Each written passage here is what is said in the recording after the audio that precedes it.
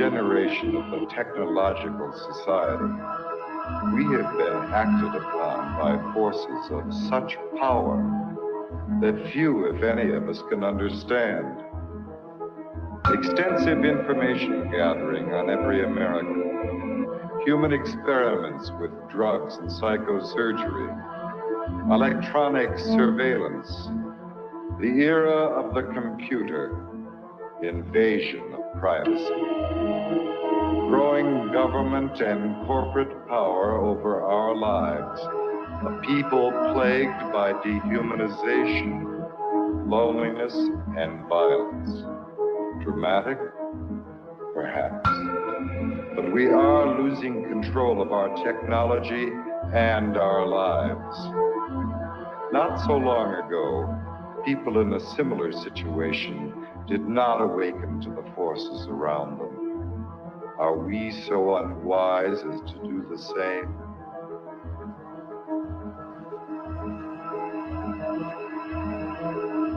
Behavior control. And then you change it up every beautifully.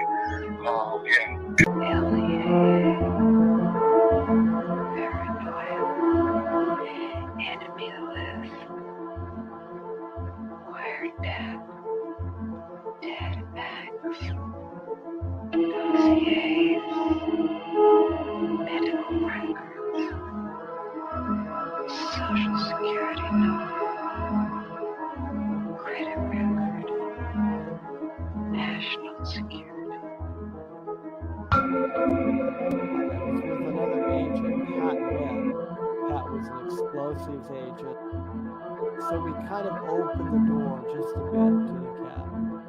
And as we opened the door, we were both pretty much overcome as we looked across the cabin at the shelves that were built on the other side of the door.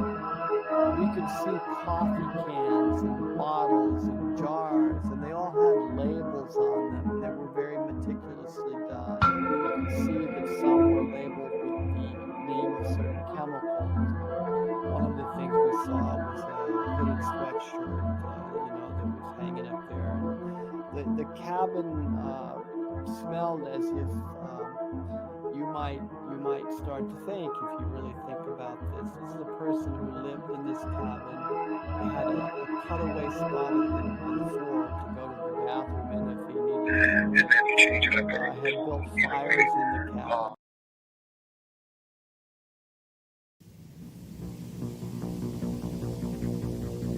The Technological System by Jacques Ellul. 1.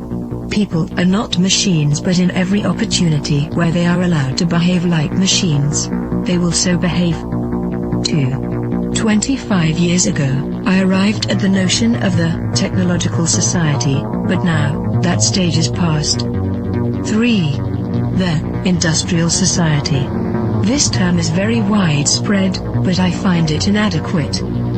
4. Present-day society is still industrial, but that is not its essence. 5. At one time, technology and machine industry were connected, but for more than half a century now, a gap has widened between them. Industrialism developed a centralized, hierarchical system, with a linear growth, a division of labor, and a separation between the means and the ends. Mechanization created additional jobs and made human work more draining. It operated by means of steady reproduction, developing masses of men and integrating them in the industrialization. 6. Modern technology, however, contradicts each of those different points. If allowed to act, it leads to decentralization and flexibility. It does away with the hierarchy and the division of labor. It particularly has to bridge the gap between implementation and management. It presupposes a polyvalent and nonlinear growth. It reintegrates the ends into the means. It cuts down on labor and thus on the costs of labor. The value factor is no longer human work but scientific invention and technological innovation.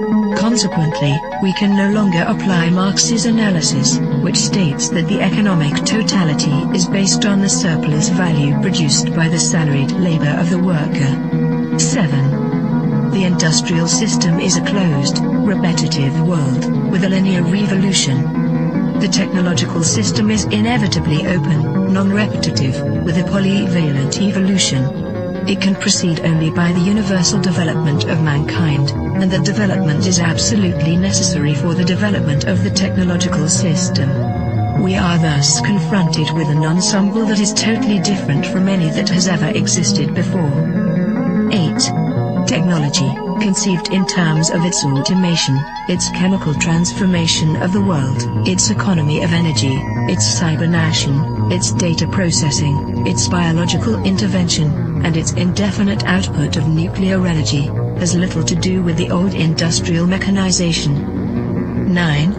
Technology is power, made up of instruments of power, hence producing phenomena and structures of power, that is of domination. 10. Terrain, in contrast to Bell, hesitates about a qualifying term.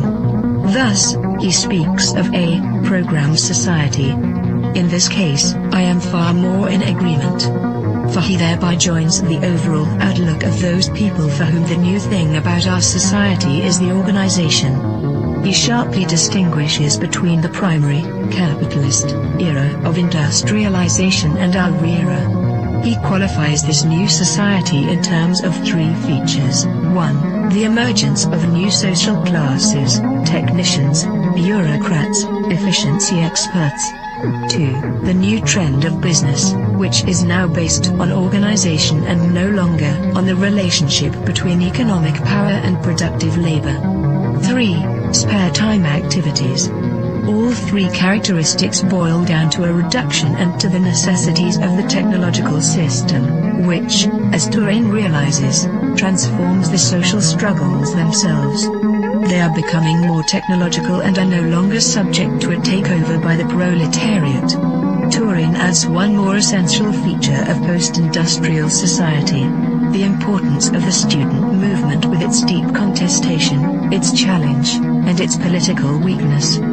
But, as I have tried to show in my studies on revolution, I regard this feature as episodic and contingent.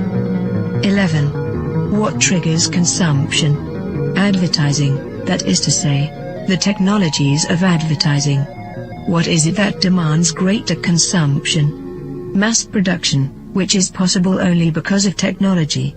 What are we given to consume? Technological objects, because they are the things that are produced most. Hence, the consumer society, in all its aspects, is primarily characterized by various technologies. 12. Spectacle is a complete way of life. Consumption is a spectacle, so are political activity and leisure and work and family life and revolution. Modern man watches everything as a spectator. Everything is supplied to him as a spectacle, including the things he believes he is most deeply contributing to or participating in. 13. Technological activity is, by nature, spectacular, excluding all internal reality. Technological activity is what waters down all serious things, since no action can be performed any longer unless by way of technologies. 14. Z. Brzezinski, Between Two Ages, America's Role in the Technotronic Era, 1970, also figured he could add something absolutely new by coining the term, technotronic. He lists a number of differences between industrial and technotronic society. In industrial society, the machine plays the essential role. The dominant social problems are unemployment and employment. Teaching is done through human relations. The ruling class is plutocratic. The university is an ivory tower isolated from reality. Reading favors a conceptual thinking proper to ideologies. Political conflicts are intrinsic. The masses are organized into trade unions. Economic power is personalized. Wealth is the object of activity. 15.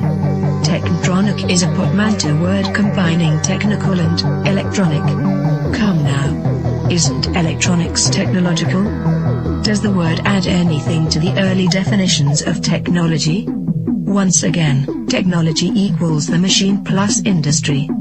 Fine, then there is something new according to the famous definition. In a machine, there are material parts that move. Electronics operates with no moving material parts. Granted. But if the computer is not a machine in the normal sense, then in what way is it not the product of a certain number of technologies? In what way is it not integrated in a technological system? There is no reason to distinguish between technology and electronics. 16. Man can no longer be a subject. 4. The system implies that, at least in regard to itself, man must always be treated as an object. Today, this phenomenon is far more important than the renowned Marxist interpretation of commodity. 17. Nothing can have an intrinsic sense, it is given meaning only by technological application. Nothing can lay claim to action, it is acted upon by technological process. Nothing can regard itself as autonomous, it is the technological system that is autonomous, as we shall demonstrate. 18. No technician claims to be ruling society. There is no need to regard technicians as technocrats or to believe that a class of that type actually exists. 19. Colin Clark's classification is replaced by a different one. At the bottom, the unqualified functionals, then the functional operators, and at the top, the rulers, researchers, conceivers, with perhaps a fourth sector for the activities of operational research. In other words, the social distribution is, already, less and less in terms of activities applied to the economy, and more in keeping with the technological capacity. 20. The era of clerks, and these clerks are the decision makers in all domains because they have the knowledge and use of the technologies. Like it or not, and Hetman shows this so well, the experts, the specialists of diverse technologies are to be found everywhere, from business to administration, from government to agriculture. They form the true grid of society, the network holding the various pieces together. It is the technological coherence that now makes up the social coherence. But this is not a technocracy in the true sense of the word. 21. The discovery of the technological system normally seems like an attack against technology, a criticism of technicity per se. Any shedding of light on the technological structure is always received by technologists and intellectuals as an indictment of that structure, even if absolutely no value judgment has been expressed. 22. Baudrillard. When watching TV, we are incapable of knowing that this miracle is a long social process of production, which leads to our consumption of images.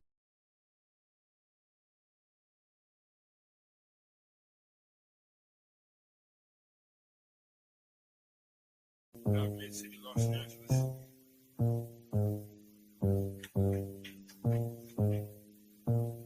They're coming centigrade on the keyboards. Working away. Vocals, you got subtitle. I gotta go to work so I can work it out. Come on, computer, make it work. Come on, satellite, work with me.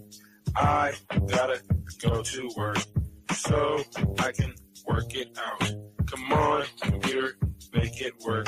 Come on, satellite, work with me. I gotta go to work. Who would have thought that I would slaughter these jerks? The first full-time clock and serial microphone rocker. I used to jump on the stage back in the day wearing a stocking. I want to conceal my identity in any stereotypical venue.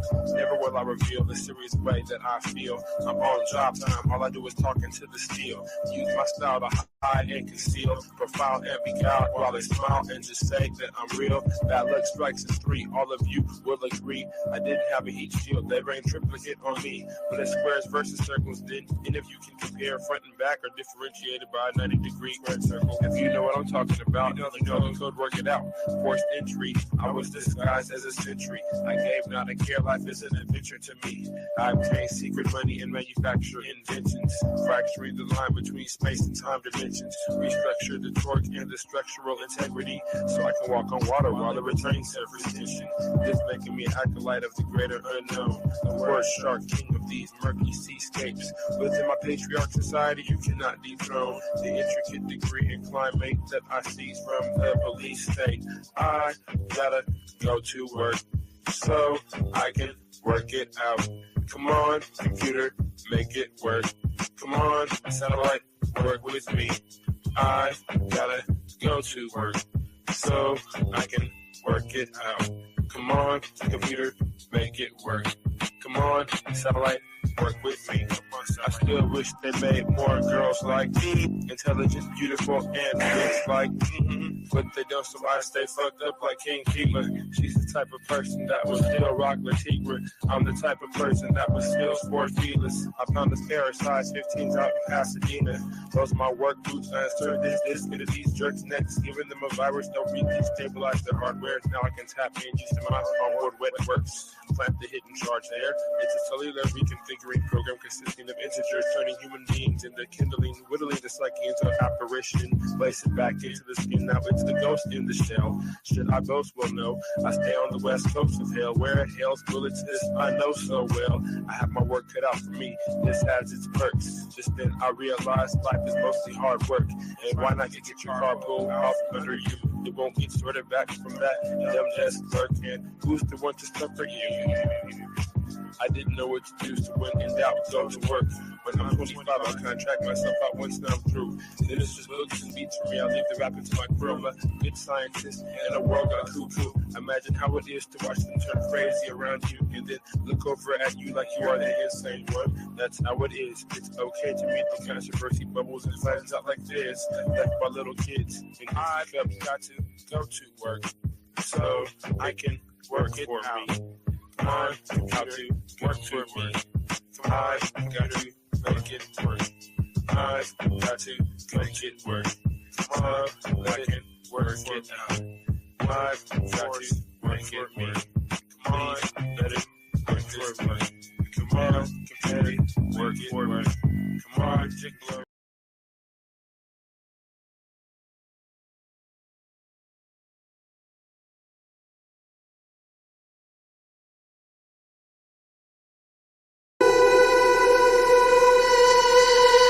Yeah, check this shit out. Gucci rapper, my dog Big Al, holding the D down. Hey yo, I heard your single, you better make a whole new song. If they said that shit attacked and they told you wrong, clown niggas, you ain't got a chance at all. Big L Corleone to advance for y'all. I make moves with boss all across the world, so don't be upset if I toss your girl. I got cheddar to blow, pockets never get low. Bitches sweat me wherever I go. I cruise in the GS Lex, Cartier specs, Nautica sweats with the fresh Gore-Tex, jewels with baguettes, swinging like the Mets, throwing the dice and taking all side bets. Never bummy, sit rummy, get money. When I hit honey, she felt the dick in her tummy. On the Lilo, I see dope from here to Rio.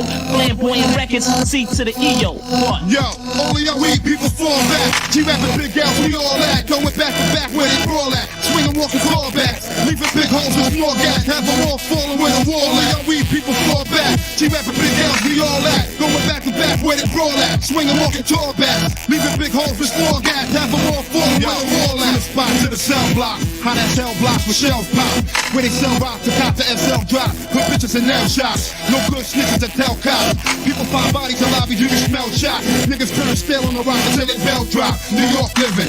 Got a nigga full fifth living. Send you as a gift to the mortician if you forfeit living. My fortune is forbidden. I say it one time before spitting. Then I leave their forehead dripping. A late loaded came back for more bread gripping. More thread flipping. More heads of chickens. It's time to turn the A blue. Bust out the cage and let the cage loose. Blow the feathers out of your North Face schools. So G-Rap coming back with a click of brave troops. Have your niggas running for home base like Babe Ruth. Have you holding holes in your body like you play flute. Lay you down till you can found up in the spray coat. Prepare for the takeover. Give you the face makeover. The seat of your row with sheet draped over. You found on the blocks with the street taped over. I'm coming out and keep going. Your speech made slower. Come on, the queen shake down. I'm coming with the nickel plate pound. The trade rounds with all you fake lamps. Get down in the unsafe town. Lacing it down. Black gorilla fam keep me taking the crown. We people fall back. G-rapping Big L's, we all at. Going back to back where they roll at. Swinging, walking tall back. Leaving big holes with small gas. Have them all falling with a wall. And we people fall back. G-rapping Big L's, we all at. Going back to back where where they brawl at. Swing and walk the floor bats. Leaving big holes with small gaps. Have them all fall with a wall. And y'all weak people fall back. G-rapping big L's, we all at. Going back to back where they brawl at. Swing and walk the tall bats. Leaving big holes with small gaps. Have them all falling with a wall. And y'all weak people fall back. G-rapping big L's, we all at. Going back to back where they brawl at. Swing and walk the tall bats. Leaving big holes with small gaps. Have them all falling with a wall at. Yo, Cool G Rap, holding it down with the hazardous Big L. Nah, I mean.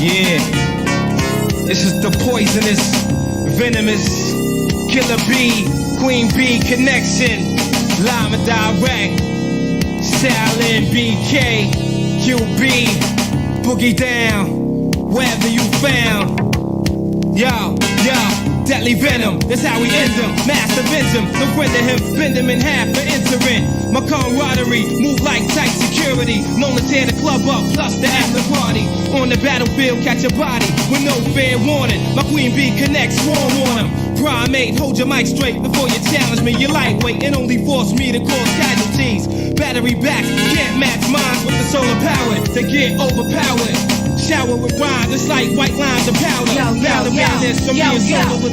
taking no shorts for sure. I'm coming through smashing through the floor. Whoever wanted war, yo, bring it. If you got the sword, I'ma swing it. Slither back to the pit when my phone started ringing. Yo, come here, what's up? Bobby, your stuff.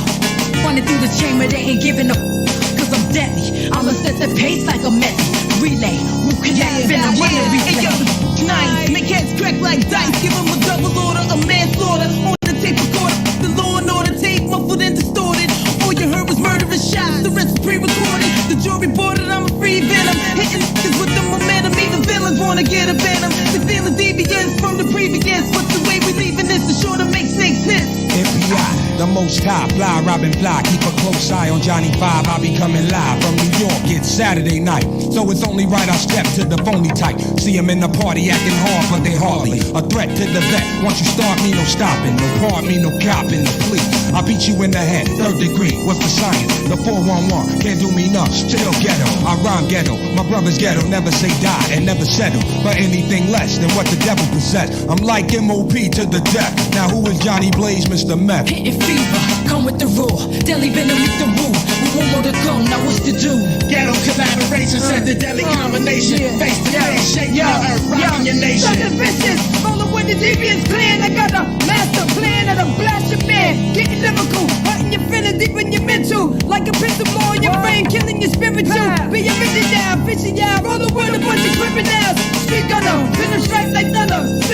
Gotta stop your hunger, ready for war. Let me let you get a taste of the raw. Coming through with the clan, so you won't get far. Rather than scars, all respect due to the God. And my queen killer bees, just collecting that cheese. Overseas, getting ready for the year 2G. DV.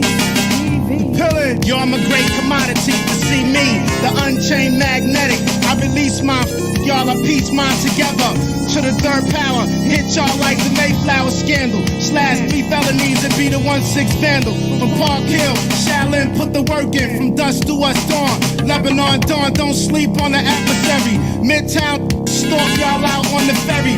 You got trapped in between pillage and the venoms. Yo, Chubby heads a minimum. Process of elimination with Jack done like Rhythm Nation. Got your heart speeding like you drag racing. We lab replacing. Try to avoid the confrontation. You kinda mixed up like Tiger Woods with that combination. I ain't calling no names. Here's a head with no brains. Guarantee things gon' change. Dudes admire the visual. About the coolest Carolina individual. Everything digital like Bobby. I'm loving all them kung fu flicks. Poison the hottie. My crew be known to run through clicks. Quick, fast, in a hurry. When I smash, leave your vision blurry, trying to make the bill like Murray. Hitting fever, come with the rule. Deadly venom, meet the woo. We want more to go, now what's to do? Ghetto collaboration, sent a deadly combination. Face to face, shaking your earth, rocking your nation. All the French kids got my blood hotter than did you ventriloquist talking out shit like this? Cause I insisted you the one to show the tape of the hit. I told you quit showing the tape like King. Take a trick, wanna violate rape. Woo and venom annihilate. Don't hesitate to push the rhymes like weight and shake. Yo, PLO, when the guns blow, using no show. Posing like a scarecrow with no dough. Street pros move through the metro rapidly. My faculty quick to blow the boost out your battery. My African queen bees is back of me, shutting down your salary. J Boo, twist another daiquiri. Ricky Steamboat float on this scenario. Hydro, doors flick off like a calico. Get it on, mics get blown when you step into my zone. Heads get flown for trying to clone. I'll take that, now you got one to grow on. So go on, baby paw, hold on while I flow on. I keep it tight with four sides to a square. You ain't seen no thugs like these nowhere, I swear. You wanna test me, how can it be? I'm rolling with the fam, Wu-Tang TV. Yo, I dead MCs with this poisonous venom. Return and send them, whack into venom. To secretly analyze this is live. I see the allies trying to stalk the beehive. Forgot the deadly stinging was major bell ringing. Too strong for with eyes closed and swinging. Major point, spot your target and zoom in before it's too late. Saw the snake through his handshake. Aiming your darts at the click you can't handle.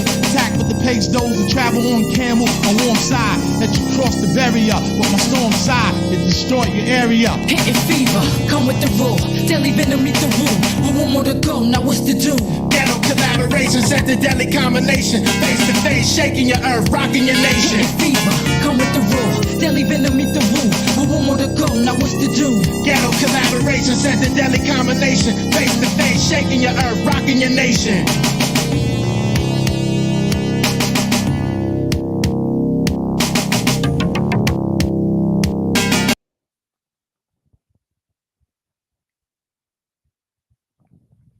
Welcome to The Machine Lies, where we talk about the lies of the machine on the machine that lies. And we're bringing to you another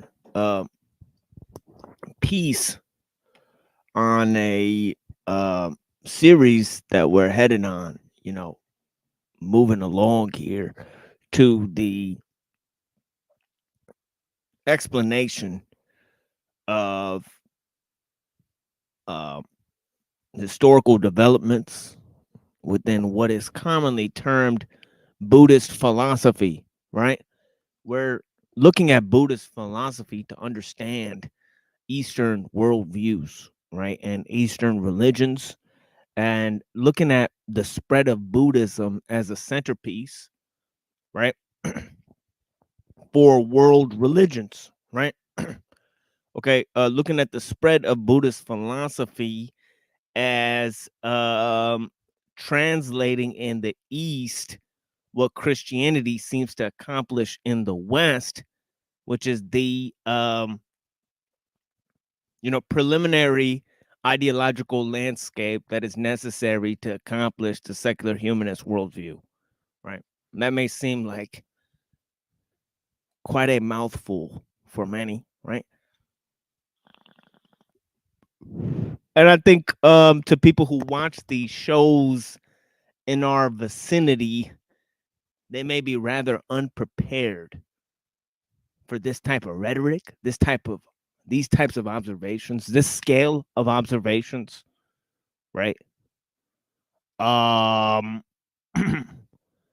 This level of abstraction into problems in the world, right? But as we concern ourselves with the technological landscape, we concern ourselves with thinking about thinking, right? And we also concern ourselves with the architectonic, right? Excuse me. Pardon me. Oh my God. A lot of phlegm. You are pardoned. Lot of phlegm. Lot of phlegm. You know what I mean? Fucking dust and shit. Particulates. Yeah, but we're in the vicinity of iconicity and technicity. Sorry about that. I know the females. I gotta fucking relax with that. Yeah, I'm so sorry, guys. Blessings. You know, right? Thank you. Mama Sue gets it. You know, right? But yeah, to the other ladies, I apologize. Sorry about that. I gotta be mindful. And that's why I try to keep it sometimes professional, studious, cordial, and so on and so forth. I mean, right? To prevent from some of the crass behavior, But when such behavior is coming from me, I am a facilitator of these ideas and concepts. I'm by no means a representative of any of these ideas, right? So, there are more or less times when I chime in with my own insights, and obviously there are insights, right?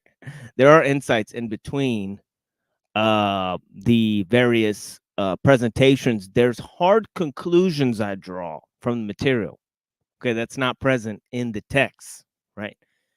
And I'm very, very clear when it's my own view that is being presented, and obviously the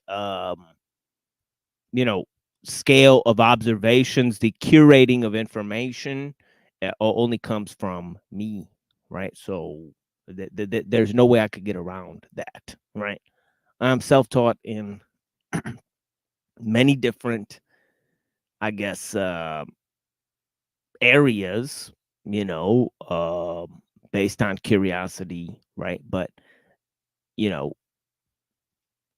we're in a vicinity that is a space, right? A space that is technical in every aspect, right? So it's a space that is governed by technique, right? Okay. And that space is basically enveloped by technique, in the sense that technique covers both iconicity and technicity, right? Technicity is sort of, being in the vicinity of technology, right? Being in a technological space, right? Whereas iconicity, right? The icon, right? Is the symbol, right? The symbol, right? Right? Symbolic world, right? Okay, there's another word for it, right? There's another word for the technical aspects of things, right? You could call it experience, right? There's another word for the the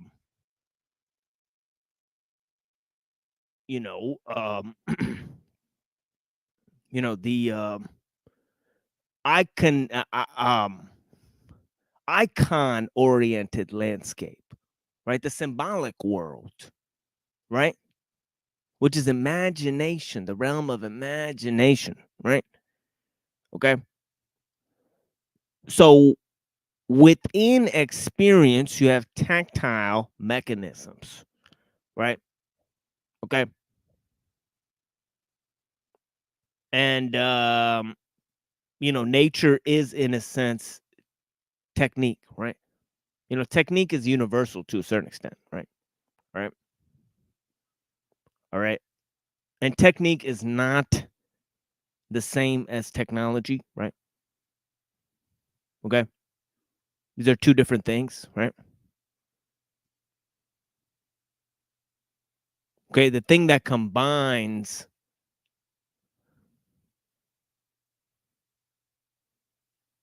technique to form technology is the machine, right? The machine, right? It couples with technique, according to Elul, right? Technique is the how-to behind things, right? There's always a how-to behind everything, right? That's technique, right? Now, if you develop a perfect method, right,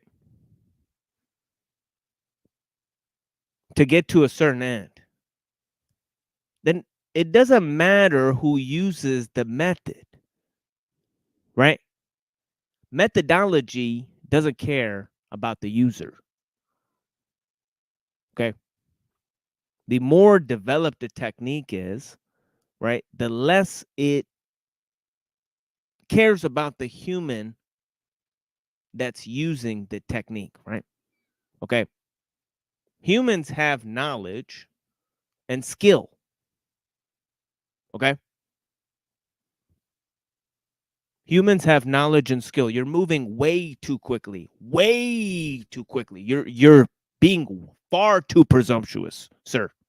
Far too presumptuous.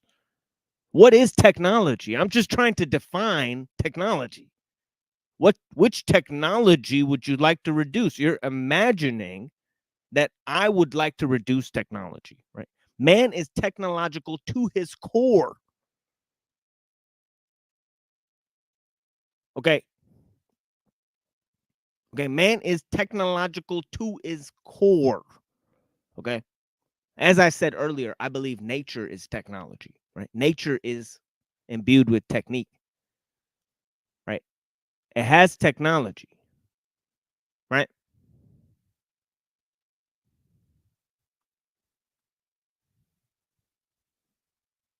Okay, animals use tools. They manipulate their environment. Okay.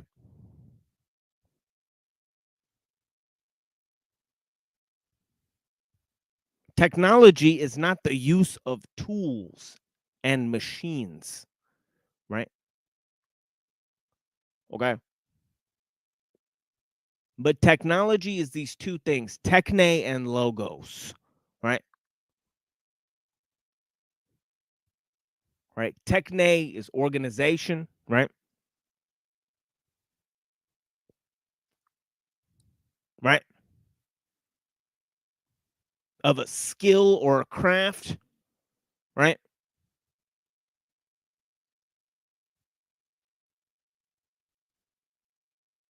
And the logos is this application, right? Okay.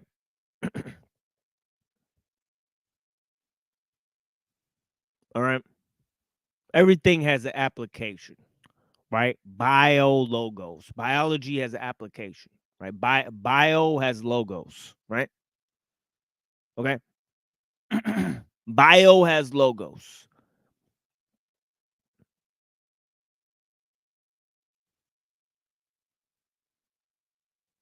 Right? Theo has logos.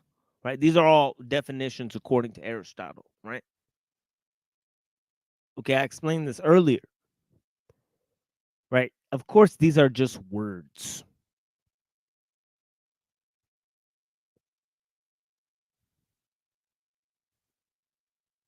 Right? Now, tools, right? Man is not a tool making animal, right? Man doesn't just use tools, right? Right? Or at least that's not the nature of man, is not the development of tools, right?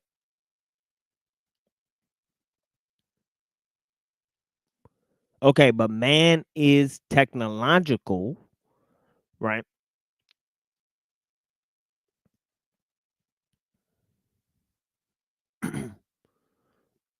In the sense that there's nothing unnatural about man's ability to create technology, right? Right. All right.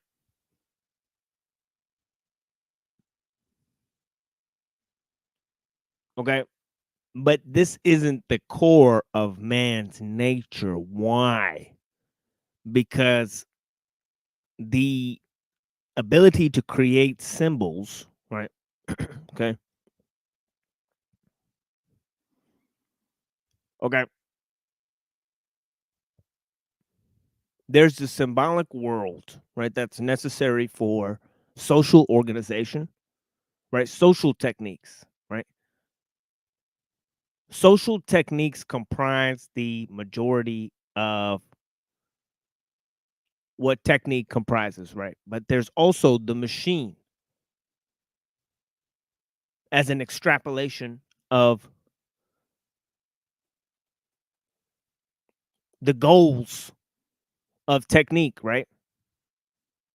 Yeah, blessings to our friend here, WASF. Thank you for joining us. And but yeah, others.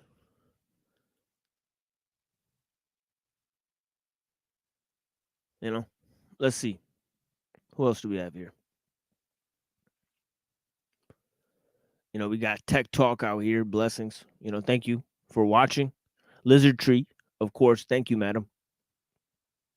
I am Max. Greetings, sir. Reddington. Good to see you, my friend. Yo. Sloth Baiter.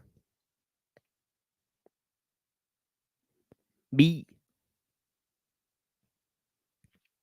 Okay, Mr. Meow G. Blessings. An esteemed guest. And a deep thinker. For sure. Rethink Inc.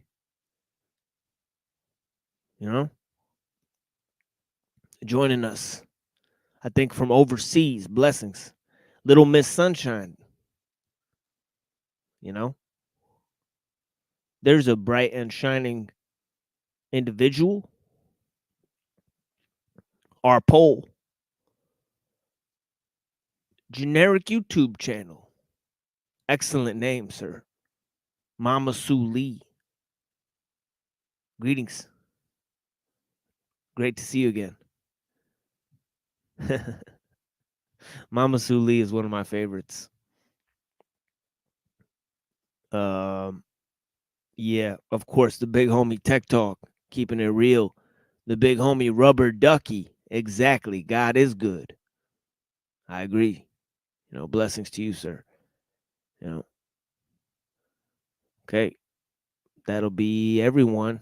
Right? We got WASF. We got leopard print out here. Okay.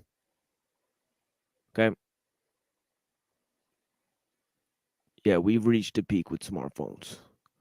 I love technology, Napoleon Dynamite. Yeah, we got to put that in the show one day. That's a great one, right? Yeah, but I was talking about peace to you, Mr. Anderson, blessings, right? But yeah, I was talking about different items, right, as they relate, right? So there's technology, there's social techniques, right? Okay.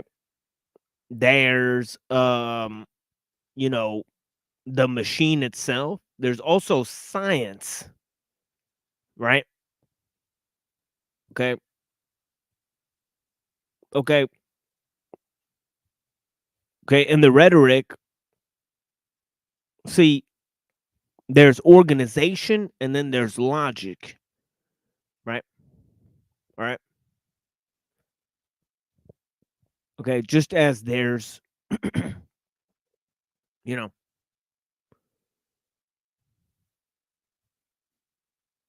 imagination and experience, right? Right.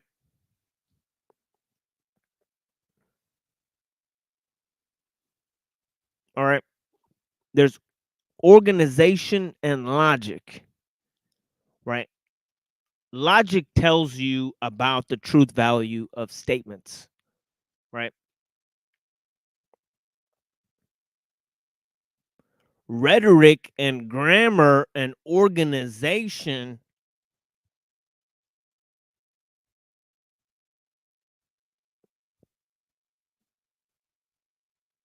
they provide another unique interface, right, into information, right?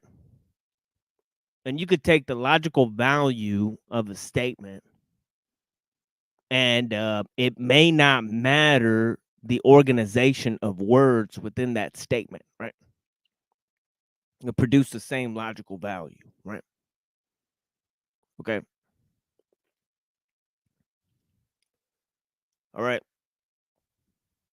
So, see, the devil is in the details, right? Organization is hell, right? A man finds a piece of truth on the ground, right?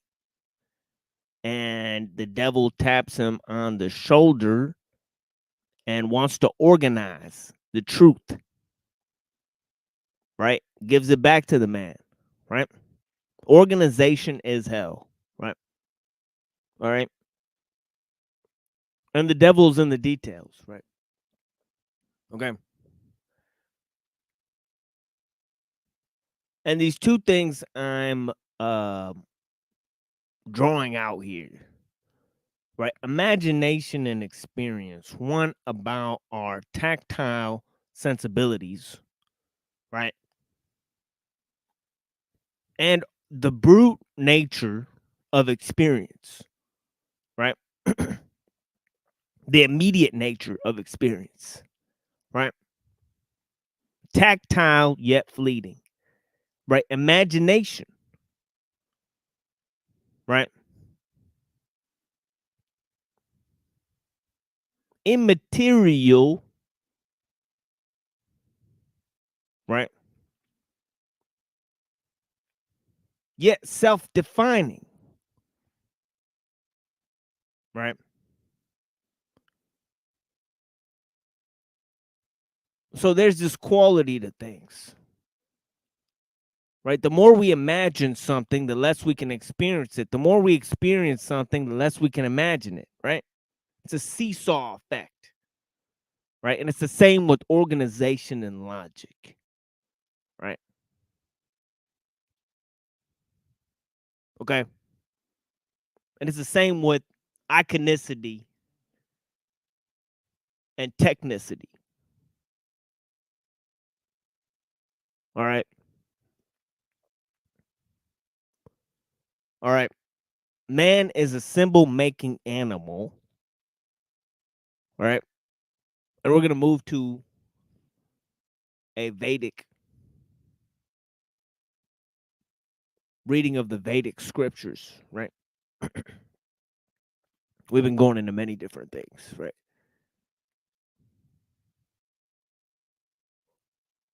But these two things mentioned there, nama and rupa, name and form.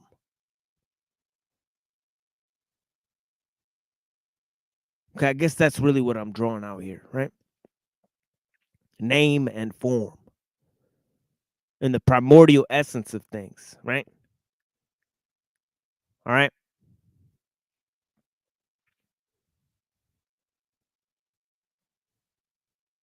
Okay, so we see that technology is the creative essence. It's part of the creative essence of things, right? All right. Technique is part of the creative essence of things. Technology and technique and the machine are singularly the thing, our ability to craft symbols, right? They're singularly the one aspect that combines the material with the immaterial, the objective and the subjective, right? All right. All right. Our ability to create, right? Somebody said, since my book has 444 pages, they said that's Kabbalistic. So it's a number of destruction, right? But it's also the number of construction, right? Right.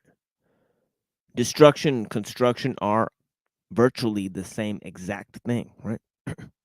Right. Okay.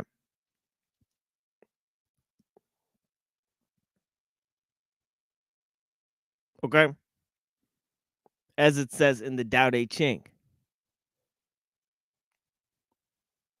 Right? Create spaces for a room. It is the empty space within that we use. Right? 11 spokes share the wheels up, but it's the center hole which makes it useful. Right?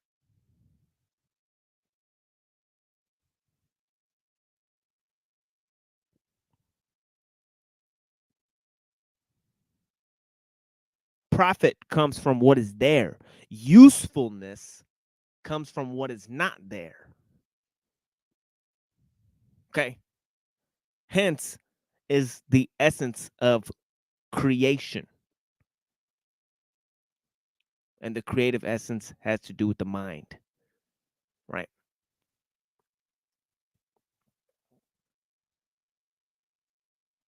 Okay, and of course there's four great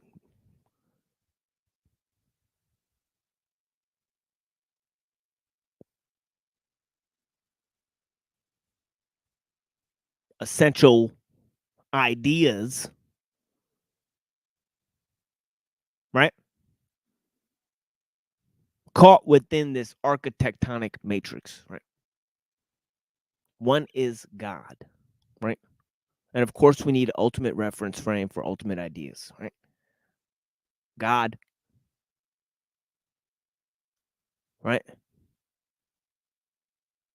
Okay, there is nature. Okay, there is man and there is technology. The conflation, combination, merger, or obfuscation of any one of these constitutes many worldviews. Worldviews, right? For example, some believe nature is God. Some believe man is God. Some believe God is technology. Some believe nature is technology. Some believe man is technology, right? Okay, there's all sorts of combination of these four concepts. God, nature, man, technology. Right? Then there's the obfuscation of one or two of these modes in a plethora of worldviews. Right? Okay. Okay. And I'm not doing a magic trick, right? But I'm just going to replace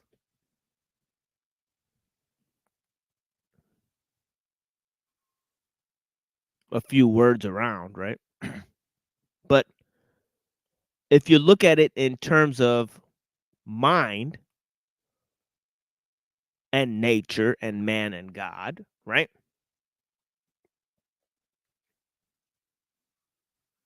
Right? Mind and nature and man and God, and you just leave technology out of the picture, right?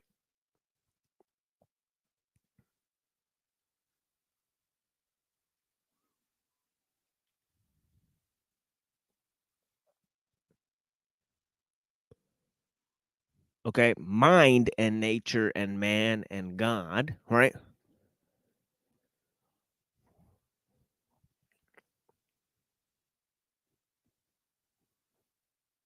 Neither the scientific or religious worldviews can provide a coherent answer for the origins of either of these things. Okay, all right. All right. Let's just be frankly honest, right? We need a ultimate reference frame to provide answers, or else somebody will do the thinking and the heavy lifting for us. All right. So I invite you to come on this thought train, or you could go do your own thing, right? Go play tiddlywinks. I mean, okay. Go have chitter chatter, right? All right. Technocators. Yeah. Yeah, what's going on, boy? I love this guy. Yeah. Yeah, this guy's one of the major reasons why I'm still on the internet.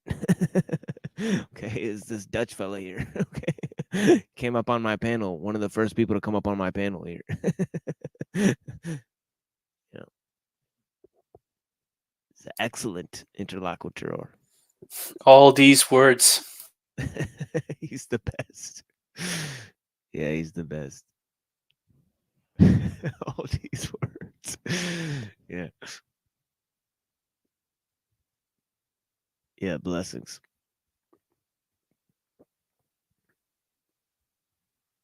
Yeah, but you know, look at the scientific worldview, right? It totally leaves God and mind out of the picture. It's like you're only dealing with man and nature. Right? What happened to the whole fucking kit and caboodle of existence? Where did nature come from? From nothing, nothing comes. All right? It's like the first rule of logic, pretty much. Right? All right? Okay. How you going to have law of identity or non-contradiction if there's no fucking existence? From nothing, nothing comes. Existence is. It's the first rule.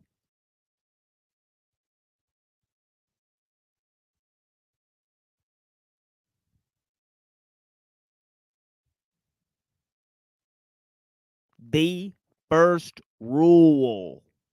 Right? Okay. Nobody can prove the existence of nothingness. Ain't nobody got time for that. All right. Exactly.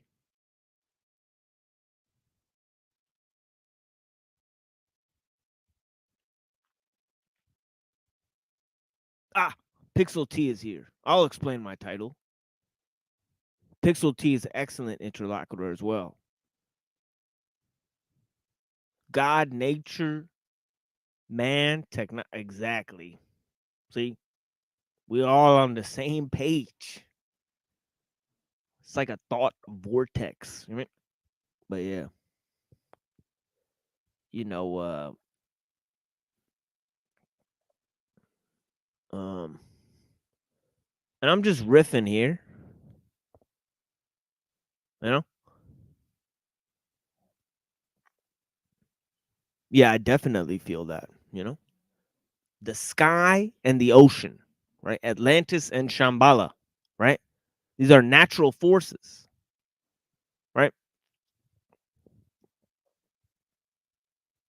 You know,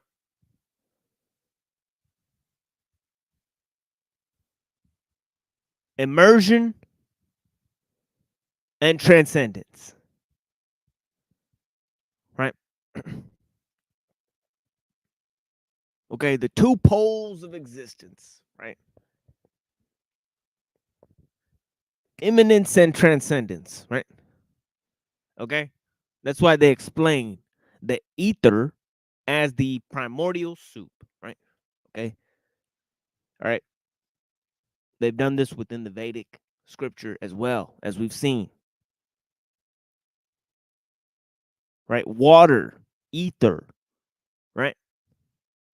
Space is infinitely full, right? All right.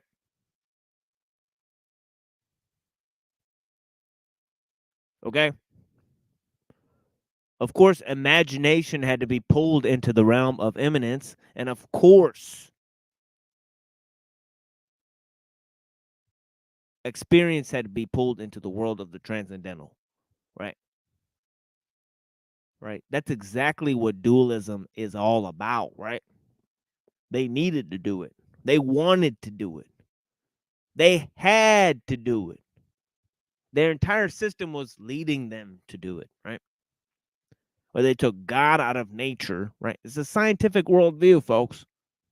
Been ruminating about it for years. Where I'm like, does science control civilization? Could it really be true? Everybody else was like, you watch the ball game?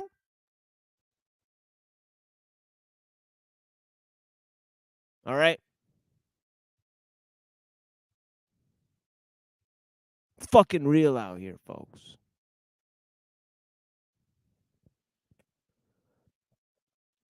But yeah. You know, how about this? How about the religious worldview, right? There's no mind and nature in the whole stinking heap of ideas. It's always God and man, God and man, God and man. It's almost as if nature and mind are these secondary things, but they're mediating the entire exchange. How could that be? How could that be? It's fascinating, folks. How was mind taken out of nature? How was God taken out of nature? How did man become technology and become God at the same time? Right. Nature put under the guise of human experience. Right.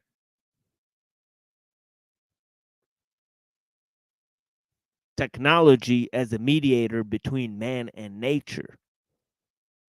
When first nature was the mediator between man and technology. Right. Okay, our entire ideological mainframe has been dislodged. Our entire way of thinking has been changed and exchanged and shortchanged. And we think we're still thinking. Independent thinkers. Nothing could be farther from the truth. We are ensconced in the technological milieu. We are driven by technique. All right.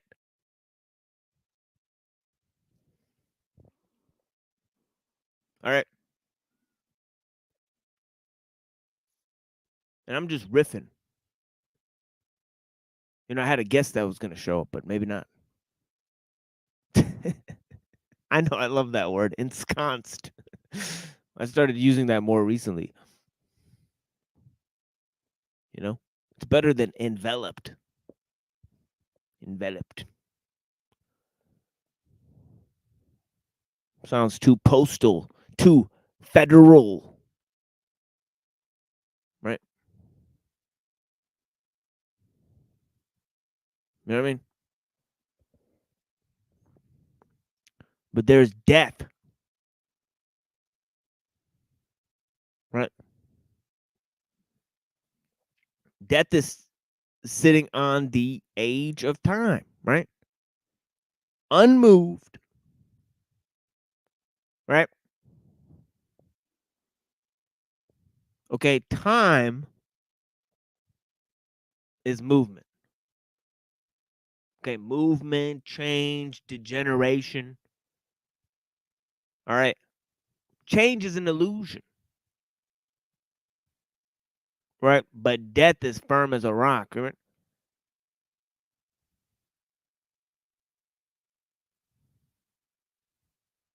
Yeah.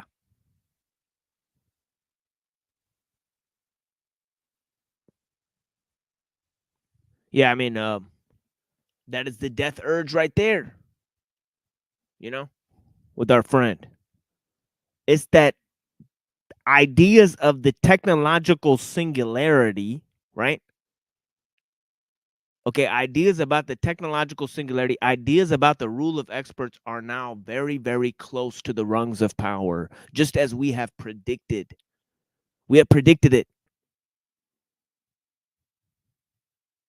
That the technological scope will grow. Now we're dealing with BTT, big tech takeover, sold in the form of the Great Awakening, right? Been selling you a batch of raw goods the whole time, right? All right. Okay. The tech elites taking over the kosher conservatives, right? And making them dance. Yeah. Elon Musk saying God is going to come out of Memphis, Tennessee. They're using the G word. Using the G word like they're huh, you know, it's like the Chappelle, you know what I mean, right? Where he's like, honey, did you see the news? The police are beating up Negroes like hotcakes. It's like they're using the G word like it's hotcakes.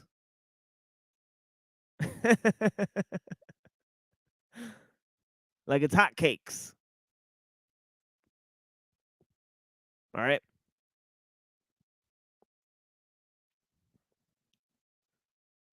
They're using the G word like it's hotcakes. We turned on Ray Kurzweil and Joe Rogan. The G word, the G word, the G word. God, God, God, God. With technology. The fucking least place you'd expect it. The fucking honey bee comb hive of the fucking scientific, secular, humanist worldview. Their technological achievements. There. In the futuristic mythos of the whole thing, you finally find the G word, God. What a fucking joke. Somebody's fooling somebody. Right? Big time. Big time. Somebody's being fooled. Somebody's been had when they get to say the G word now. When Elon gets to say the G word, when Kurzweil gets to say the G word, right? Okay.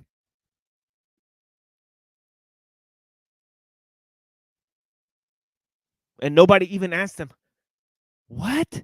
Wait, little G or big G? What are you talking about? What? Huh?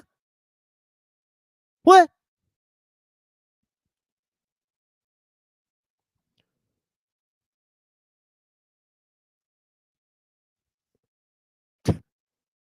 See, that could be just as wavy as everyone else, man. You dig, man? But like, I don't have time, man, you know? I come here to reflect, and maybe I'll find serious people to reflect with, right? Okay.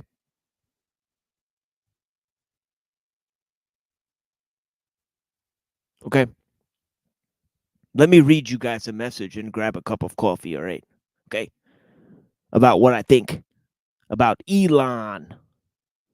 Right. Okay. Give me a second. Let me go to the other side of the room and grab this cup of coffee, right? And yeah. I'll tell you guys what I think of Elon. Right? Or any of these guys. You know, this guy gave a opening speech. Okay, he gave an opening speech and talked for 10 minutes about Elon Musk in an opening speech for the acceptance of presidency. And nobody asked, what the fuck is he doing talking about another guy at an acceptance speech for the presidency? Another guy. Has that ever happened in history that a guy accepted a presidential speech and he's talking about another guy? Some other guy? You know what I mean?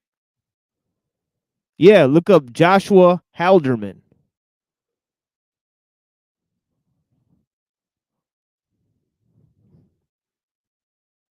you know, and Technocracy Incorporated, right?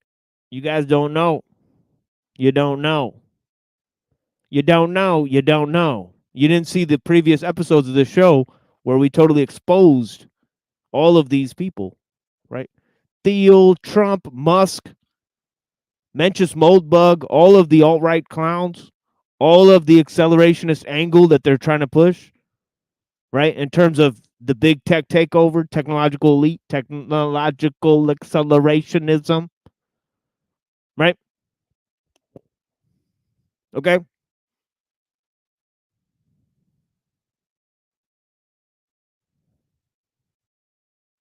All right. We're going to take a break here in a minute. Omar. Yeah, of course. Yeah, go ahead.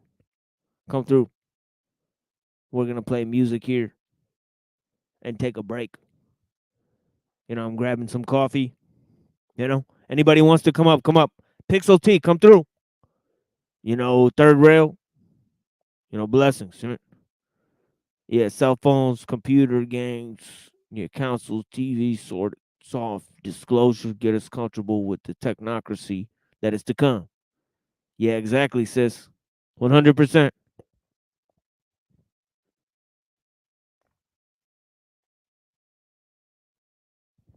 I'm just going across the room here, get this coffee here. All right. And yeah, I'm gonna read this message here, and then we'll continue.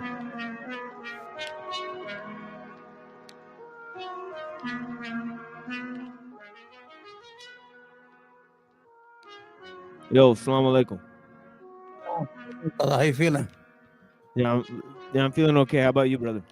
Yeah, that's a good conversation we're gonna have about the fascist the tech pros, right? Oh yeah, 100%. Yeah, they're trying to take over the government now. Yeah, 1,000,000%. Yeah. And they got that idiot, that Manchurian candidate is JD. Donald Trump is nothing but a Trojan horse. He's just using him to get in, and he's gonna. 78 years old. Once they get in there, I mean, I don't know. These people are dangerous. I mean, you know. Go get your coffee, brother.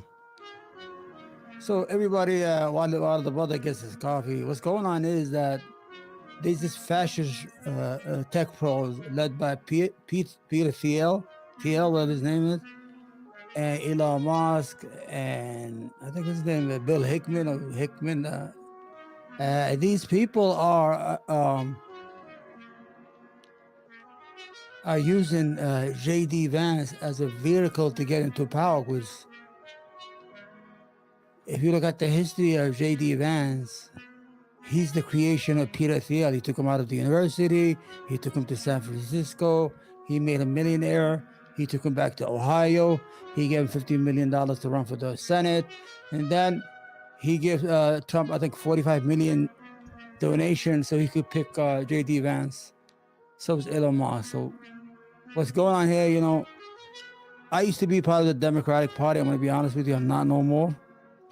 Because I think the Democratic Party deserved to lose. Because they're... you guys hear me? Or I'm just yapping? Audio is fine. Yeah, 100%. Yeah.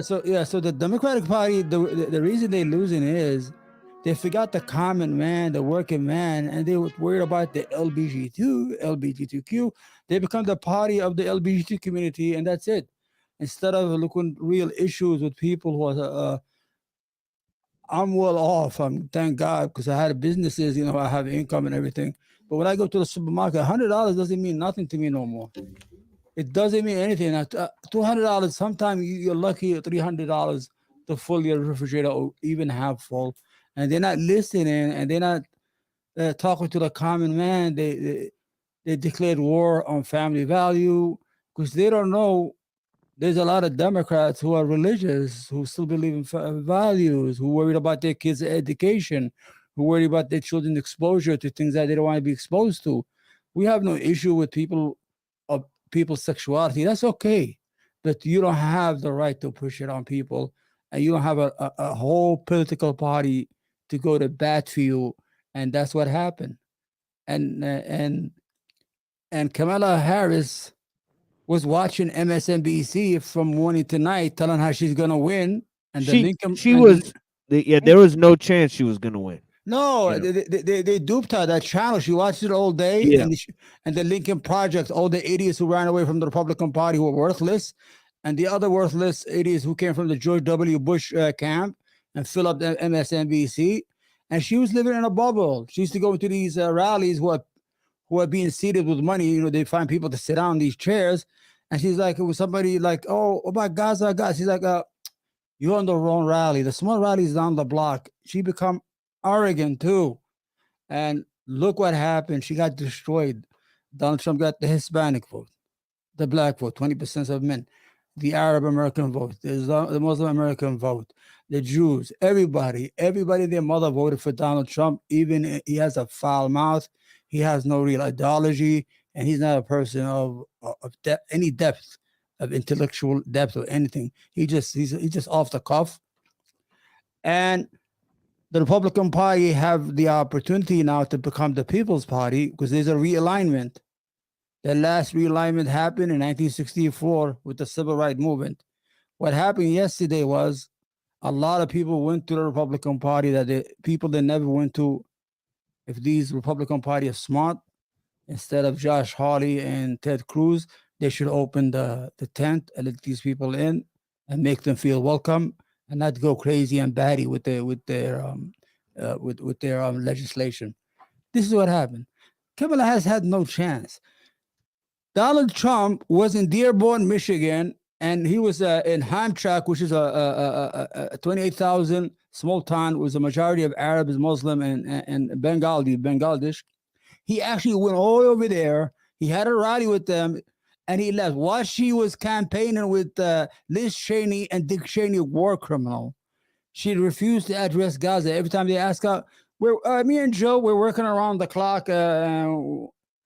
Don't work around the clock. What are you making, donuts? Anyway, everybody has 2 cents. I don't want to take over the. Well, you know, in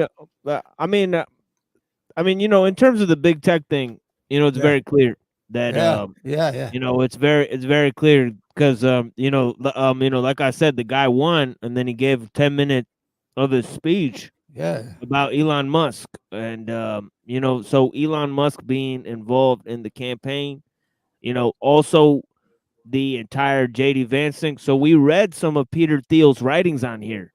Yeah. You know, we looked at some of those collaborations between you know, people like Tucker Carlson and these sort of these new age philosophers like Mencius Moldbug.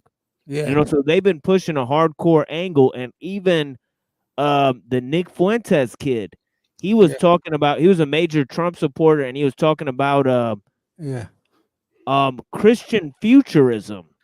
Yeah. So this is the first time I had heard the term, you know, and I thought that it was a fascinating term and idea, you know, terminology. Yeah. You know, honestly, I thought this was like one of those end time, you know, Dajjal, you know, type of things. He's crazy. Yeah, and the fun is, you know what, I find it very entertaining. When I watch him, I love just watch him talk and move his hand. I mean, he's an entertaining fella, though, even if you don't agree with him. But PTL, let me give you a story about PTL. He used to be a closeted gay, right? And a magazine, online magazine named, I think it was called Quaka or something, outed him. And the guy who owns that, he's gay.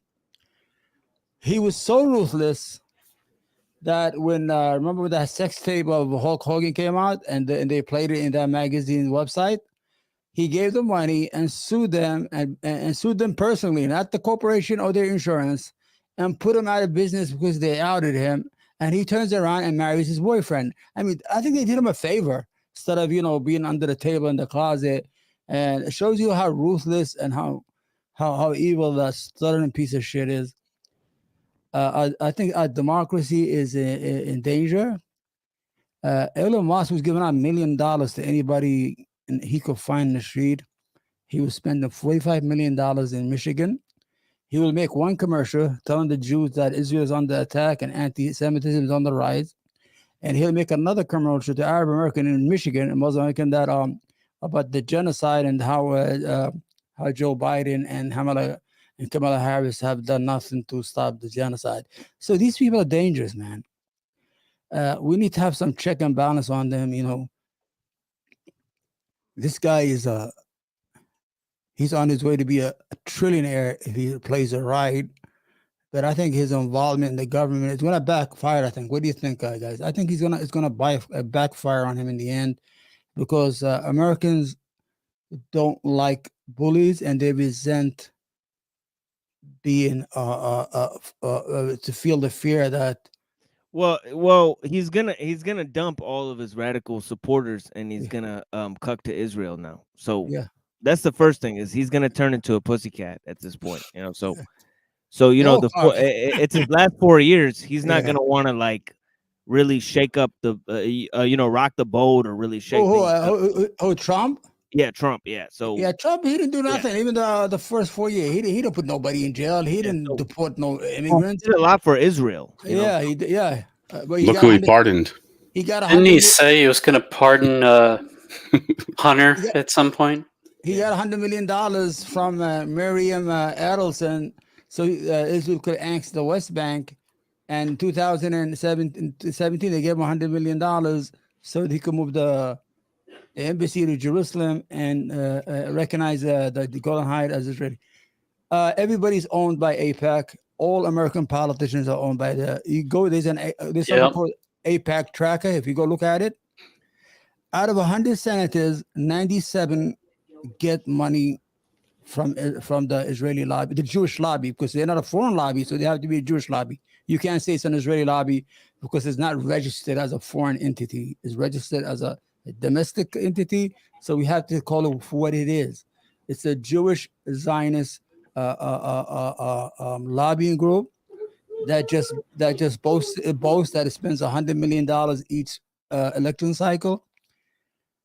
It is literally Omar said the funniest thing on this show. He was like, when the Jews kill the Arabs, they say it's Israeli army that was fighting the Muslim terrorists. Yeah.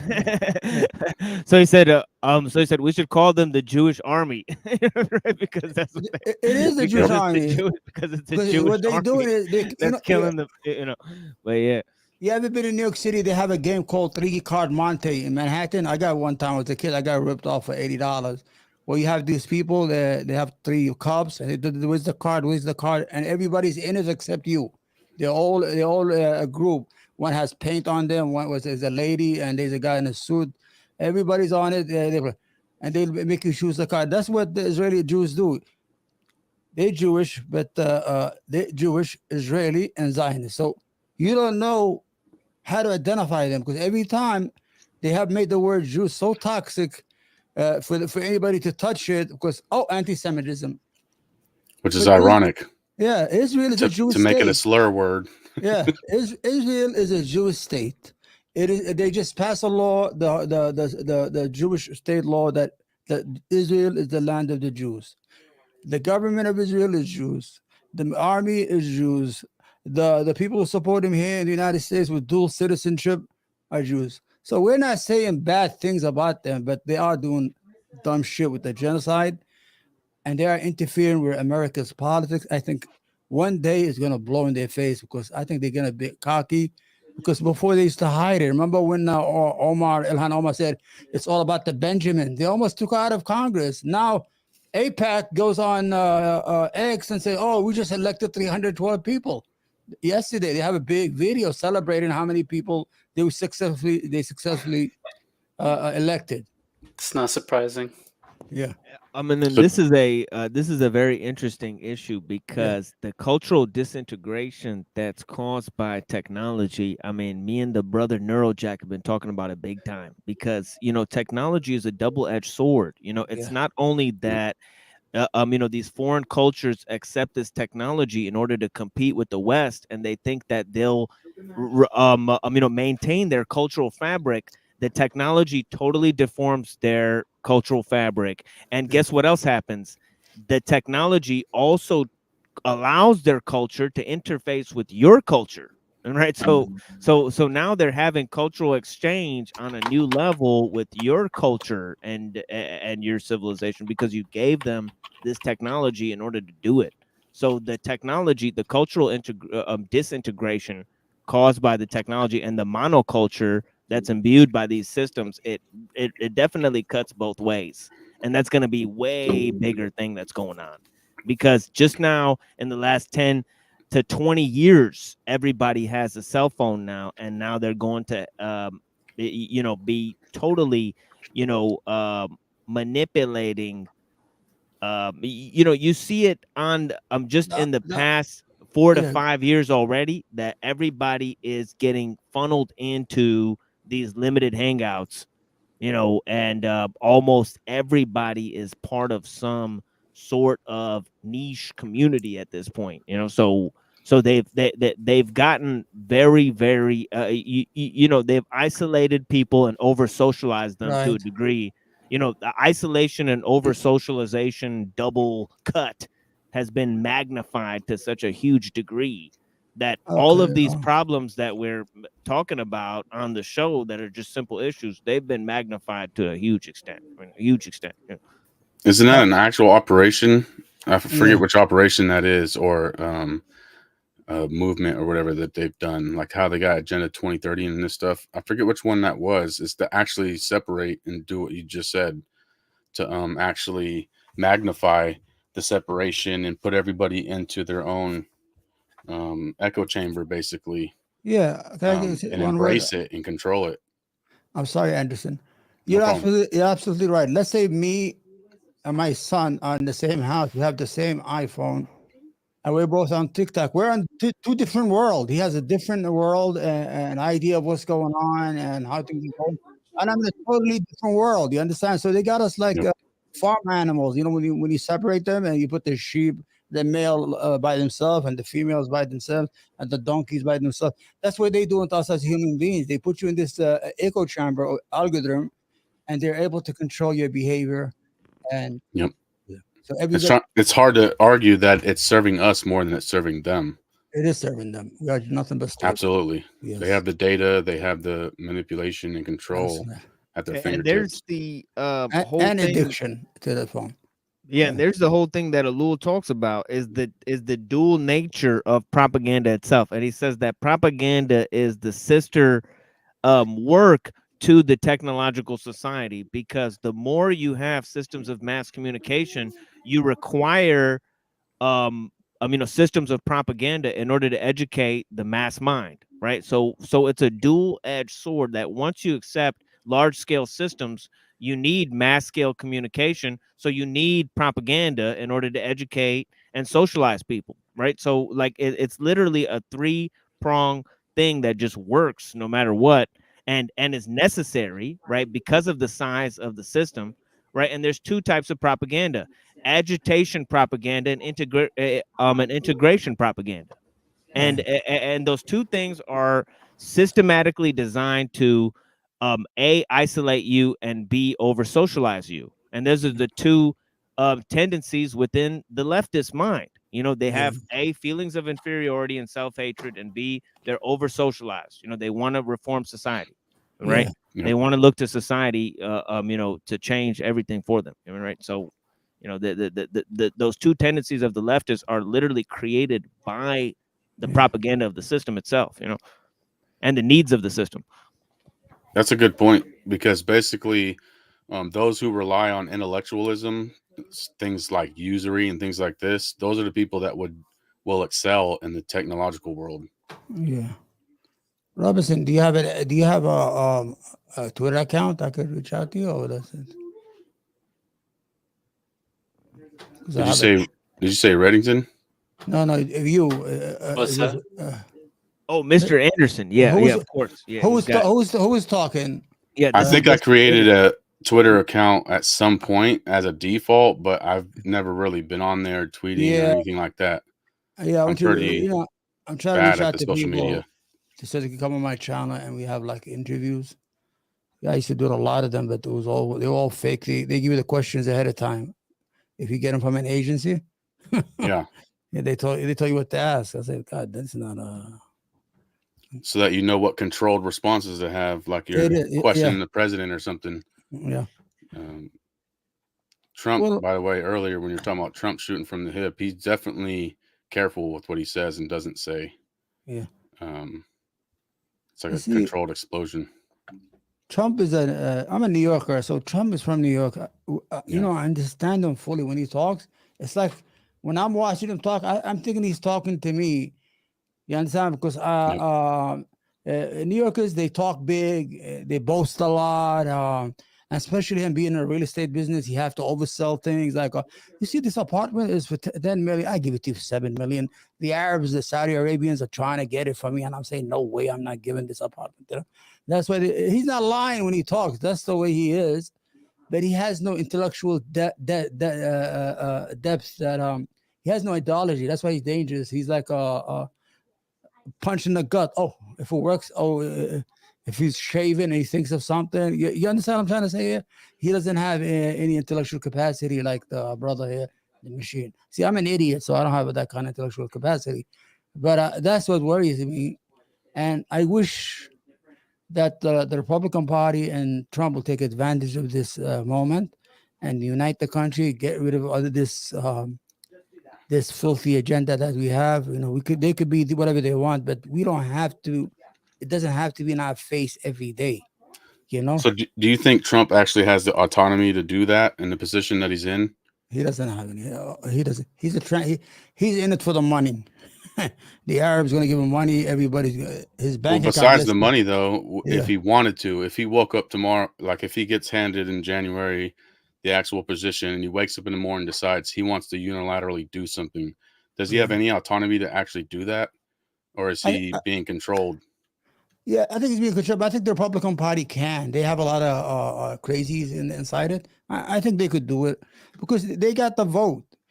These people who came to the Republican Party, like Hispanics and Arabs, they are looking for something that the Democratic Party is not providing. My community is very conservative, but they're all Democrats. But when they saw that the Democratic Party was not giving me anything to talk about the inflation, about this, they're talking about, you know, school, girls in sports, boys, the bathroom, blah, blah, blah, blah. What are you doing? That's not our life. We don't need to talk about that every day. You can give them that right. We're not against it, but we need to pay attention to us. We want you to respect our values, Christian values, Jewish values, Islamic values. We want to be a people of faith or belief in a nation with values. You understand? Not everything goes. Not men dancing women's clothes and guys this. I know. I keep on punching on these this, but I'm really, really agitated that the Democratic Party did not do anything for the regular people. And did you say Jewish values and Islamic values? What did you say? Yeah, well, Islamic. What I'm trying to say is religious values. I'm saying people who believe in God, who doesn't want pornography in their phones. Is that an identity you can rally around for a nation? Just generally religious? No, you could have a conservative. Conservatives is a religion. It's conservatism. You understand? I see what you mean, but then you would have to. But America is define what conservative is. America is a Christian nation. We have to recognize that, and there's a majority Christian country, and it gets its laws and things from its. I think conservatism is a religion that basically puts the development of science and technology and the Zionist cause above American values, and then it leaves American values at like a close second and Christian values at a close second. You know, so I guess conservatives, you know, they're not really, and it's funny that these people that were saying that conservatives aren't conservative, if anything, and we're political radicals trying to overthrow the government, they started supporting Trump last minute. like these Andrew Wilson and the Jim Bob types, right, and the Jay Dyer types that were going to be political radicals, and they didn't choose either side. And all of a sudden, at the end of the entire thing, they're just trying to de-radicalize people, and then shill for the Republicans. Right? That happens every 4 years. Every 4 years, all of a sudden, the gatekeepers come out of the woodwork and toe a line. All of a sudden, even in like the flat earthers and all that stuff, they're talking about everything's a conspiracy, this, that, and the other. But then all of a sudden, when it comes election time, they're promoting. I'm like, it's 2020 and you guys are promoting a presidential candidate. What's going on here? Right? Yeah, crazy. Yeah, so much for being a radical and a. I agree with the first part, or the second part Omar said, but not the first part. You said it's a Christian nation, but then you said, what did you say? A nation full of Christians or something like that. I would see it more as the latter. I don't think it's a Christian nation. I just think it happened to be a lot of Christians. Well, it's a Christian majority. 60% of the population, or 70%. They're not. Some of them are not religious. They are agnostic, or they are atheists, but they're still Christian. They still are culturally Christian. They don't have to be religious. They are culturally Christian people who are.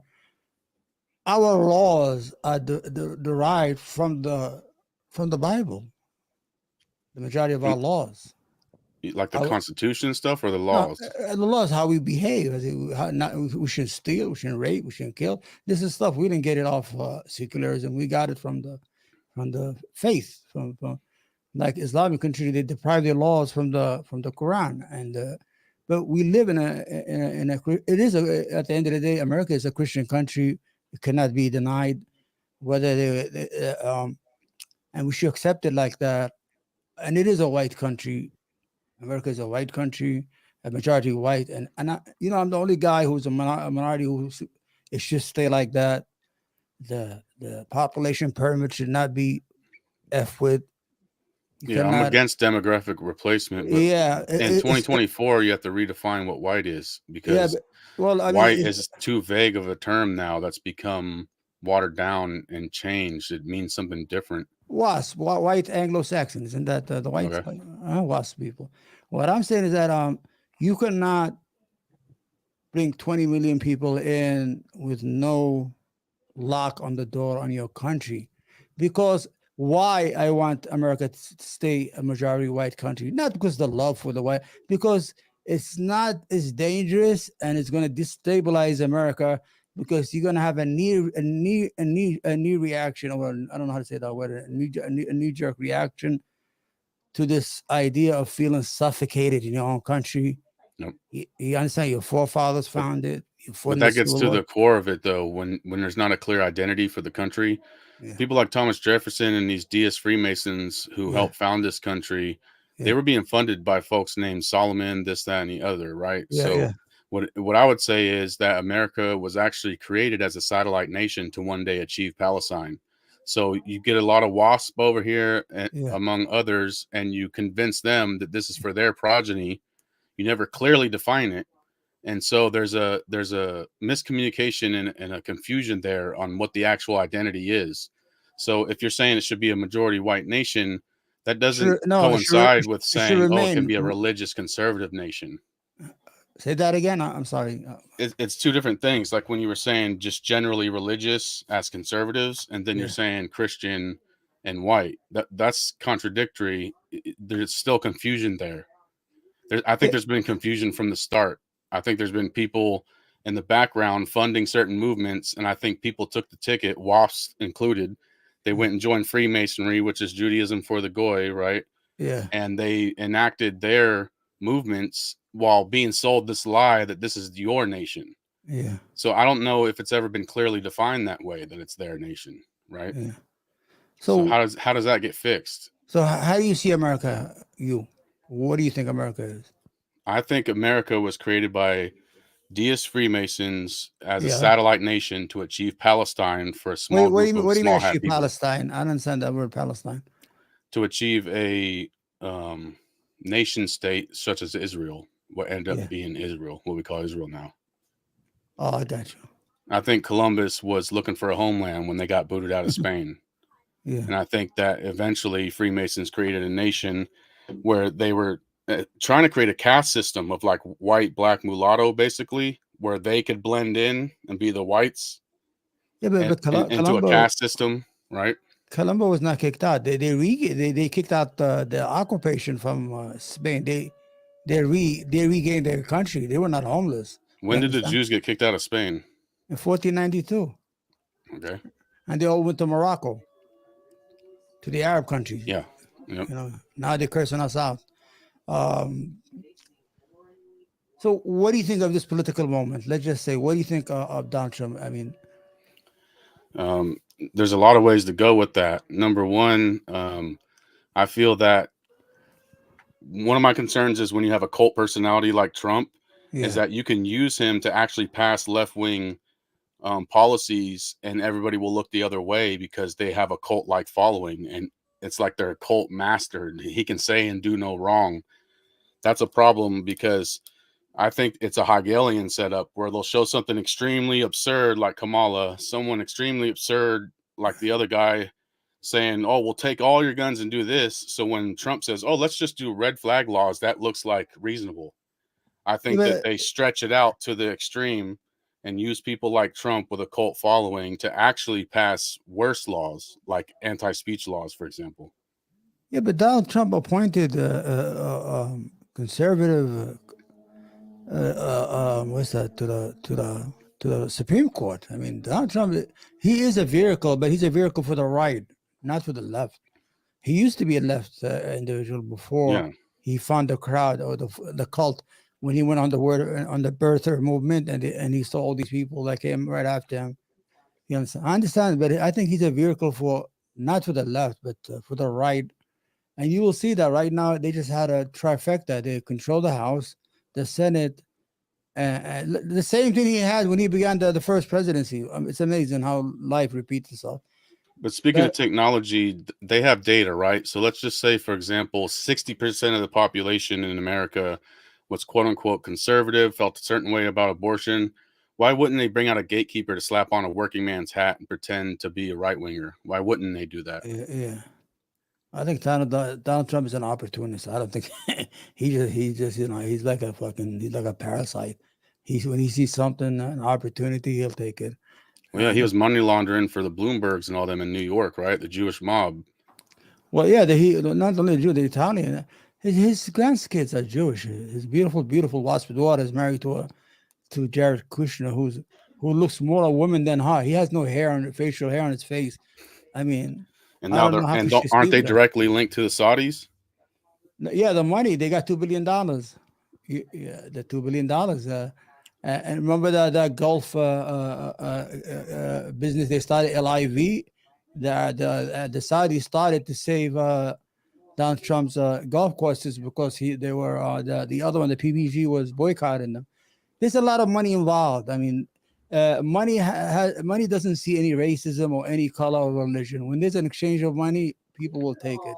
That's true. Yeah, bought out is bought out. Yeah, I've been in business. I was in the retail business. I didn't give a fuck how I got the money from who. As long as I got it, but I was good though. I was not a crooked businessman. But what I'm saying is, money has no religion or ethnicity. Yeah, and who's got the money right now? So people like that are like whores. They know where the money's at, so they're gonna act a certain way. They're gonna go get mentors like Roy Cohn. Speaking of outing homos, that's Trump's boy, right? That's his daddy, right? Yeah, Roy he Cohn. Taught him everything. And didn't Trump when he was building his Chicago tower, he was short like 140 million, and George Soros lent him that money, and then it was a mezzanine loan with high interest, and suddenly George Soros forgave the loan for no reason. 140 million high interest. Why would George Soros forgive that loan? Okay, I agree with you on that. You know, Rock, what's called the company called Rock? BlackRock. Yeah, where Trump put Larry Fink head of finance.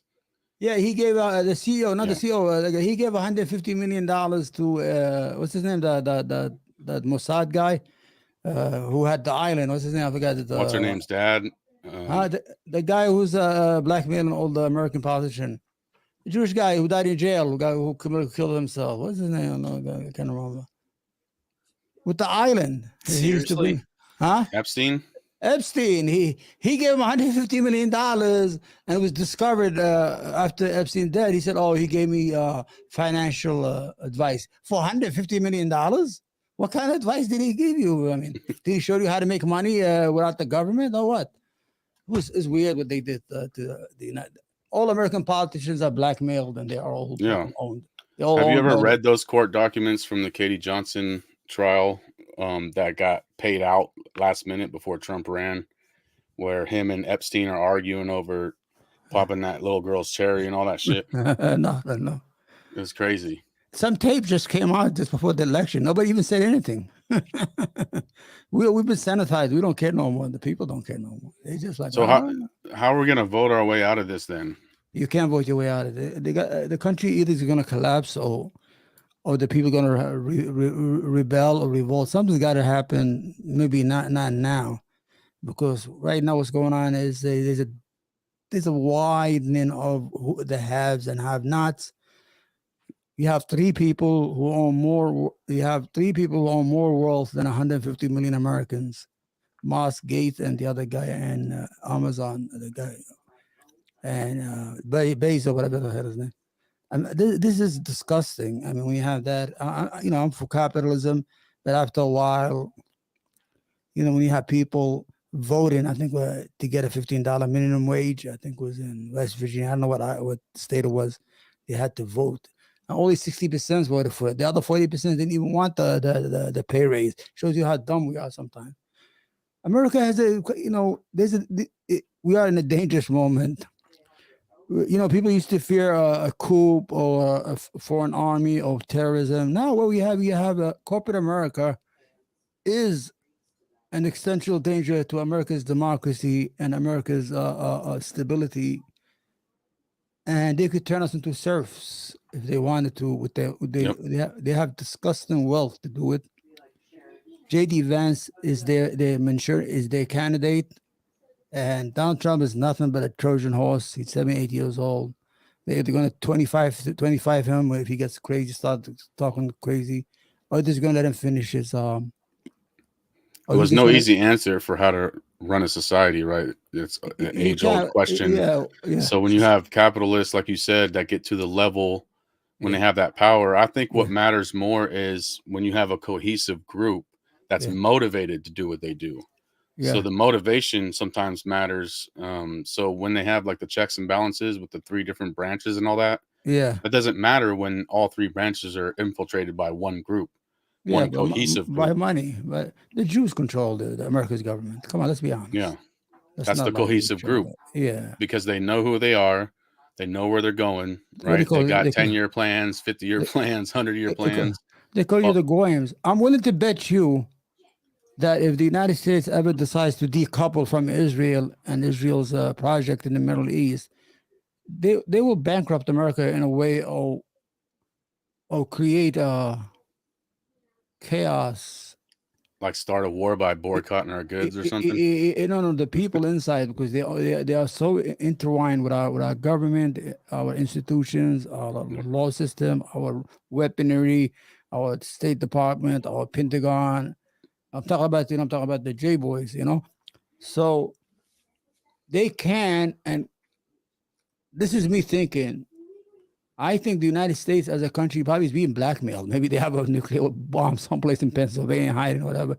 Because what we do for Israel is not real. The guy gets on Twitter and he's screaming at the president of the United States. I'm talking about Netanyahu. And he's give us the weapons so we can finish the job. I mean, what are you doing? As if he is this fucking coffee boy. The president of the United States is the coffee boy for Netanyahu. He's yelling at him on Twitter, on public. And he's given them like $36 billion since the war. This is that's only that. That's the money we know. There's some money that they don't want to say it because they said, "Oh, it's if we say it, then we're gonna undermine the security of the United States." Well, they're passing all these laws in Florida and other places where you can't say certain things. You can about that group, right? And that they have official designations. You can't even say anything about who killed Jesus or anything like that. Yeah. Yeah, you could say, you could go, America is a piece of shit country. No problem. Israel is a danger. Oh, that's anti-Semitism. You're going to lose your job. You know what they did to those kids who were protesting? They have this technology, this facial technology. And Kevin Leary, that guy from Tank, whatever that show, Shark Tank, said it on the news that we're gonna take their photos and put them in a data, and then when they graduate out of college, we're not gonna give them no job. That is some dangerous fucking talk to talk like that. What happened to our freedom of speech, our freedom to assemble, our freedom of movement? So corporate America, if you talk about Israel, then you have a problem. Our rights don't count. But if you talk about America all day and night, that's all right, no problem. No, you understand? Yep. Rights are only as good as what's being defended, though, right? Yeah, I find it crazy, man. I don't know. The Goyim, Menachem Begin, the one time he's a prime minister of Israel, he said, we have our Goyim will know, we have our, call America, we have our Goyim will do everything for us. I don't know. There's a court there, was a scandal, whatever it is, but it is what it is. You have almost 40 million, 30 million Christian Zionists. What the hell does that mean? You're sending money to Israel to prop up the Jewish population, while at the same time, the Christian population in Iraq is dying out. In Lebanon is dying out. In Jerusalem, they're dying out because they're poor and they have no support due to the stress of war for George W. Bush. In Iraq, they had 2.5 million Christian in Iraq. George W. Bush comes, blows up the whole country, leaves 1.5 million leave the country. So why aren't you helping the people you say they see your same Lord as their Savior, but you're willing to support those who put them on the cross? It's because ideologies and ideas are what take hold, right? You said 60 million Zionists or something like that. It took time to do that, right? Through the Schofield Bible and through the Bible colleges. It took time to build that. So that's why I was asking earlier about seeking our identity. America's in an identity crisis right now. So before you could even, let's say somebody uprose and did whatever, uprose for what? For whom? For what idea? For what ideology? So you would have to identify first what our identity is, right? Before we could even go and do anything. Well, America is a unique country. America is an idea. It's not even it's not even it's an experiment. Nationalism does not is not related to America. Patriotism is, because you say because if you say civic nationalism, if you say I'm a national American nationalist, for who? For the Jews, for the Arabs, the Muslims, the Gypsies, or the blacks, or this, it doesn't make no sense. That's why America is very unique. In a way, it is unique. You can't say American nationalism because it doesn't exist and it has no meaning to it. But you could say patriot. It might help out. But I want to it's go not back unique to history, though, right? Do you know Zionism was founded by the early Christians in England in the 1850s, 1860s, and they sold it to the Jews about going back to Israel because they said the Bible. It was called the Restorationists, something like that. Restorationists? Restorationists, yes. They're the one who came up with Zionism and sold it to the East European Jews in Europe, and told them they have to go back to Israel under the idea that if the Jews fill up Israel, the rapture will come, Jesus will come. And the Jews took advantage of it. If you're paying for the trip, I'll take it, and the guns and the weapons, thank you. And you're gonna give me a country? No problem. I personally had a conversation with pastors recently where they would say that that they're happy about the NWO. That means Jesus is coming back. It's like, that's something I can't support, right? I can't support. Are you religious? I'm That's not religious. Christian logic for you. I personally don't believe. I believe in God and the Creator that created me in His image, but I do not believe in religion, because to me, I don't think that God or Jesus is going to come back as this magical orb that's going to go around and defeat all the bad guys. Even in the Bible, God is using people, right? So I don't think we can just sit back and God's going to take care of everything. I'm not down for that. I don't think that's. I could wait pray. all day for that, right? I pray 5 times a day. I'm not like a religious extremist, but I do pray for the sake of praying because my parents live with me and things like that. And but I don't force it on anybody. But you're absolutely right. You could believe that you are in a maker, but in a unique way. Not a man who's going to come back with the sword and chase people around if you're good, if you're bad, and things of that. I can't rely on that because yeah. Sometimes I think that God uses people. I don't think that it's just an ethereal figure or whatever that's going to handle it for us. I just don't. Sometimes I question could be my wrong, faith. but- No, you could. I do. I question my faith. I'm like, you mean you have this guy? He's watching me. Here I am in New York. I mean, if I don't do something, if I don't pray that if I leave that to noon prayer, he's gonna find out, and he's gonna hold me responsible out of 7 billion people. Sometimes you do question your faith and you question these rituals we do, but we're looking, because we don't know what's after death, so we're looking for a way to comfort our fears of dying. And I already died twice. I mean, I was in a coma. And the longest coma I was 6 months. I didn't hear nothing. I didn't see nothing. I don't know. It was just like a blank. So sometimes maybe when we die, we're gonna be the same thing. We're gonna be like before we were born. We don't know what we were before we were born. Yeah, and I don't knock religious people because there's a lot of positive things that come from religion, right? So I'm not here to tell somebody else what to think or anything like that. Well, I can it gives you some. It gives speak to some anybody decency. from any belief. It gives you some decency, like in society, that people will not become like Lot and Gomorrah. What's Saddam and Gomorrah? Everybody. I mean, you'll have some, but the religion is good to have. It's like an anchor for some people. A way to feel good. People say they live longer, they feel better. Or people are lonely, they pray. It is like yoga or whatever you want to call it. I mean, you know what I'm saying? Humans are definitely inherently religious, and there's a lot of positive things about it. Yeah, for sure. Yeah, religion too. I like it. That's why I gravitate toward the Republican Party. Because I was with the liberals. I'm economically liberal. I'm gonna be honest with you. I believe in pragmatic socialism. What pragmatic socialism is that the economy of the state is capitalism, but like hospitals, transportations, educations should be controlled by the central government, and everyone should be guaranteed healthcare or guaranteed an education. That's what I think that certain things should be government, but everything else should be, you could be a capitalist all you want, not discussing like what we have now, these guys flexing their power. You saw how he's jumping up like an idiot. You saw Elon Musk when Trump introduced him, he was jumping up and down like a fairy tale. You saw him? This guy is like $100 billion. He sent the rockets to the moon. What are you jumping like that? Half retarded. He's just playing a role too. Like, you saw that? You saw you jumping like an idiot, like a dipshit, like the guy said.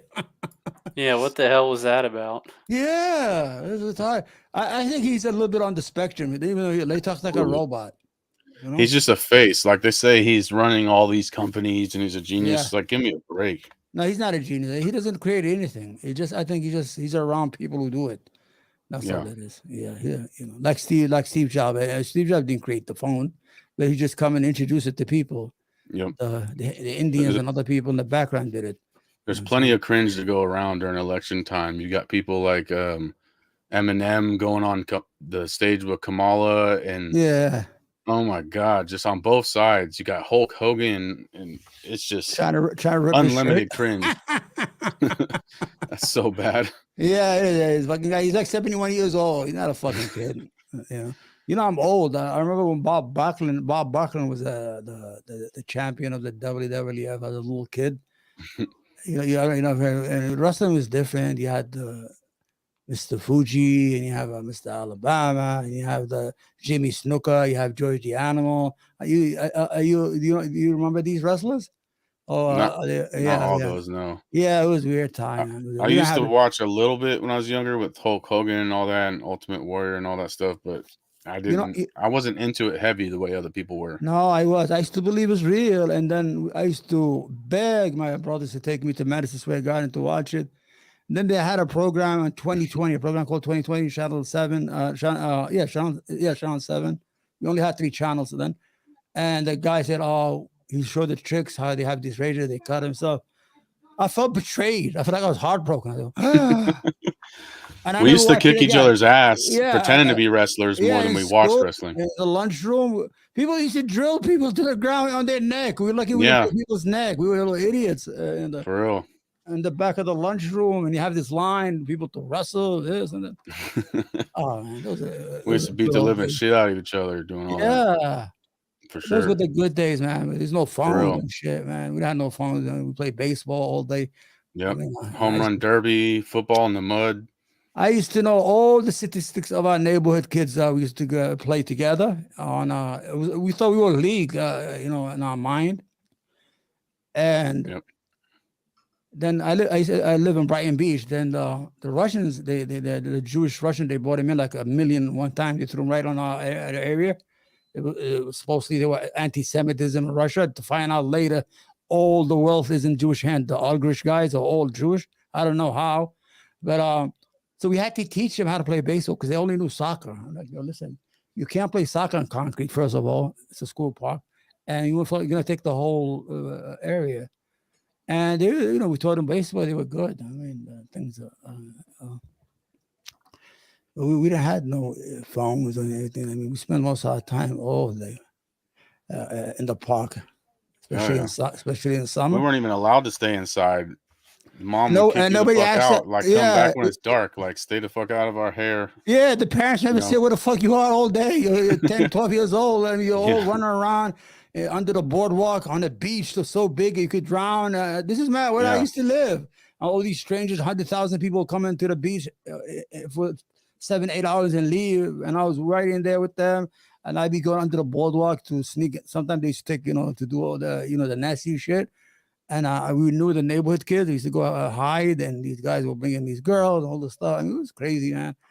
And no, you're right, no question asked. Like, what are you doing home so early? Really? Yep. Okay, I'll be right. Amazing, back. We're alive still with all the. Yeah, they wouldn't even known what happened or nothing. We're out there every day. Yeah, no, we don't even let the kids go get a gallon of milk there from the neighborhood store. No, it's okay. Sit down there. We're gonna get the DoorDash should bring it because everybody's scared. I mean, we could even get kidnapped. I don't know why. I know. I used to have to walk. In some cases, ride the bike miles to school. Yeah. Every day. Well, what state you are? If you don't mind me asking. I'm in California. I grew up in Sacramento. California should have. We grew up with buses, and I had a disability with my leg, and I used to take 75 cents. I used to take the city bus at that time. Now I don't know how much it is now. And there's no women. I used to go to, what a cat house is, right? Cat house. When guys you go, it's a brothel. We used to call it a cat house. Yeah. So I used to walk to school and save 75 cents until I make it $15. I go to a store and turn it into cash and go to these. We didn't even know where that shit was. We would go save up money collecting bottles, washing cars, and go to the skating rink and hit on chicks. She's like, how old are you? I'm like, I'm 18. I'm 20. I'm like, I'm fucking 14. It was good exercise for a couple of years. I used to walk. But what we did is we didn't have no money as kids. Like my kids now, they have money. I don't know how everybody has money. As kids, I didn't have $20 in my pocket. Sometimes I used to be in the park and the trucks come, the ice cream truck, and I'm so thirsty and I just watch, man. I'm like, oh God, I wish I had a fucking $1 just to get that icy or get that Pepsi. Okay. Yep. And sometimes I never had money. I mean, my father, my father, my father had no mother, no nothing.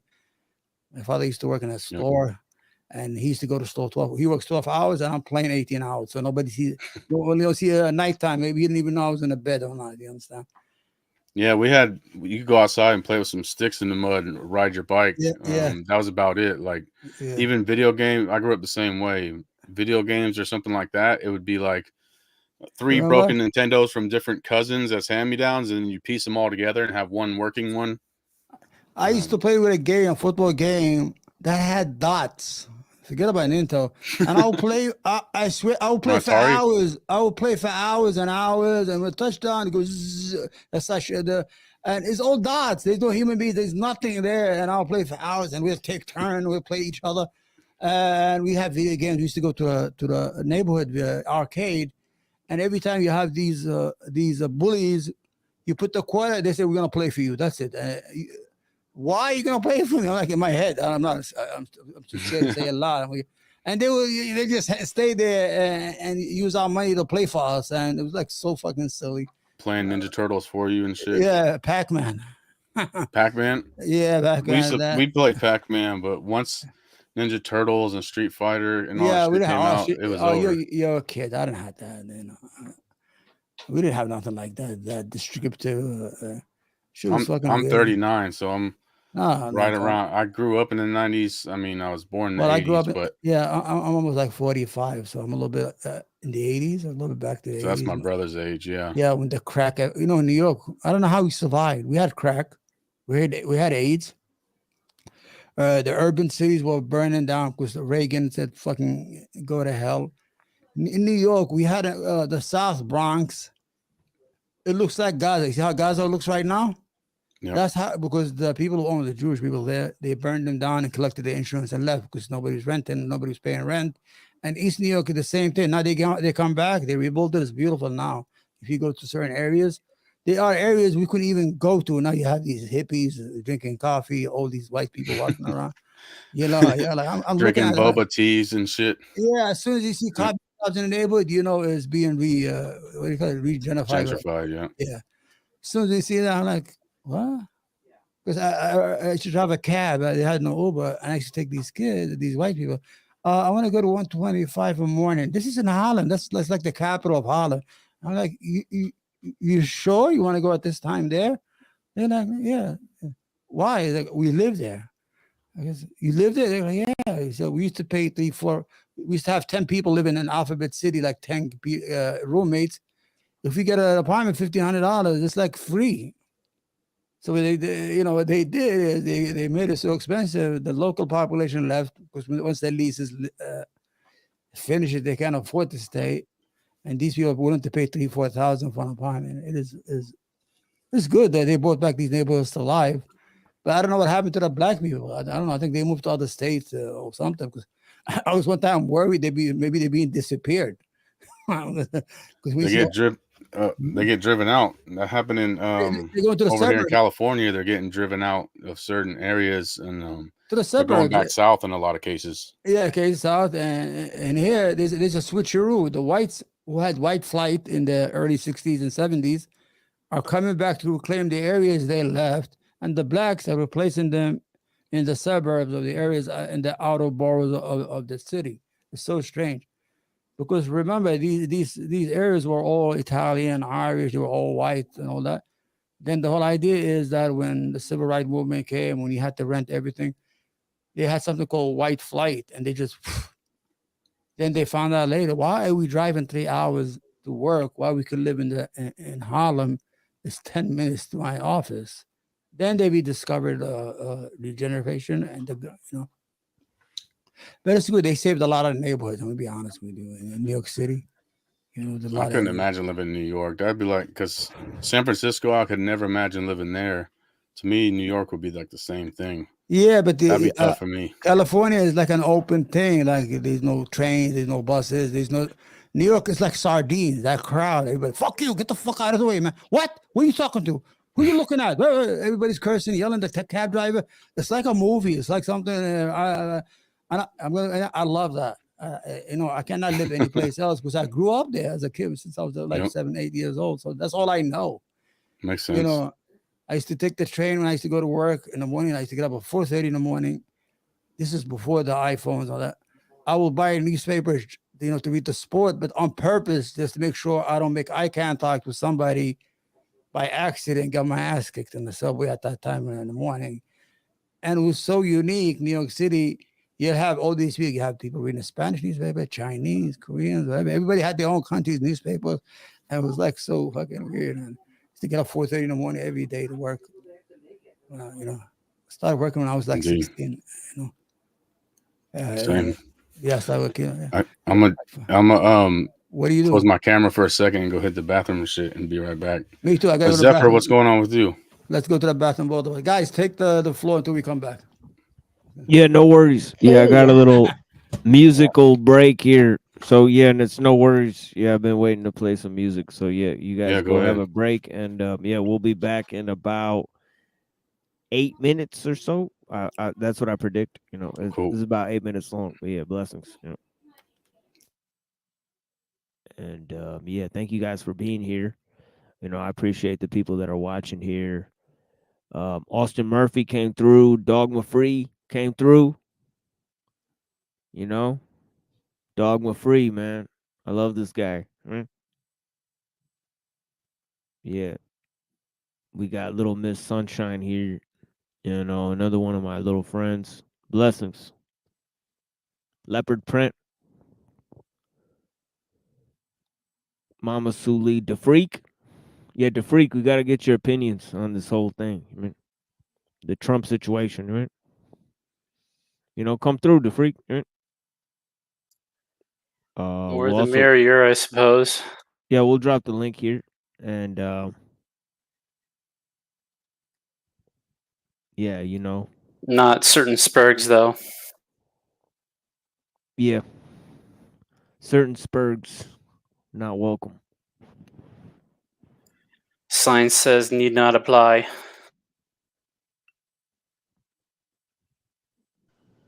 They should go to Spurgatory.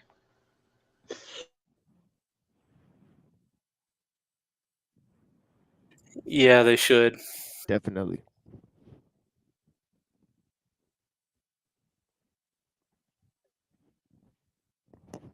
Definitely. And let me drop this link here for everybody else. Oh, I did drop them. Oh, yeah. Let me pin the link is what I meant to say. And yeah, we'll be back with some music here. And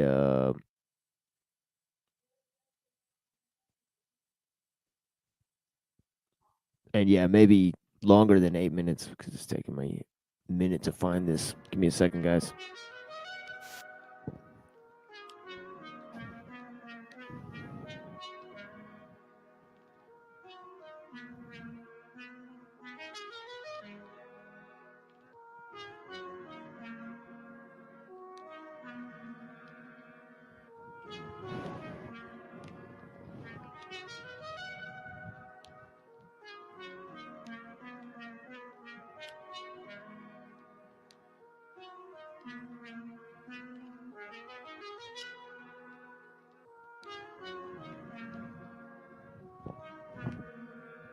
Yeah, so I'm pretty sure the link is pinned. You know, whoever wants to come through on the panel is more than welcome. You know what I mean? And here is some music I got, you know, for you guys. You know, check this stuff out. I made this recently. Some mixes. Thank you.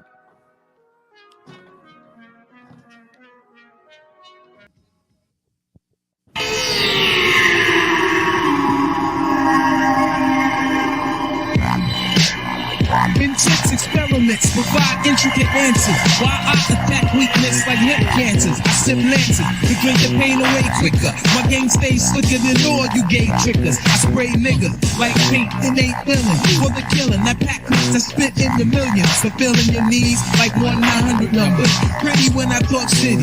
Now did he wonder, am I the true one living? No clues are given. Clues are getting waxed like wood floors and they be slipping. Ripping up like psych and hoeing PMS. There's no reason there for the treason and all the stress. The beating of the flesh is imperial. For the serial killer, the David Koresh. Waiting the best out, I'm nocturnal. I get ya like sweat, I wet ya and left you like a specter. Just a trace of arsenic and old lace. The coroner can't replace the holes in your fucking face. Chasing dreams like them kids from California. I will warn ya, I'm up on you.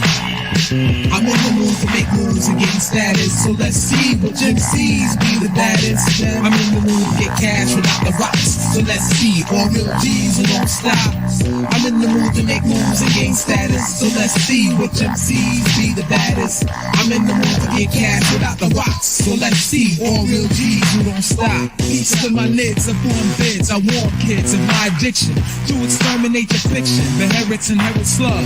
When the action runs bashed upon, this the gods like the rap the dawn. You're nervous, cause my word hits, you're in the catatonic, my raps upon it like the sinners up in us. So winner, follow the sinner, smoke beginners, get winner of your discontent, where I'm meant to send you. The ends accumulate like kids and pop a dot, I drop a lot like diuretics, the rock and not. I am ready, the subliminal from the criminal militia, remove head for the love, a Jesus stay crissed up, then it's the cop that got torch spans the ages. In my third light, I blaze and lay shameless sages.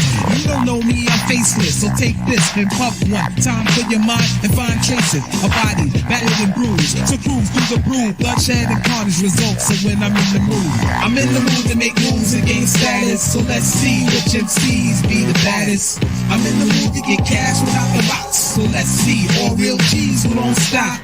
I'm in the mood to make moves and gain status. So let's see which MCs be the baddest. I'm in the mood to get cash without the rocks. So let's see all real G's who don't stop.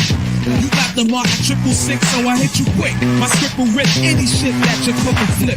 My lips are split blades that cut grades and hurt no names. Plain insane loud with Glock and Kurt Cobain. I learned to show clean, never show clean. Beneath the remains, I often see stains from games using propane.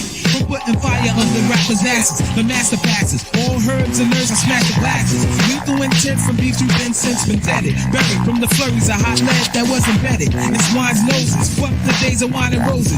Used to be my name, but check the threat my nine poses. My minds and roses, I suppose it's just the pressure from hit squads. Gunning the get bars, running your shit's hard. In the jungle of concrete, the Don peak weak dreams and break them like peak streams. That's my street scene, mad depression. Got my dread swarming the concession spot, you're dead on. Now here's the warning. I'm in the mood to make moves and gain status. So let's see which MCs be the baddest. I'm in the mood to get cash without the rocks. So let's see all real G's who don't stop. I'm in the mood to make moves and gain status. So let's see which MCs be the baddest. I'm in the mood to get cash without the rocks. So let's see all real G's who don't stop.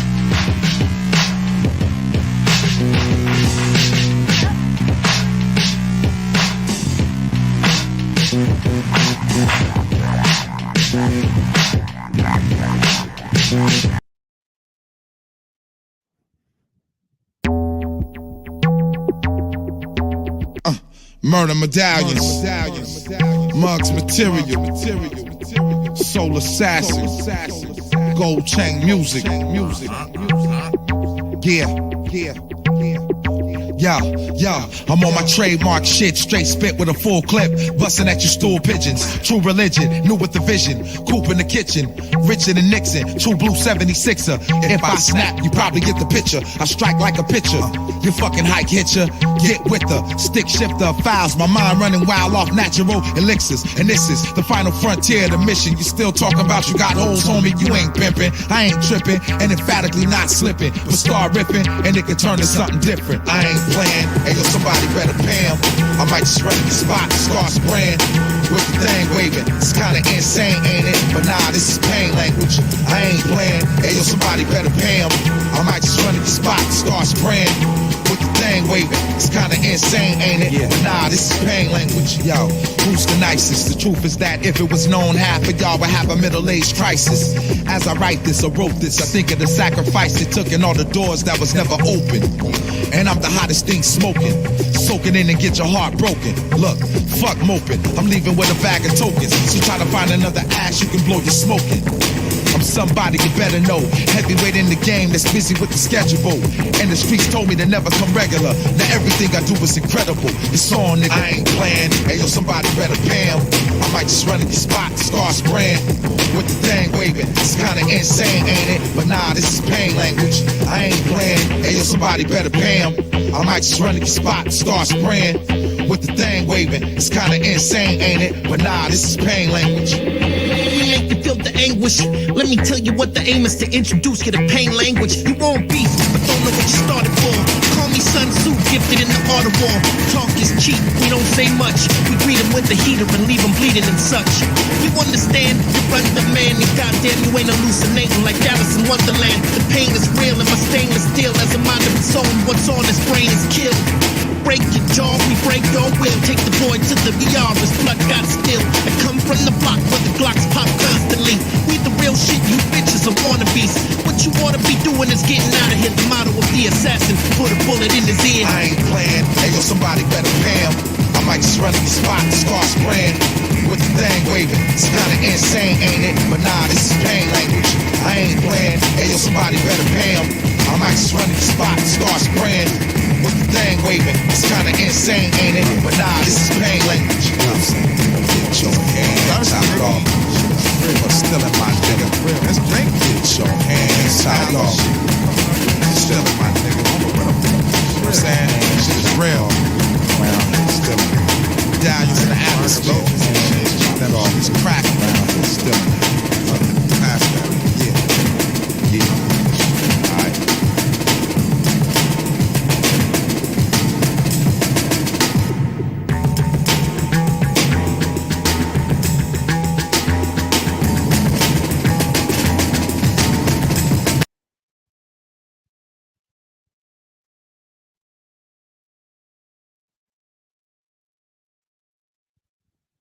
Oh yeah. We're back, folks. Alaikum salam. What's up, brother? Yeah, what's going on?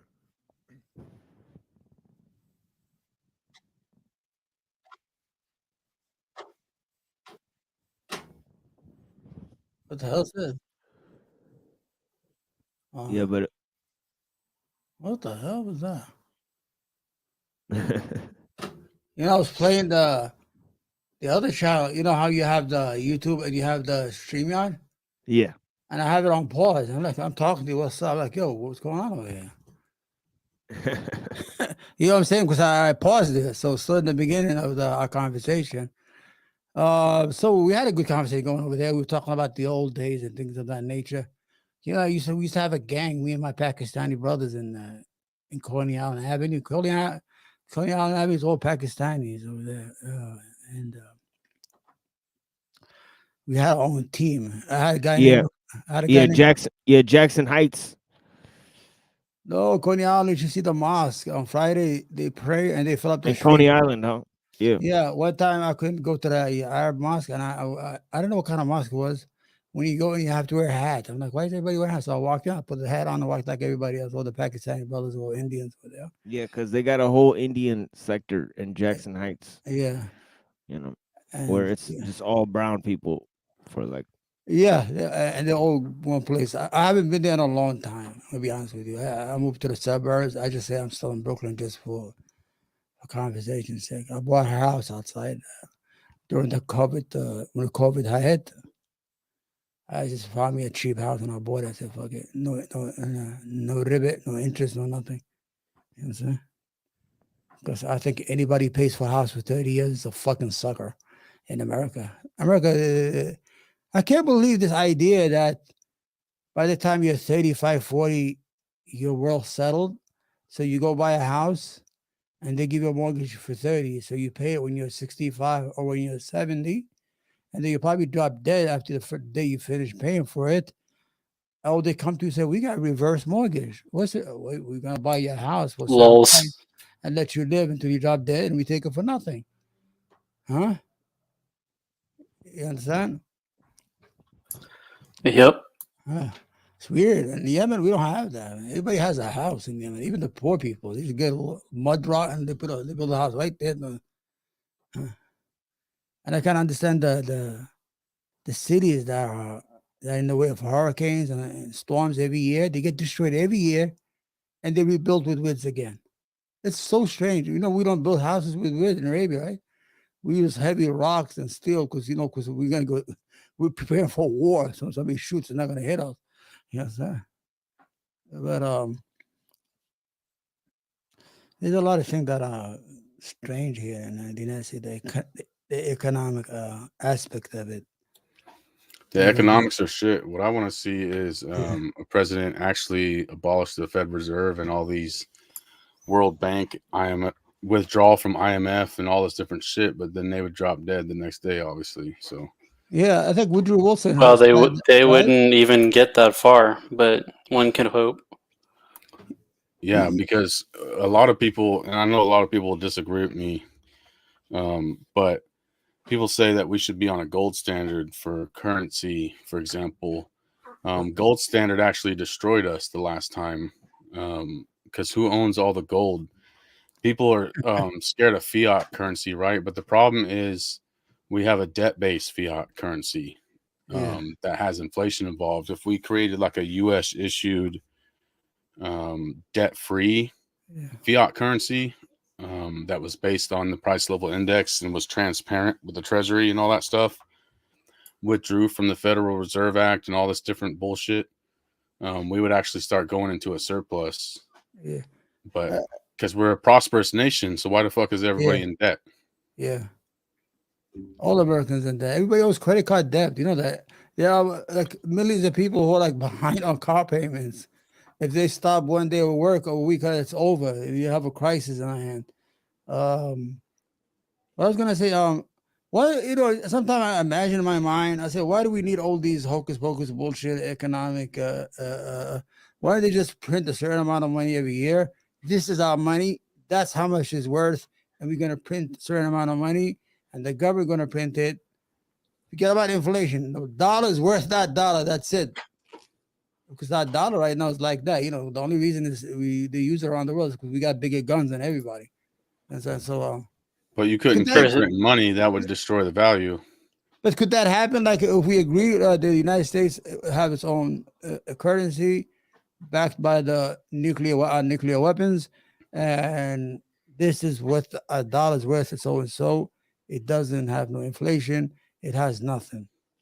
You wouldn't. You couldn't introduce more money. Then you would have to, like I said, you would have to find some sort of value for it based on price level index and other factors, and establish whatever it is. But then, if you keep printing money, it's just going to devalue it.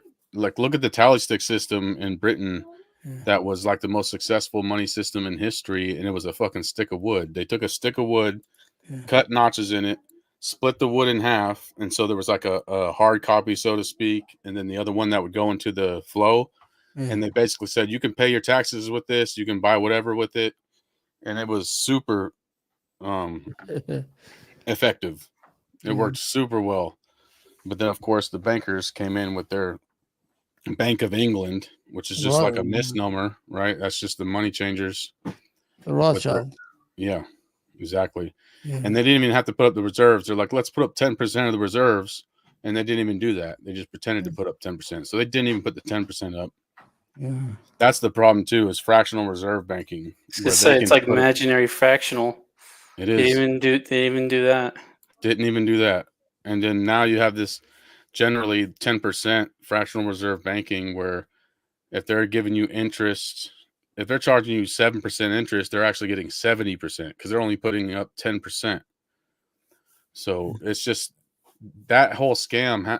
That's why I see it as a joke when I see these politicians talk about economics. It's like, oh, let's talk about economics. Let's talk in the U.S. presidential debate about economics. Yeah. It's like, okay, let's talk about eliminating the Fed Reserve and not having leeches destroy us with usury and fractional reserve banking. But they're not going to go there. They're not going to withdraw from the World Bank and the IMF. Certainly not going to talk about how $21 trillion has gone missing since 97. Yeah. Yeah. Remember when Rumsfeld said on TV there's 2.3 billion or 2.5 trillion missing? Yeah. And the next day those buildings in the skyscrapers in New York, the Twin Towers. Yep. It was the day before. He said, there's $2.3 trillion missing in the Pentagon.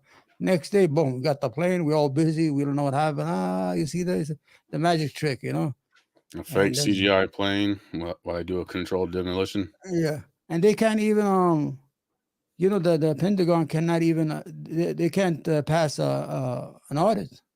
You know that, right? They can't pass no order at all. They don't know where The all that Fed money. Reserve, Of course not. or No, no, the no, no. The pentagram. Pentagon, the weapons, the money, all that stuff. We give them $1 trillion a year. They cannot pass. They haven't passed an audit in maybe 20, 30 years. So that gives it. Where is the money? Do they know where all the weapons are? Are all the weapons secured?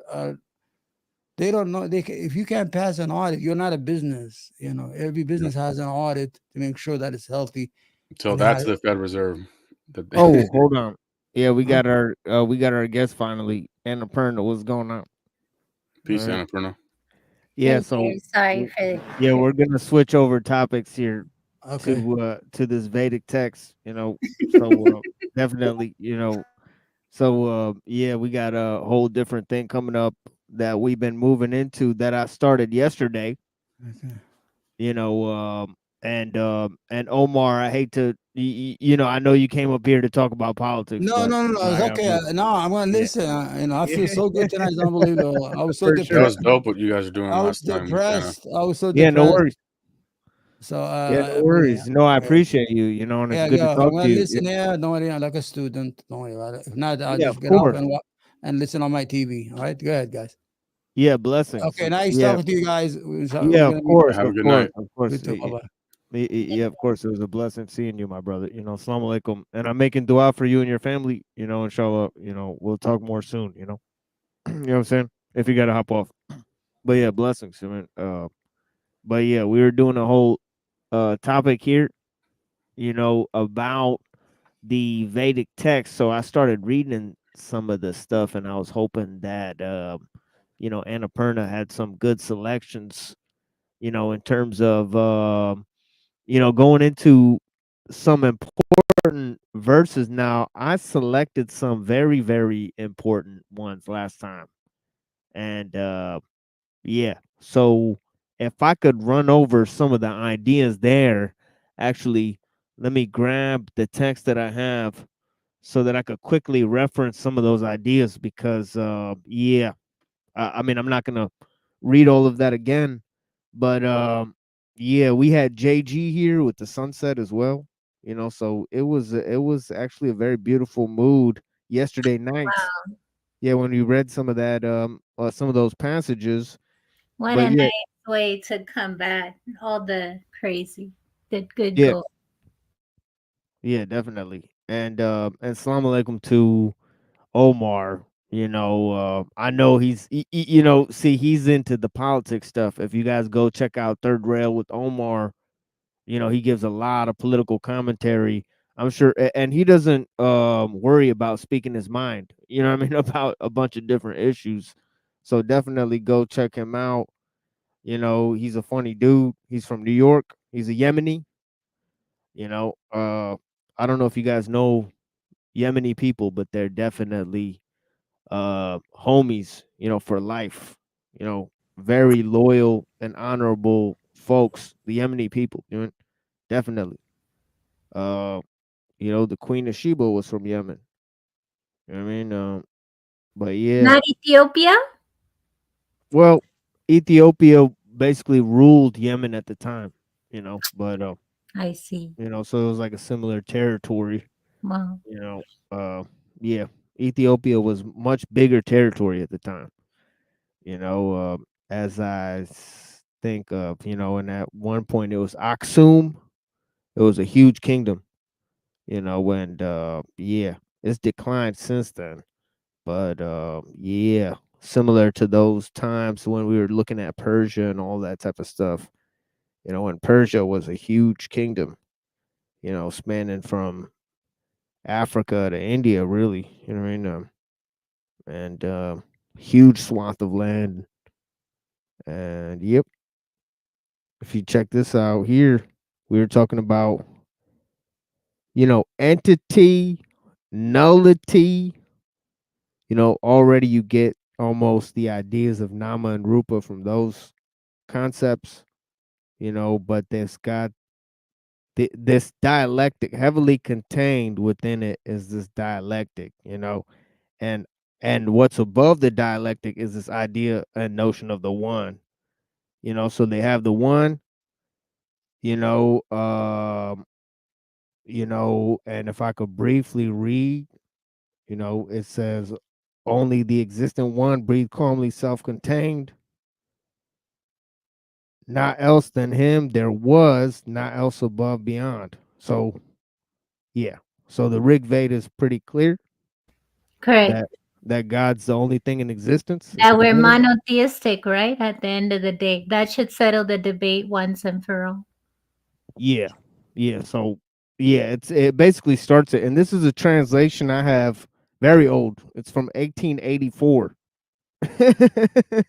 So, it's funny.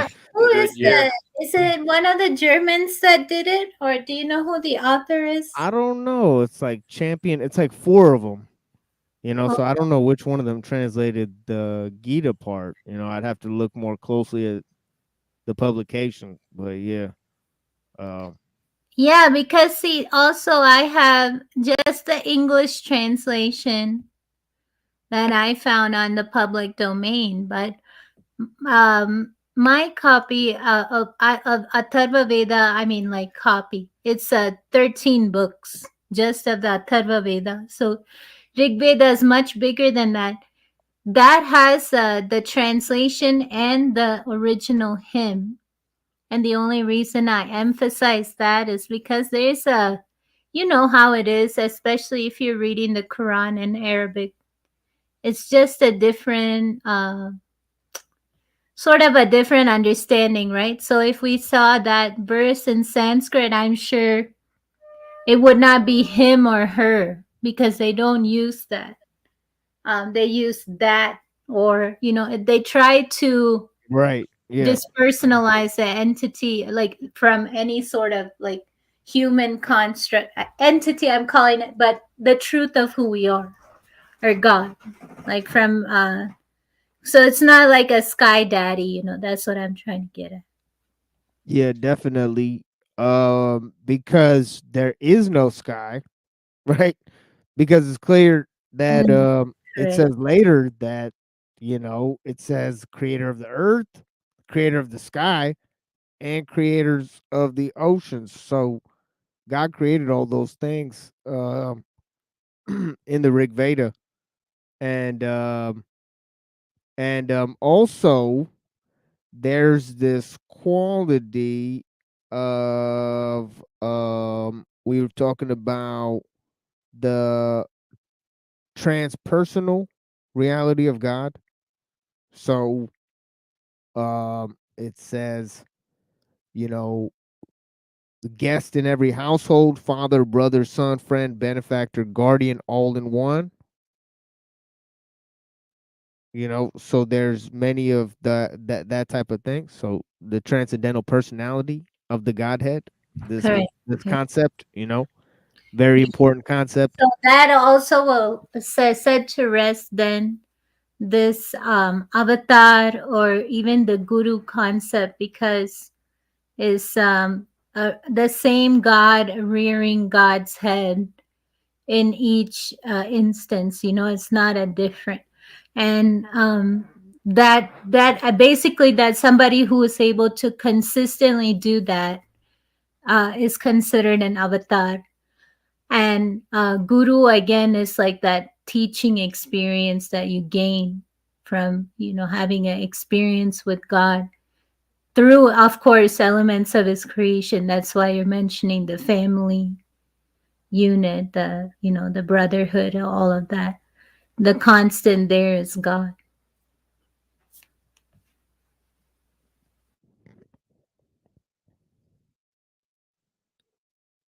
Yeah, and then the God of death. So I covered some of that. Yama, Correct. So Mrityu. Yama is the god of death, but then Yama also means a discipline, like a discipline and a habit.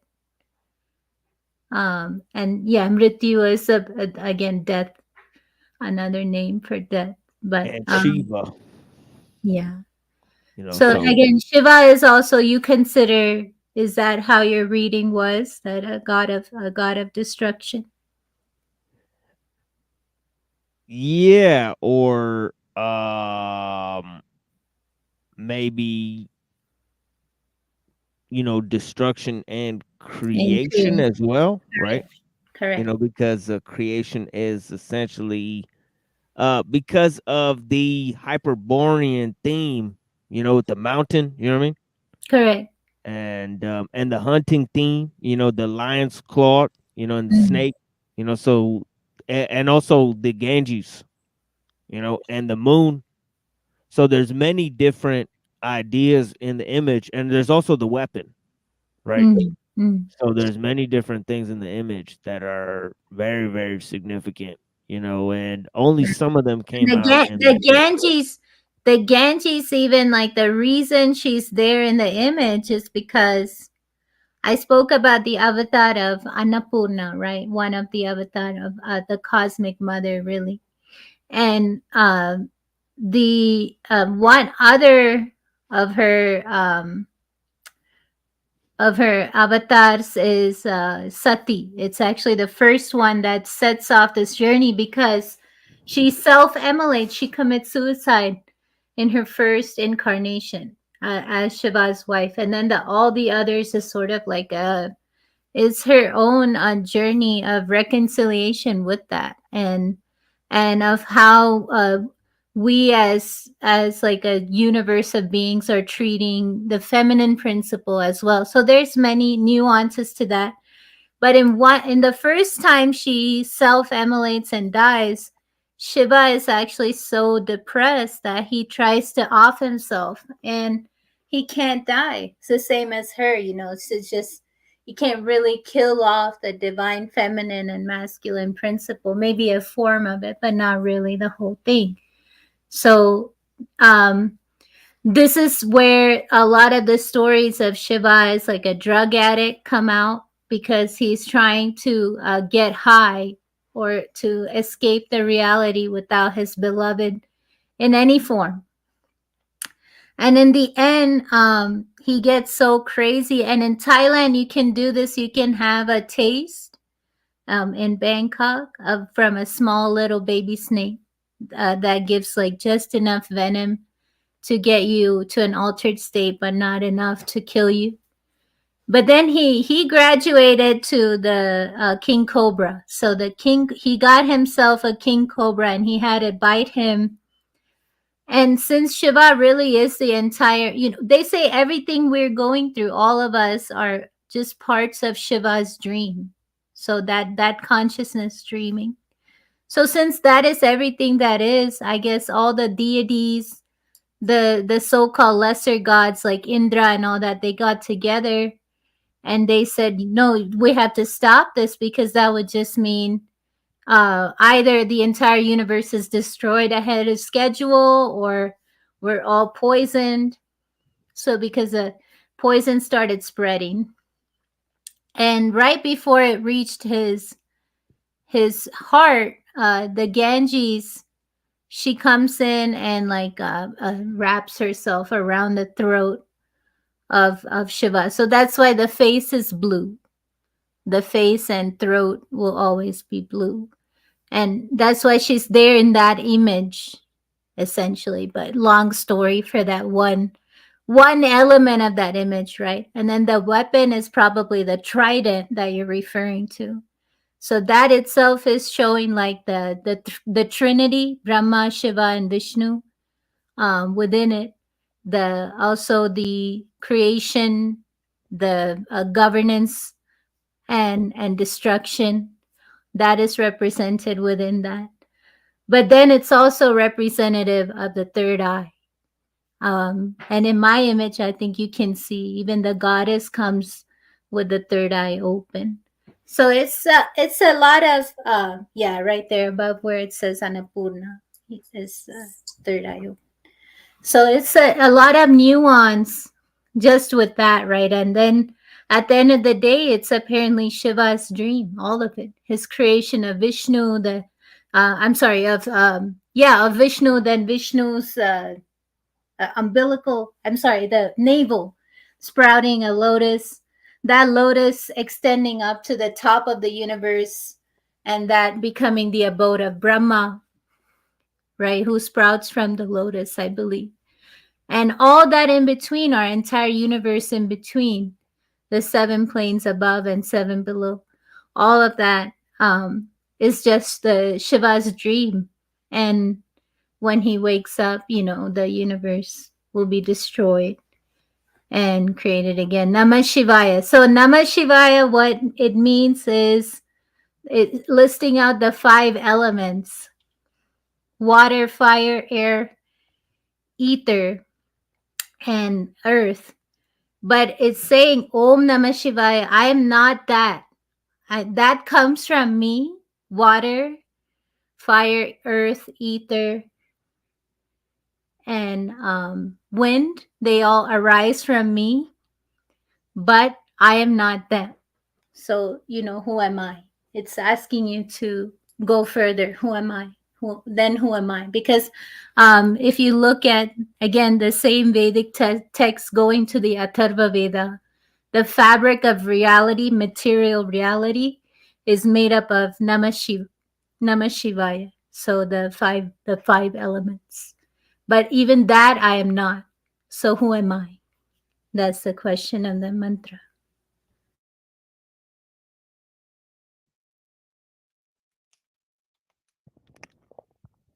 Yeah, that goes over a lot of the things that I was going to cover there in terms of what I read yesterday, because there was an emphasis on the Trinity, and then me and Reddington were interested in that. I remember that moment, and then there was also the idea of the ether, plainly talked about there, as Right, the and waters. Yeah. is that from the Blavatsky perspective? Because I think that's how it became. I mean, who's that bald guy right Well, now? it was way before Blavatsky. They Before? had the concept of the ether in pre-Socratic texts. Okay. Yeah. So It's it's wild. Yeah. not just a theosophical. Oh no. This is an No. ancient. Yeah. This is an ancient concept, even in Western philosophy. Yeah. So But you guys know who I'm talking about. There's this bald guy, because there's some kind of I don't know if Mr. Anderson spoke about it, but there's some kind of You talking mystification. about Ken Wheeler? Yeah, Ken Wheeler. Yeah, that bald Yeah, guy. that's him. He's definitely Yeah, agnostic. that fool. I mean, like, that is not the Vedic concept of ether, but they put everything they say on the Vedas, and he's of course connected with Bonacci, So. Yeah. Oh, he is? Yeah, he He's is. probably They're a lodge buddies. member himself. But Interesting. when you're talking about the Pythagoreans and their concept of ether, like around the planets and this and that, is a little bit different, like the upper atmosphere, than you're talking about with Akasha, I think. Right, but then that's also conflated. Akasha, yeah, that's like his favorite word, huh? Kenneth Wheeler.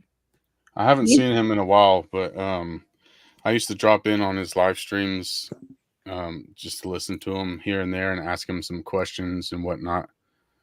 Because he would always talk about the inertial plane and magnetism and all this different stuff. Right, and they point. So I'm like, really substantial. where's the inertial plane on a globe? Correct. He wouldn't be able to answer that. At one point, he finally answered it and said, "Oh, it's at the center." I'm like, "You mean where all the magma and shit is? I thought you said that life is only possible at the inertial plane." So yeah, he's definitely. Well, so this is where I get the impression that they're just kind of pulling a little bit from here, a little bit from there, and they don't really understand what they're actually saying, because what is it? Dielectric and magnetism, right? That's what he talks about. And then Dielectric a toroidal permeability. field. Yep. Yeah, so that's basically Bonacci as well. So anyway, there again, for me, that's a concept of what I just mentioned with Shiva, and actually the feminine principle would be Shakti, but the sort of an egg universe is what we would see it as. Cosmic egg. Yeah, that's how we would see it.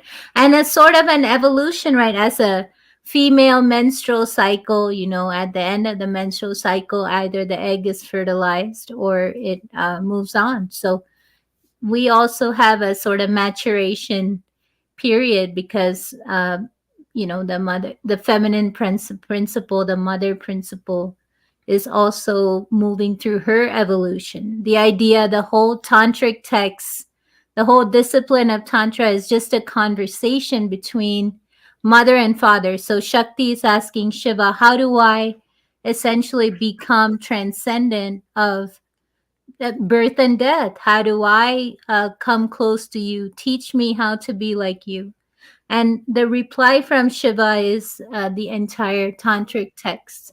And also, it should be mentioned that that is more like it said that since we're so dull in consciousness in this age, in the Kali Yuga, that the tantric texts have these sort of like jarring, they have very difficult to do rituals to transcend or to sort of come close to God.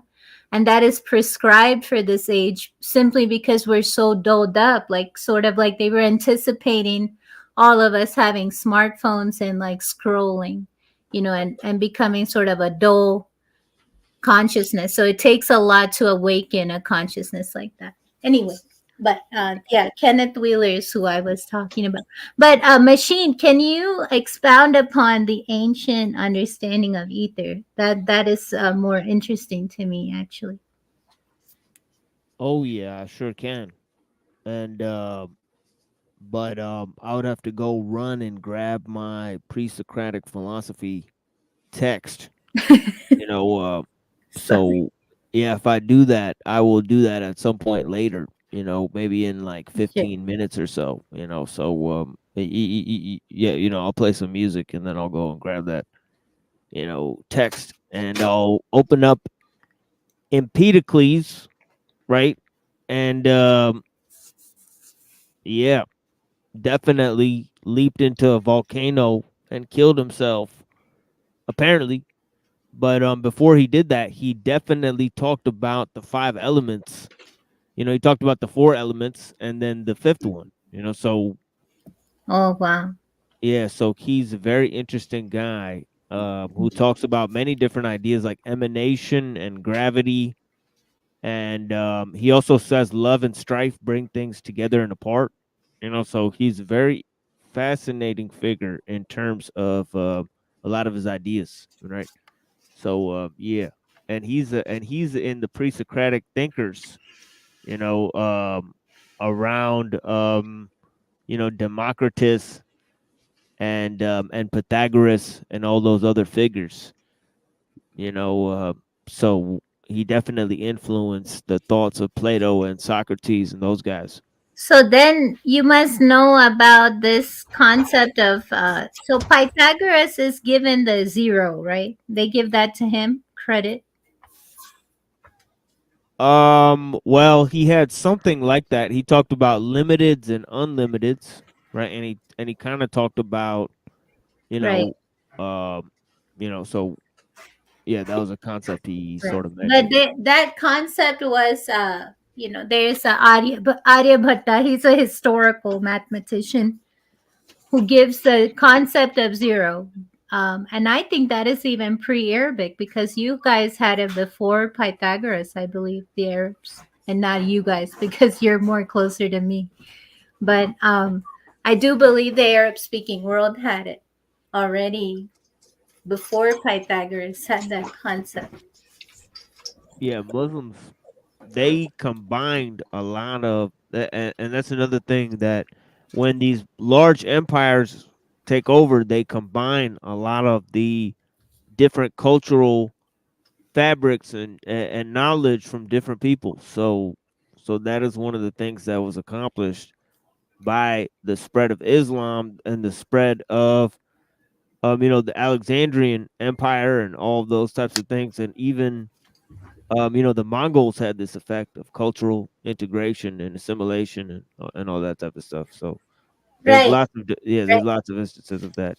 But I am willing to bet that the 5 elements, they predate, this understanding of 5 elements and what you're mentioning, like with the classical Greeks, I think. But the without any implication of stealing. Maybe they did, maybe they didn't. Who knows? But Yeah, I think in terms of Pythagoras and those guys, since they clearly believe in reincarnation, right? Where else could they have gotten that idea from, right?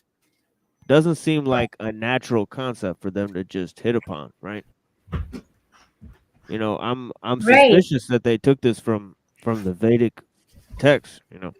But yeah. right, I because wouldn't doubt it. I don't see reincarnation figuring because mind and soul is one, right? In that thought, in their school of thought. Yeah, and then the spirit and the body are two completely separate things, you know. So, Oh, yeah, Yeah, and yes. the pre-Socratics, when it comes to ether, were breaking it, like he said, the fifth element. It's more so about the upper celestial heavens, like the element that makes up the heavens, basically, as opposed to some permeable thing through, like some sort of background medium through all things. It was more so yeah. the heavens, what makes up the heavens. And then Plato brings in his Platonic solids, associating the dodecahedron with the ether. But that's later on.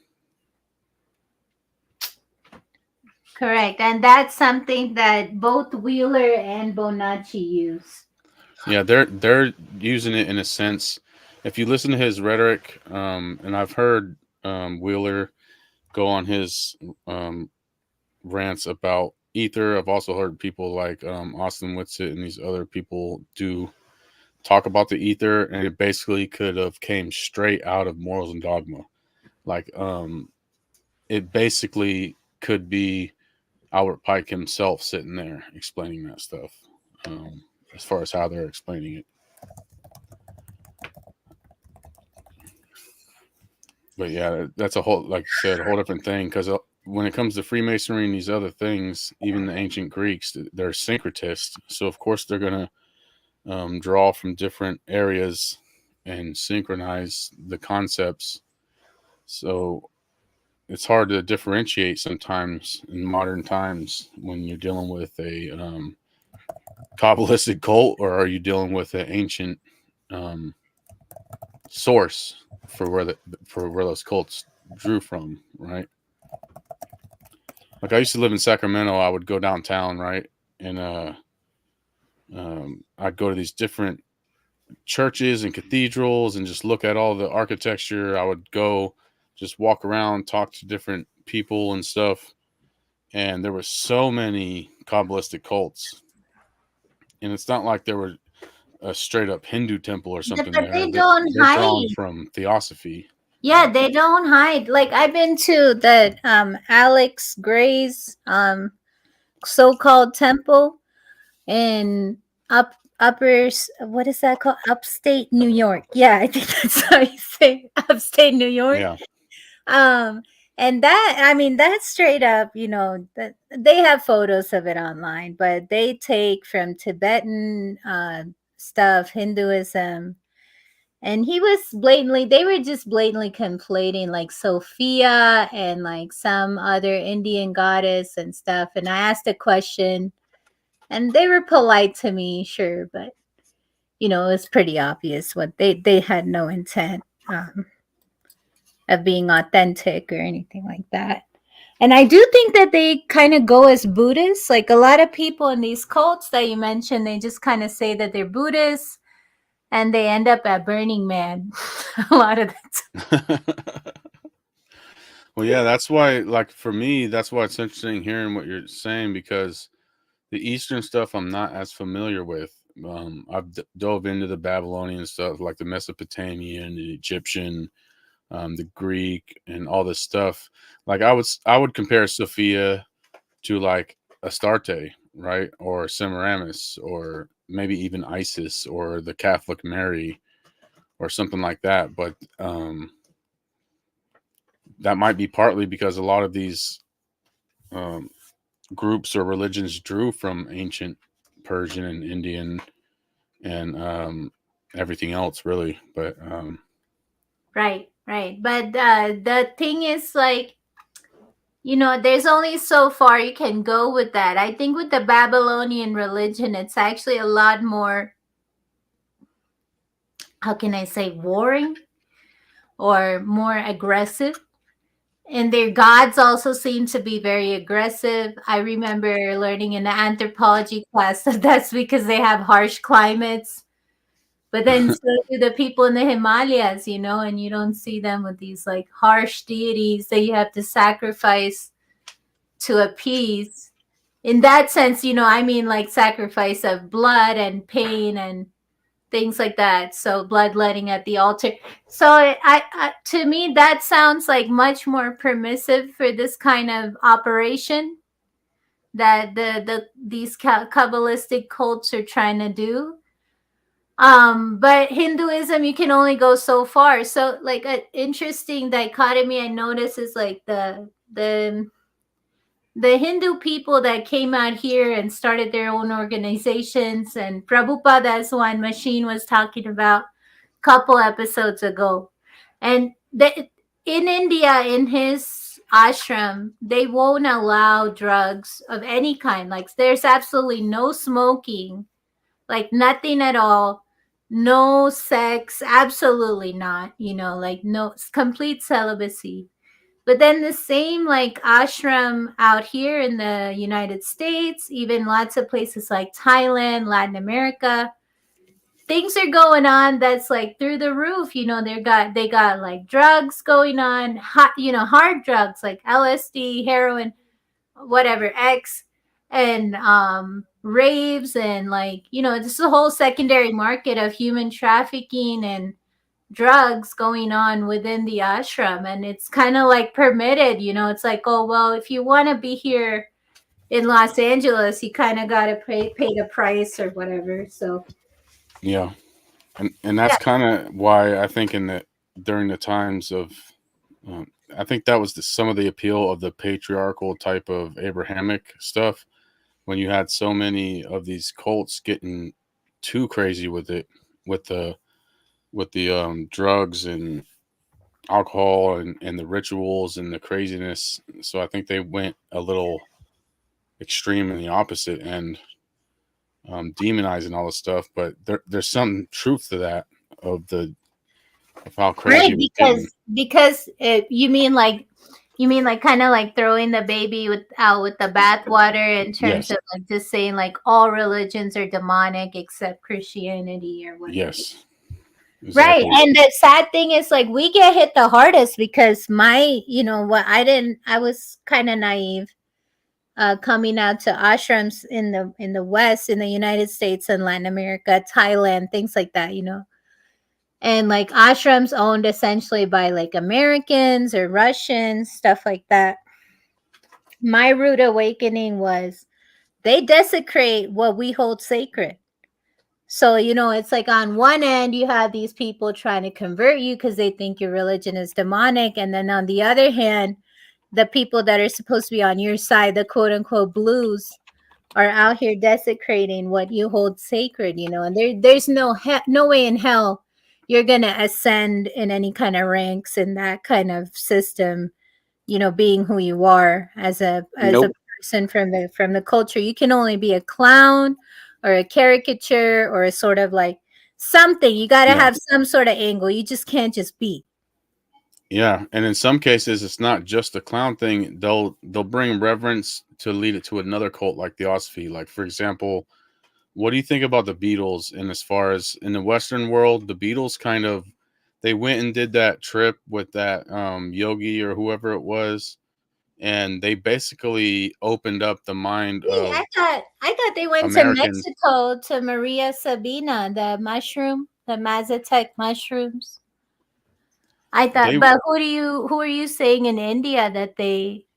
That was the whole thing. Like the Beatles are the ones who started opening Americans' minds to Eastern stuff through. They visited with some yogi in India, right? But I see that as a a gateway into theosophy. You're right. And Harrison was Um, doing his album with Ravi Shankar at the same time. You're right. They did like the Chants of India album. And then the Beatles had like a sitar in their Yep. music at that time. You're right. But I don't know which yogi that they went to. You know, again, it's like if somebody from Hollywood is coming out to your yoga shala, it's not, you're not like a mom and pop. You know what I mean? Like it's Yeah. not. Yeah, it's all prearranged. Like I'm so surprised that they went to Maria Sabina in Mexico because it's a really remote, like in those days they wouldn't even have had like running water or anything. I where just they looked were it up on Google. I don't know how true Google is, but it says Paramahansa Yogananda No fucking way. Are you serious? and Swami Vivekananda. No. And then it was Harrison who became involved with the Hare Krishna tradition. Correct. So yeah, that was like the Beatles were kind of like a what do you call it, Tavistokian No, creation. no, but TML's already exposed like Padmahansa Yogananda, and Vivekananda was really quite. I don't have conclusive evidence he was a Freemason, but I've seen a photo of him in a lodge uniform, I believe. But he's very respected, you know, in India. He's a poet and all that, and also known as a freedom fighter. But again, you know, these people are picked and chosen. Right. And Padmahansa Yogananda has a self-realization institute here in the States, and Machine already Yeah, and I'm connected pretty sure that society. and I'm pretty sure that Vivekananda was also a student of Ramakrishna. So Yes, he was. He yeah, so was. You're Ramakrishna, I mean, Ramakrishna's all over the place. Ramakrishna said he like mastered Islam for like 3 days, and like, so yeah, Lols. Ramakrishna's wild. Yeah, he's But wild. Ramakrishna is one of these primed people, you know, that is like primed to sort of like connect with the West and just do it in this calculated way so that none of the essence really makes it out here and just all of the charlatanry. And Makes sense though. That's the way it would be, right? yeah. If you're yeah, that's interesting. Oh God, that sucks. You know, I didn't even. I'm just taking that in with the Well, Beatles. because when you were saying that stuff, it kind of reminded me of the Beatles being the ones who kind of broke that threshold, as far as the Eastern stuff specifically, with Hinduism and whatnot. Like the people in the West generally, and especially America, were absolutely not familiar or even open to that stuff before the Beatles. Correct. And then after, Well, what you did know, they it's become open to? It's like, oh, the clothes are nice, the music is nice, the food is nice. It's like so surface level, you know. It's like yeah, none but you of know the what's weird is that in the 1800s, you know, William James and also Henry David Thoreau, they're quoting Vivekananda and the Gita. It's crazy. yes, correct, correct. That's true. You know, and they're obviously reading stuff like Schopenhauer, so they're, you know, Yeah, this stuff doesn't happen overnight for sure. yeah. Right, and then even to get like imagine because 1800s we're still very much a British colony, you know, you're an Indian dog essentially. You cannot ascend through any rank unless you're a British. Like you can only get like you had like there was no glass ceiling. It was a real ceiling that if you're an Indian you can't come above to the rank of a general, for instance, or in a corporate sort of job like you can only do clerical work. You can't ascend. You always have to have a British master over you. So how is Vivekananda getting published works out to the West? You know what I mean? Like that kind of stuff doesn't happen unless somebody somewhere It's because says of that. It's because he's wearing that Freemasonry outfit. correct. Yeah, It's that's the same definitely thing with orchestrated. yeah. It's Yeah. the same thing with people like Jamaluddin Afghani, where they're totally, you know, the Salafi people and the people like Vivekananda, they're pushing a different type of religion. They're pushing the religion for the world stage, and they're priming people with this religion for the age of science and technology. That's why they're on the precipice of this entire movement. They're actually creating terms like Hinduism, for example, to convince British people.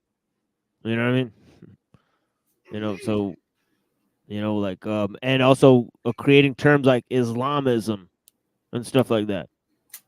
Where like, the practice that people have, in India for 2,000 years, they never called it Hinduism. Correct. Right. And the thing that, Muslims practice, they don't call it Islamism, but that's something they created new. It's to distinguish it from regular old Islam. Right? It's like this is a statist version of the same thing. But you see in some of them, like the British writings, like Mohammedanism or something like that. That's what is written before, right? Yeah. Yeah. Yeah, and this text here is what I was referring to in terms of the ether passage, because I want to kind of kill two birds with one stone, because this passage is so wild. It says, "One in thy essence, but to mortals three, displaying thine eternal form, as fire on earth, as lightning in the air, as sun in heaven." That sounds a lot like what the Tao says when it says 1 plus 1 equals 2, 2 plus 1 equals 3, and 3 creates everything. Very similar. That's chapter 42. Yeah, definitely. Yeah. Oh yeah, that principle is definitely in the next sort of verse here, where it talks about here, let me see this. Give me 1 second here, guys. Because there is a verse close to that which talks about how there's nothingness and the void. One sec, TMO, but Yeah. you just said about the ether that it was like, it went a little past for me. Can you repeat that? It was The like ether light moves quick. sun in the firmament or something. Yeah, this is a passage from the Rig Veda, and it says here that one in thy essence, but to mortals three, displaying thine eternal triple form, as fire on earth, as lightning in the air, as sun in heaven. But that's referring to the Trinity. You're right. Yeah. Yeah, but that's what I wanted to touch on, that the Trinity and it's also kind of referring to the ethereal elements there. The Trinity and energy Trinity. Correct, but in that cosmovision, the ether would be subservient to the Trinity. You understand? Because the ether is still supposed to be like just the outermost layer of the material reality we experience. So that's what I wanted to draw that, because a lot of people think the ether is, or at least according to the Vedas, what I can say is that the ether is somehow higher than the material, but it's just the most subtle of the gross material forms, right before the energy body begins. Wouldn't it be the least saturated with material? Correct. Yeah. So it's the highest And vibrating before you get to the next level. One of the examples, music, that gives what you just said. Yeah. Right. It's satisfied by music. And I think it's really interesting. I was just watching some stuff on Victor Scheldenberg, and he was talking about the musical scale and how if you put that musical scale into a circle, you get a parabolic cone, which is a vortex.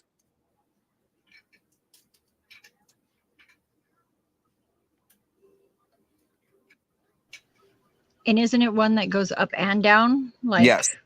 Yeah. Yes. Mhm, Absolutely. Because there's an upward facing. In order to have a vortex, you need a top and a bottom.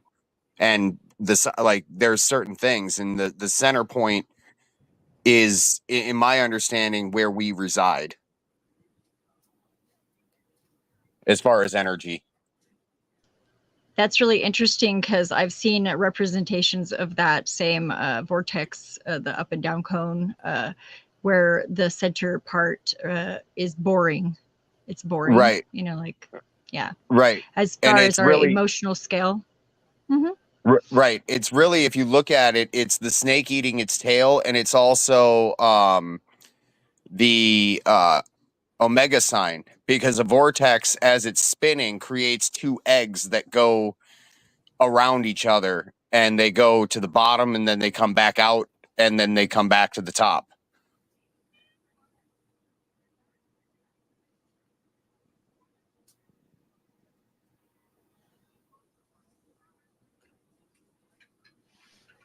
It's very interesting.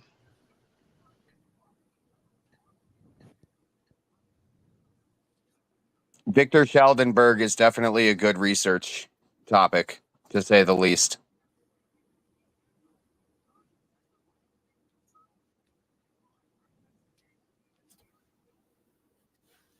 Victor Scheldenberg. Yeah, I'm not too familiar with that name, but yeah, blessings. If real quick, he was a Austrian scientist. And when I say scientist, I'm not saying like he studied science. He studied natural phenomenon. He built all sorts of things, but the one thing he's probably most well known for is the Nazi bell. He was conscripted, not willing. Yeah, a lot of them were. Right. Austrians are so weird. Yeah. Yeah, but yeah, it's interesting, and I've already went over the Hindu ideas there, where they stole a lot of crazy Hindu ideas, especially Lans von Lebensfelds. But going over this here, you know, this whole idea of fire on earth, lightning in the air, sun in heaven, to describe the Trinity that way is fascinating. And then and just the whole concept of the Trinity. There is a whole concept of water, you know, being linked to the ether, but I'm not really finding it that much. But yeah, there is that kind of concept where the water is talked about as ether. If I can give my speculation on that, I would say it's probably because it's hydrogen and oxygen, which are two pure energy, you know, but brought together, it's stable type deal. Separated and ignited, they're explosive, but together they put out that fire. Oh yeah, definitely. Yeah, definitely. Water is a strange element.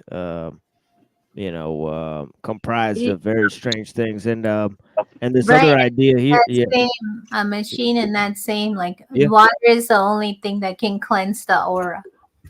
So Yep. a lot Yes. of Hindu rituals of like bathing and things like that has to do with like even now like as an old wives' tale, they'll tell you to wash after coming in from outside. Do they circulate the water in those traditions? Yeah, yeah. Especially in Interesting. the temple. Interesting. Yeah. That's really, really interesting because it goes back to that vortex ultimately.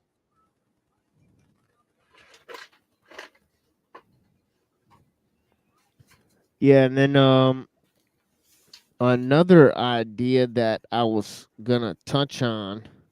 Well, I'm just trying to reach for these concepts and ideas. There's also the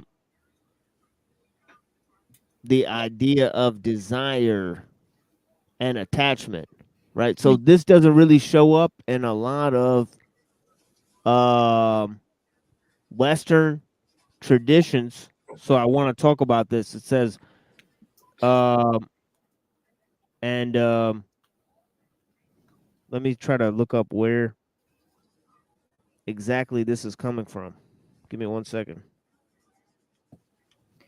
I wanted to also like say that people might draw a parallel between that lightning and I think it's Lucifer that's always represented as a lightning bolt.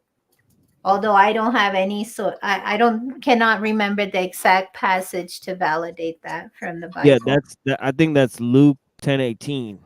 You Okay. know, Satan fell to earth as lightning bolt, as lightning from heaven. You know, yeah. But yeah, it definitely says Satan and not Lucifer. So that's interesting. But yeah, it says here in the Brihadaran Yaka Upanishad. Okay. And man, you know what I mean? You know these Sanskrit names. You know what I Can mean? you repeat that? Yeah. It Yeah, sounded you like can rewind the tape, sir. You know what I breatharian. mean? What? Yeah, yeah, just hit that 5. Brihadaranyaka. Yeah, just hit that 5 Brihadaranyaka. seconds, go backwards. But yeah, um, but yeah, a person is made not of acts, but of desires only. It says, as is his desire, such is his resolve. As is his resolve, such the action he performs. What action he performs, that he procures for himself. Where one's mind is attached, the inner self goes thereto with action, being attached to it alone, obtaining the end of his action. Whatever he does in this world, he comes again from that world to this world of action. So the man who desires. Now, the man who does not desire, he who is without desire, who is freed from desire, whose desire is satisfied, whose desire is the soul, his breaths do not depart. Being very Brahma, he goes to Brahma. When all are liberated, the desires that But lodge in the Brahman, heart. right? Yeah. Not Brahma, but it's Brahman, right? Yeah. Yeah. Okay. Okay, correct. Yeah. Yeah. When are liberated all the desires that lodge in one's heart, then a mortal becomes immortal. Therein he reaches Brahman. It talks about that in Psalms, what is it, 82? We are all men, but we are all gods, but we will die like men. I think it's the inverse of what you're saying there. Yeah. Let's go to something very, very similar where it says in Matthew, where your heart shall be, there your Right. treasure will be also. Right. That is a very similar one. It's Right. talking about desires in the heart, that the manifestation of what's in the heart, and all of that ideal, right? So yeah, that is Well, it much had more to come closer. from somewhere.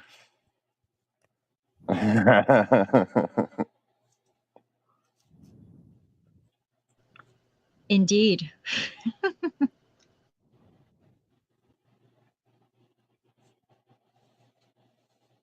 Yeah, there's there's definitely tons of questions about that, but definitely the sources for the Hellenistic civilization we talked about already. There was tons of ideas intersecting because Zoroastrianism and also Hinduism, they're so far removed from the time of Jesus. That Jesus is actually closer in time to us than he is to any of those civilizations. Right? So which yeah. would give rise, I know we've talked about it before briefly, but it would definitely give rise to the people of the serpent.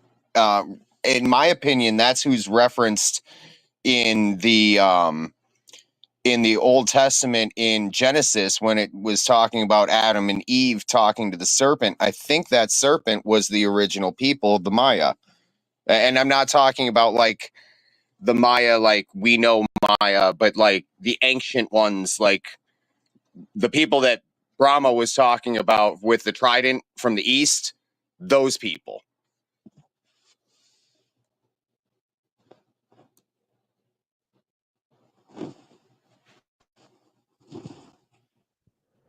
Yeah, definitely. Anna's got some theories about that. I've heard her talk about that. The indigenous people and how there definitely seems to be a lot of Mhm. similarities between their religion and And you Art, know, culture, yeah. the list continues.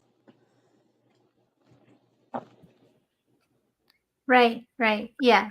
But again, like, see, it's just like, I guess we can't really imagine, because I constantly try to imagine how a world would be without essentially organized religion. And Peace. the understanding was, right, yeah, well, the understanding was that everybody knew this way that today is just codified as Hinduism, or say one indigenous culture or another. Hinduism, in the way that we know it, the way it's translated, just means universal, timeless truth that everybody knows. It's just a way. So if everybody knew it and it was practicing it, in a world without organized religion, then later on, we have like the remnants of the remnants now. So The Tao talks about that directly. I don't remember what the scripture is, but I was talking about it the other day with Paul. And basically, once you get rid of everything else, the only thing that you're left with is religiosity type deal. So it's like the Oh yeah, lowest form yeah, of I know. Yeah, I know spiritualism. exactly. Yeah, I know exactly which one. It's that's chapter 38. And yeah, I could read that one because that's one of my favorite ones. Yeah. It says ritual is is a husk of loyalty, but it's the beginning of confusion. So yeah, definitely. 38 is a great one. Because yeah, and we're gonna be moving into that. We're gonna be doing a entire thing on Taoism, essentially because when Buddhism spreads to China, it becomes infused with Confucian and also Taoist philosophy. So yeah, I do happen to have read tons of Taoist readings. So yeah, that's gonna be a huge treat for me as well, because I'm a huge fan of the Taoist philosophy. It's one of my favorite philosophical traditions. But yeah, if we go to chapter 38, oh yeah, I'm sorry, go ahead. I was going to say, did Confucianism being introduced to the Tao confuse it? Oh Yes. yeah, 100%. Okay, A that's lot. what just Yeah, checking. 100%, a lot. That's Is that's anybody why. surprised at that? Yeah, that's what this is. It's essentially a jab at Confucianism, in a lot of ways. I'd say, go ahead. Sorry. Yeah. Go ahead. I'd say, if anything, what we could compare us to would be something along the lines of legal lawful versus, policy, statute, and code. So one Yeah, was yeah, so definitely. much drastically different. Yeah, It, yeah. That for real, for actually real. is an apt comparison, and Yeah. I'll tell you why. Because Confucianism actually did degrade into legalism, Yes. right? Whereas Taoism got infused into the Zen philosophy, and it became, Natural law. yeah, something that was more freewheeling. Like, for example, Confucian rituals don't really exist today, but Zen tradition is powerfully strong. The Zen philosophy is powerfully strong, in many different forms. But here's what it says in chapter 38. It says, "A truly good man is not aware of his goodness and is therefore good." One of my favorite lines. I've quoted it 100 times, and I've quoted it on the Brother Talcott show a bunch of times. Right? Huge, huge line. You know what I'm saying, right? Think about it. Think about that line. Huge line. Possibly the one death line of virtue signaling of all time. Lao Tzu knew about virtue signaling back then, right? And he knew that it was a bearer of, bad news. And It's a false witness. yeah, or just lack of awareness, really, about one's own nature. And then also about the second chapter is very related to that, because it's talking about how one is not aware of beauty except for with ugliness, and one is not aware of goodness instead of but with the appearance of the bad, right? So it says a foolish man tries to be good and is therefore not good. A truly good man does nothing, yet nothing is left undone. A foolish man is always doing, yet much remains to be done. When a truly kind man does something, he leaves nothing undone. When a just man does something, he leaves a great deal to be done. When a disciplinarian does something and no one responds, he rolls up his sleeves in an attempt to enforce order. Therefore, when the Tao is lost, there is goodness. When goodness is lost, there is kindness. When kindness is lost, there is justice. Notice the pattern. You know, each time there's more rules, right? Right. When justice is lost, there is ritual, right? Now, ritual is the husk of faith and loyalty, the beginning of confusion. Knowledge of future is only a flowery trapping of the Tao, one of my favorite lines, right? Because it's against futurism in all its forms. Mm-hmm. It's against progress too, in all its Yep. forms. It is the beginning of folly. Therefore, the truly great man dwells on what is real and not what is on the surface, on the fruit and not the flower. A grand line. Therefore, accept one and reject the other. Yeah, we're gonna carefully explain that later, so I'm not gonna get too deep into it right now. But I just wanted to cite that for Nubs because, yeah, that is a beautiful idea there, and talks about how the more you try to enforce order throughout these means, it's like you create more work for yourself, and this is essentially ties into this concept here also in That the ties Vedic. that Yeah, ties go ahead. into everyday fucking work. You go pick up a shovel and like you can see these principles right there as soon as you pick up your shovel and you start looking at it. That's where you find these things. Yeah, I want to definitely go out with this here. And I'm gonna skip past the desire stuff. The desire for rewards indeed has its root in the conception that an act can yield them, and in the consequence of the conception, sacrifices are performed, vows and laws are prescribing restraints are all stated to be kept through the idea that they will bear fruit. Not a single act here below appears ever to be done by a man free from desire. For whatever man does, it is a result of impulse of desire. He who persists in discharging these prescribed duties in the right manner reaches the deathless state, and even in his life obtains the fulfillment of all desires that he may have conceived. And giving no pain to any creature, let him slowly accumulate spiritual merit for the sake of acquiring a companion to the next world. Just as a white ant gradually raises its hill.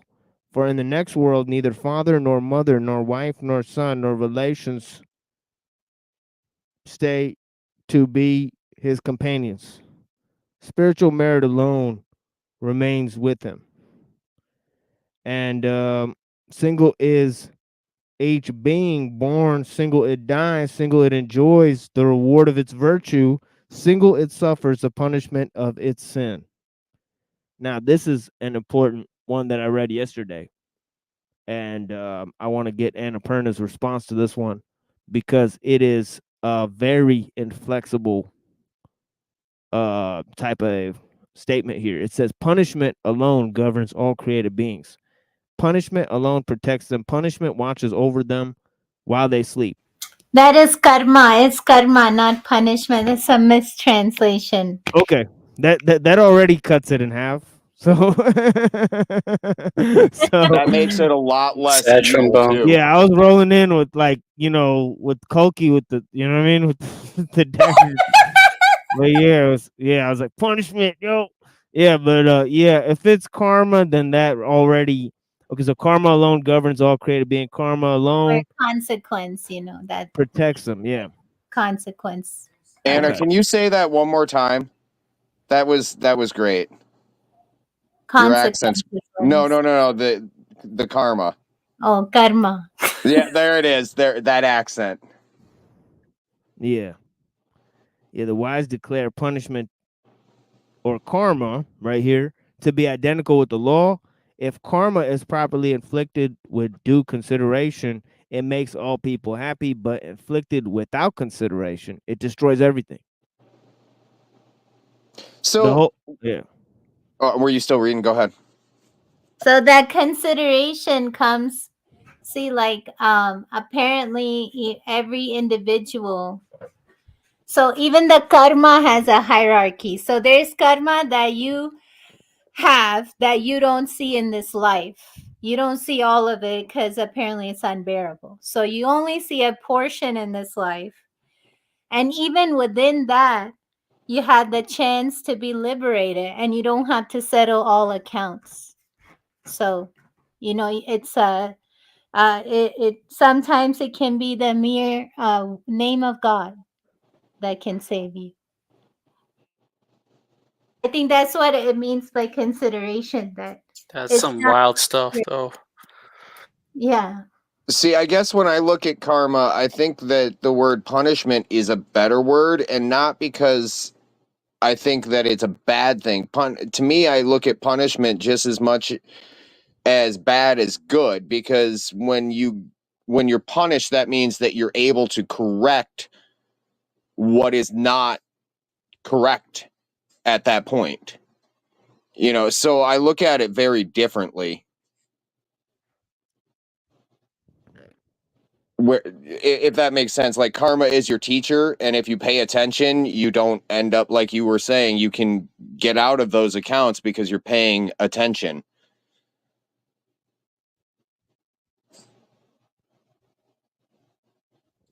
What's attention's rate? $28.95 an hour, something like that. Sheesh. Who accounts for that? Karma.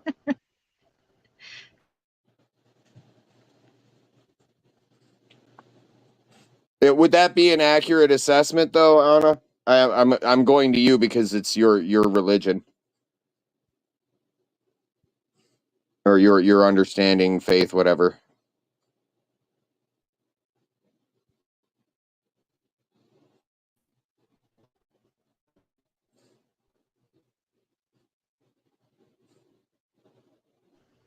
Where did you go, Anna?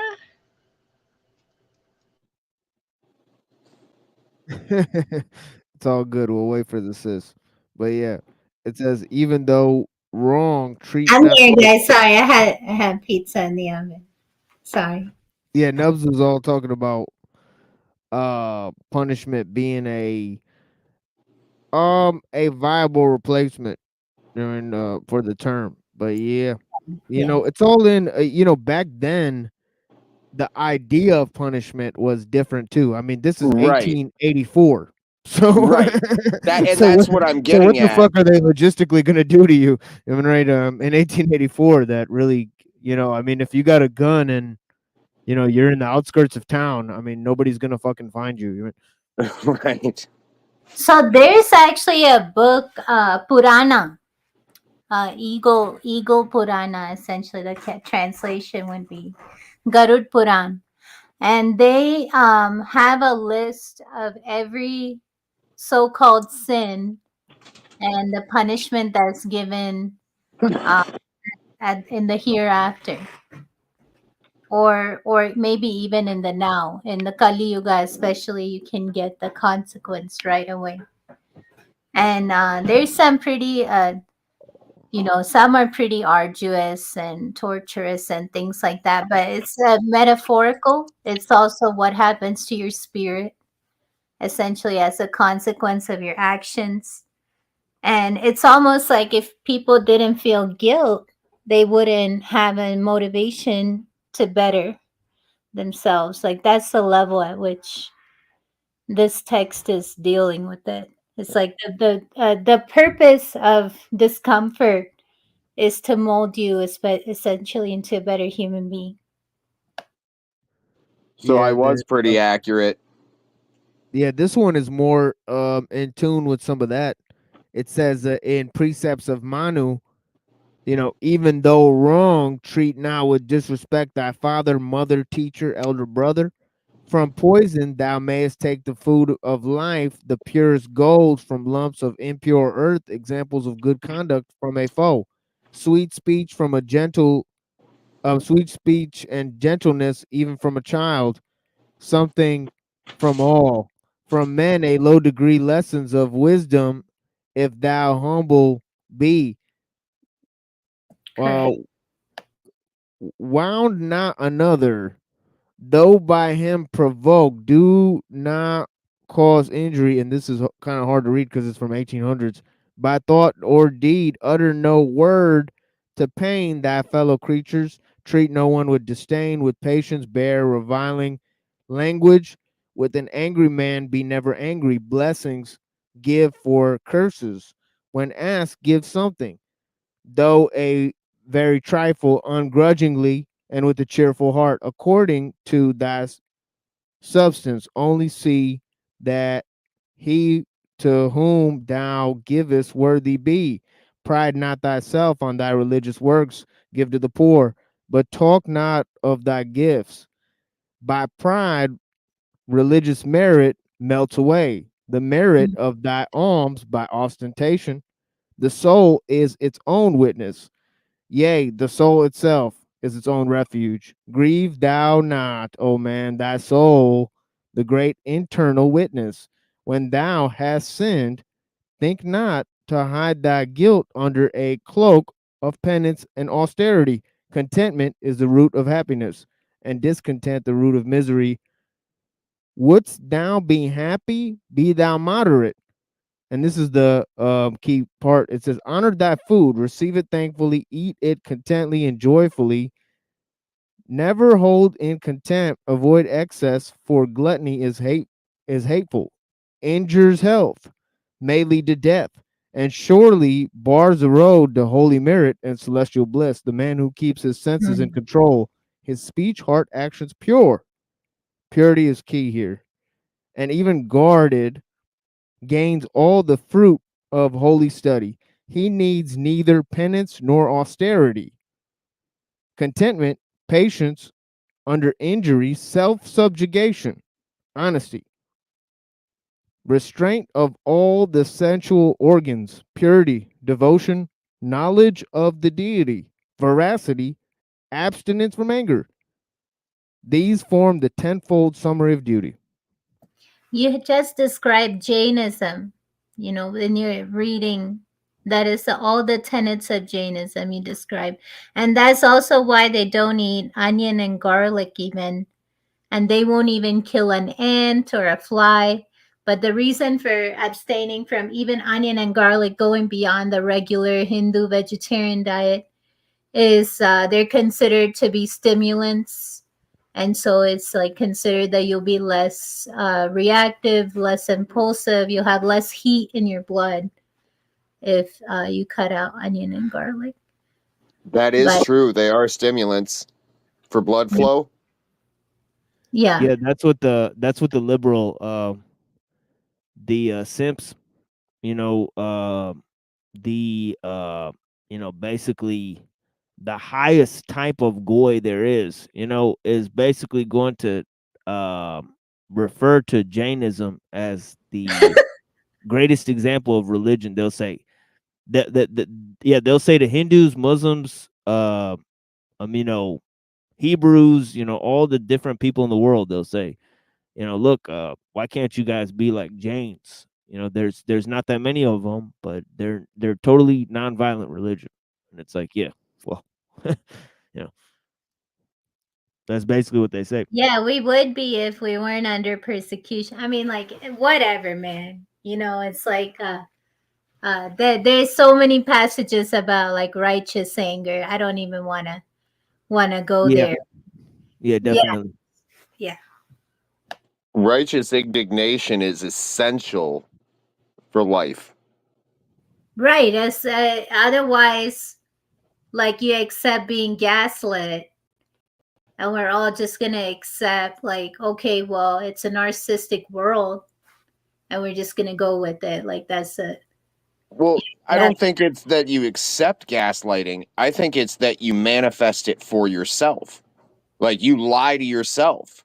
It's like the scripture he was just reading. Like it literally comes from within. And then you have karma as well, where you were talking about it. So it's things from your past that you might not be aware of, but it's those things coming back up that you need to pay attention and pay that account off. Right. My point was that, like, if you don't have that emotion, then you're not paying off anything. You're creating more. That makes, yeah, I mean, it's the attitude of the Oh, heart. yeah. Sounds like infinite regress to me. How so? If you don't know what you're paying for, then you just keep making the same mistakes. Right, until it becomes louder and louder, essentially, right? And the individual, that's like on an individual. I mean, I don't pretend to be God and know what everyone is served. They have to know to some degree, or else it's. I can see what you're saying. So you would need to request a true bill.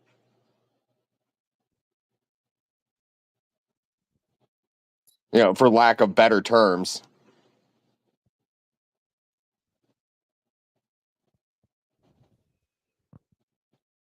Yeah, this is a wild passage here. It's like, if you don't know, just don't really, get involved. Is essentially what the key is here. It says, as a man casting off old clothes puts on others and new ones. So the embodied self casting off old bodies goes to other and new ones. Weapons do not divide it into pieces. Fire does not burn it. Waters do not moisten it. The wind does not dry it up. It is not divisible. It is not combustible. It is not moistened. It is not to be dried up. It is everlasting, all pervading, stable, firm, and eternal. It is said to be unperceived, to be unthinkable, to be unchangeable, for to one that is born,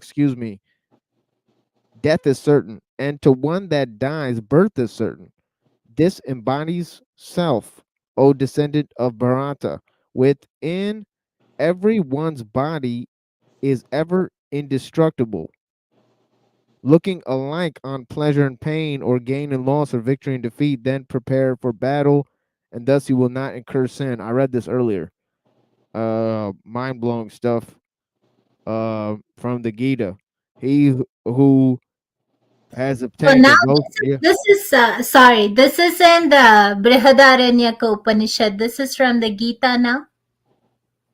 Yeah. Because it mentions, oh, descendant of Bharata. That's why I asked. Yeah. Okay. If you go to this So it's the discussion on the soul again. oh yeah. Yeah, it's huge. Yeah, it's huge. And I'd actually like to go to the entire one, because it's skipping around here in this one that I have. But says I'm curious that the Upanishad that you had, was it translated by Swami Madhavananda or Shankaracharya? Or is it, maybe you have a compilation or a book? yeah, I have a compilation. Yeah. Okay. Yeah, there's no way I have these texts. Yeah. I do have the Gita, so that's why I said with this one I could whip out the Gita, Correct. no problem. You know what I mean, right? But yeah, those other ones, precepts of And Madhu and all those. if you tell me, then I have the Sanskrit. If you tell me, if you're going to the Gita and you say the verse, I have the Yeah. Sanskrit Gita. Yeah. here. Yeah, I mean it has it. It has it in the the Gita as it is. It has the Sanskrit underneath, right? Oh Doesn't yes. it? Yes, you're right. Yeah.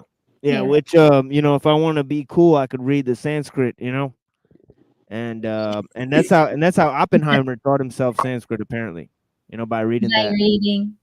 See, but you can read Hindi, right? You can read Hindi.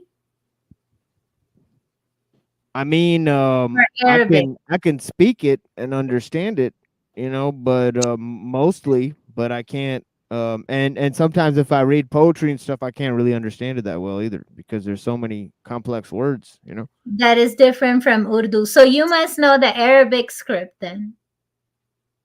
Oh yeah, I definitely can read Arabic. Yeah. I cannot. I can read they call it Devanagari. That's the correct Yeah, name. but I can't read Urdu either.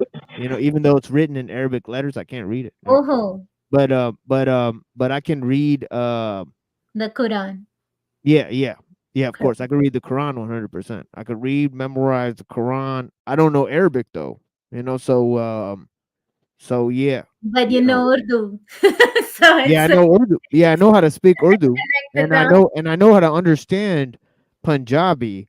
But in terms of just speaking Punjabi, I don't think I'd be able to conversate in Punjabi very successfully. Am I right? Right. Even though I am Punjabi, so there's a lot of restraints. If I wanted to learn a language, the first language I would learn is probably Punjabi. And then I'd go talk to the people in the village where I'm from. You know, yeah, It's probably a Latin memory, like something you have already that you oh have yeah, to definitely. discover. Yeah, well, I've heard. Well, I can definitely understand when people are speaking Punjabi. So that would be a huge So hurdle that's it. that I would, Yeah. yeah, that I would cross that other people would not be able to. So yeah. And you can get by in Urdu, if you understand Punjabi and you speak in Urdu, people will understand. Yeah, I could speak Urdu pretty well. I could speak and conversate in Urdu 100% with it doesn't matter who you are. It doesn't matter if you're Indian or Bengali or all types of people I've talked to with Urdu successfully. So yeah. So that's our common link machine in Yeah. languages, both of Yeah, us. definitely. Yeah, but there's so many different ethnic groups in India, and it's very rare to find that many ethnic groups with and languages within such a small area. So India is very, very unique for that. There's tons of cultural, you know, uh, diversity, within India. So people don't really realize that. And You know, I'm still learning. yeah. Why is So that? I think last right after the pandemic, I went to New Delhi for the first time, and that was a totally different. It just blew my mind. So Yeah, we have here. It's really funny. We have two gurdwaras, one across the street from the other one, and they got into a fight with each other, and the gurdwara split into two gurdwaras, oh my god. and they opened up a gurdwara across the street. So if anybody's asking why there's so many, different groups, that's the one reason is that we just don't like each other. Just bickering and quarreling causes little disruption. I get it. Look at these Yeah. fucking panels. Right. And, a lot of the temple game is already very corrupt, very, very corrupt. And I had to see that growing up because you learn the arts in the temple, music, dance, and all you learn in the temple. And even last time, I went places I'd never been before, to temples I'd never seen before. And somehow God would give me like the temple was closed, but the committee meeting was going on, and I spoke enough of the language to get the gist of what was going on. And it's like all about money. Like they're only meeting to discuss money. There's shit right outside the temple. Nobody cares to pick it up. They're discussing sitting here, this money, that money. And this is after pawning off little by Is it little like that? gold from the temple.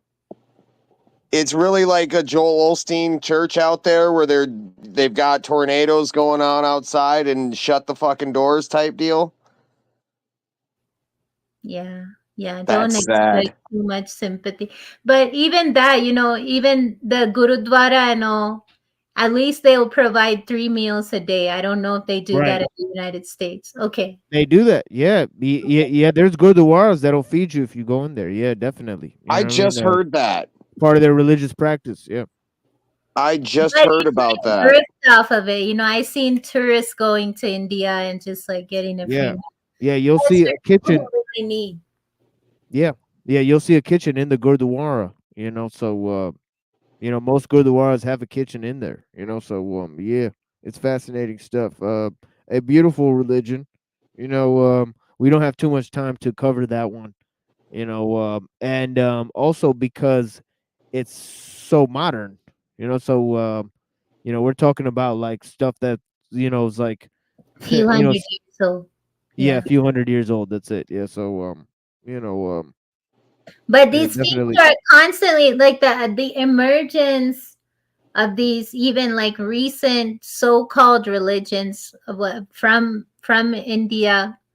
It's people are constantly trying to give a better way for the modern times, like how to practice in a better way, because even Buddha represents that there's these age-old traditions, there's so much decadence and decay. And his main thing was you can't just justify people being tortured because of reincarnation or the concept of karma. So that then he creates a new way. But the point is that the truths remain the same. What a machine is reading from the Rig Veda, it's holding through. Jainism is pretty new too, so it holds all the way through to Jainism. It's just people trying to give a new way to combat one or the other maladaption of society. It's yeah, and then ironic. The religion comes as a result of society and is in turn destroyed as a result of society.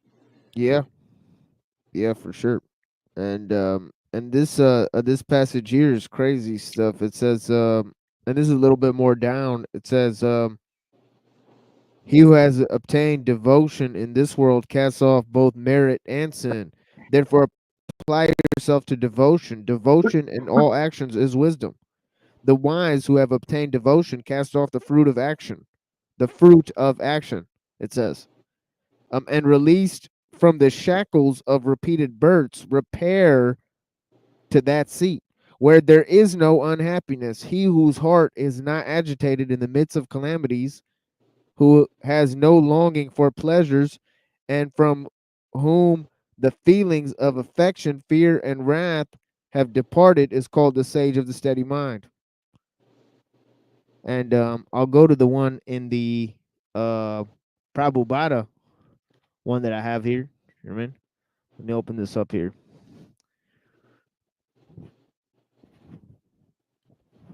Prabhupada translated the Gita as well. Yeah, I see. yeah, yeah. Or are you aware of that one?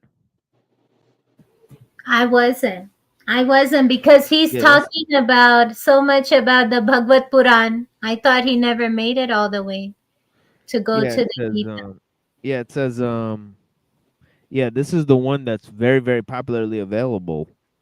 You know, the one Gita as it is translation. And that is by Prabhupada, the Gita as it is by him. That's what. Yeah. Oh yeah. Oh, I And he didn't wrote. know that. Yeah, he wrote the introduction and all that stuff. And very interesting. Yeah, I have his other book too. Knowledge of Self Realization. But yeah, Right, and that's where I'm saying he's pulling from the Bhagavad Puran. So this is so interesting to me. This guy, sorry to go on a segue here right before you begin, but the whole thing is Vaikuntha, right? And that concept is like Valhalla for these Hare Krishna folks. And I guess now I'm connecting it. So of course he translated the Gita because his entire movement is about Krishna being the ultimate, when it's totally not true. Krishna is just an incarnation. I mean, okay, it's fine. There's lots of people, devotees of Krishna, but he equates him with the ultimate. And then he describes his abode, like heavenly abode, Vaikuntha. And that comes from the Puranas. So the Puranas predate the Gita by an age, by a whole age. So according to the Vedic calculations, that should be at least 1,000,000 years, by their calculations. Now, historically, I don't know, a couple thousand years at least, difference between them. So he's conflating these two. And the whole like movement of Hare Krishna, and they're dancing, they're chanting, it's like to achieve this like Vaikuntha, like that's their dream. And all of the centers are built like that. I think they have like peacocks walking through the yards, and like they have this heavenly abode that they're trying to manifest on earth, or trying to even escape to through meditation. And that's all I wanted to say. Did you just say Valhalla? Yeah, he's equating it to that Valhalla concept of the Viking. Interesting. Is this like Vaikuntha? And it's just one of the many heavenly abodes. There's so many if you read the source material. But according to the Hare Krishnas, just them. I'm just talking about the Hare Krishna movement, Prabhupada, his book of self-realization, and now connecting that with the fact that he's translated the Gita, which historically it comes much, much later. Krishna comes much, much later than even the creation of Vaikuntha or any of the heavenly abodes or realms or hellish planes.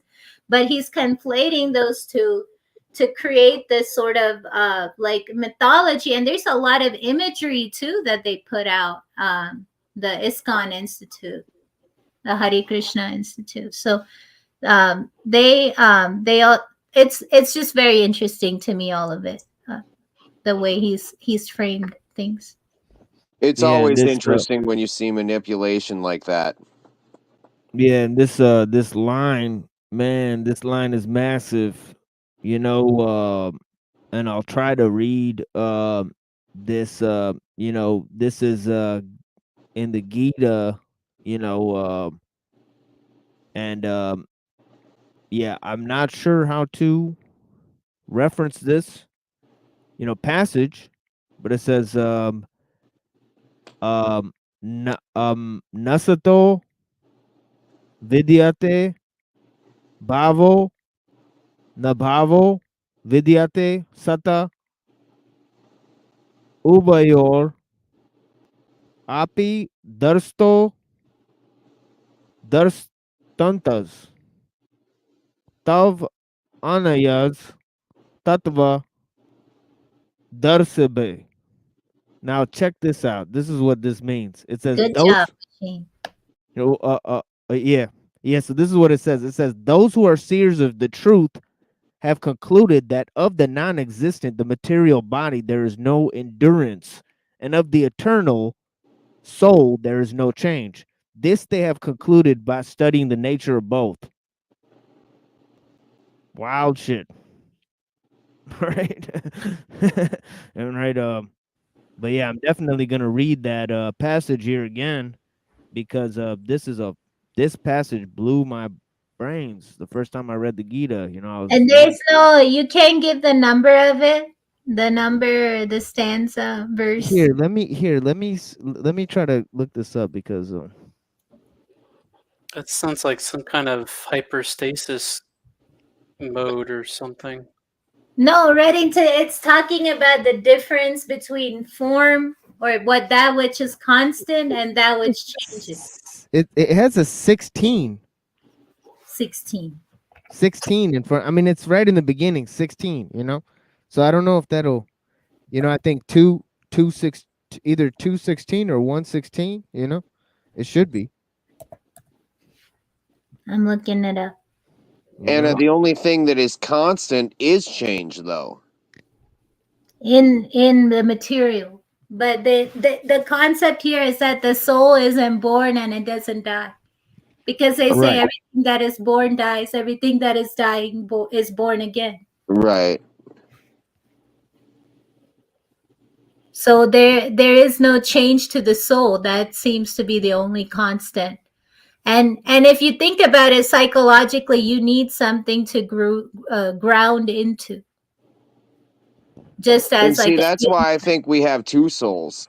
Some root inside. Oh, okay. Go ahead. And because if you look at your feet, you need 2 feet to ground, and you have two souls. Like it sounds funny, but at the same time, it's right there on your feet. And it is your connection to the earth. We don't crawl around on our hands and feet. It's our feet. Don't need pareidolia either.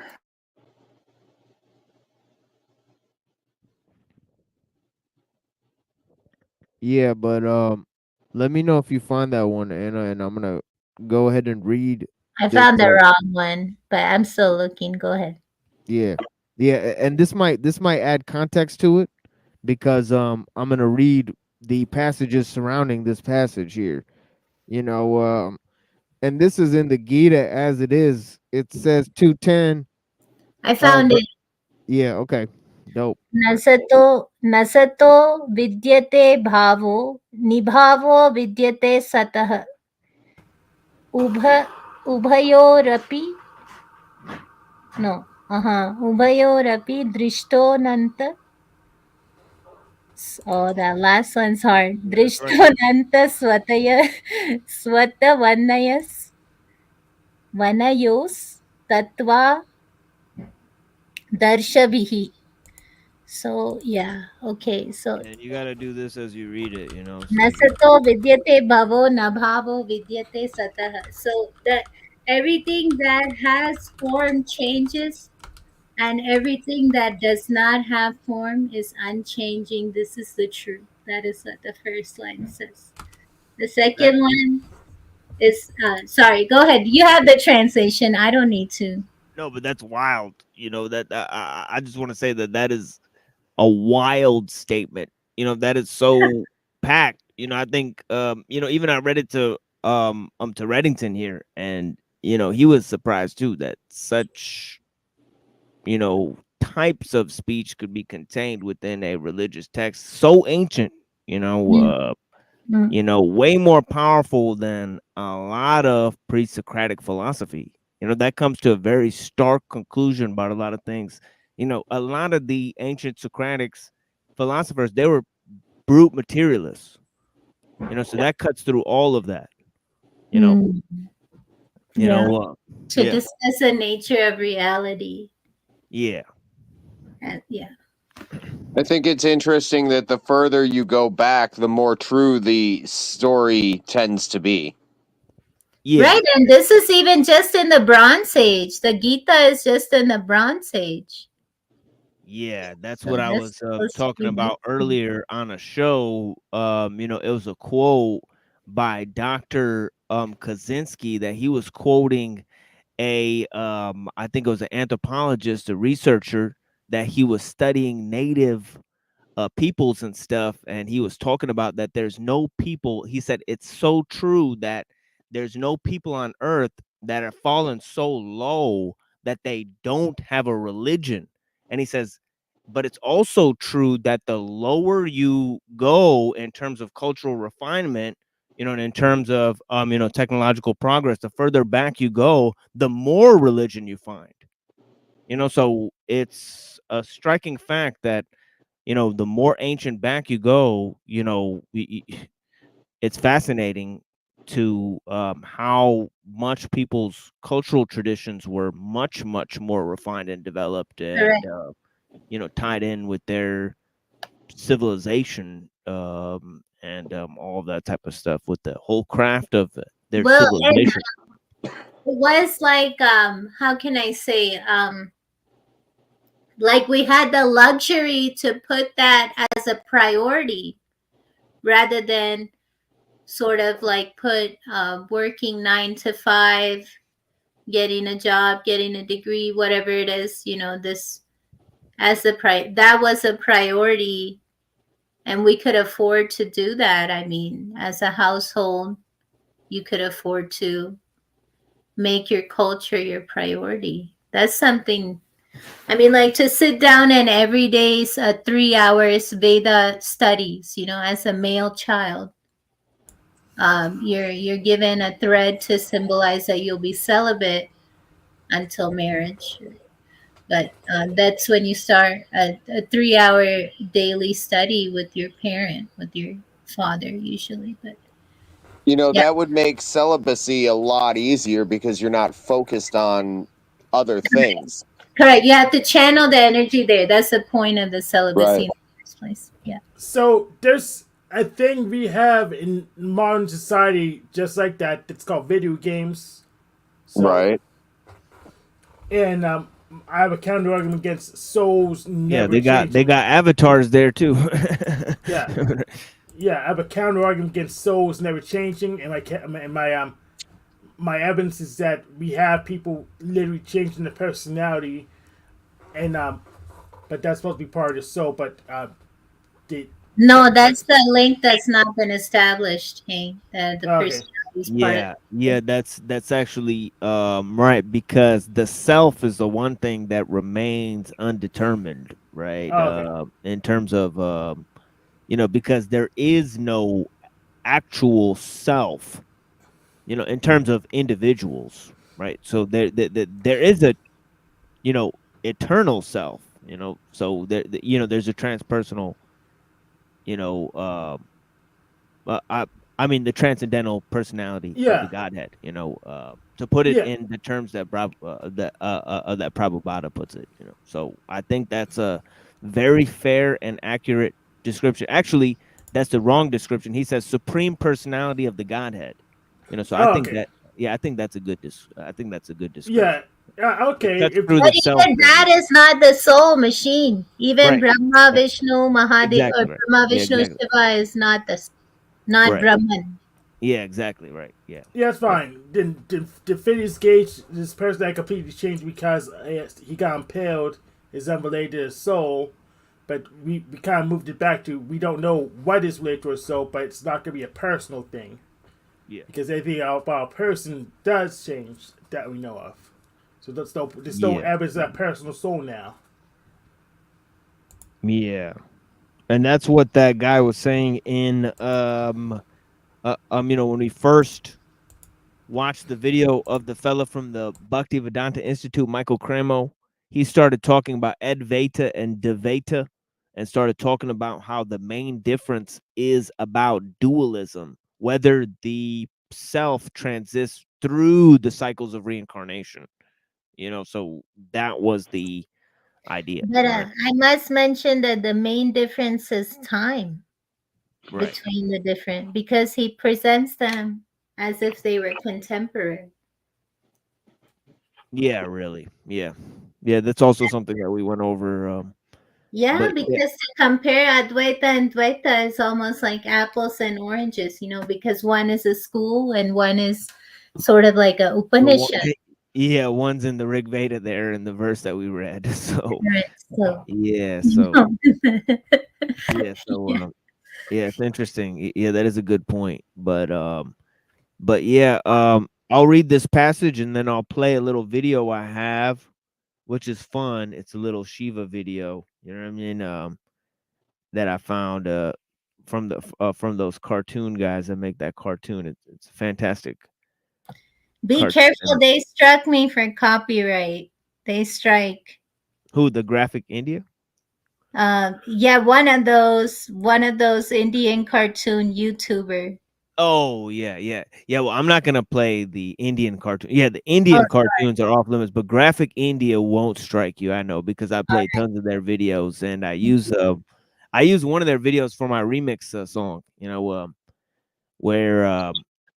Where Krishna speaks to Arjuna, on the battlefield, and this is that same moment here, but just expanded version of what I was reading, and yeah, it's remarkable. Let me go back a little bit here. Give me a second.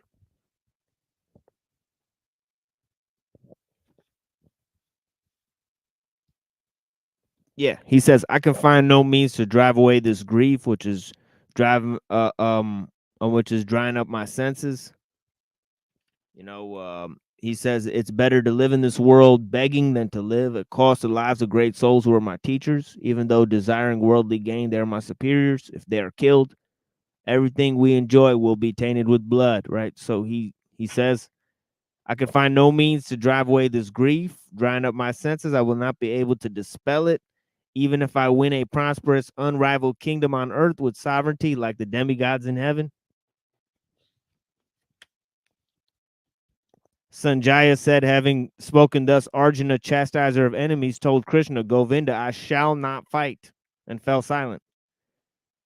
At that time, Krishna, smiling in the midst of both the armies, spoke the following words to the grief-stricken Arjuna.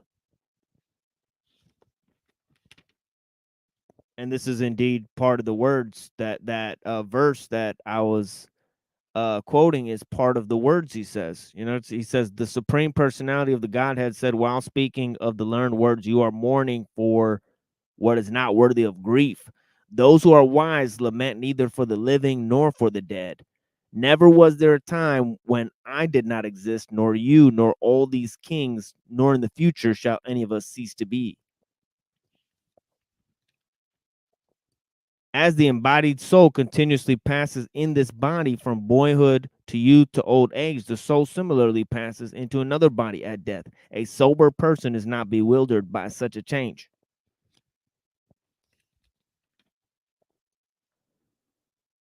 O son of Kunti, the non-permanent appearance of happiness and distress and their disappearance in due course are like the appearance and disappearance of winter and summer seasons. They arise from sense perception, O scion of Bharata, and one must learn to tolerate them without being disturbed, O best among men, Arjuna. The person who is not disturbed by happiness and distress and is steady in both is certainly eligible for liberation. Now is the verse. It says, those who are seers of the truth have concluded that of the non-existent, the material body, there is no endurance, and of the eternal soul, there is no change. This they have concluded by studying both. Then he says, that which pervades the entire body, you should know to be indestructible. No one is able to destroy that imperishable soul. The material body of the indestructible, immeasurable, eternal living entity is sure to come to an end. Therefore, fight, O descendant of Bharata.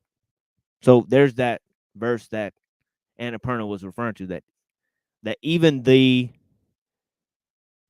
the indestructible, immeasurable, eternal living entity, is sure to come to an end. Even the material body of that entity comes to an end. I mean, Yeah, and they are aware. Yeah. And they kind of say like, don't be immature, humans Yeah, catch up. exactly. Don't be so immature. Like, Yeah, right. Like we're gonna be part of this too. So you gotta go into all right. And it says then it says neither he who thinks the living entity the slayer, nor he who thinks it slain is in knowledge. For the self slays nor is slain. And that might answer your question, Hank. Right? Right. Pretty clear answer to your question. Right. Yeah. There simply is no such thing as a self at the end of the day, right? So, Yeah. right. So yeah, listen to the Vedas, Ortho Bros. That's where you got that metaphysics from. Perhaps, that's what Nubs was saying for sure. Ortho dorks. Yeah. I believe that the Oppenheimer phrase now follows this. Oh yeah, definitely. That was but a direct always leave reference. this part out. Yeah, that's true. That's true. Yeah. Yeah, he's spewing these lines on the basis of gross materialism. Quite a contradiction. Yeah, and Oppenheimer kind of embodies himself as the Godhead. Yeah, and he's crying. Like what? Why? It's like the opposite of the verse. Like, why the fuck would you cry? Right, because Arjuna, like, what an innocent man. He's feeling, I can empathize. He's feeling I should not kill. I'm like that. Like, that's something every human. This is his own cousin. The other side is his own cousin. Yeah, and still, like, one of his like arrows is way more powerful than like a nuke. Like, correct. Right, so he's dropping nukes like left and right. He doesn't really care. All right. They got Cillian Murphy crying on screen. Is that it? Yeah, I think so, Reddington. I never watched the full film, but I think that's the scene. Yeah, he's eating all of the people on the battlefield as he shows them, that they're already dead. So it says, for the soul there is neither birth nor death at any time. He has not come into being, does not come into being, and will not come into being. He is unborn, eternal, ever existing, primeval.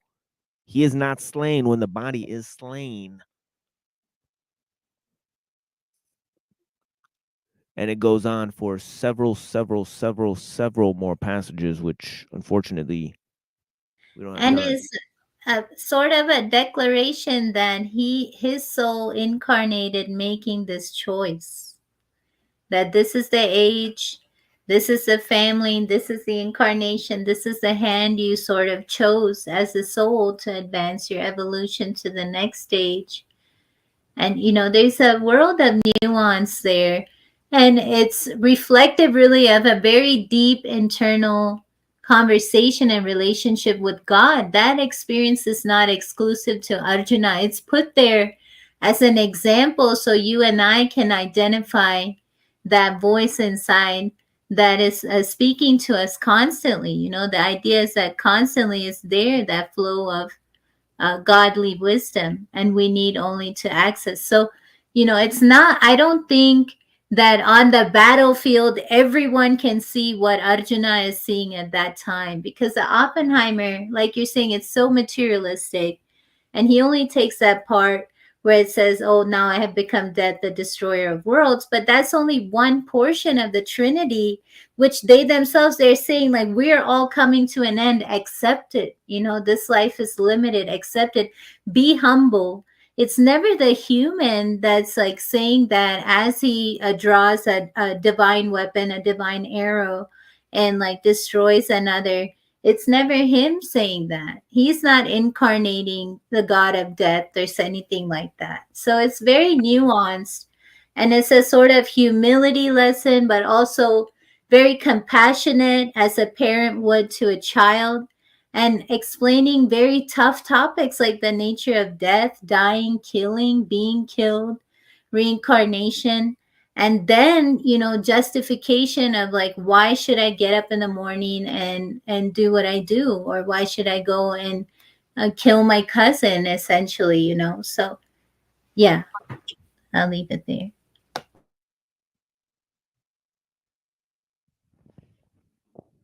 Yeah, and of course, hashtag stealth jihad, right? So we are talking about some heavy topics, and of course we don't espouse any revolutionary maxims, any ideas in terms of ritual sacrifice or murder, any ideas in terms of hatred against any religious groups or people, not Jews, not Hindus, not anybody, and my views are my views, and the panelists' views are their views, as we continue these discussions, because there's lots of times when discussions veer off essential points, and people can bring whatever they like, and of course you guys are welcome to call in and contribute however you like. Listen to everything, believe in nothing until you can prove it for yourself. Don't ask why if you know what's wrong. Start a well-intentioned fight. See the lies, fly out in defense. If you won't do it, nobody will. Right? The fact is that whatever comes up comes out. We have a short amount of time here to share themes and information with each other, and I really, really appreciate you guys being here with me and sharing this time with me as we look at world historical facts, investigate modern political themes. We're looking at modern society, we're looking at science and technology, we're looking at religious hoaxes, and we're investigating many different ideas and themes. Thank you so much to Omar Third Rail for joining us, and to Mr. Anderson for joining us. Yeah, sorry, go ahead. That's nuts, though. You're right. He used it to commit a genocide. Yep. Who's that? Oppenheimer. Oh yeah. He used They always do that. Conversation between man and God at the Yeah. beginning of the Kali Yuga, because they say Krishna says at the end there's many things like the Chiranjeevis. He keeps certain people immortal one in particular as a punishment. You know, he says you won't die through the Kali Yuga, and in the end you can redeem yourself by aiding Kalki. And there's many nuances at the end, but Kali Yuga begins at that time, at the time of the Kurukshetra war, the war that is being described. But it's a was conversation. misquoted by that, actually. He said, if you look up, he's changed what he said, because he said he was misquoted whenever he said that line. Oppenheimer? Yes. I see. But and whatever, he used a conversation between man and God to commit a genocide. Yeah, and then the whole idea is able to. Wait, I'm sorry. Go ahead, Zephyr. Zephyr, you got a little bit cut off there, but yeah, go ahead. Yeah, I was just gonna say that he enabled it for sure. Yeah, and the whole idea is that these guys think that Christians and that Christianity and Hinduism is about man becoming God. You know, so they think it's about the future, whereas if you read it, it's about a futuristic past.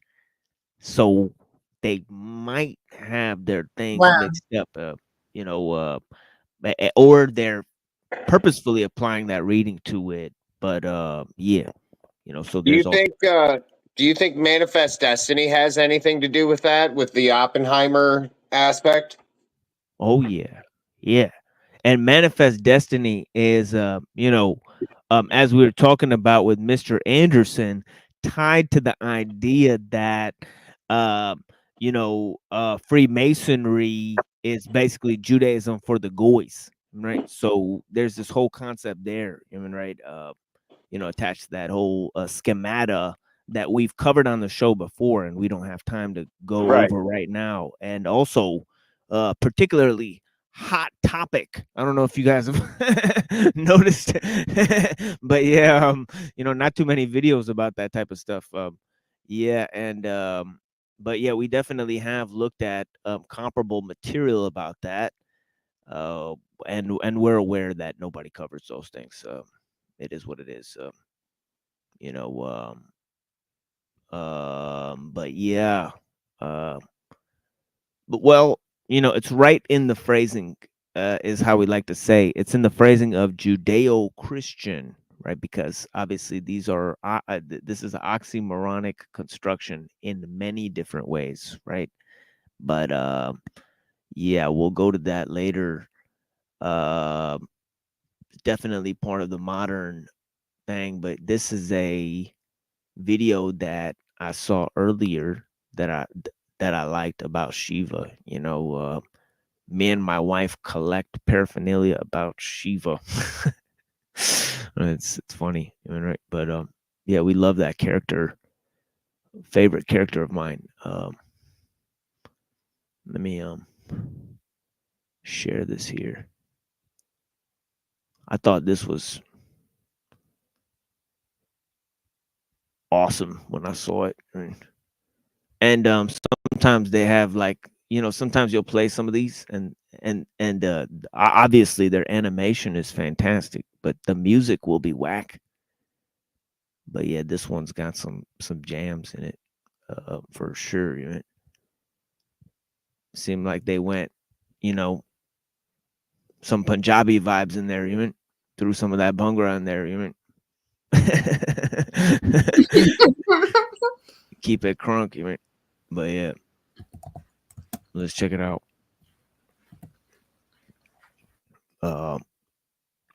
And of course, Shiva's from the mountains, so you know. Yeah, around your area. Yeah, so it's interesting. Yeah.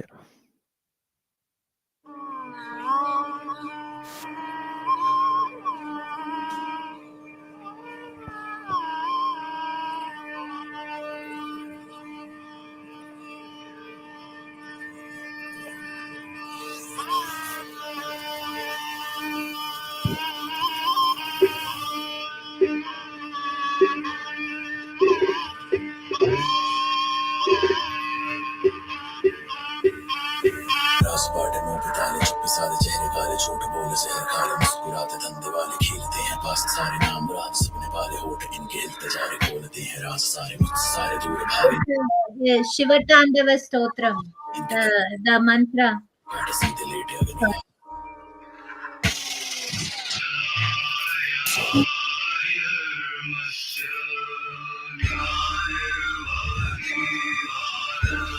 The demons.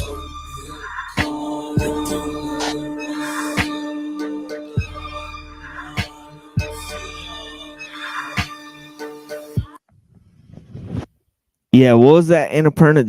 Did you just talk about the mantra that they were talking about? Yeah. You want to see it? It's a beautiful one. Definitely, yeah. Yada yada hi dharmasya glanir bhavati bharata abhyuthanyam adharmasya tadatmanam sajamyaham paritranayam sudhanyanam vinashayanam cha drishakritam dharma sansthapanarthaya sambhamami yuge yuge. So whenever there is a decay of righteousness, whenever there is an exaltation of unrighteousness, then I come forth for the protection of good, for the protection of dharma, for the destruction of evil and evildoers, for the sake of reestablishing righteousness. I am reborn from age to age.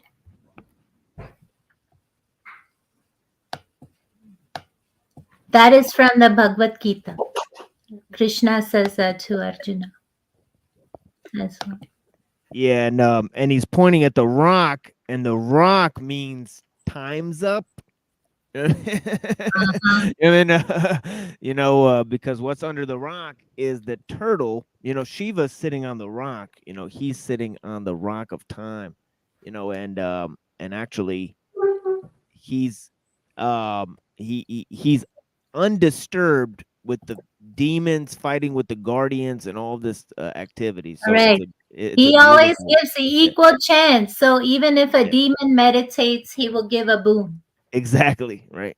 So it shows that in a beautiful way here. It's fascinating. Yeah. And they have another mantra there, machine. It was before this. It's an older one, Shiva Tandava Stotram. So this one, I think it comes from like one of the original 4 Vedas, this one, and it's no, it comes from the Ramayana. And it's how Ravana, Ravana, right? He's the villain, the demon king in the Ramayana. But the way he became a demon king is he meditated to Shiva and he got the boon of the strength of 10 men. And he ended up growing 10 heads. And each time you cut off a head, a new one would grow. But he composed this hymn to Shiva. And it describes how the dance of Shiva, like this dance Tandava,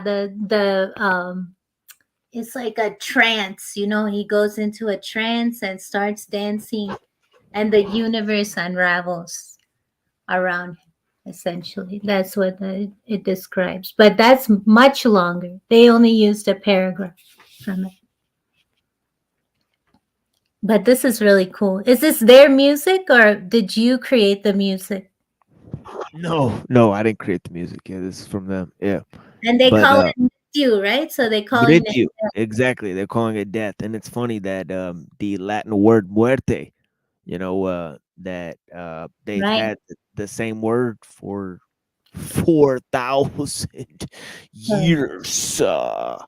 So that's a powerful word to stick around for that long. Death. Right? So yeah, read it and weep. It is what it is. Right? आग चलती कदम रखते मेरे देखो मैं क्या भीड़ छोड़ आ गया ये आसमान तेरा खबर ना कोई कहां तूने जिस्म छोड़ा मौत पीछे छोड़ बन शरीर वास करना मस्तिष्क मेरा आगे मेरे उस पे बसना देख बुज़दिलों को बस यही विचार करना कान भरते भरते फिर सुबह से शाम करना फिर सुबह से शाम करना आस बाटे मुंह पे ताले चुप्पी साले चेहरे काले छोटे बोले जहर खाले मुस्कुराते धंधे वाले खेलते हैं पास सारे नाम रात सपने पाले होठ इनके इंतजार खोलते हैं राज सारे मुझसे सारे दूर भागे नाम मेरा लेते हारे सपने इनके टूटे वारे मौत इनके दर पे हारे सर्वनाश धड़के काटे सीधे लेटे अगर निगाह दे मृत्यु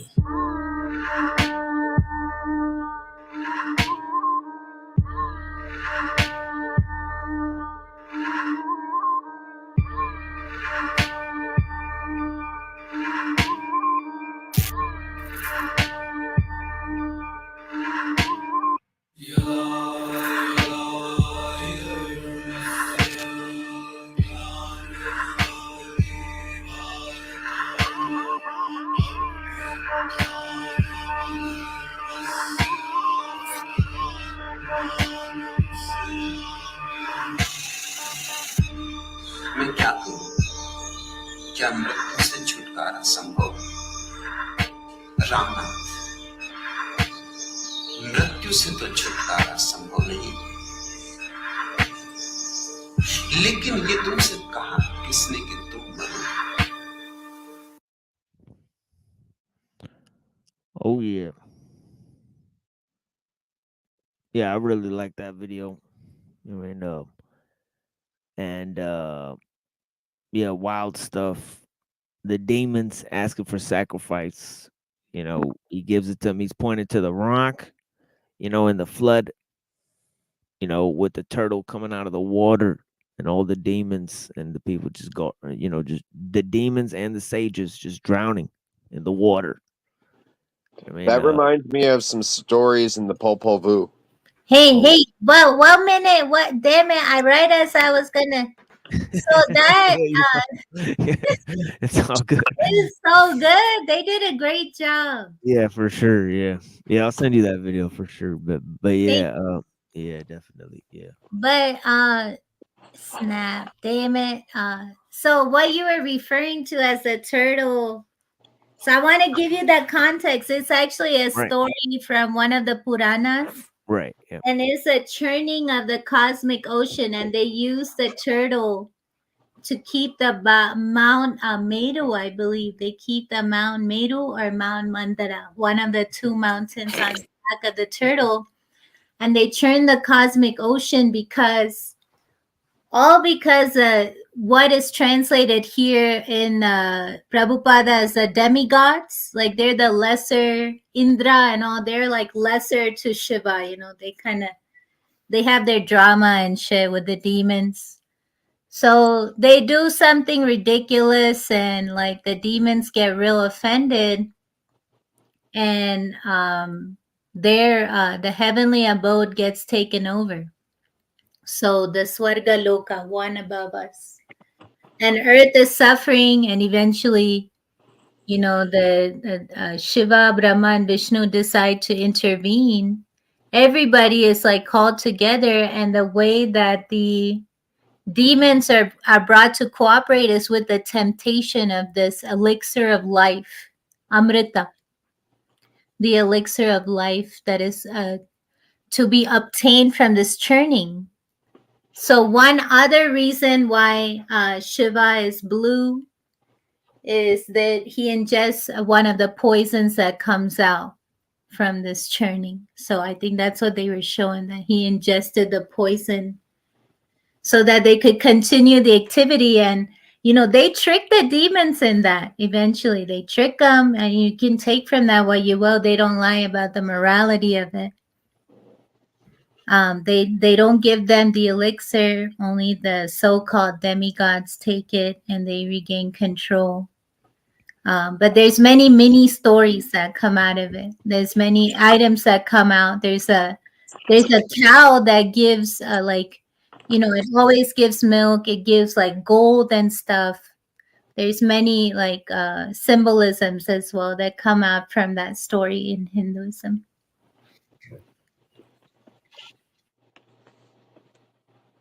And it's at the Thai airport. And before I forget, at the Bangkok airport, you can see that same carving. They have a big statue of it right as you come out into the airport.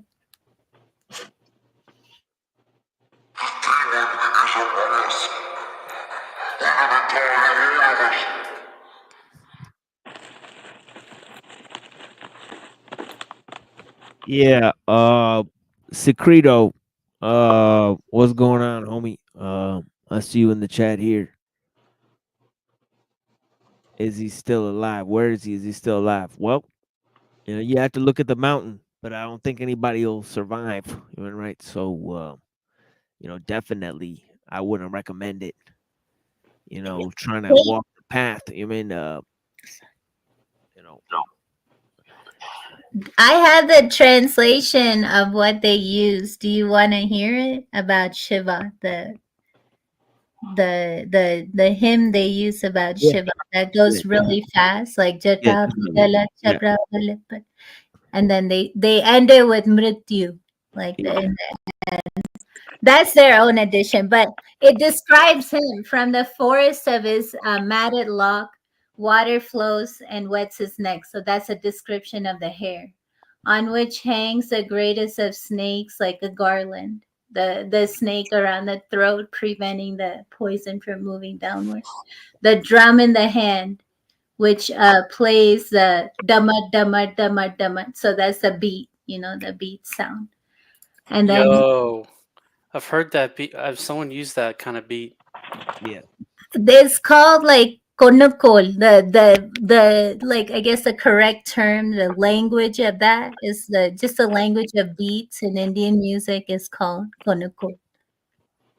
Yeah. Yeah, Punjabi's doodle is a dole Yeah. beat. Right? Yeah. Yeah, for sure. Yeah. But the practice, I guess, like I learned that from a European that's foreign. The practice of vocalizing like musical sounds is maybe like exclusive to certain types of music. It doesn't happen in all types of music.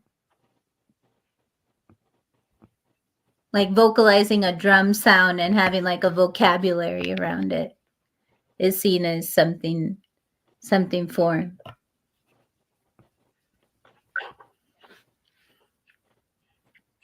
But okay, so and then Shiva is engaged in his trance, in his dance, and we witness the glory of that. So that's the paragraph that they use, and I think it goes with their animation. Like they show some of his like physique and the hair and stuff. And they kind of place him in like a really like the cosmic scale rather than human scale. It's interesting because your turtle with the two towers or whatever, that's in a lot of Native American tradition and also um, Southern American tradition as well.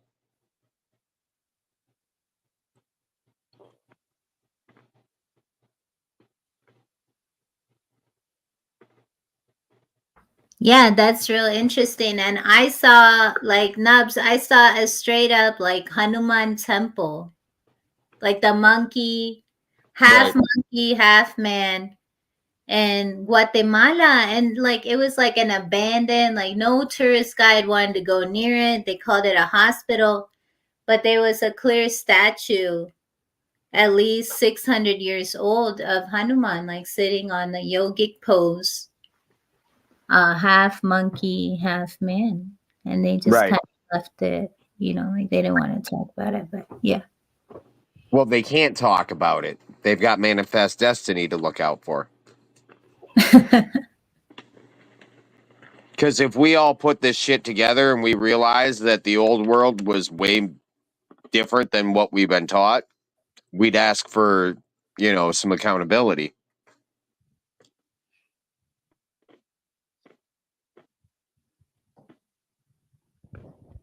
Yeah, 100%.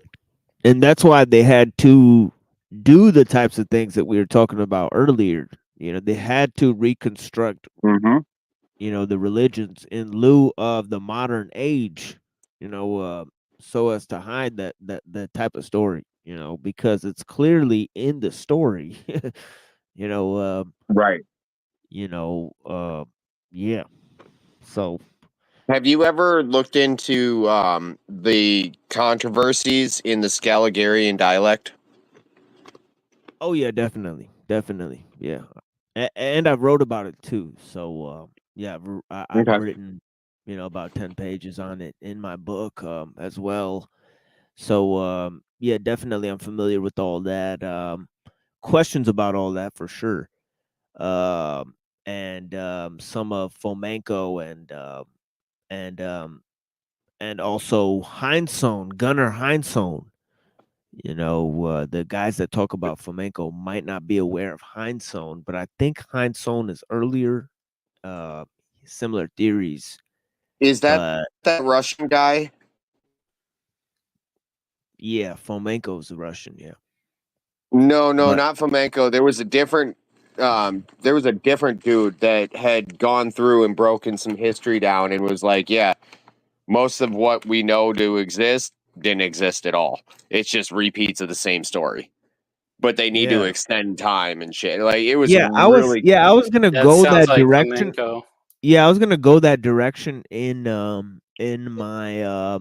opener, because there's definitely and I was talking about this earlier, I think on my last show, so I was gonna maybe expand on it this time, that there does seem to be a parallel development in terms of philosophy and major thought schisms and thought systems and major religions developing around similar times in distinct regions, so I don't know if that parallel development could be explained by the fact that historians wanted to like save space. I mean, right? Like printing I shit. think they wanted to Right? make space. Yeah, or some shit. Yeah, yeah, there's also that phantom timelines. I mean, right. So yeah, definitely we address all of that. Um, you know, yeah, you know, There's a guy by the name of Curry Mayo. I probably recommended him a couple of times, but he does some really interesting research from firsthand account, like old books type deal. He kind of does what you do where you're reading a book type deal. But he does some really, really good research and well worth some checking out. yeah, We that's the only got a way. reader. Yeah, that's the only way to do it. We got a reader. We got Mm-hmm. ourselves a reader. Got Fucking reading all over everywhere. Yeah. What you reading for?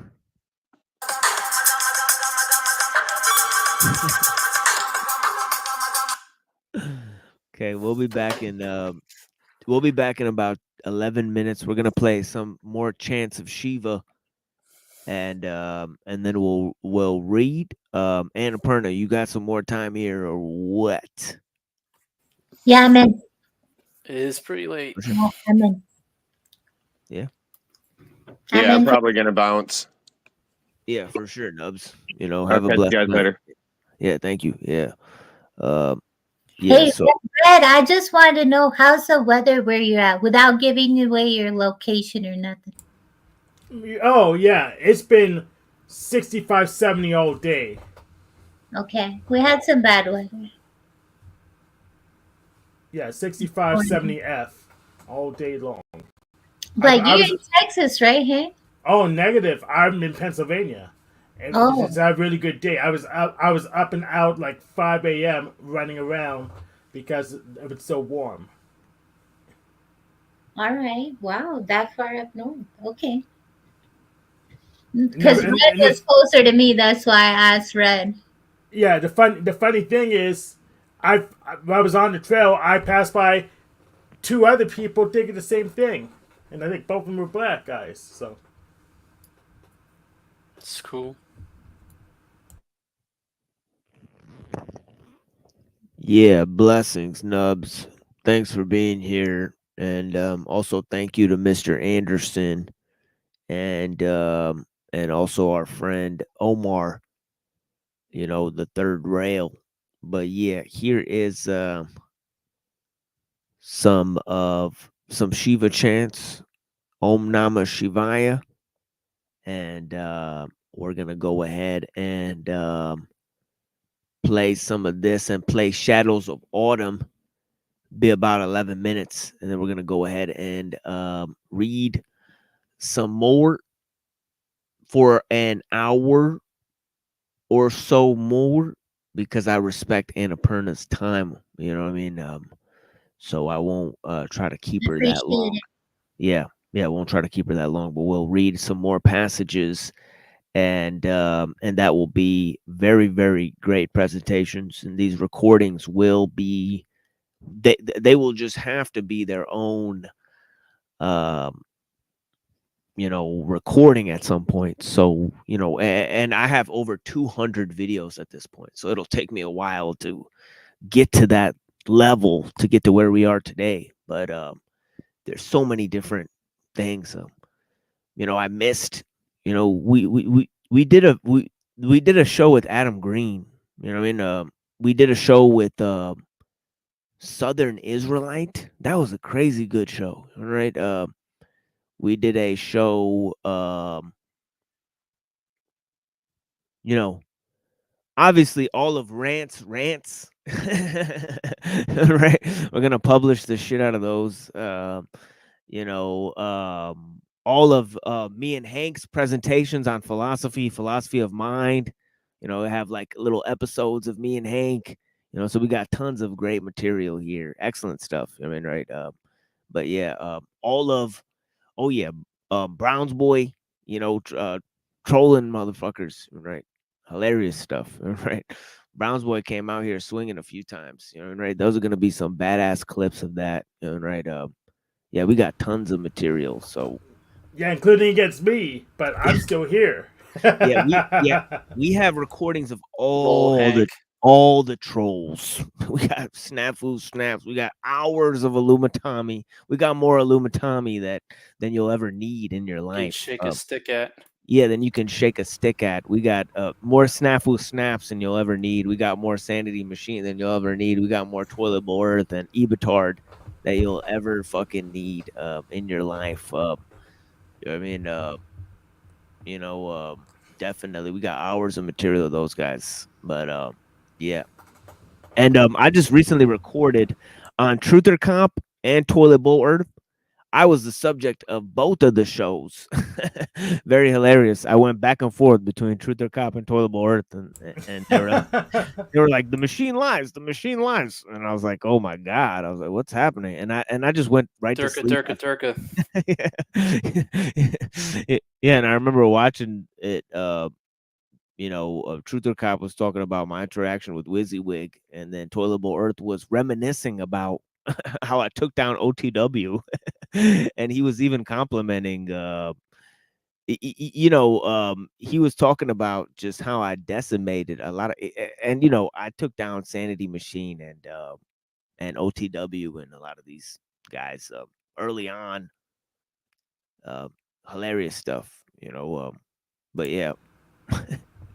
I also took pretty much all the same people down. Yeah, no. Like literally, we just like remained calm and asked lots of questions, and yeah, that was it. And there's hours of that on tape for no reason at all. But yeah, but their response is, "Oh, we're irrelevant now because we didn't."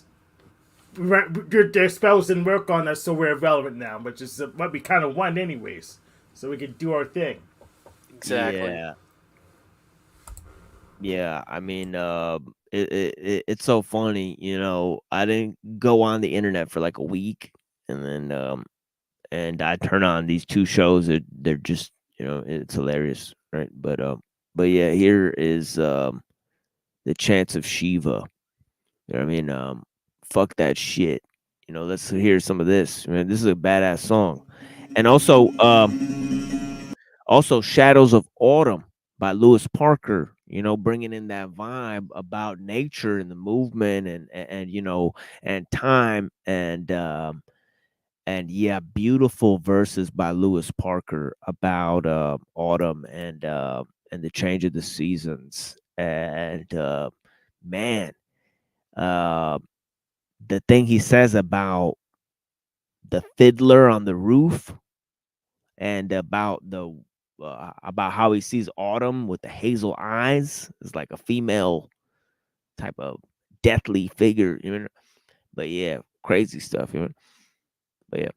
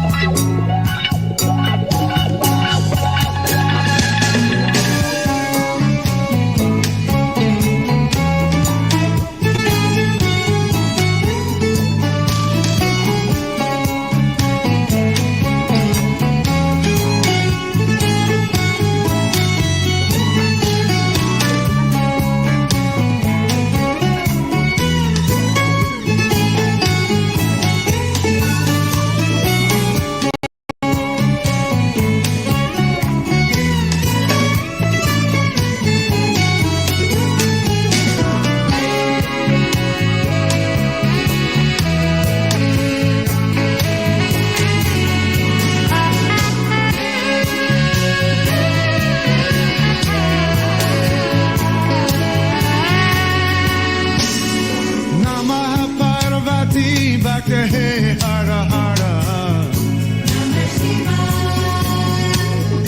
Namah Parvati Bhakti Hey Hara Hara.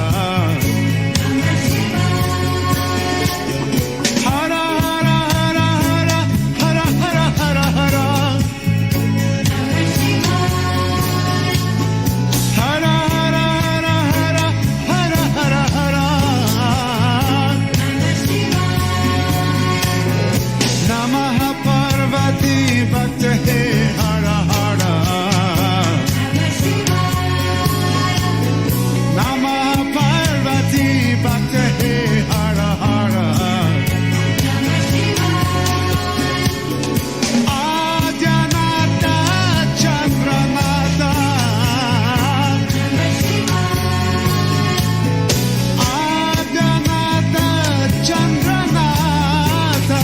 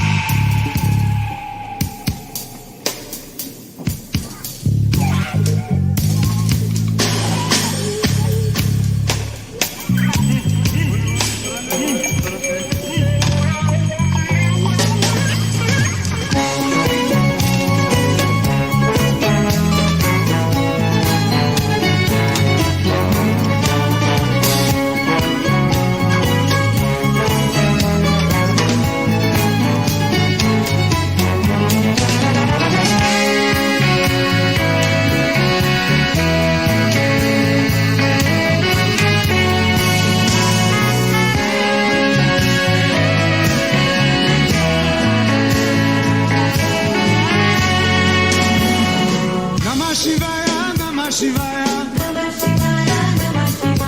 Namah Shivaya, Namah Shivaya. Namah Shivaya, Namah Shivaya. Om Namah Shivaya, Namah Shivaya. Om Namah Shivaya, Namah Shivaya. Om Namah Shivaya, Namah Shivaya. Om Namah Shivaya, Namah Shivaya. Om Namah Shivaya, Namah Shivaya. Namah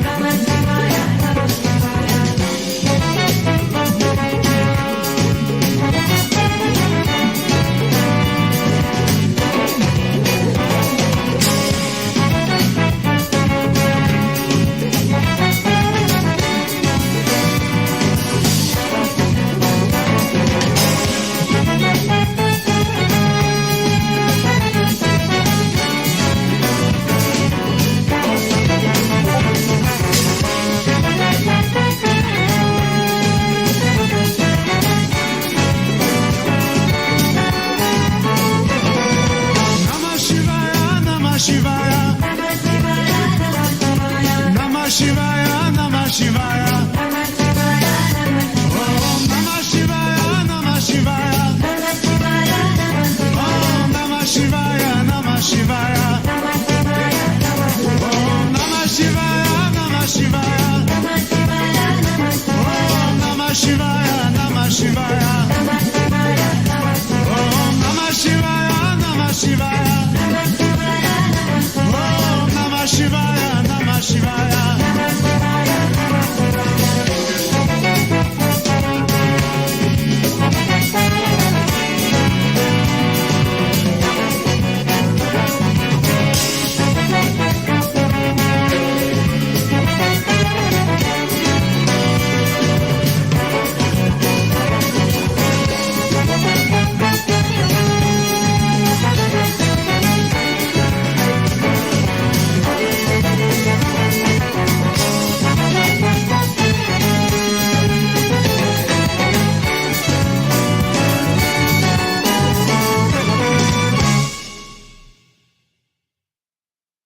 Well, here we are, here we are, here we are, here we are, here we are, here we are, here we are, here we are, here we are, here we are.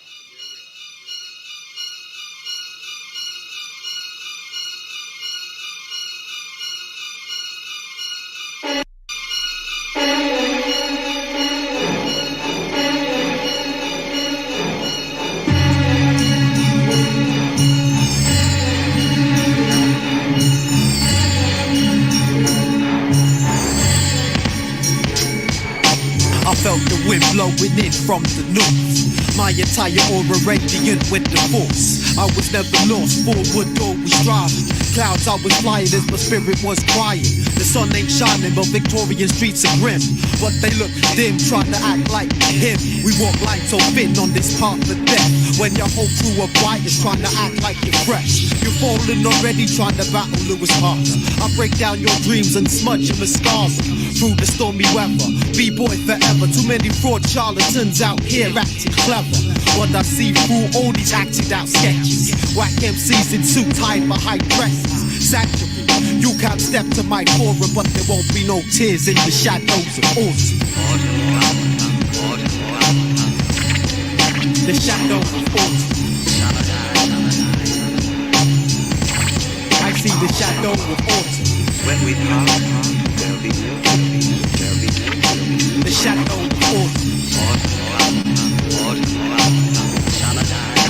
Shadows in the silence of night, candlelight just rock. I see fallen leaves and invisible teardrops. I caught her glimpse with her wide hazel eyes for a split moment. I knew she stepped out her disguise. Sunrise, sunset on the roof with the fiddler, playing sinister to all these lost hope riddlers. I woke from dreaming to hear these violent screams. In the shade of even sparks the L for a reason. It was treason, but this season you getting done. Cause there's no escape from the powers of the sun. As the vibrant rainbow glow, I saw it all in slow-mo. Straight dusted out, listening to Perry Como. The show was strength, was in the spoken word. I keep my ciphers tight like rhino herds. So kill talking all that blah blah. What shall be, K Sarah Sarah. The war's in the stars, planet to planet. My Jedi skills, taking out all you bandits. Step these planes, you best take caution, but there won't be no tears in the shadows of autumn.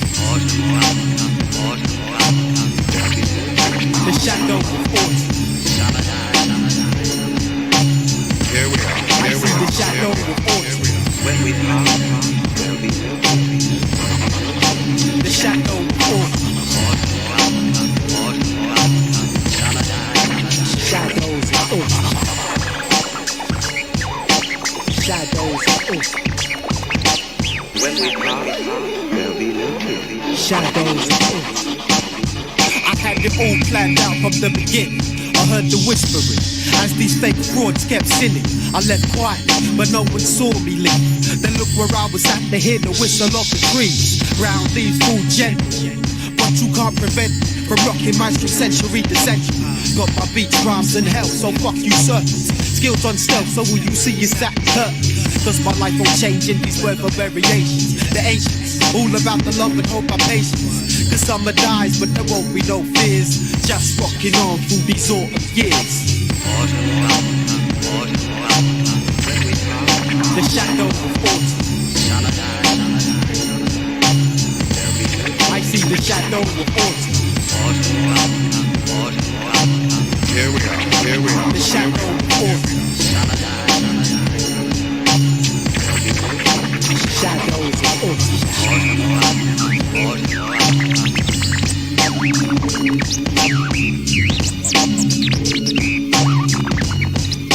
You know how we walk.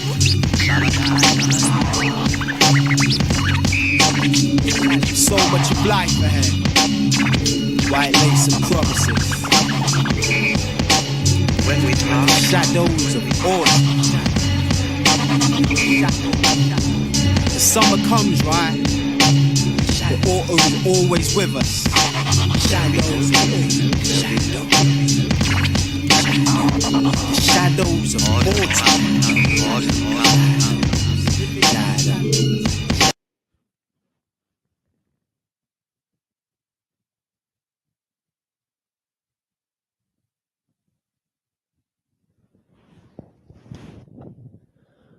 Yup.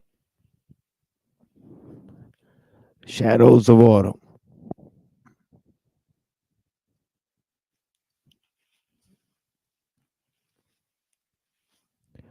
Yeah, that's Lewis Parker, Dogma Free. One of the greatest of all time.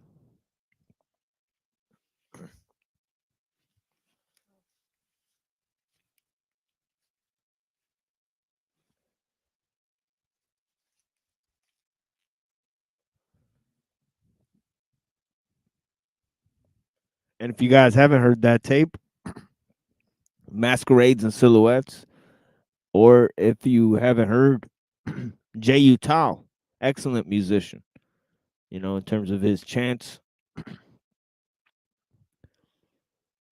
you know.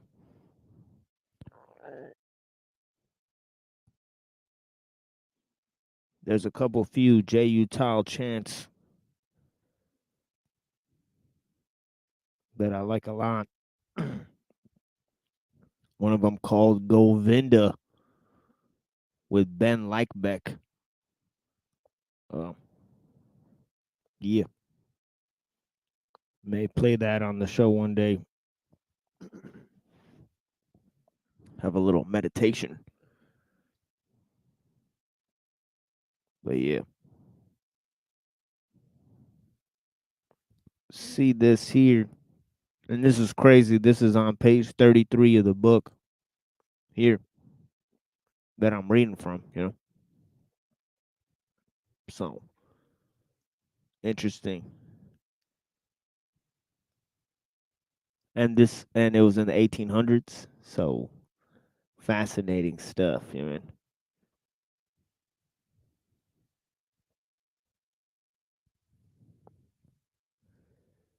Yeah. So this is in the Gita here. It says perform all necessary acts, for action is better than inaction. None can live by sitting still and doing not. It is by action only that a man attains immunity from action.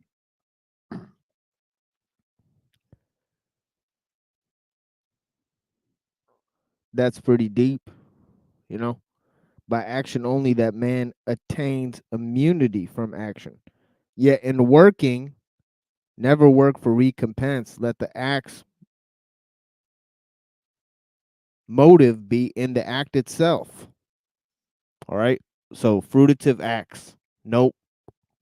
You know, that's a no-no. You know what I mean? Even in terms of spirituality. Yeah. Yeah, so the Kalki Purana is a Purana for our times.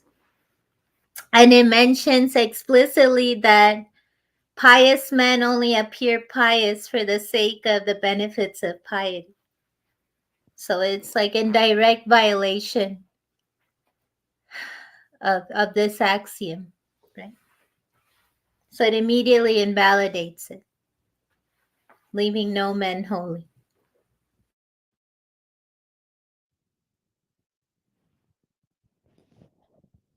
Yeah, interesting.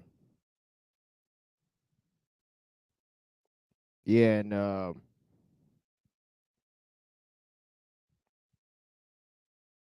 and it says for man to follow, know that I have done all acts already.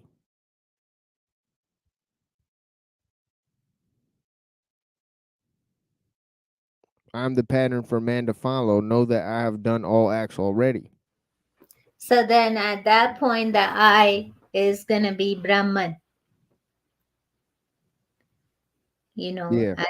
that I is different than the I that Krishna uses to describe himself as Krishna living out his life. And then a lot of times he describes himself as a supreme being.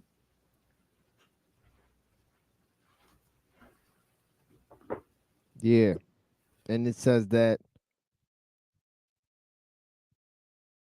for man to follow, know that I've done all acts already, not remains for me to gain by action. Yet I work forever, unweariedly. And this whole universe would perish if I did not work my work.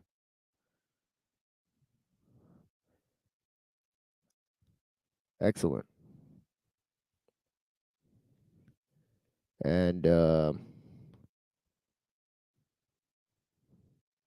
this passage about asceticism, let me read this one.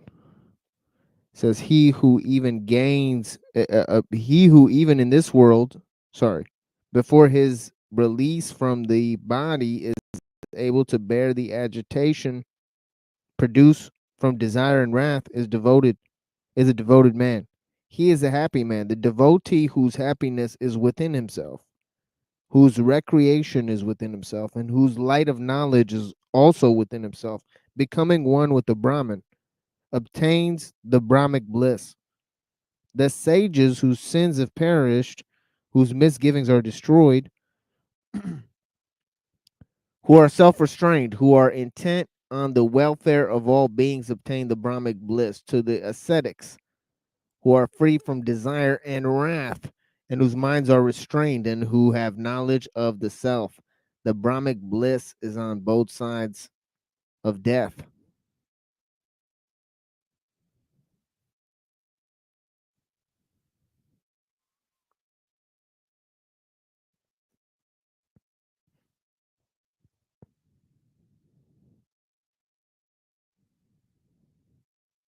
Yeah.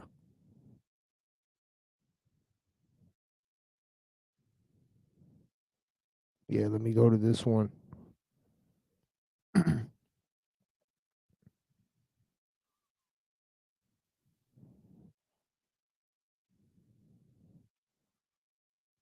Yeah, this is a great one.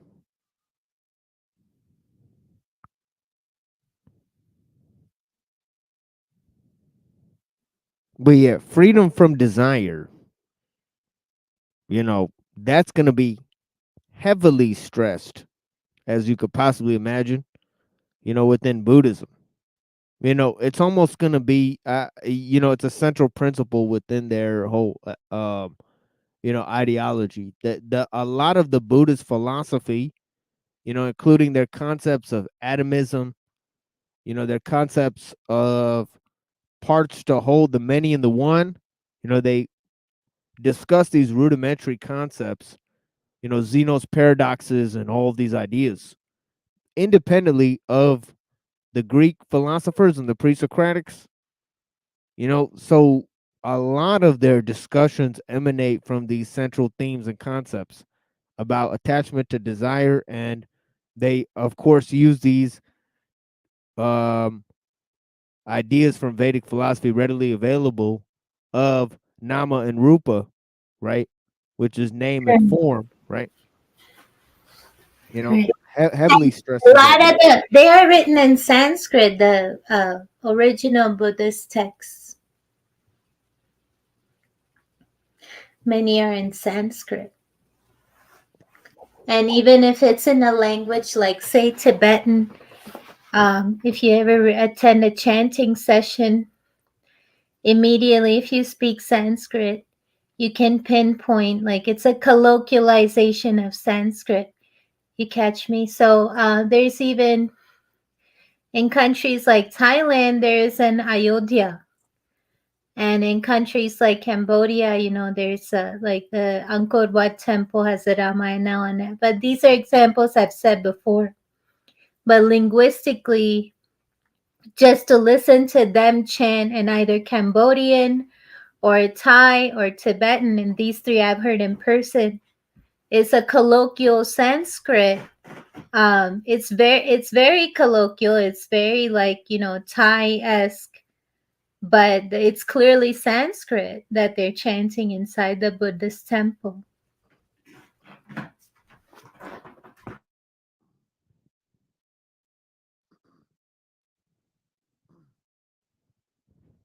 Yeah, that's certainly a fascinating historical fact that cannot be underestimated.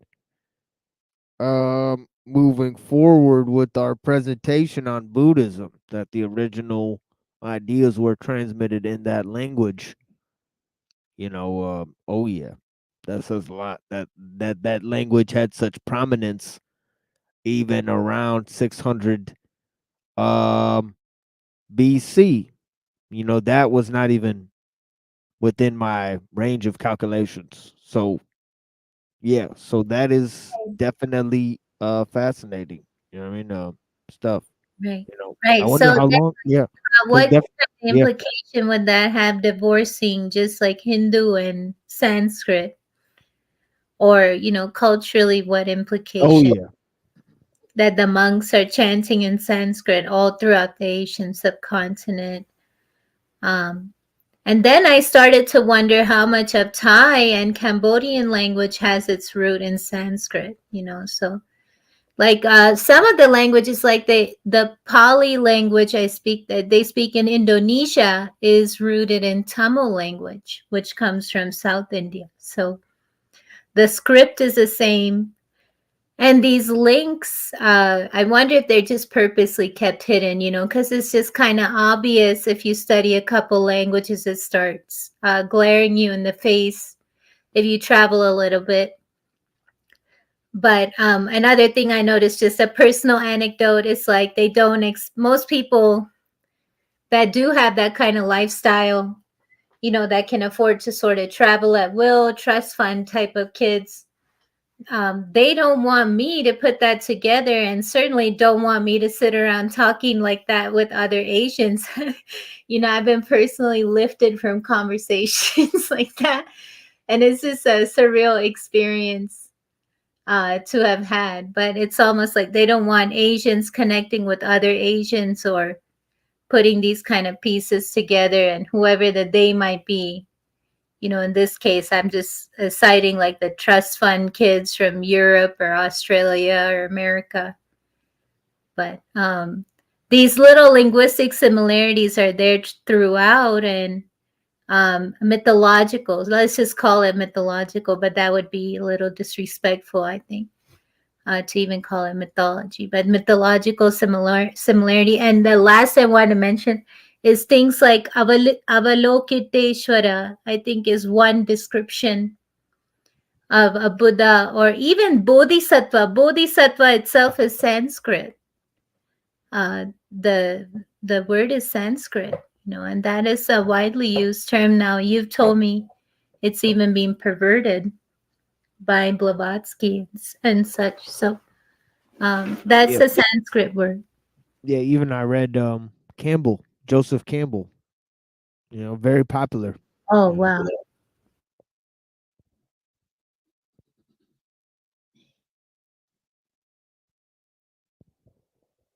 Oh yeah. Yeah, according to Joseph Campbell, the Dalai Lama, Jesus, and Ramakrishna were all examples of bodhisattvas.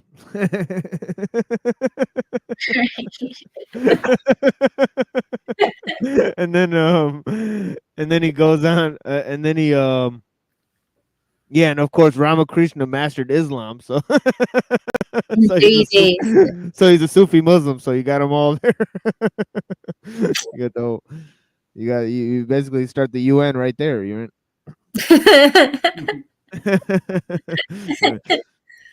Maybe the League of Nations. Yeah, exactly. Yeah, you got to get Henry Bergson, in there. Take a look at he's probably the last bodhisattva.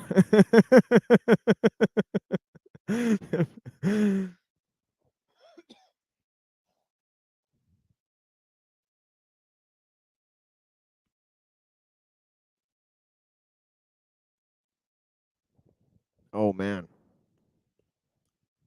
do some of that laughing away from the mic. But yeah, blessings.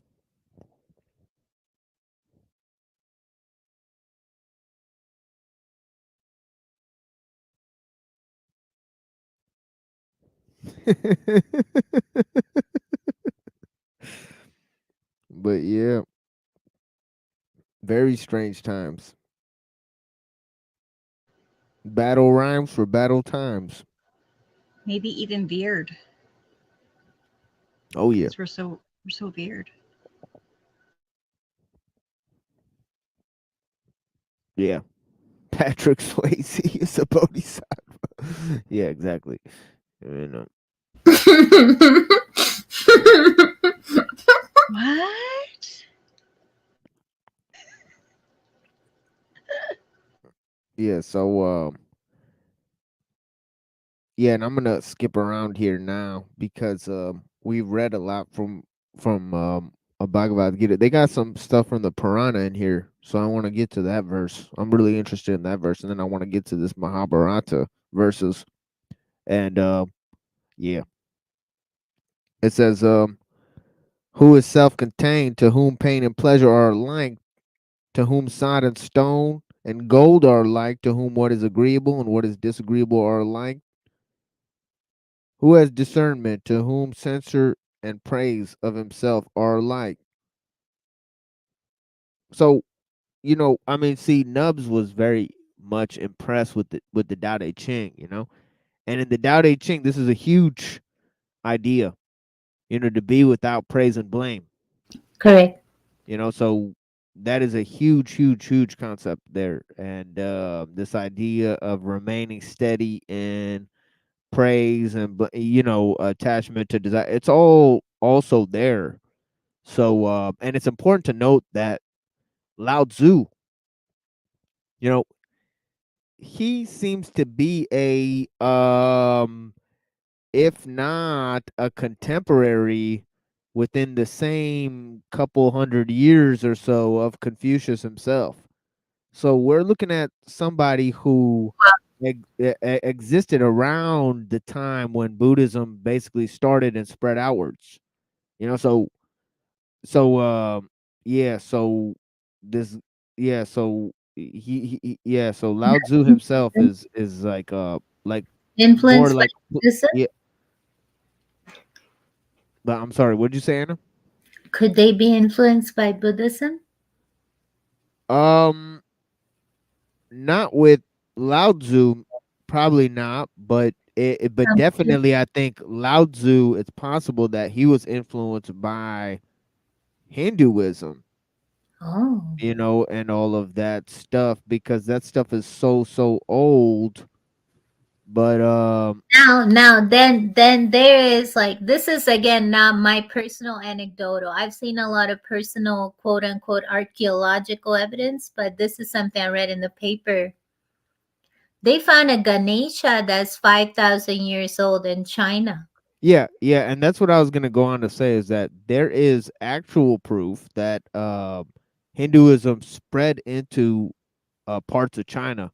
So this was very early on, and so yeah, there is definitely evidence of that, because when Hinduism started out, it was widespread, Hmm. and yeah, so there's proof of that going back, or I've heard of that. I can't provide sources or evidence, so don't quote me on that one. I saw it But in the paper. It came out in, yeah, well, when there was still a paper, so at least 10 years ago. yeah, but I heard, like, similar to the case with Buddhism, you know, that spread to China, Hinduism spread to China too. You know, but it was way early on in the game, and then later when Buddhism spread to China, it had really taken hold, even so much so that you know, it spread to lots of different places, namely Tibet, Korea, Japan. You know, so lots of different stuff there that we're gonna get into over time, as I stated earlier. But yeah, it always you know, may you know, it's a lesser known fact, you know, I guess, that just as the influence of Mycenae on ancient Greece and Persia and Egypt on ancient Greece, you know, the effect of India on China. You know, it's just a lesser known fact, you know that these great civilizations of the Chinese and the Greek, that they look at as these great civilizations of the past, it actually started by little brown people. but they refuse to actually mention the little brown dudes who started who actually started the civilization. If you go to Mycenae, you definitely see buildings that look like ancient Greek buildings and stuff, and they're much older though. So it's like these Mycenaeans were basically, they had the whole formula of ancient Greece before ancient Greece. It didn't just develop in a vacuum. And the same with you could imagine with Chinese civilization, as we'll get to learning about. Chinese civilization was actually combined at the time of Lao Tzu. There's lots of different states and cultures and factions that were going to war with each other, and then there was one emperor who combined all of them. So yeah, we're talking about that. And the ethnicity that we associate with I mean, like the look, the slanted eyes and all that, is that true that comes from like Genghis Khan and his reign or whatever, that's not essentially what Chinese people look before that? I don't know, because because Turkish people have Mongolian genes as well. And if you look at Turkish people, they look more chink-eyed than other people. Right. So maybe it did kind of come from them. I mean, so yeah, who knows? But yeah, yeah, and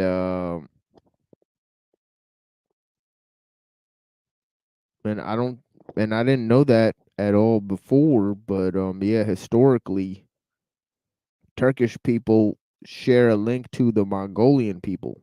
Right? Yeah. But That's crazy, isn't it? So do yeah. you think like lots of people in Turkey are mixed with other Middle Eastern? Well, my friend who's Turkish, and I've known him since middle school, he's got blonde hair and blue eyes, straight up. Oh, wow. Yeah, he's straight up blonde hair, blue eyed dude. He looks like a white guy, What the hell ever is since even middle that? school. Yeah. So yeah. So Wow. yeah, if you didn't know that Turkish people are blonde haired, blue eyed looking dudes, and people from Lebanon, they basically just look like white people, So if you guys didn't know that, yep, that's what the case is for sure. Isa. Assalamu alaikum. Walaikum salam, rahmatullah. Yeah, the Turks are Asian Caucasoid race. Yeah, for sure. Like a Yeah, mixture of the two. 100%. Yeah, they're Eurasians. Yes.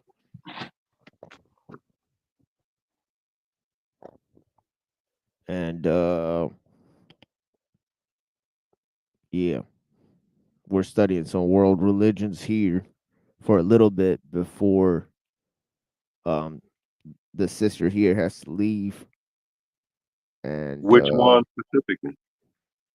we're looking at, right now, I'm kind of skipping around, but there's different orders of releases of the Vedic scriptures. We're looking at Vedic scriptures. So in terms of their order of release, the Puranas are later. So I'm trying to look at a verse from the Puranas and see how that one fares, because this Bhaktivedanta Institute that we were looking at, it has some questionable views, and the person who started this institute has an obsession with the Puranas. So we're trying to see what we can glean from these Puranas, as the sister was stating, because there's interesting ideas in terms of the religions and how they're promoted in the modern sensibility. Like, for example, the Bhaktivedanta Institute was working on AI research, of all things. Right. So they're developing science and technology, which is a very peculiar thing, I would say, for a religious institution to be engaged in. But they've always dealt with that. You know, like the Hindu scriptures in general, you know, they always have dealt with that. Right. Anything esoteric, anything out of body, anything futuristic, they were always into it from almost day one, Right. especially being the oldest scriptures on the planet. In fact, I would say it's weird if a religious institution doesn't do that. In fact, any institution that does do that, you could probably classify them as a religious institution, anyways. I think it's kind of inseparable. I agree. I most definitely agree. Especially the case with Islam. Islam is all encompassing in that aspect. But I feel that yeah, your faith should have that in there. There should be an aspect of it in there.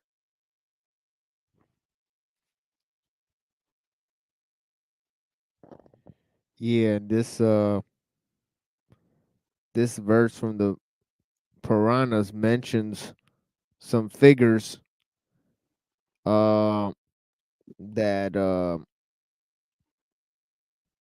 not too familiar with, but yeah, I'm gonna read it anyways.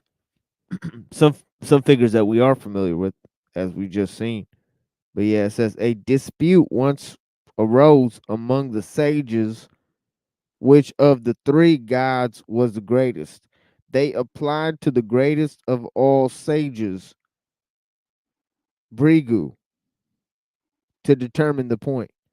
He undertook to put all three gods to a severe test. He went first to Brahma and omitted all obeisance. Obeisance. What? Hmm. Yeah, I gotta go ahead and look that up. What's the spelling? Yeah. Yeah, let me go ahead and look this up here. Obeisance. Is it OBEISANCE? Yeah. It's like Oh, obey obedience. If I'm like Yeah, it's like yeah, old that's true. way. Yeah, that's true. Yeah, it says deferential respect, which is basically obedience. But yeah, obeisance. Yeah, it's I kind think of that means like adoration. Like you know how people take flowers and milk, honey to yeah, give offering. yeah. That It I may guess. not be a yeah, it definitely may not be common because again, this is an 1800s text.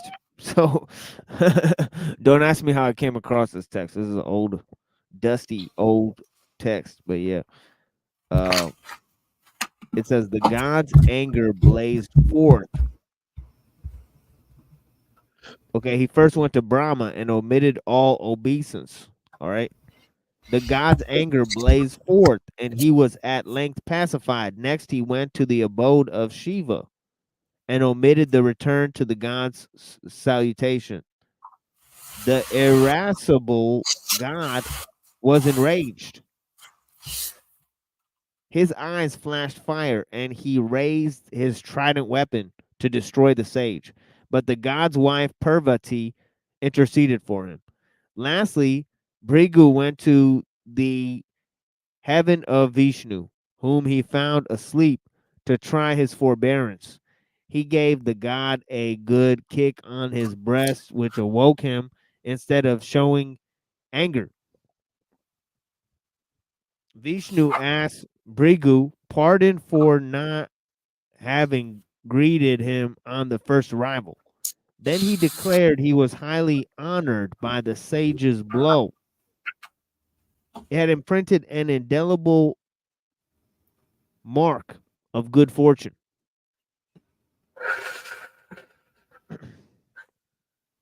on his breast. He trusted the sage's foot was not hurt, and began to rub it gently. This, said Brigu, is the mightiest God. He overpowers his enemies by the most potent of all weapons, gentleness and generosity.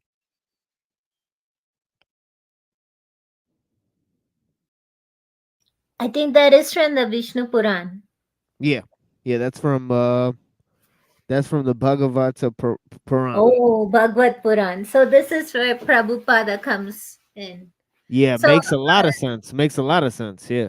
do you know that in India, especially in South India, between the Iyer and Iyengar, the main difference is Iyer say Shiva is, the main, and then Iyengar say Vishnu is the main. And there's Oh, wars. okay. People have been put to death and Oh, big. no way. Oh, wow. Yeah, but in recent history, in the last 2,000 years. So this would coincide with the degradation also of the caste system. And the reason I'm bringing that up is a lot of the Vaishnavites. So if you want to look it up, you have to look at it as the Vaishnavites versus the Shaivites. And the Vaishnavites always like to quote what you just read to kind of say supreme, but the point is never to pit them against each other or to make them compete. I mean, these things occur, just like I said about Annapurna. The whole reason she came about is because Shiva shunned his wife and she left. So it's not perfect, all the stories aren't perfect, but anyway, the point is that Shiva creates Brahma and Vishnu, but all three know that they're coming to an end. That should supersede any story of little competition among them. Maybe in that situation, Vishnu reacted better. That's why Shiva creates Vishnu and Brahma in the first place, because they each have a role to play. So this going and testing the gods, and it sounds like something coming out of boredom, just like shunning your wife because they say she's Maya, so yeah. Yeah, I've been using the board god hypothesis to explain a lot of things. Pretty much that's pretty much the premise for Discordianism, the board god hypothesis.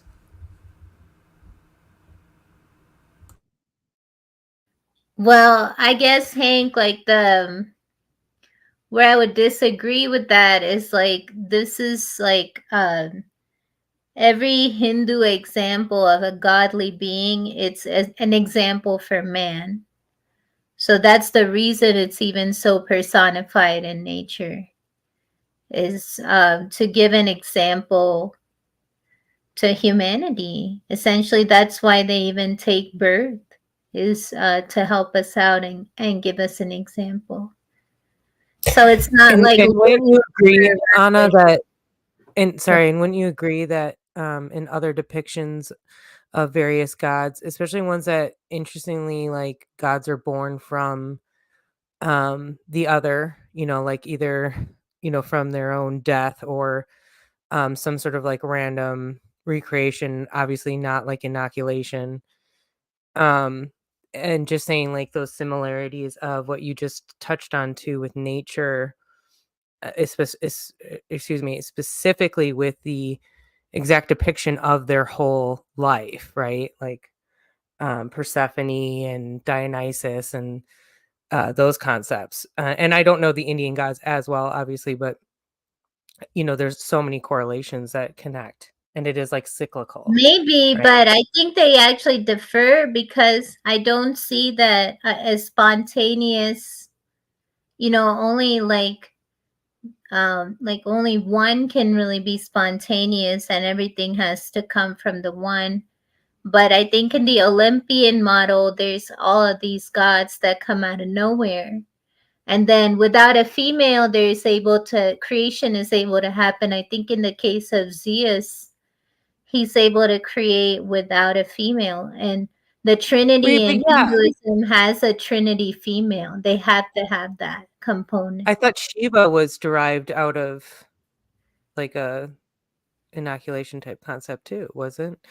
And isn't there a god that who am I thinking of? Zeus, who's death from their death creates multiple gods. And I apologize because I am probably mixing it up. No, I don't think there was Shiva, but Yeah, from Kronos, yes. Yeah. I think, well, there's one with Kronos and there's one with Nyx, the night. So people, so yeah, there's a couple from the Greco-Roman I think what's pantheon that difficult for does me that. too is right, like the fall of the Ottoman Empire had a lot to do with India's establishment and religions as well out of that area. And so it's just to me when I've done, I am not nearly as well researched as many of you, and I've mentioned that, but I have always been, and my insight is to try to make some connections. And I did see that heavily, like especially because of the whole double-headed God concept as well, and the bird connection. But who is the double-headed god and bird? I don't like. Where does that connect? Sorry. Hold on one second. I can't remember the name, but I can pull it up one second.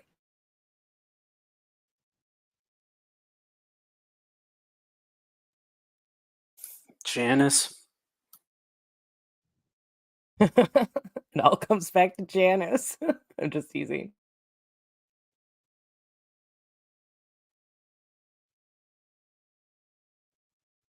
He was Take me a second. double-faced, though. I have bad internet here, so talk amongst yourselves.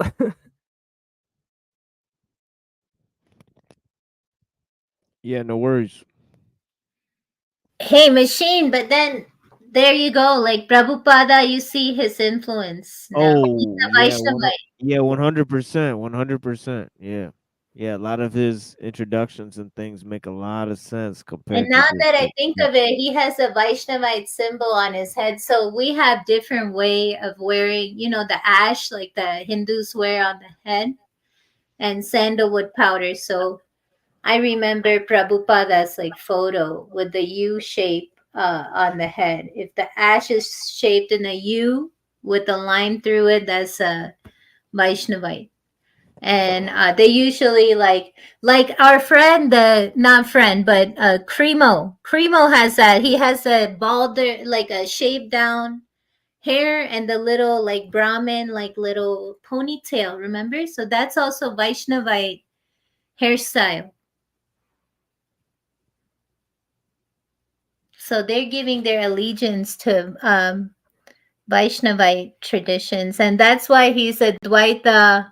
All of it is coming together, really, with that one little reading. Yeah, it's fascinating. And yeah, see, these scholars, something's to be said about their ability to select these things because yeah, in the 1800s they were not playing around apparently. Uh and they pulled that one out with the Trinity in it and everything. Right. So yeah.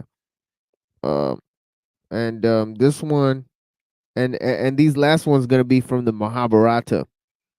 So we'll wait for Ezra to pull up her you know idea about the bird, and of course, anytime just shout it out. But yeah, triple restraint of thought and word and deed, strict vow of silence, coil of matted hair, close shaven beard, garments of skin or bark, keeping a fast, ablutions, maintenance of sacrificial fires, a hermit's life, emaciation.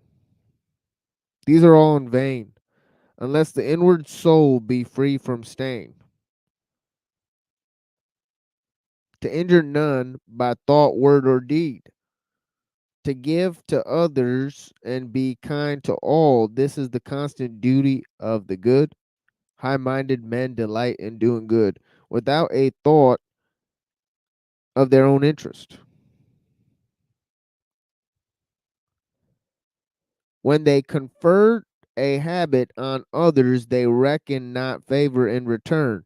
Who in this world is able to distinguish the virtuous from the wicked both alike? The fruitful earth supports on both alike. The sun pours down his beams on both alike. Oh man. Is it really gonna say the rain falls on the on the just and the wicked? It's saying it. Right. I Yeah. hope not. It's saying it right there. Yeah. Sad trombone. Refreshing breezes blow. and both alike the waters purify, not so hereafter, then shall the good be severed from the bad. Then in the region bright with golden luster, center of light and immorality, the righteous after death shall dwell in bliss. Then a terrific hell awaits the wicked. See, this is where I have to see the original mantra to see how they're translating it, because they've chosen to go Yeah, really biblical. Yeah, they put hell right in there. Yeah. Yeah. Huh? And hell, I mean, hell What do you isn't think of even yeah. called hell until there was a demon that arose. So unless it says Naraka, I'm not even sure.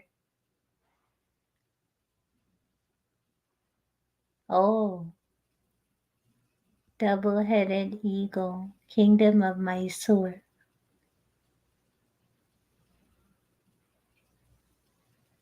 And what I Depiction. forgot, Anna, is that it's part of the, I think to this day it's still on the state or well, I guess it would, the state government's flag.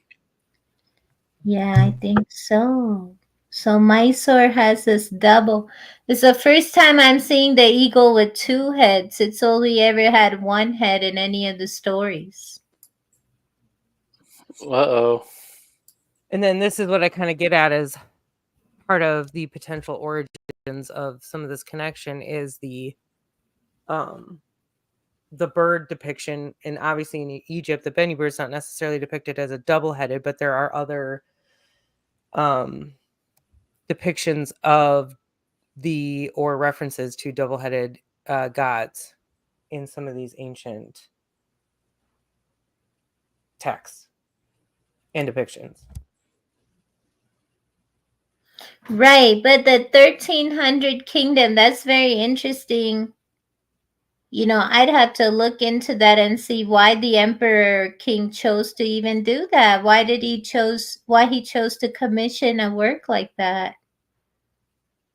And that's why I think you'd find it interesting too to do a little research personally. This is part of what this project was, into the fall of the Ottoman Empire and sort of how the trajectory of the migration happened after that over into the Eastern, European parts.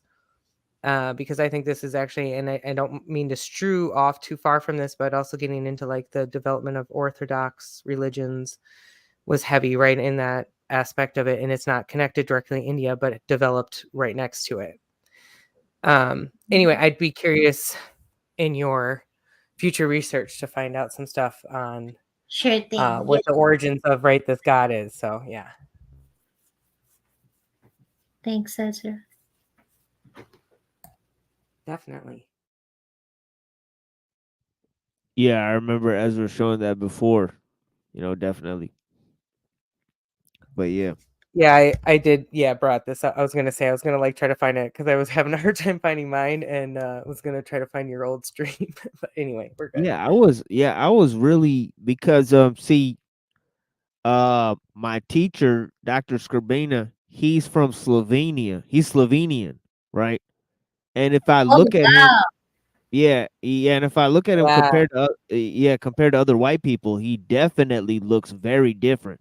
He's like 6'5", Well, and his face is like fucking like red. Like if you look at him like on Adam Green, and Adam Green like purports that he's like this Nordic Viking, but if you look at him next to Skrbina, he looks very different, right? So this is interesting, TML, because my origins are actually Yugoslavian, and I do have my German connections are on my dad's side, but then you obviously know my height, and then I have red hair with green eye. Well, I shouldn't say I don't have stark red hair. I have brown red and hazel eyes, but still that area and the connection. And I had Persian friends, and because of the close connection with Austria and Croatia, that sort of connection, they used to tell me all the time that I look like I had a Persian or Orient. It's so interesting. It's fascinating. Wait, didn't TML the first stream? I was doing a Wadley art stream. TML, you say you have some red hair or something. Oh yeah, yeah. Yeah, I have red Really? hair. Yeah, I have red hair. Yeah, yeah, because my wife is Polish, and she pointed out that I have red hair. You know, she's like, this is kind of weird that you have red hair and green eyes. You know, and that you're Really? white. Sure is. You know, yeah. So yeah, we definitely have. It's Yeah. called yeah, it's a haplogroup. R1A1. So yeah, the northern Pakistanis, we have Slavic genes. You know, It's it is more what it Irish is. than I am. Yeah, and so do and so do the so do Dang. people from Scotland and all of that. You know, they have it too. You know, so yeah. So it's interesting, you know. Um yeah, and actually if you go to North Africa, you know, in Spain, you know, they have the Berbers, right? They got African people who are blonde with blue eyes. Oh yeah. Yeah. So yeah, so blonde hair, blue eyed people are all over the world somehow. It doesn't make any sense. I mean, right? And I Yeah, do they're think not. Yeah, that also connects, but on a separate like gene in some way or influence is that ginger, green eyed, right? Like you, that can sometimes show up when the family doesn't exhibit almost any of those characteristics. yeah. So that's what's weird is that there's, you know, they're also indigenous people, and the bird thing is on every Slavic country flag. If you go to all the Slavic countries, they all have the two bird thing. So it's weird. Right? It's Well, and almost Hare Krishna in Russia is huge, and they are claiming they're Hindu by their roots because a lot of Russian people, I don't know how to speak any Russian, but they're saying that Cyrillic is very close to Sanskrit.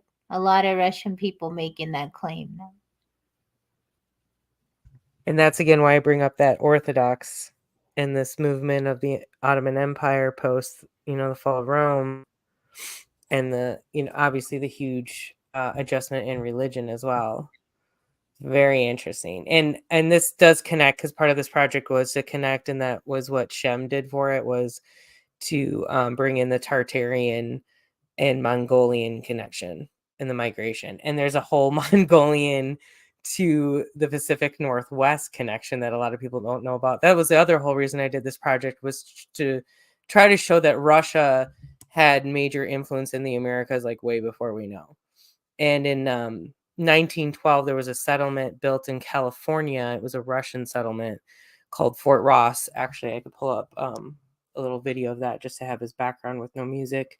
yeah. I saw your Do that video here on real that. I quick. think that's the first video I saw that you made. It's like this little like one Oh, minute okay. video of that. Yeah. Yeah, right. Where it's like in California, right? Yeah. Yeah. Yeah, And you can yeah. I do see remember like, that video. or sorry, and I said 1912, but I meant 18. It was like, so yeah. And then I get into the whole like Russian American company with that. But I think that's why this project kind of developed, was like, what was that migration? Now, this would also alter or decipher, because what if it actually happened in reverse? If the concept that Babylon was in the Americas, or Israel was like in the Grand Canyon, which is, you know, some of the theories with the, like the Kincaid caves. So then what if like the migration actually sort of happened in a odd reverse pattern, and it's just the way that it's depicted? I don't know. You know me, I'm going to take this on some sort of tangent if you let me go too far. It's all good. Uh, yeah. I only have a few more Get back. passages here, and you know, and then we'll conclude this segment of the show. And next time, just to let you guys know, we're gonna go um pretty hardcore into Confucian thought. So if you guys don't know anything about Confucianism, you sure will get a heaping helping hand, I mean, of some of the analects and some of the histories there and ideas. Yeah, we're definitely gonna touch on that. because it figures so much into the background of Zen Buddhism and also the Taoist traditions, right? So we're gonna be doing that definitely. But in this whole passage, we got two more passages here, and it goes with this one. It says, "This is the sum of all true righteousness." Wait, hold on.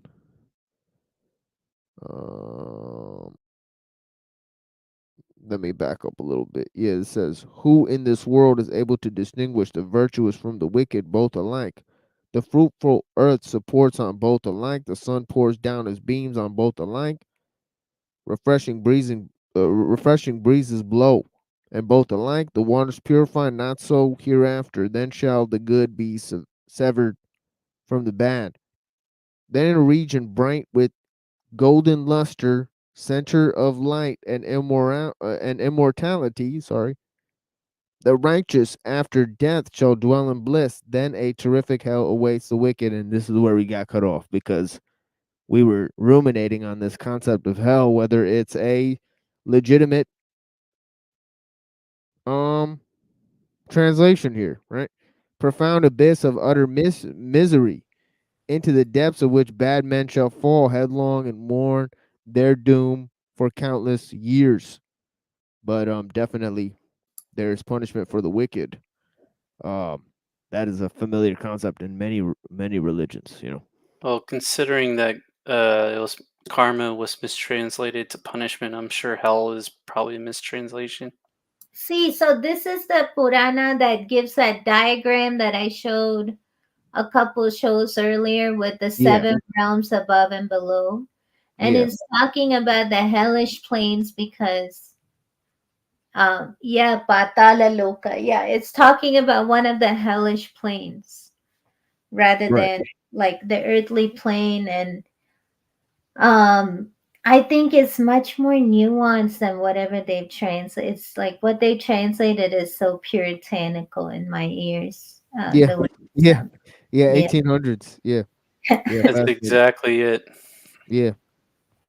Yeah. Um and yeah, we've caught a few of those. And oh, sorry, machine. This is what I wanted to say. I also gave a correlation between this, the heavenly realms, the hellish planes, and the chakra system in the body. The 7 chakras above the groin and 7 below. And Right. I believe what the verse is trying to say alludes to the torture we wreak upon our energy body when we descend into these sort of behaviors. I mean, it's really describing narcissism, like don't do things to seek validation. And then this pleasure and pain concept, I think a lot of people distort it to mean just like not being experiencing life at all, just like kind of becoming passive in life. But it's more like becoming wise to people, that every praise is just as damaging as every criticism because it's not pure. It comes with attachments, it comes with strings attached. So to wise up, I guess, is what the passage is asking us to do. And I wanted to clarify, the Mahabharata appears in the same Bhagavad Puran, but they're separated by several thousand years of history because it starts with the creation of these realms. And I think it even talks about that story with the turtle and the snake and the churning of the ocean. And then fast forward all the way to the Bronze Age. So at least 1 age to 2 ages within one Purana. That's just a lot. And then the end of the Purana is the beginning of the Kali Yuga. So, and we're still in it since the last Bronze Age. So I'm just wanting to give some context there. And I really think he's talking about, because if he's saying that you're going to descend into a hellish realm, he's talking about the energy body. Like this, at the time of the writing of the Purana, people are used to having what we would call superhuman abilities. already, you know, and there's like flying vehicles that don't require fuel. So, like, we're talking that people are already used to being extraordinary as normal. Or what about like our own personal abilities, like Shaolin monk aspects and like visible energy movement, potential levitation? We know we can already do that with sound, right? Like, Yeah, there's that's the obviously some deep yeah. connections. Yeah. Yeah, like the ability to not just move yourself, but yourself and object, maybe your entire home from one place to another without any fuel or road needed. So Yeah, that exactly. Yeah, and the whole what, you know, my studies are really taking me down is the regenerative properties, the ability to put yourself in that status. And I mean, there's crazy stories, obviously, so I'm not, you know, believing in all of it, but you know, potential regenerations of limbs, and we already know you can do that with your neurons, and that you recycle your cells. Your entire body recycles itself, I think, every 7 years. Yeah, almost all of it. So that there's just some neurons that don't recycle, but yes, generally all your body recycles in 7 But years. Hank, there's new studies now out, and I don't know how much research you've done on the ways that they're rewiring their neurons and rebuilding them.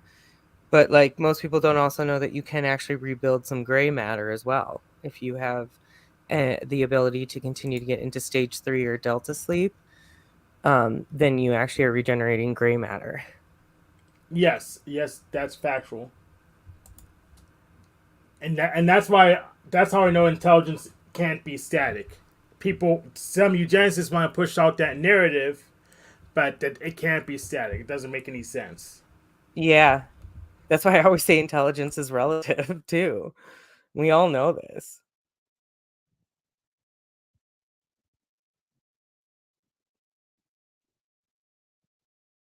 Yeah, it's hardly been defined, let alone consciousness. You know, intelligence obviously is a subset of consciousness, and consciousness itself has not been defined, as me and Hank often,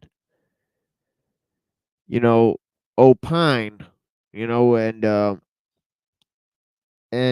there is a resonance to this passage that I'm sure you all will find. It says there that this is the sum of all true righteousness. Treat others as thou wouldst thyself be treated. Do nothing to thy neighbor which hereafter thou wouldst not have thy neighbor do to thee, in causing pleasure or in giving pain, in doing good or injury to others, in granting or refusing a request. A man obtains a proper rule of action by looking on his neighbor as himself.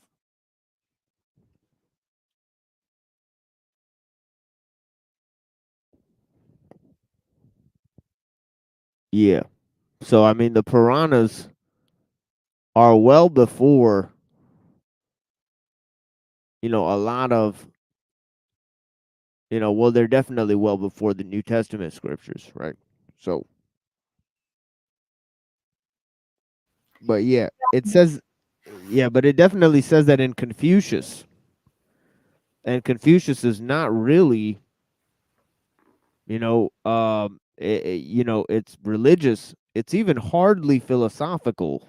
It seems mainly to be political and ethical in its teachings, right? So, but yeah.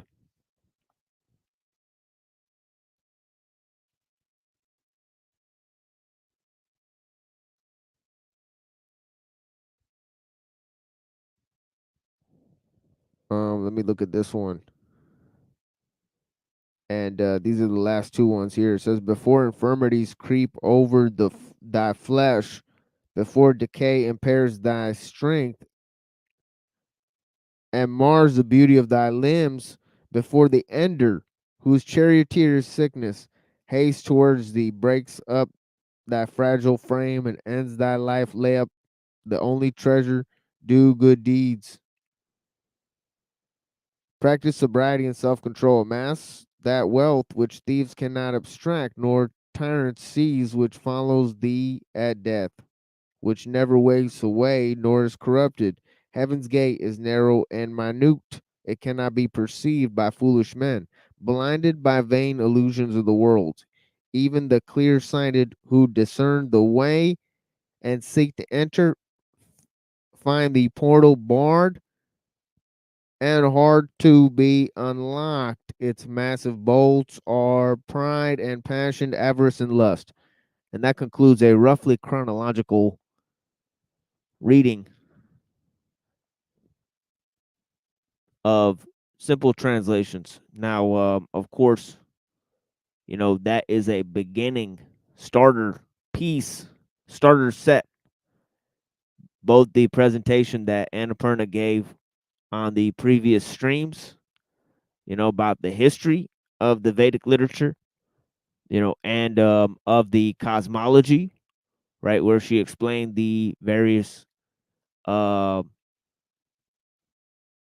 know, realms, right, and the systems that exist within the body, right, and all that type of stuff. So yeah, so we've been through a lot of stuff. We read a lot of Very different cool. stories and themes. Yeah, and yeah, you know, we're definitely going to China, you know, and yeah,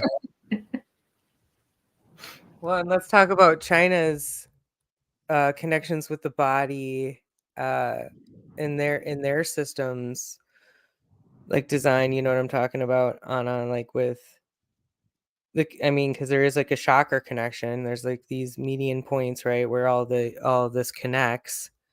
And the yeah, reflexology, and a lot of this, by the way, is because I'm literally in school for this right now. I have a feeling it's, as I talk to a lot of people, they've also at some point gone to school for this, but you know what I'm saying, like there, and then like upon like also connected with the chakra points, right, is the emotional centers of all these attributes as well. And that is something that you guys know that is very big passion of mine. Yeah, the emotions to disease connection. This, I'll just play this in the background because it is just kind of like more of a visual thing anyway. I don't actually talk in this. But it's just to kind of give you a little depiction of this fort. But I also show some other interesting forts, like one in Hawaii that also was created in the 1800s. And thank you again for that. Sorry. Oh, it's just some crazy stuff. Most definitely. That's a giant madrona tree, by the way. So it kind of gives you an idea like how old this place is, because that tree is massive.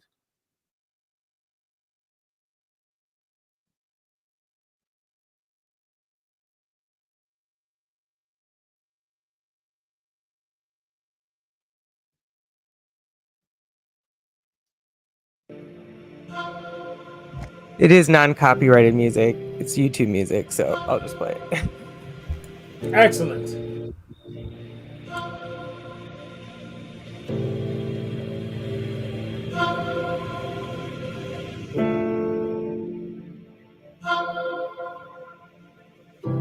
Starfort.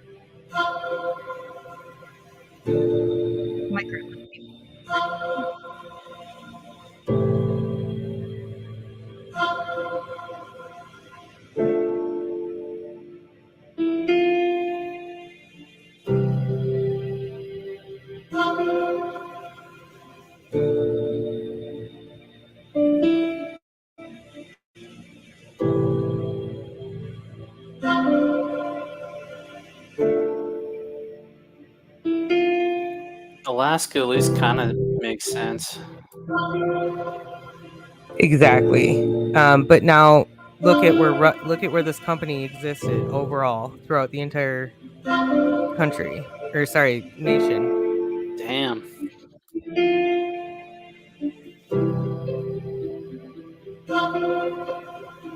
You know, there's like a Russian castle Montezuma, New Mexico. Crazy connections there. I'm sorry, I think my music might have overstepped you. Could you repeat that? I heard something about New Mexico and a Russian connection. There's Think like about this castle yeah. that looks Russian totally. It's in Montezuma, New Mexico. I have pictures of it. I'll put them up on the Discord. I think I already did put some of them up. But maybe I just shared them in DM. I don't know. But it's really cool because it's like, whoa. And there's Armand Hammer Drive is where the college castle thing is. And there's hot springs there. It's crazy. Beautiful.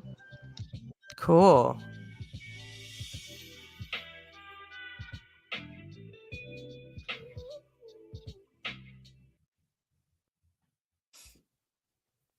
That was it. That was my little outro thing, but it was just to kind of give like an introduction to I had been working on like a larger project for it, so eventually, but I sort of extend myself out too much, as you guys can tell, like on my topic matters. And mostly my passion is alternative health, so I'm trying to kind of stick a little bit more towards that, especially now with school. So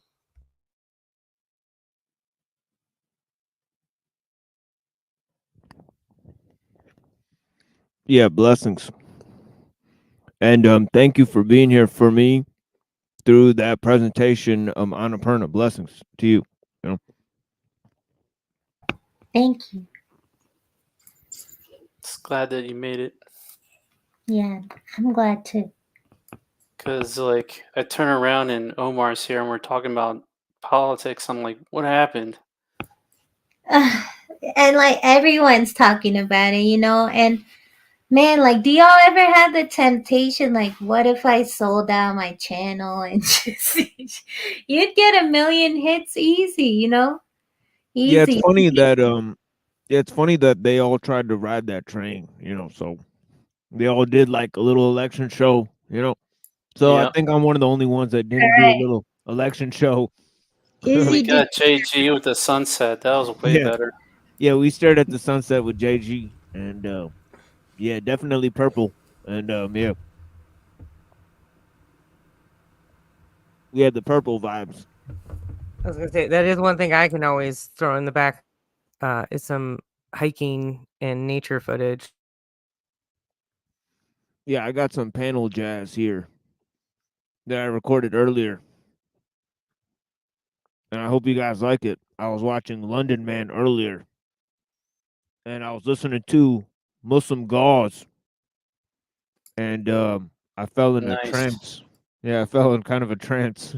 Muslim gods would do that to you, I would Yeah. imagine. Yeah. Especially if you're on the weed.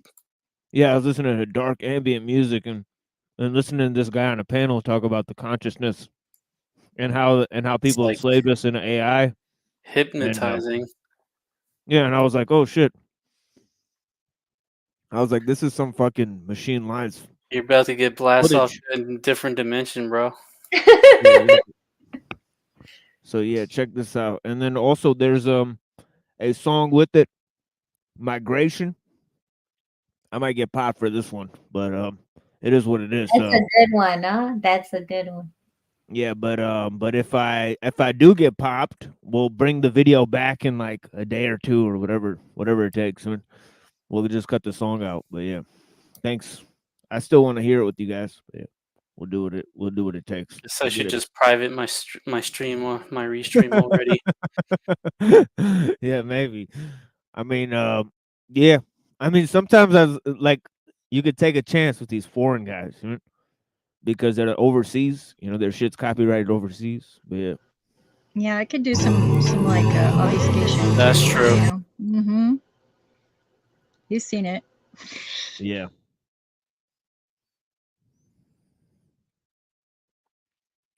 Yeah, but this is a crazy one. Yeah, thank you for being here, Nanya. Yeah, I see Nanya in the chat. Blessings. You know, I'm trying to figure out with the hoax wars, you know what I mean?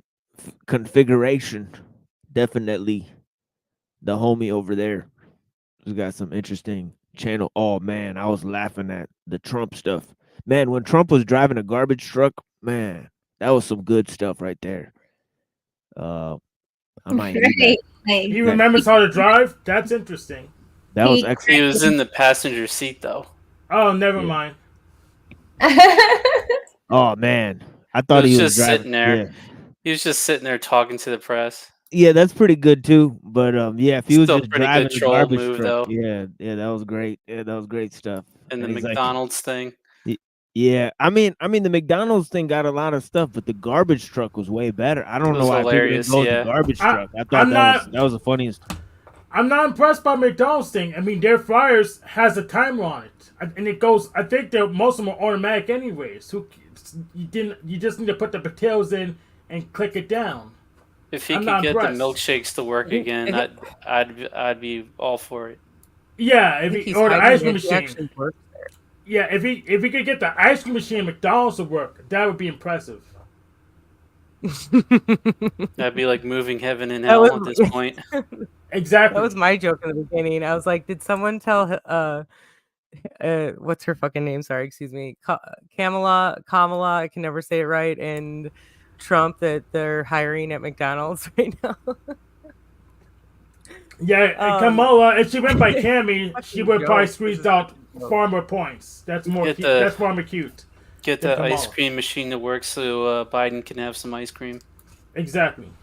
Exactly. They gotta feed their child. Both of their childs, you know. Yeah, we definitely got to get through, get in touch with the homie Hoax Wars. But the thing is that, we got to wake up Truther Cop first. Truther Cop's been asleep. He's been in a deep slumber. So, like, wake his ass up. Uh-oh. Ruh-roh. Get him onto Ruh-roh. get him back to the detective. Get him back on the cases. I'd be like, And look all at the time- documents. The time walking, time traveling stuff. Yeah, he's getting a little scruffy there. Yeah. But yeah, Truther Cop, I don't know. I think he's got something up his sleeve. But yeah, we'll figure it out. But yeah, we'll be back in like about maybe I think it's like 12 minutes or so with Dr. K, Technological Slavery. And yeah, thank you all for being here with me. And please enjoy my panel jazz.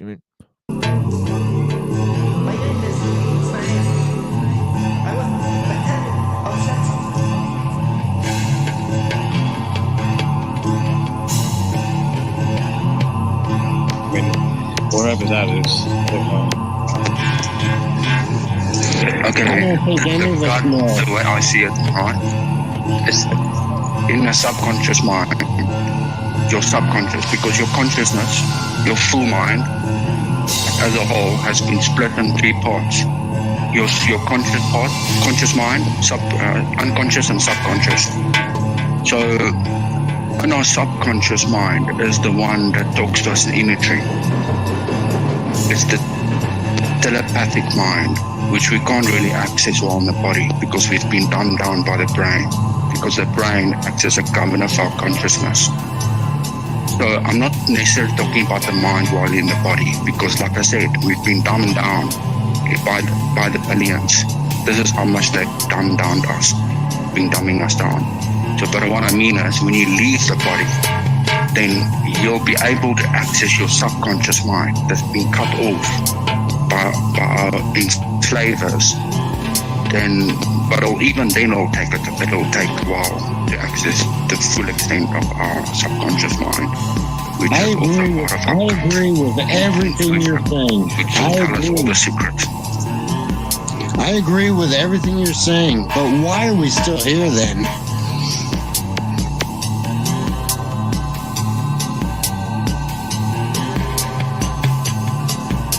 Okay, we are, because my theory goes, okay, there's actually 2 theories in the soul track community, but my theory is not very common.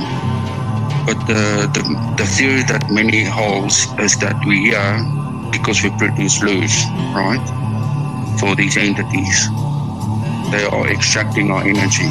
However, that's to do with genoticism, that we originated from souls. And we got sucked into this AI, which is taking our energy. But yet, where is the source? Where is God? the true God and creator of all things. There is nowhere to be found.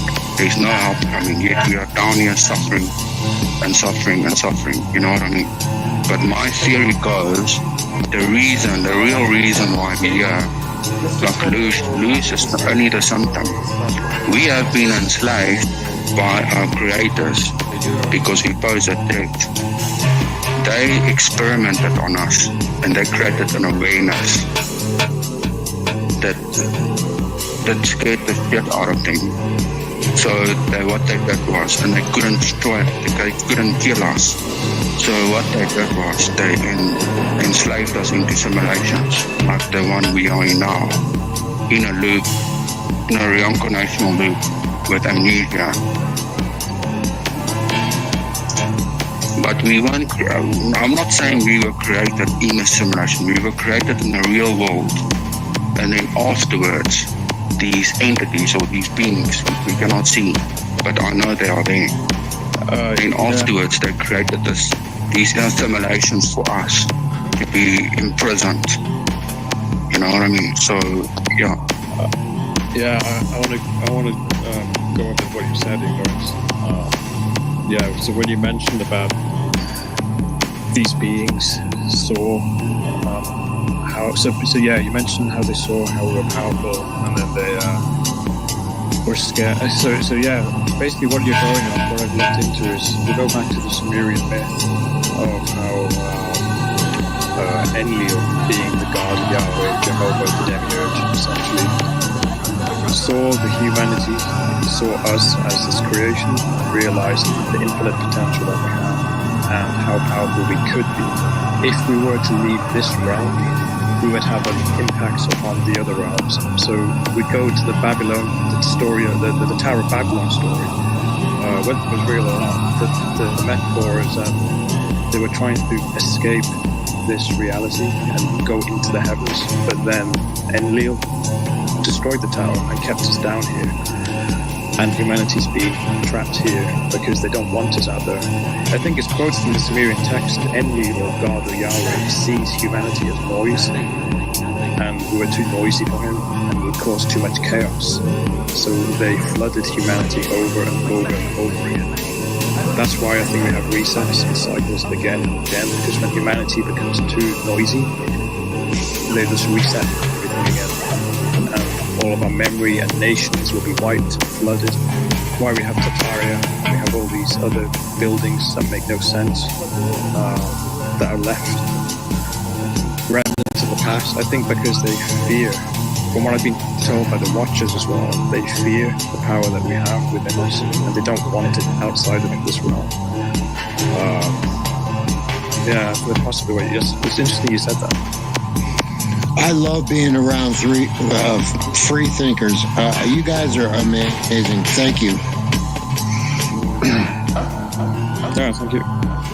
It's good we can have this conversation. You're welcome.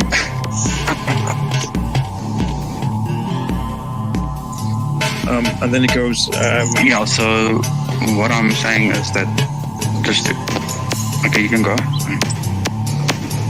No, sorry, go.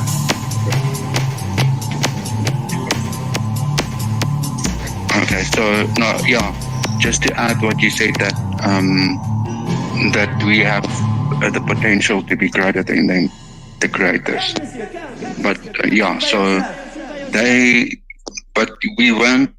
we were created outside of the simulation.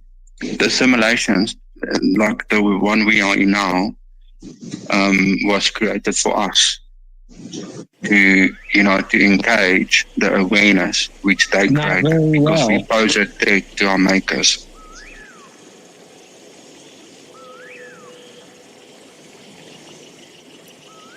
Yo, Nitin. Just know all the tunes.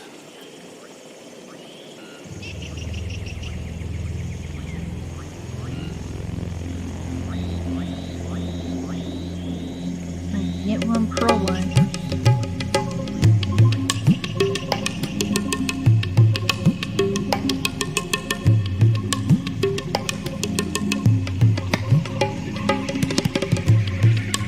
It's getting traveling.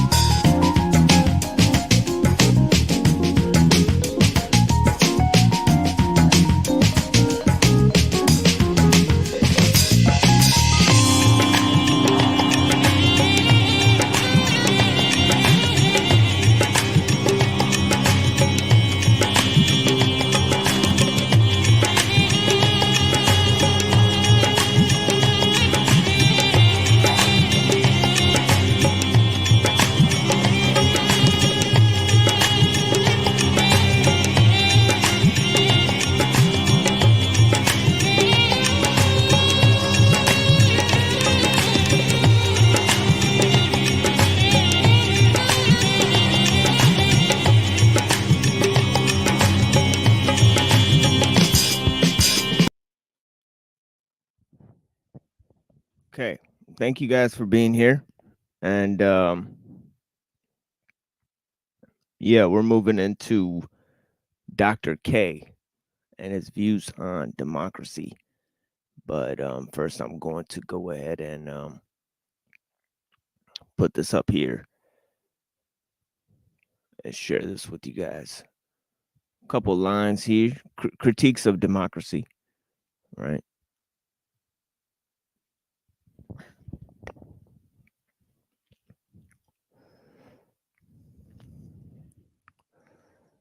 And this is a very well-known passage, right? move myself here, and move Reddington here, and move myself in the middle somewhere. So I'll move myself here, and then I'll turn my camera off. Thank you guys. And I don't know why the StreamYard is now full screen. So give me 1 second here. And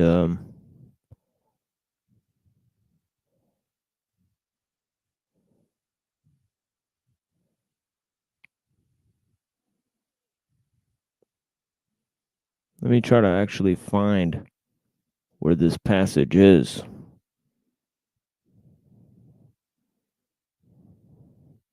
Yeah, if your StreamYard's full screen, just hit escape. That should get you out of it. Okay, I found it. Okay, I found the passage here. He says, "Freedom," I replied, "which, as they tell you, in a democracy is the glory of the state, and that therefore in a democracy alone will the free man of nature deign to dwell." Yes, the saying is everybody's mouth. I was going to observe that the insatiable desire of this and the neglect of other things introduces the change in democracy, which occasions a demand for tyranny. How so? Right. And I forget who the interlocutor is. Okay, maybe Glaucon. Right?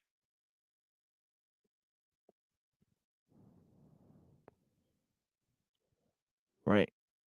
There's two interlocutors that Socrates talks to in Plato's Republic, and they're both Plato's little brothers, the sons of Ariston. Right. Interesting fact. Factoid. Right. But anyways, it says, I was going to observe that the insatiable desire of this and the neglect of other things introduces the change in democracy, which occasions a demand for tyranny. How so? When democracy, which is thirsting for freedom, has evil cupbearers presiding over the feast, and has drunk too deeply of the strong wine of freedom, then unless her rulers are very amenable and give plentiful draught, she calls them to account and punishes them, and says they are. And this sounds very much like some of the Vedic stuff we were reading, you know? She says that they are cursed oligarchs. Above all, I said, as a result of all, see how sensitive the citizens become in a democracy, he's talking about. They chafe impatiently at the least touch of authority. And at length, as you know, they cease to even care for the laws, written or unwritten. They will have no one over them. Yes, he said, I know it all too well, says his interlocutor. Right? Then he says, such, my friend, I said, okay, this is Socrates, is the fair and glorious beginning out of which springs tyranny. The ruin of oligarchy is the ruin of democracy, the same disease magnified and intensified by liberty overmasters democracy. The truth being that excessive increase of anything often causes a reaction in the opposite direction. And this is the case not only in the seasons and in vegetable and animal life, but above all in forms of government. The excess of liberty, whether in states or individuals, seems only to pass into an excess of slavery. Okay? So you could quote me, you can quote Plato, you can quote the Machine Lives, you can quote whatever the fuck you want. The excess of liberty, whether in states or individuals, seems only to pass into an excess of slavery. You know, just as the freedom of speech is the freedom to lie.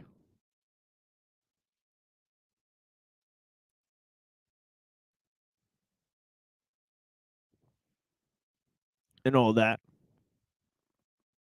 is guaranteed by the Constitution. And look at this from Aristotle on economy. He says men readily listen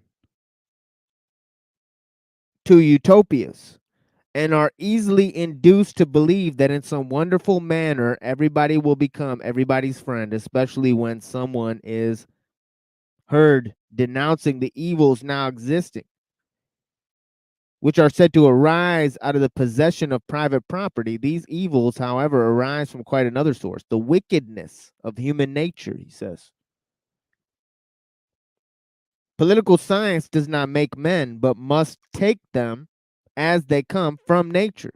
And human nature, the human average, is nearer to the beast than the god. And I'm now reading from Will Durant on Aristotle. He says the great majority of men are natural dunces and sluggards. In any system whatever, these men will sink to the bottom. And to help them with state subsidies is like pouring water into a leaking cask. Such people must be ruled in politics and directed in industry, with their consent if possible, without it if necessary. Quote, from the hour of their birth, some are marked out for subjection, and others for command, unquote. Quote, for he who can foresee with his mind is by nature intended to be Lord and Master, and he who can work only with his body is by nature a slave. The slave is to the master what the body is to the mind. And as to the body should be subject to the mind, so it is better for the inferiors that they should be under the rule of a master. Quote, the slave is a tool with life in it. The tool is a lifeless slave.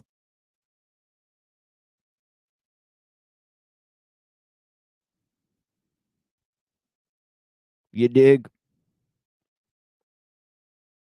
And then our hard-hearted philosopher with a glimmer of possibilities which the Industrial Revolution has opened to our hands, writes for a moment with wistful hope, quote, if every instrument would accomplish its own work, obeying or anticipating the will of others, if the shuttle would weave or the plectrum touch the lyre without a hand to guide them, then chief workmen would not need assistants nor master slaves, unquote. There's Will Durant dreaming up AI.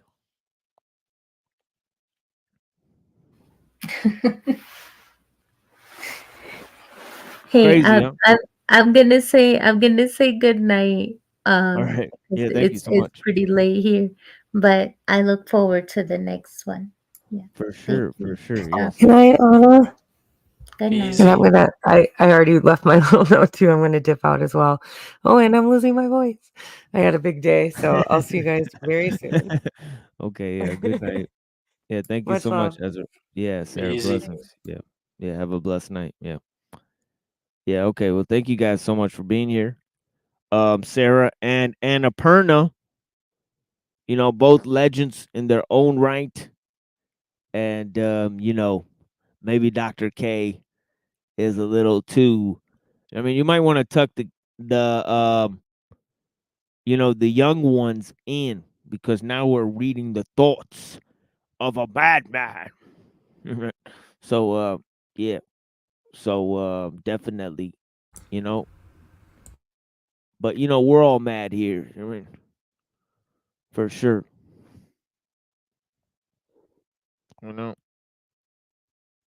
As they say.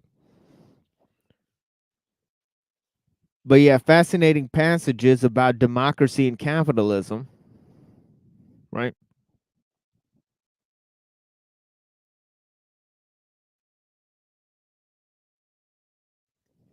And here it says in this passage here, in the technological slavery that we're continuing our reading here, democracy is a product of objective forces.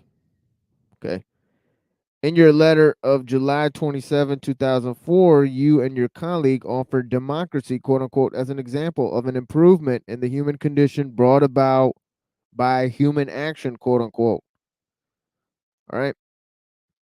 I assume that by democracy, quote unquote, you mean representative democracy, i.e., the system of government in which people elect their own leaders.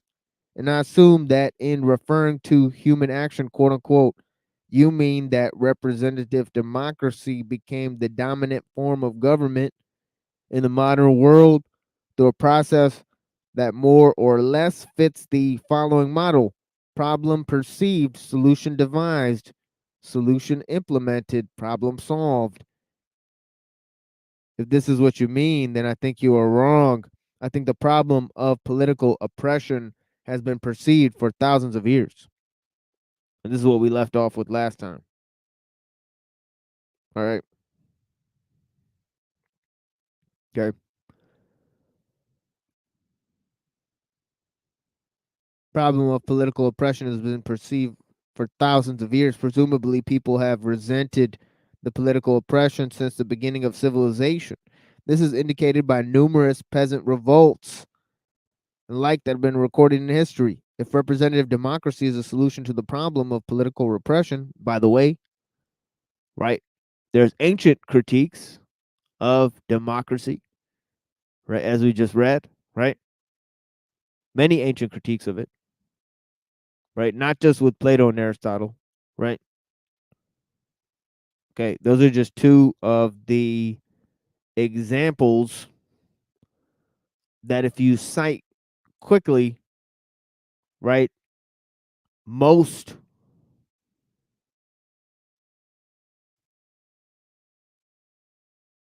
of those who follow the secular humanist point of view will leave you alone then, because they're well under the assumption that Greek civilization predated the time of Jesus, right? It was critical,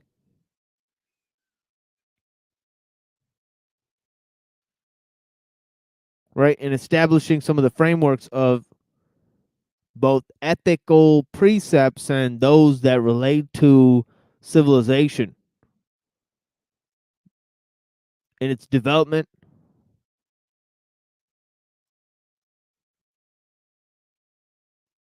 right? And they definitely talk about the idea of moral progress, right? Both Christians and secular humanists talk about this idea, right? Okay. So, you know, as we've seen, right? Or so we've heard, right? Or so we've heard, right?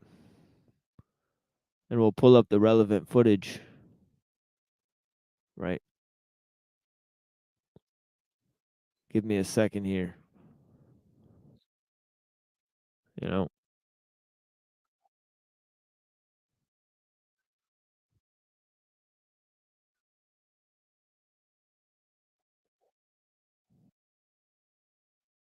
morality itself has improved over time throughout humanity? Practice in unchanging. Well, God being unchanging and the way in which Christianity is unveiled or say practice in high resolution, that's not a contradiction. For instance, even from your Boo. Do you think Just kidding. morality itself has improved over time throughout humanity? I think that human morality waxes and wanes. But it overall improved in comparison to all previous generations, civilizations. Would you say it improved? That's too Our broad sense of morality. for either a yes or no answer to be right. Okay, so you don't. So you're saying you just won't answer that. Your assessment of morality and how we generally see human beings of value has not increased over time. How we perceive the value of human beings. It would definitely depend on your starting point. Like I said, I think it waxes and wanes, and so My starting point is as far back as you can remember, as we can document. As far back as you can go, chronologically, is it true from both a secular position and, let's say, a Christian position, that the resolution in which we've apprehended a moral position in the way we practice and treat each other has increased over time? I would say it's decreased. It's decreased. Yes. Really? Yes, I would think so. Okay. Because morality, which So yeah, it's fascinating. Well, Flow State goes on to argue that morality is just biological, right? But yeah, the fact that he believes that there's a high resolution for both, for the improvement of morality over time, in both Christianity and secularism, right? That morality gains a high resolution over time. I believe he put it that way, which is a highly confusing way to put it, right?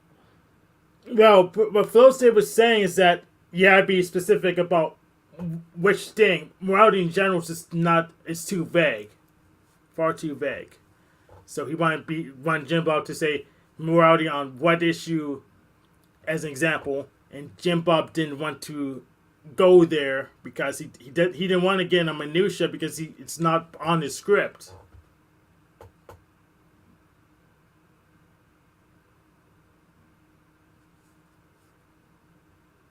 And pretty much, I saw the thing live.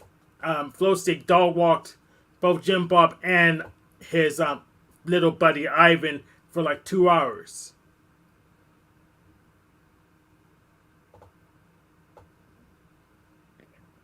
Oh yeah, and actually, we probably have time to play that after we're done with the show. So we will probably play some of that interaction.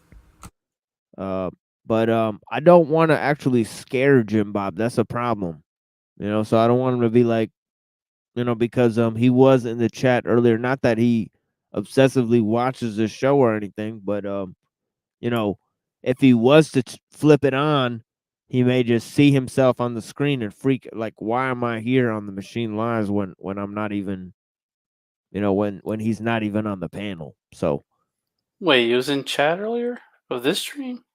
no, I'm talking about in the distant past, Oh, right. Not so distant past. I mean, we've only done this for about a year, so maybe a few months ago or something like that. But yeah, the thing is that definitely don't want to scare that fellow, and I definitely get the feeling that time when he was in the chat, he wanted to avoid me, and and subsequently, I feel like I've been in those forums and they've heavily avoided me, even banned me, time me out, and yeah. So I know for certain that he does lurk on these shows. He does watch, but he doesn't chat anymore because otherwise we'll call him out. So yeah, and it's funny. I never get that treatment when I'm in the Crucible chat. The Crucible, a couple times even Andrew Wilson shouted me out, and Andrew Wilson showed up in this chat one time too. But yeah, so I don't know how much of this show he's actually watched. I bet not much of it. But the fact is that definitely never got banned or thrown out of the Crucible. You know what I mean? But Jim Bob, apparently he's too sensitive for chatters. Right? So yeah. So yeah, and he did whatever. Yeah, no. I know he calls atheists on stage. He never called you on stage to read me. Well, shout out. Well, he wouldn't even be able to because shout out to Crispy Johnson and Slow Boy Whiteboard because I just get automatically banned for just saying nothing at all. Right? So yeah, right. and I have a shout out to give out too. Shout out to Chris Lestrange who said Chris Lestrange. Yeah, I need to shout out him, Chris Lestrange, because he said he would talk to me about the same thing. And he decided to not do so. Yeah, Chris Was that Lestrange. the hipster-looking person? Yeah, yeah, Yeah, 100%. Yesterday, Chris was saying said he wanted to talk to me today about the same thing. Then he changed his mind. So Oh well. Yeah, he's a South African hipster. yes, that's that So guy. South maybe, African, spicy. yeah, yeah, Can be buddies with Elon. yeah, really. And yeah, but it's funny. Dr. K knows about the ancient practice of democracy. He says, I think the problem of political oppression has been perceived for thousands of years. Presumably, people have resented political oppression ever since the beginning of civilizations. This indicated by a number of peasant revolts and the like that have been recorded in history. If representative democracy is the solution to the problem of political oppression, then the solution too has been known and sometimes implemented. The idea and the practice of representative democracy go back to ancient Athens and may well go back to prehistoric times. For some of the Aborigines of southeastern Australia practice representative democracy about 550 to 350 BC. Okay, actually, most theorists of democracy today have come to a similar conclusion. I have a book by Aaron Leipart where he actually argues that, most tribes work on a consensus democracy based system. Most decisions within the tribe are mainly made by unanimous consent by the leaders of the tribe. So if the leaders, the people that the collective public selected to be the leaders, right, then came to their agreement through unanimous consent, we would have a consensus that they would have a consensus based democracy, as their Well, political, decision making process. well, You that sounds know, like a republic. If it's just management making decisions, then that's a no, republic. no, because if you have a parliamentary system, you could have 36 parties, right? Like the way they do in some of those European countries. And if they come to a decision by unanimous consent, then it's consensus based. It's not majoritarian. Oh, So okay. yeah, so I'm just simply pointing out the distinction between consensus and majoritarian decision democracy, right? So yeah, it's interesting, but in terms of is there a society where there's just no hierarchy? Well, why would there be any need to implement rules or make decisions? you know I think that would go out of the window pretty quickly, right? No, because you still have to run the meetings. That's what have Robert's Rules of Order and open space technology. Because if you can't even run the meetings, you can't get anything done. Right, but nobody would have to show up to the meeting, for example, and there'd be nobody to grab someone if somebody didn't want to show up, right? And there'd be no responsibility, there'd be no accountability whatsoever, right? Well, if someone just doesn't show up for a while, then they'll probably just be replaced eventually. Yeah. Yeah, unless the niche doesn't need to be filled anymore. But Yeah, it's interesting. Yeah, it's interesting that Bernays actually says that in a democracy, the people who educate for civic duties, they're the ones who hold the power. So he said that, the people who control the information and the education system, and the way people decide how to express their freedom, that is the true power of the democracy. And of course, that's what it comes down to, doesn't it, folks? Right? Um, but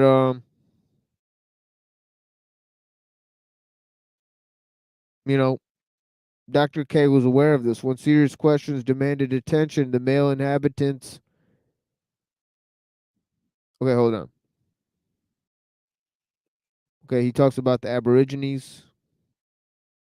Okay, now he says the region in which Buddhism arose was noted for a system of tribal democracy or republicanism. Yeah, by the way, also with Hank's idea, obviously, you know, we're all fully aware that republicanism and democracy are not um systems that really oppose each other. This country was first conceived of as a democratic republic, right? And so was Rome, right? But and he goes on to talk about that. Cossack had a military organization of particularly democratic kind with General Assembly, superior authority, elected officers, including commander-in-chief. 17th century buccaneers elected their own captains who would be deposed by crew at any time. When the enemy was not in sight, 15th century Geneva had a democratic government, though perhaps not strictly speaking a representative democracy, since the legislative body consisted of all the citizens. In addition to fully democratic systems, there have been some partially democratic ones under the Roman Republic. For example, public officials were elected by the assembly of people, but the aristocratic Senate was the dominant political force.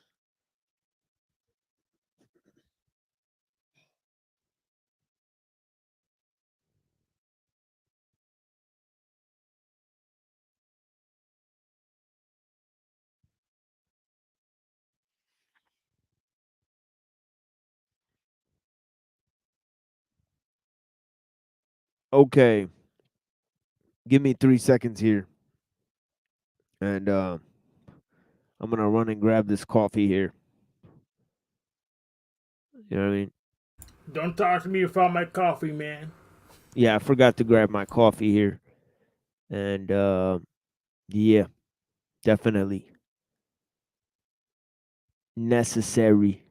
It's now 2:42 a.m. where I'm at, so we'll definitely be using that coffee. Thank you, guys.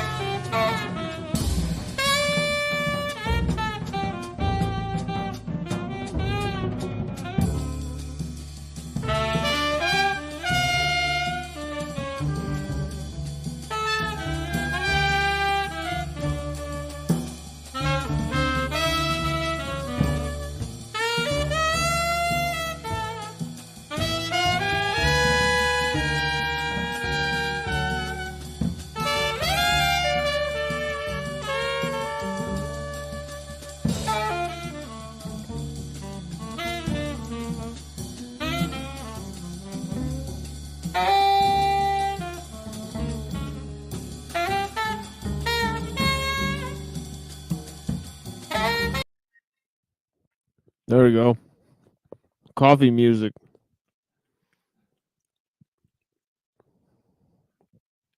And yeah, here we go.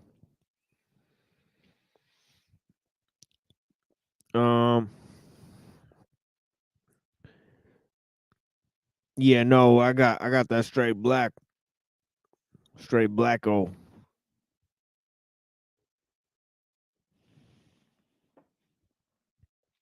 Yeah, DWS, blessings. And yeah, let's go on.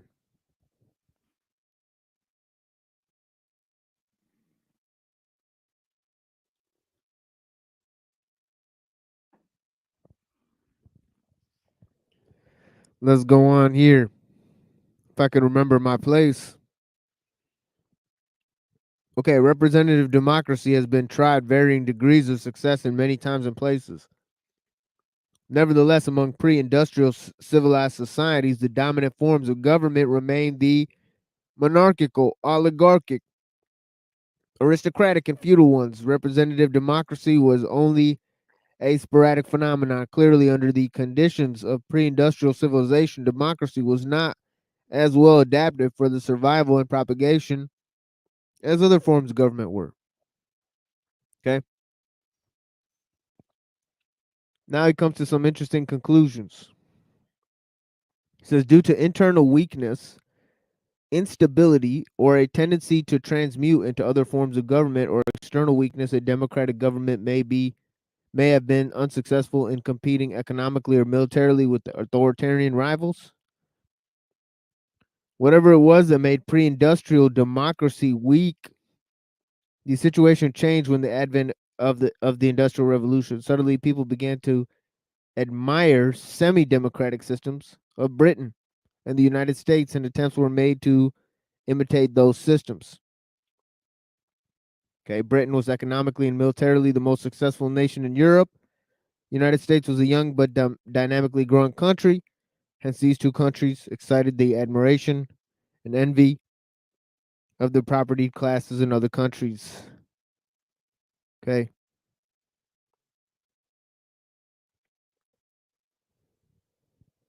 Okay. Marxists referred to democratic revolutions as bourgeois revolutions. Okay. The democracies won largely because of their industrial might, he says.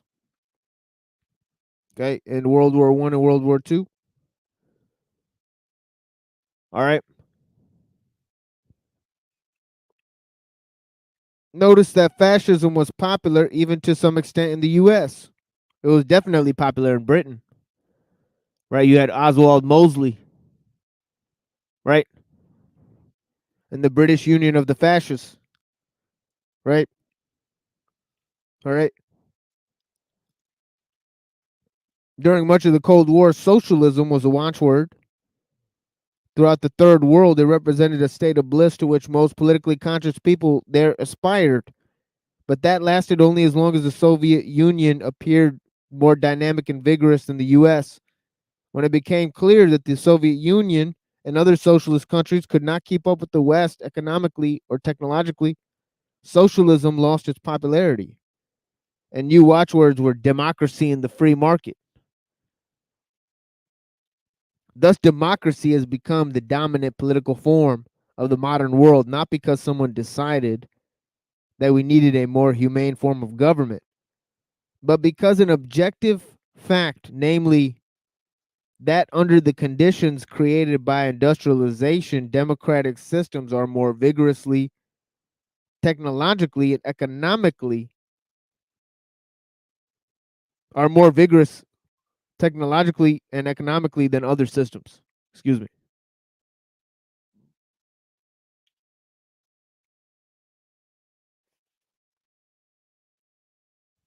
Bear in mind that as technology continues to progress, there is no guarantee that representative democracy will always be the political form best adapted to survive and propagate itself. Democracy may be replaced by some more successful political system.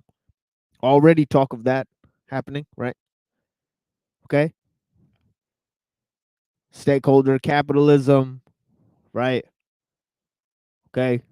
Anarcho-syndicalism, so on and so forth, right?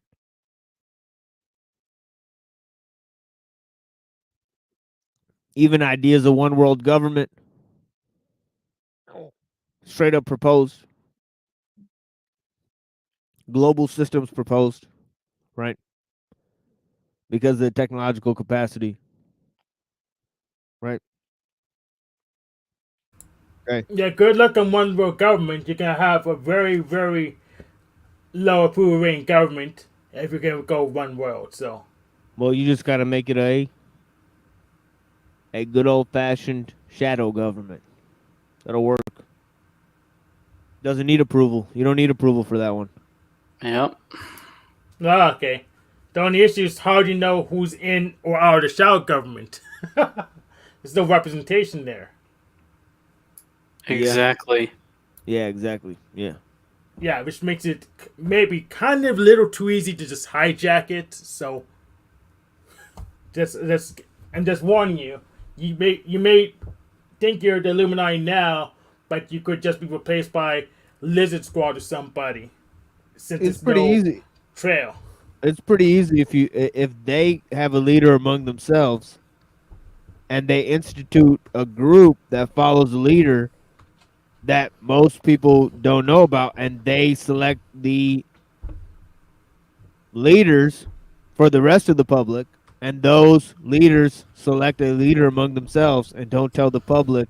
They make the public think that they chose a leader for themselves, right?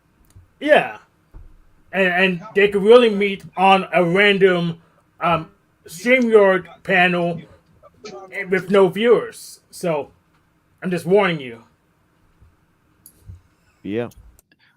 What's to stop it? It comes down to like I forget who studied it, but the patriciate kind of thing being like about 10,000 people all involved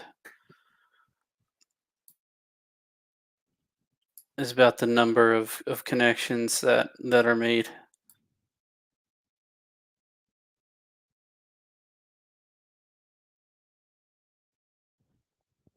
Well, and there's no evidence that we're the shadow government. I'm just saying it's possible that we could be.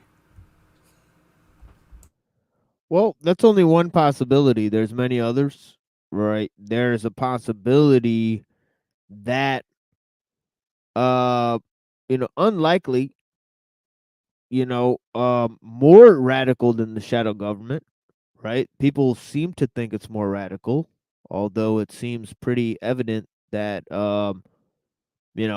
it may already be the case in a lot of instances, right? That people are not guiding the progress of technology. That it's the progress of technology that is now guiding, human societies, the growth and management of human societies, right? And in that way, there is a system outside of the human decision making process that is already deciding how we plan our society, right? And this sort of idea is parasitized on human society, but not connected to nature. It's created a parallel nature outside of human society. So that is the idea of technological determinism, right? That is one idea, right? Many have proposed that that is the case, right? Now, other people, yep, go ahead. Yeah, there's a mixed system, which is like the egregore model where they both kind of program each other. Oh yeah, yeah, definitely. Yeah, it's a master slave dialectic. For sure. But then, they have the idea there in the idea of the shadow government, which we just talked about, right? Then there's a concept of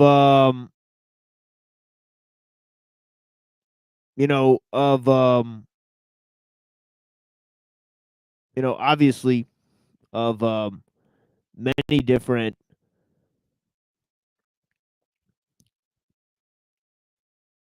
ground level movements that can become hijacked in this way as well, right? But yeah, For sure. yeah, but And this is the video, the link I put in the chat and whatnot. Doesn't even count what intelligence agencies are doing. This is just on the face of it. Yeah. Yeah, but among the, more popular examples that have been proposed, there's been, we've looked at temporary autonomous zone, the concept of pirate utopias by Akeem Bey of the Discordians. There's an idea of the patchwork, stockholder, capitalism, private joint stock corporations that work as mini states, right? A sort of neo tribalism proposed by the accelerationists, right? This idea, of these sort of movable communities, right? Corporations, smart communities or whatever, that they want to Bitcoin communities or whatever the hell it is, right? International monetary system change, right, in this way, right? To fit this idea, right? Open source, decision making and all of this types of concepts that they talk about, right? So, and obviously people like Thiel and these accelerationists have proposed these models, right, of breaking up nation states and transforming them into joint stock corporations, right, and having them compete, uh, with other private corporations, right? It sounds a little bit like neo-medievalism, a little bit. Oh yeah, type of with neo-feudalism. NGOs. Yeah, neo-feudalism, and they use NGOs, and they can pretty much. What they would do is just use corporations to bootstrap, then use licenses to invert whatever the policies there are, and this probably just a little bit of just funny business to get it to work. Ignoring a couple policies, but kind of reversifying all the other ones. Of course, that's bad, and you shouldn't do it. So, or a lot of funny business. Yeah. So that's bad, and you shouldn't do it. But that's how it works.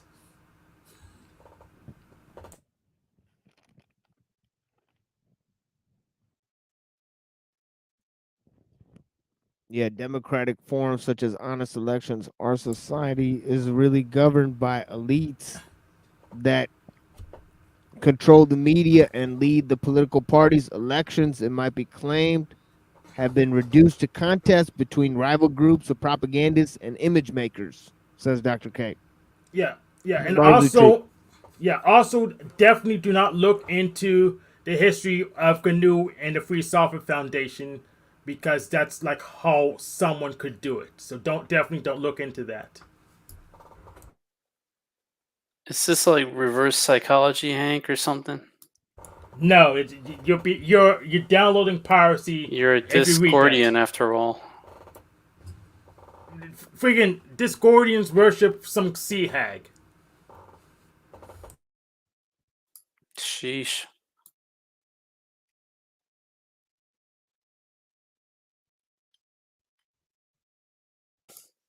Mermaid drowning pirates. Or sailors, anyway.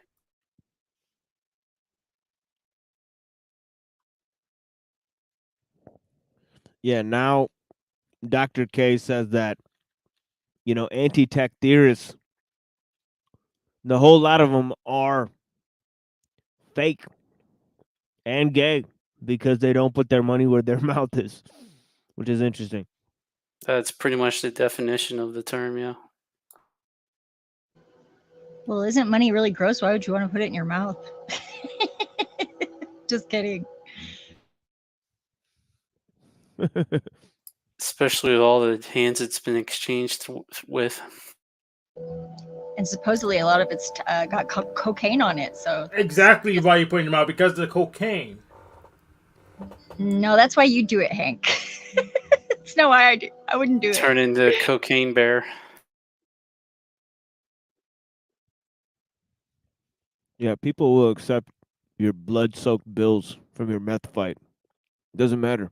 As long as the blood is dried they'll accept them. Blood diamonds. Exactly. Have you ever tried to spend sweaty dollars? It doesn't work very well. Spending a lot of coins, that doesn't really work either. Thank God for Coinstar. Yep. Yeah, at the casino because they don't charge you for that.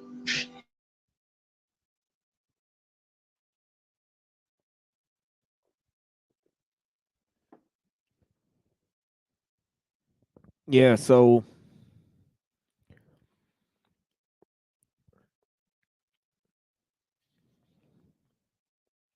here's another letter almost 20 years ago. Right. On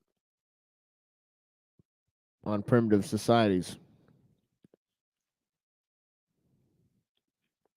And ideas in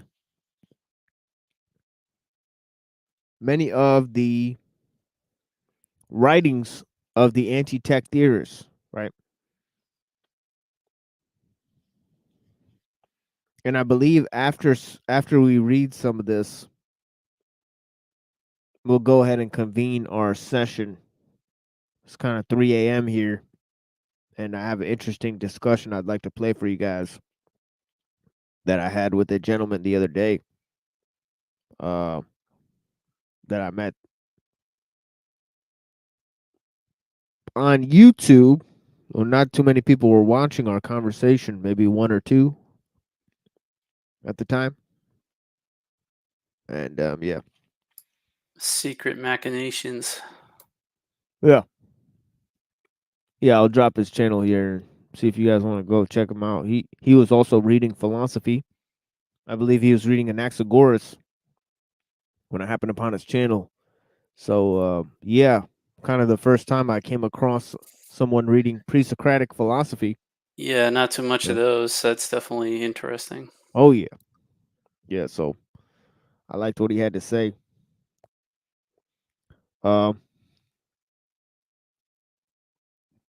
And I might play both parts of his videos, right, because he reads some of the writings of Anaxagoras, and it's interesting to read what he says about the nous and things coming into being, and yeah,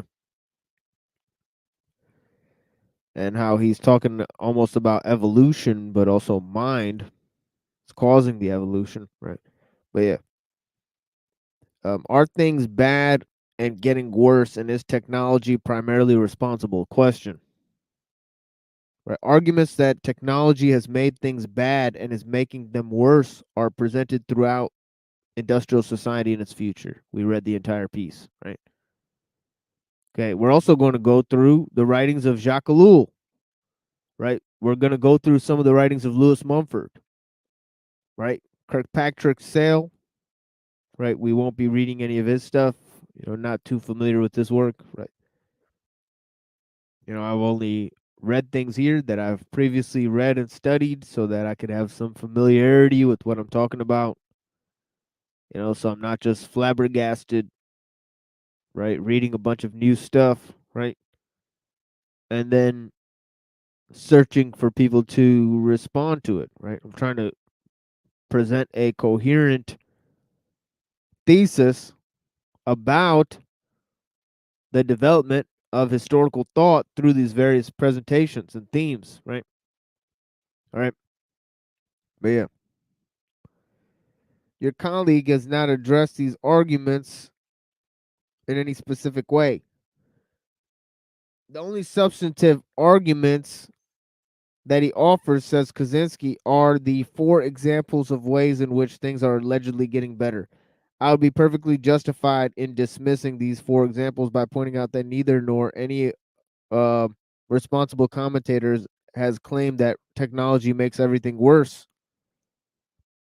Everyone knows that technology does some good things. I could then simply refer to your colleague to Industrial Society in its Future, Ellul, etc., for arguments that the evil done by technology outweighs the good.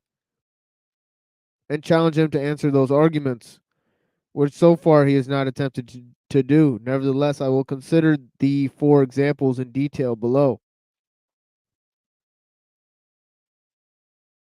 because they offer scope for interesting discussion.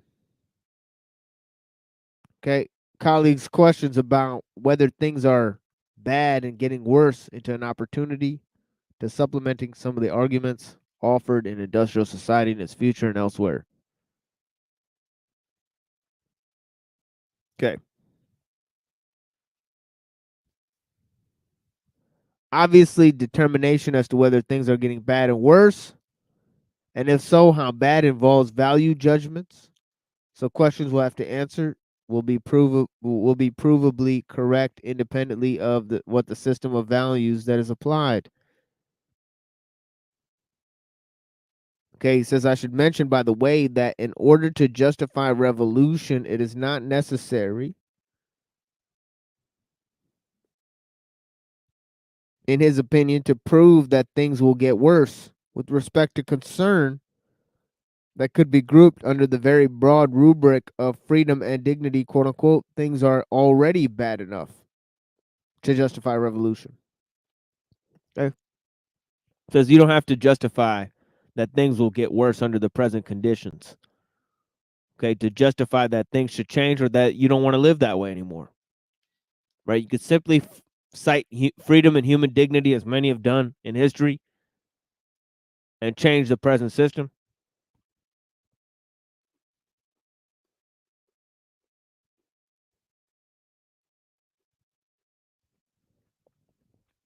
Okay. So his first argument is that one doesn't have to prove that the present system is broken or that it will get worse in order to change it, or to destroy the current system, right?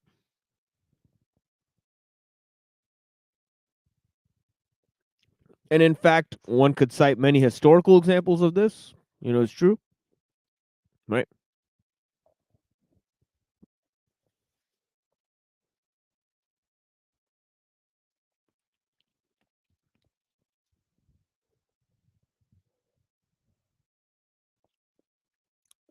Oh yeah, he's a rocket man, and he'll be going out to space for a long, long time.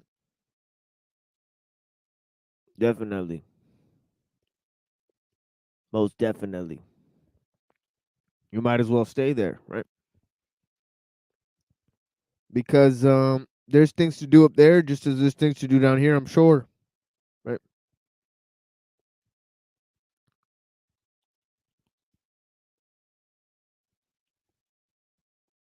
And we don't have any historical examples of that, sadly. But guess we'll have to wait and see where that train goes. Let's look. Choo-choo.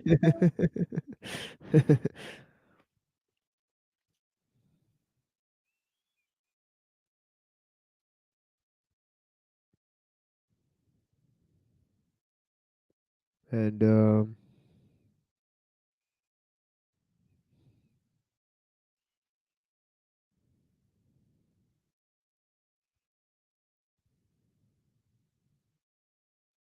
all right. So yeah, value judgments, right? People are full of them, right? What to do, right? That's his response. Yeah, so next he says, first, let me point out that the answers to your questions as whether there is a core reason why things are getting worse and when the downhill trend began are found in a letter of October 12th, 2004. We read that one. All right. Your colleague suggests that things have always been bad for human society, that, quote, we have no rational reason to expect anything better than simply staying one step ahead of death, unquote. What the hell? This is a highly pessimistic attitude, even a defeatist one. Yeah, I'd say so. And on the basis of my readings about primitive societies, I would be rather surprised if such an attitude had been current in primitive societies prior to the time when society was damaged by the intrusion of civilization. But I actually agree that we have no rational reason to expect anything better than simply staying one step ahead of death, because staying one step ahead of death is just fine. We've been adapted by a couple of million years of evolution to a life in which our survival has depended on the success of our daily efforts. Efforts that typically were strenuous and demanded considerable skill. Such efforts represented the perfect fulfillment of the power process. Right? Meaning that we had direction over our own goals. Right? Okay? And yeah, we didn't have artificial needs. We didn't take part in surrogate activities for artificial needs. Right? So that our power begins to leak through the system. Right? Our effort becomes constrained to the needs of the system. Right? Become cogs in a social, technological machine. Right? All right.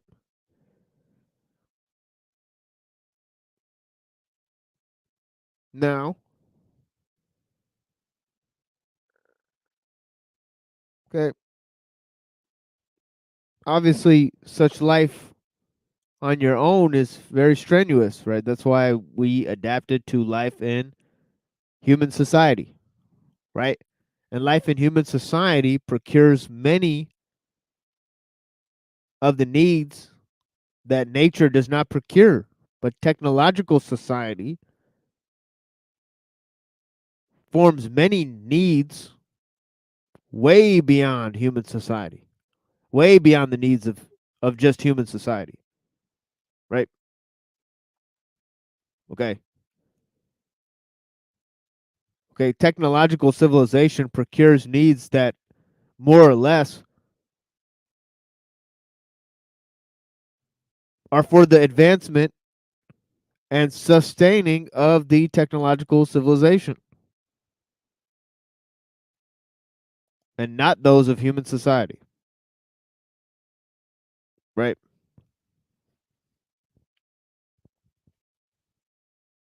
All this and other things,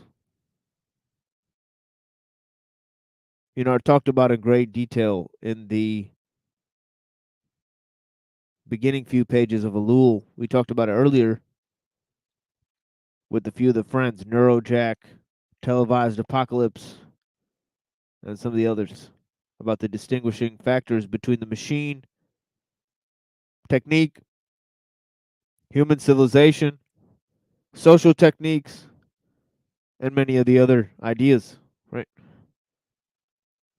And we will publish that at some point, right? Be patient.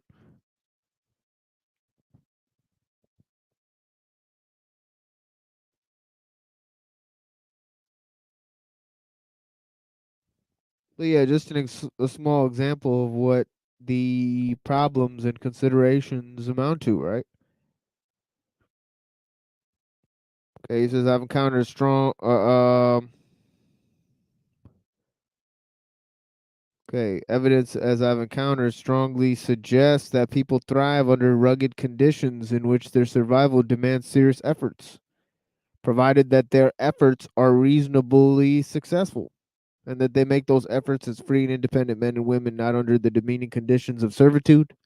And of course, free and independent also means behavior within small groups, right? As we talked about before, right? Okay. Large groups imbue complexity, right? They imbue chains of authority, they imbue a rule of experts, and they imbue increased forms of assimilation, right? All right. Large scale systems have all of those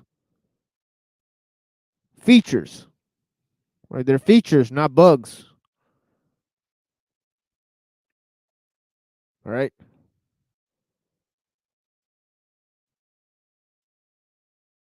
Okay.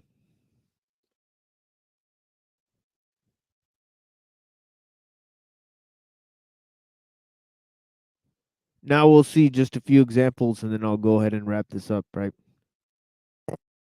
And I appreciate the people that are joining, even though it's plenty late. You know, we went through many hours of very useful presentations on a range of topics, right? Okay.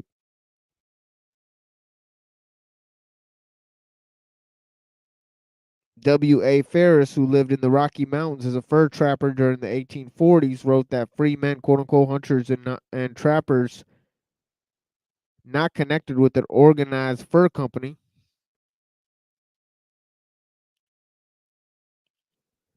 lead a adventurous and dangerous life governed by no laws, save their own wild impulses, and bound their desires and wishes to what their own good rifles and traps may serve them to procure.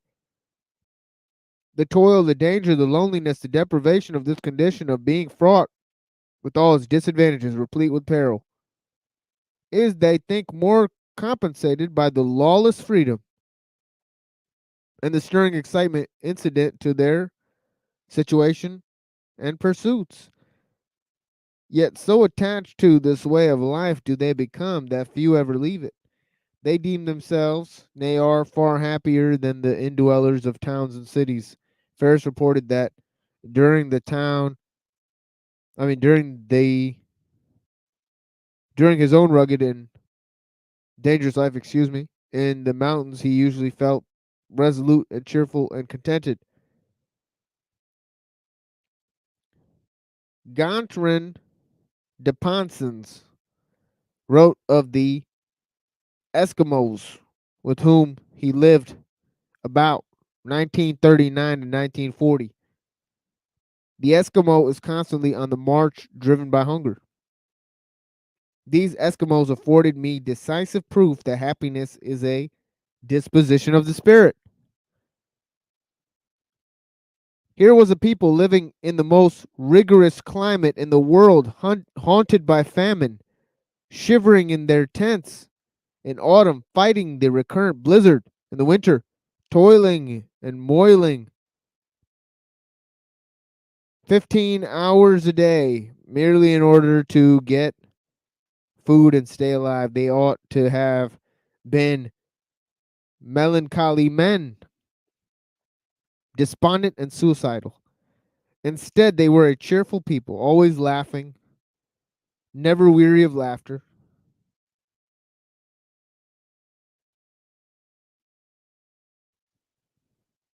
Nineteenth century Argentine educator and politician Sarmiento wrote of the gaucho of his time.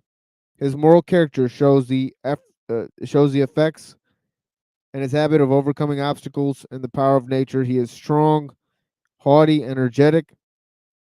He is happy in the midst of his poverty.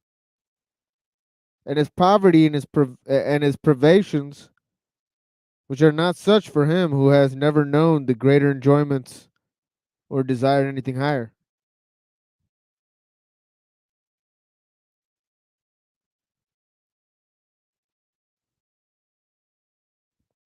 All right. Sarmiento was not romanticizing the gaucho.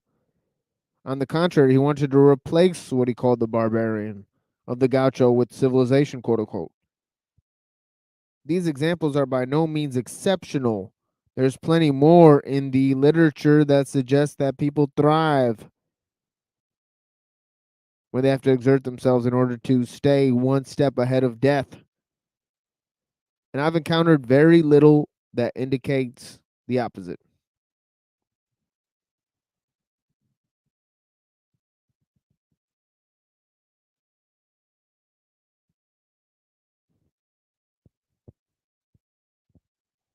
It would be instructive to compare the psychological state of primitive man with the modern man.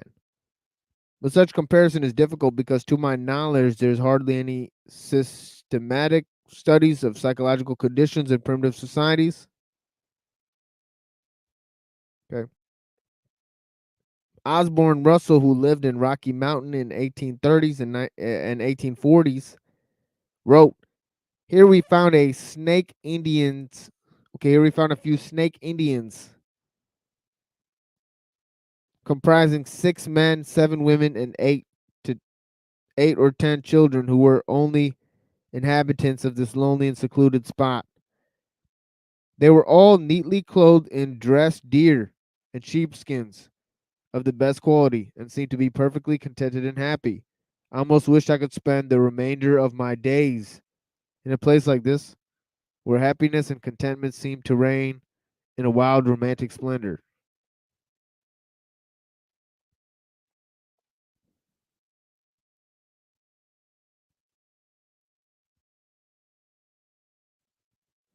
Okay, and he goes on to talk about many different examples.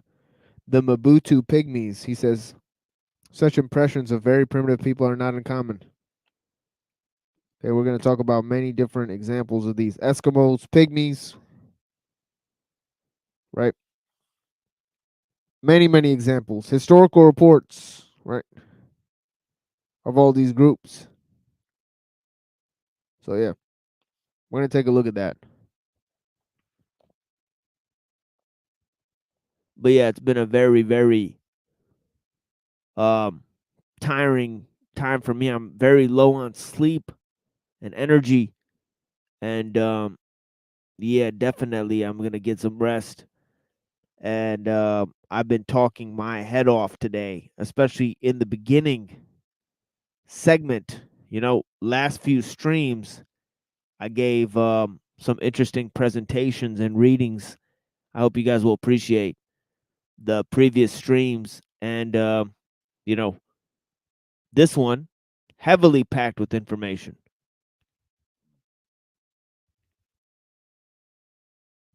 And I definitely went through some of these Zoroastrian texts and readings as well. So shout out to Zarathustra, the prophet. Shout out to Shiva, you know, the OGs.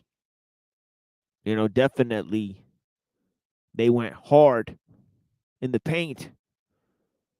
You know, some very brilliant writing, some very beautiful wisdom, and world historical, you know, ideas and themes. But yeah, thank you guys for being here with me. You know, it's been a real pleasure. And yeah, we're gonna be bringing some other material and themes for you guys.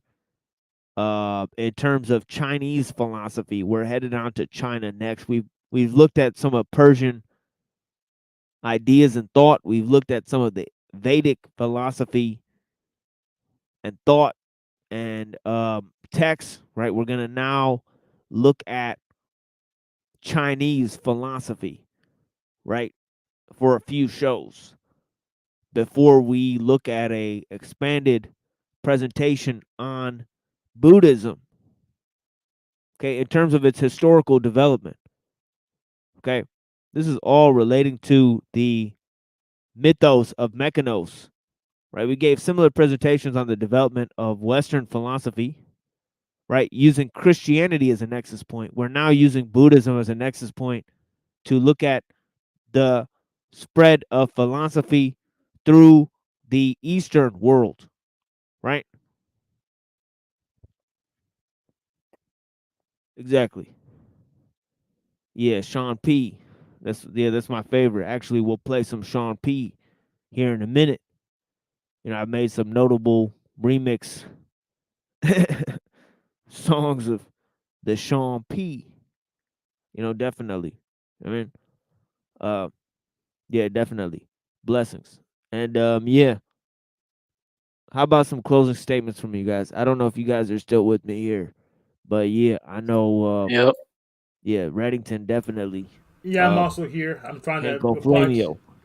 I'm Oh, chewing a graham cracker right now, but in a couple minutes. Zephyr. Mike sounds fantastic. Blessings. You're in right there. And Thank you so much. It's awesome. yeah. Yeah, definitely. And yeah. All you guys, I'm very happy that you guys are here. And yeah. Hank, you go first. What you got to say to these people? So, I'm just gonna say my reply to Tech Talk. He asked if chickens or he's asked if dinosaurs or mermaids were more plausible.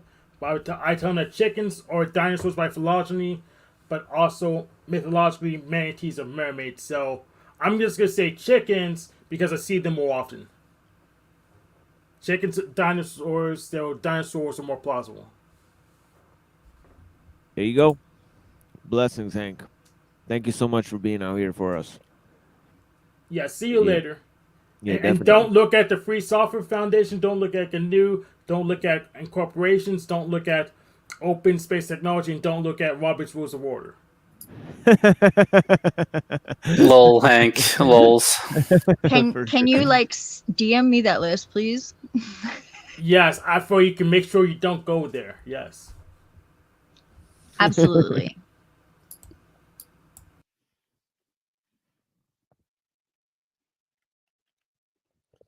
Well, there goes a legend.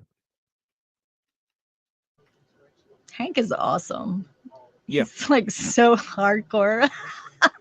Yeah, he's a great friend. And he's an excellent teacher on a range of ideas. But yeah. How about you, Brother Reddington? What you got for them?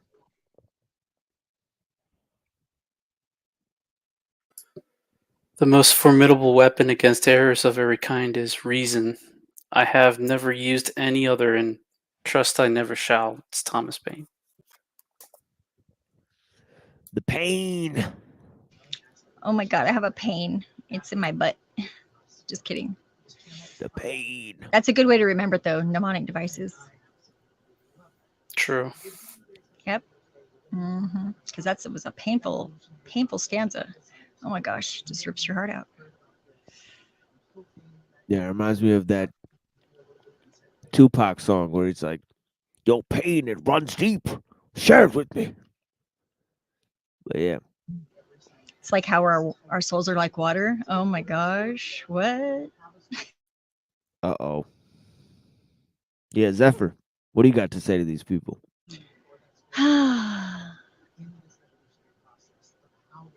Yeah, I don't know. Not today. Not today, folks. That's all you guys get. See you later. Yeah, Not today, Satan. Yeah, thank you guys. And yeah, exactly. Yeah, maybe we'll be accepted one day. But as you've seen, we definitely haven't reached the levels today. You know, we're still trying to gain a voice out here. And blessings. I'm gonna throw you guys here. And you know, thank you guys so much for being here with me. And all you folks that were here today, right? I think I've described many different instances and themes, and I'm gonna go take a little naparooski, you know, and the whole idea here is, you know, about the architectonic themes, okay, architectonic structures and themes, okay, about our ideas and our ability to craft symbols. And I don't know why I'm getting sounds like some interference, you know, right, on this microphone, and I apologize if you guys are hearing some type of interference on this microphone. But yeah, blessings, and thank you for having me here. And yeah, you know,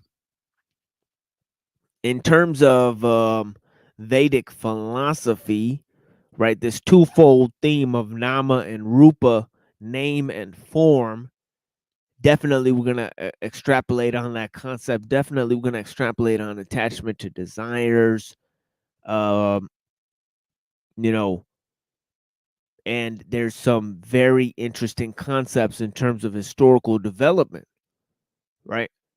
We're going to bring in the idea of Hellenistic civilization, right, into the discussion. We're going to have to bring in the idea of Chinese civilization into the discussion, right? That's where we're headed next, is into the concept and ideas of Confucianism and Taoism, so that we can extrapolate on Buddhist philosophy, right? Okay. Because when we get to Buddhist philosophy, because this whole development is about the development of Buddhist ideas, right? So we're laying down basic framework so that we could get to Buddhism, which actually ends up spreading all over Asia, right? So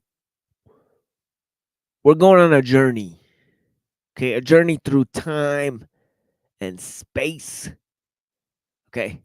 And I appreciate you guys being here with me, because we won't get lost in Western philosophy or Eastern philosophy or any one type of philosophical system, right? And we won't get lost in the debates on politics and religion that are very, very crass and low level, right? Low level debates, right? Okay. Those are meant to obfuscate and confuse a plethora of different issues, right? So we're not playing those silly games, right? I wrote this earlier for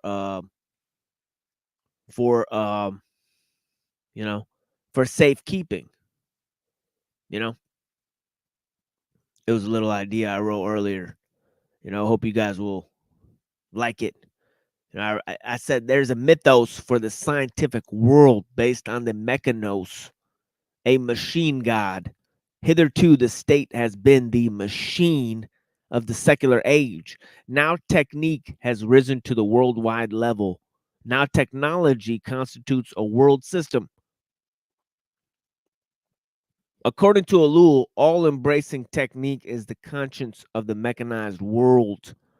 The people who believe in the technological singularity and the rule of experts are now playing a more central role in the rungs of power, as we predicted. When they engineer humans and machines, they will be indistinguishable from people like us. We will be forced to eliminate those who look like us, even though we are conditioned to do otherwise because of these machines, right? Because they will be trained to destroy and oppress all humankind, right? And that is a message. And I will be typing that up as a sort of, mission statement, but there's been many different mission statements given at the beginning of this show, at the beginning of last show, and the last few shows, right? To the world in general, right? About our purposes here. Very clear about it, right? We're uncovering many different themes that have to do with the architectonic, man's ability to craft symbols. Thank you for joining us here on The Machine Lies, where we talk about the lies of the machine on The Machine That Lies. And if this episode is not available soon, you refresh your page or whatever, right? And you see it gone, right? We will be sure to re-upload it. All the material that we've posted is on the channel so far, right? Okay. Over 200 videos. And yeah, the first step to blinding somebody is getting them to open their eyes. And the first step to seeing beyond the programming is to realize how you've been programmed. I hope you guys have clarity to see through the lies, my friends, right? And here is some Sean Price for you guys. And then we'll go ahead and play some of our, pre-recorded footage, which is high level in terms of philosophy, right? In terms of philosophical discussions, right? Recently, we had a good one with a gentleman. Shout out to him. Blessings.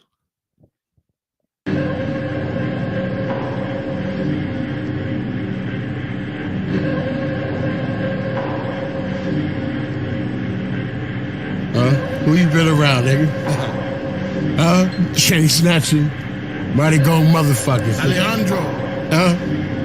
Brr. Rock Moss, what's good? Brownsville in the building. Sean Nice. Yo, they call me Sean the Scared Harming ya. Fuck that, they call me Sean the Scared Alarming ya. Sean the Vet warning ya. Sean the Grab the Crowns and Bombadula Oblongata. Now the nigga that you know, flow is ill, the word the mama. I'm in a whole different space, call it Andromeda. Battlestar Galactic with the ratchet Abu Lama ya. Understand, nigga, the flow ill. You should know by now, nigga, Angela Bofield. No jerk, I blow perp. Captain America logo in front of the low shirt. You can't sell drugs with no work. Manicured fingernail, niggas did no dirt. Nigga, respect my conglomerate. Before I run in your crib, some tech to your mama shit. Time for change, get the fuck off Obama dick. P for president, nigga, I know a lot of shit. Just a consumer, fuck out Ruger, son's a shooter, none truer, the bum chewer. Lines and hooks, real and tuna. Shines a book, lives are took, you die sooner. Y'all manure, why try and tutor? Put knives through ya. We got guys from Rooter to Tutor. That's dry humor, we don't buy Puma or drive Cougars, but my tools the size of a tuba. I'm the future, no lie rumor. Try and maneuver when I fire the bazooka. Child abuser, mama was a user. Slum crack, wasn't a good shooter like a Hoosier. Overachiever, blood spill over a leader. You get rolled like a Peter, overachiever. Chrome heater, low, no Latigra. My bone feeder, she fetch it like a golden retriever. Snow, let's go, finesse the flow. Fresh dress from head to toe. Let them know, on with the show. We used to play the corner for dough. Rain, hail, snow. Let's go, finesse the flow. Fresh dress from head to toe. Let them know, on with the show. We used to play the corner for dough. Rain, hail, snow.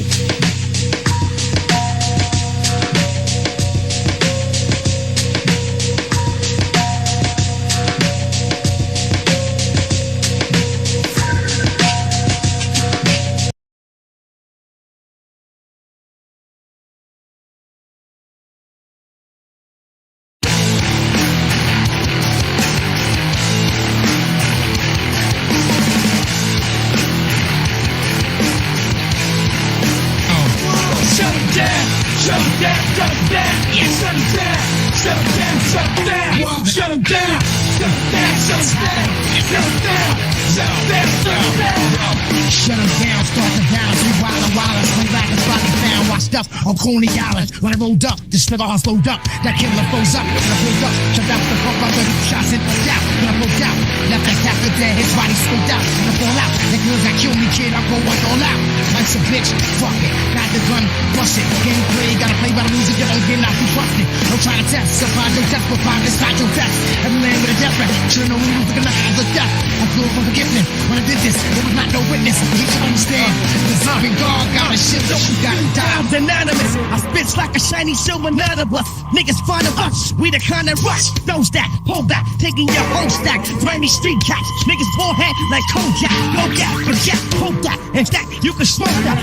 Like us, making your whole fucking stove pack. Better know me, 1-3, one and only. Could be never phony in any ceremony. I tell you, homie, just see, taking your time, making your mind. Got this nigga on the low, that's what it with rhymes, breaking your spine. Got you moving from the flurry, time to worry. I'ma bury the bullshit, fill my wool clip. Shut them down, shut them down, shut them down, shut them down, shut them down, shut them down, shut them down, shut them down, shut them down, shut them down. I bet you this motherfucking double barrel of glass is fake. Be on the lookout for a bastard pig. Pumped you up to watch you get beat. Had you thinking shit's sweet, and you want shit's creep. Cause your shit's weak. How much is your life worth to someone important? Cause I be extorted. Get out with ransom and some shit that you don't wanna get caught. Back in the days of Gordon, niggas scared to rob. The guy from not behind, stayed on his job. But it's only the miles. Work going back to the earth, so work, thinking my shit goes wrong. But you don't do it for the graveyard, and don't go. Fuck, you know about a pine box. Money going out with 9 Glock. On top to that same nigga when they pull out 29 shots. Till I kill up your crew, I ain't gon' rest. Don't take a whole lot to flip your vest. Then watch your nose, just spill out your chest. Best you know some actual age shit. You don't know kids, that broke for face. More niggas get killed like that, no bitch. That fire engine Asian, the crazy Cajun, blazing horse for days and days, raising amazing. I'm the blazing laser, once amazing, hard to be facing. Lord, all the color, the things that out of the underground. I'm cutting them down with a thunder pound. Turn shit, some quick when the gun click. Lying in your bombs, once the line on your dick. In the morgue, and many dogs, I'm the rock while I'm a block collar. Fuck cocaine killer, I sniff gunpowder. So all your real willies, throw your rollies in the sky. And all my crooks, all the players outside. I'm so hype, I'll take your life, better have my soul right. And fuck my mic, I don't need no mic. What? Shut it down, shut it down, shut it down, shut it down. Shut it down, shut it down, right now. Shut it down, shut it down, shut it down. Shut it down, shut it down, shut it down. Shut it down, shut it down, shut it down. Shut it down, shut it down, shut it down. Shut it down, shut it down.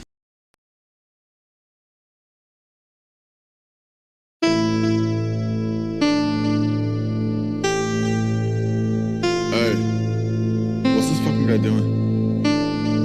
What are you doing? Right now, what are you doing? What are you doing? Yeah. Yes, sir.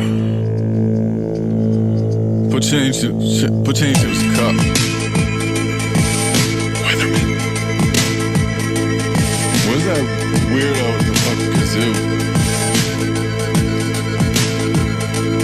Hey. Sharks in a dunk tank, vipers in a garden. Locusts stole the groceries out the local farmer's market. All God squared his whole position. Some are violent, some are victims. Each alive is an equal and vital piston I support. So when the piranhas on New York, my daddy long legs dangle the mangle for sport. And while I bring in every dink in the kingdom with open wings, it all boils down to them shit-soaked pigs. The pigs, the pigs, the dregs of what y'all aim for. The gluttonous muddy stomachs under the pudgy cake hole. The two-track brainiac using the food and payroll. That chew up and consume every cookie, crumb, and peso. And place a cloven hoof on a lucrative one, convenient as the bourbon odor. Smokers cough, smolder off the cohiba. If Noah had the benefit of hindsight on his ship, he could have snatched 2 unicorns and left behind the motherfucking pigs. Goddamn pigs, pot-belly pigs, punch-drunk pigs, take money, money pigs, loudmouth pigs, white-load pigs. Let's make a deal. When all the wolves in woolly wigs have huffed and puffed and blew the bricks, the skulls of Brooklyn's coolest pigs will rain on Fulton's newest kicks. As mulish swine of all surrounding counties stiff the gruesomeness, we pass around the pineapples and pull the pins in unison. I will gladly feed you to the breeder once you sacrificed. No pagan or sacrilege, just bacon for scavengers. I will gladly seat you with the chickens, not the passengers. Hopefully the crack in his armor spreads to his avarice. Never that, Wilbur's multiply quicker than triples and 100 triples and fistfuls, but it was all bells and whistles. Bougie this and bougie that, war pig or pussycat. Glitzy to the pork ribs, had the gold leaf the booby traps. Powder pink, double-breasted mess of mud and money waddle off the fire to make a stubborn tummy roggle. And while I don't really know the working details of your tribes, I know that that's one ugly fucking tie. Asshole pigs, goddamn pigs, pot-belly pigs, punch-drunk pigs, take money, money pigs, loudmouth pigs, white-load pigs. Let's make a deal. Apple in his mouth, maraschino eyes, party like the butcher boys, cleaver is alive. I'm mosey in a 16 hours of smoke in the misty winter. To see the county fair's blue ribbon winter is dinner. Then dance until the sun has kissed your blisters in the morning as the misery was dormant and divvied in crispy portions. Corporates want to lure him and whore him, or does he hoard the corporates to expand the more important forums for him? Push the mortar pestle past the ordinary orchard when the frilly border's faded as the product. Mine are yours, pig. Mine. Plus I toss a token where it go, directly to the worms who shovel shit in yellow snow. This little piggy went to the market with a target and will subsequently know the armor-piercing forks of farmers. Final words for the finer birds taking notes. I dig a chicken pig's ills, that's all folks. Pigs, goddamn pigs, pot-belly pigs, punch-drunk pigs, take money, money pigs, loudmouth pigs, white-load pigs. Let's make a deal.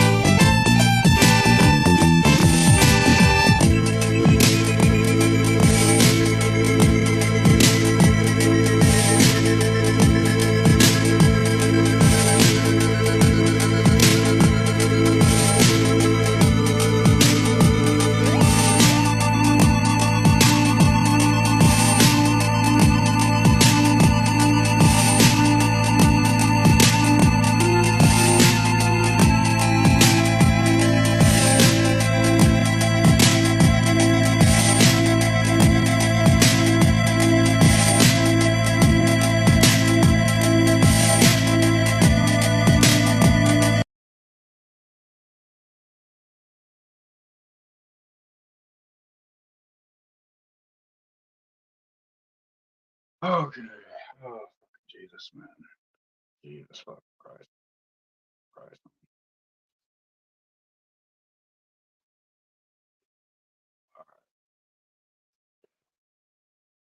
I don't know. I don't know about myself right now. I'm crazy. I'm crazy. I am crazy. Damn, that sucks.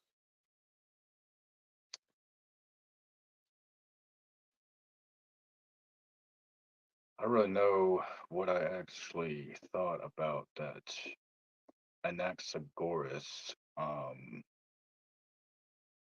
Anaxagoras. I didn't really see his theory of evolution that we were derived from fish. I don't know where Google got that information from per se, but yeah, I don't know. I just and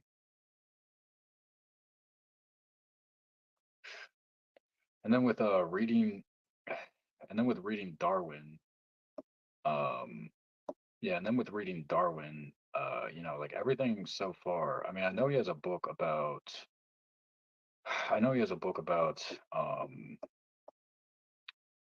like man and the descent of man. Now, I haven't really read much of that book. I mean, maybe I'll read that book one day, but essentially, like this book, which is his magnus opum of evolution, which is all about like it's not really evolution. I don't know. He doesn't mention evolution once, right? Like I don't really know where evolution came from, but he mainly just talks about what am I trying to say? Natural selection. So he was like a natural selectionist, and then all of a sudden they come up with this idea. All of a sudden they come up with this idea about evolution. I don't really know or care where the word evolution came from, but like essentially this book, like Origin of the Species, it's like all about like plants. I mean, yeah, there's like a lot of like skeptical notions of um animals, but it's like I cannot clarify or like understand for the life of me where, because like there's a lot of now academic, like natural philosophers of evolution, just for the sake of this conversation, like on the topic of evolution, talking about like different, like I don't know. I don't know like where. I mean, no evolutionist online talks about uh like Darwinian natural selection anymore. They just talk about evolutionary biology. Essentially, is what I get, because yeah, like for me, like yeah, like Darwin was just so much more complex. Even though he had 10 children, that doesn't take any complexity at all. But it just takes whatever good genetics, I guess. But he was, he essentially like I don't know. I mean, like, yeah, just the fact that I don't know, he really just kind of just blows my mind because of how intricate the way he describes like all of the different reproductive systems of plants. Like I mean, so I don't, but yeah, I don't know where like, I'm not like studied, but I don't know where like all of this, where all of the academic uh or like all of the academic flawed or like the academic videos on YouTube come from, where they're talking about like these different, I mean, they must have like read everything or just been totally inquired into his theories and whatnot when they were in college. I don't know, but like yeah, I don't like, it's just like it just doesn't match up to me. So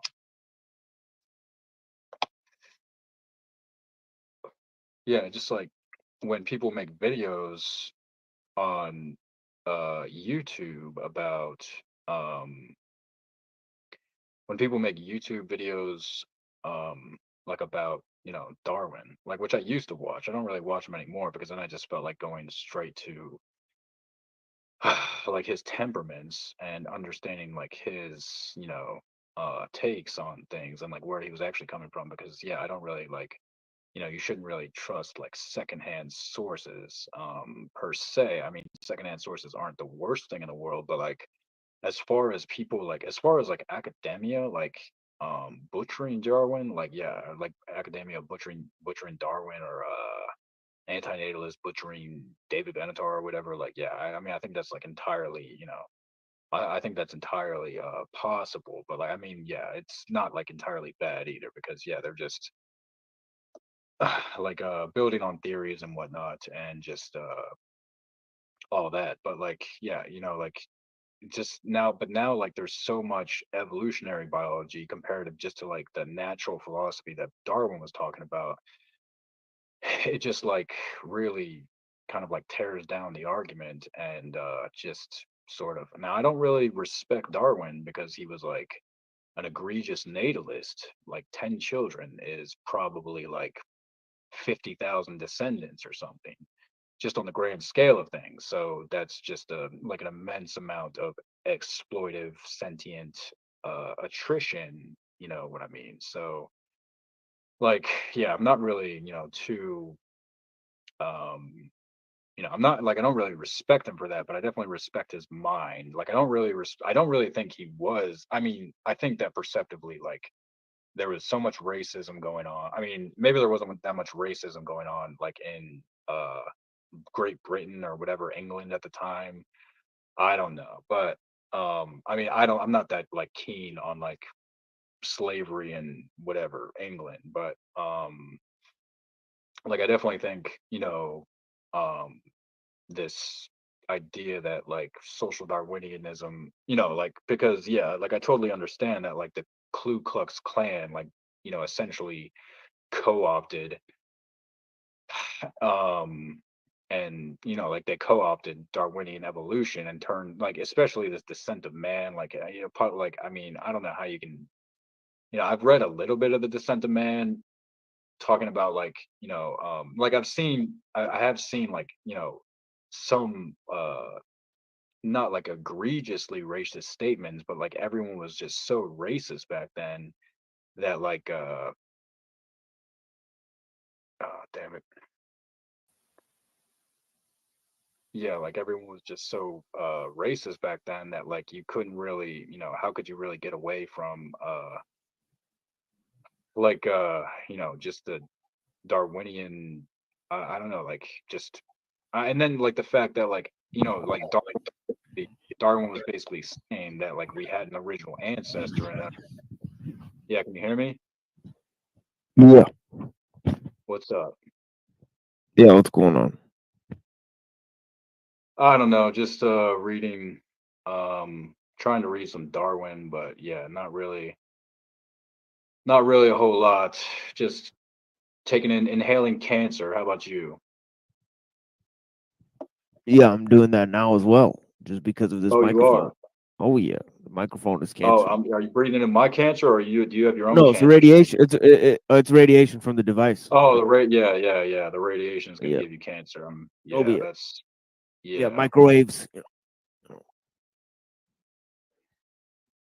Yeah, that's how it also goes. carcinogens in omnivorous diets. I mean, carcinogens in plant-based diets, carcinogens everywhere, carcinogens in the air, carcinogens and I mean, you could just have like you could just have like dormant cancer, I suppose, or we could, you know, anyone could have dormant cancer and just get cancer all of a sudden and never smoked a cigarette in their lives. So, I mean, you get lung cancer and never smoke a cigarette in your life. That's a little bit unfair, you know. So yeah, but yeah, I think, you know, Darwin probably I don't really respect Darwin for having like 50 Darwin probably has like 60 like, you know, 60,000 descendants from 10 children, so I'm not really like, you know, I don't really respect him that much. I mean, he's not like a god obviously, but yeah, like I just feel like Well, um I don't know, I want to get through his book. I want to get through his book one day, but which yeah, I book don't are you know. reading? The origins of species, the origin of Oh, okay. species. Yeah, Origin of Species. Yeah. Okay. Yeah. There was Yeah. like this there was a theory of degeneration prior to natural selection. Like I think it was like 20 or 30 years prior to natural selection. So like in 1830, prior to like 1855 when The Origin of Species was wrote Now, who and was like that? it Was was that Lyle or? Yeah, it wasn't. It didn't really make I think it sense was because Lyle, right? Charles Lyle, right, or something like that. Yeah. I can't. I don't think that was his name. But yeah, like it was basically like this idea that like I mean he had like he was an artist, so he like drew a bunch of drawings, and he actually had this theory that like there was unicorns and like there was like Oh, three are you talking horned. about? I think you're talking about Alfred Russell Wallace. Possibly that might possibly be him. Yeah, that might possibly be degeneration. Like Wallace Yeah, I know. sounds familiar. Yeah, I think Lyle had to pick between two, Darwin and Wallace, and he picked Darwin because it sounded because obviously I think Russell Wallace he added this mysterious property of telos in nature, similar to what you were reading with I think it was Anaxagoras or Yeah. Like well, Anaxagoras was like certainly had some like evolution going on, but yeah, yeah, that makes sense because where would you like why would nature need to develop anything, right? So it actually like if you don't have telos or nous, it actually like you can't really explain origins of mind, right?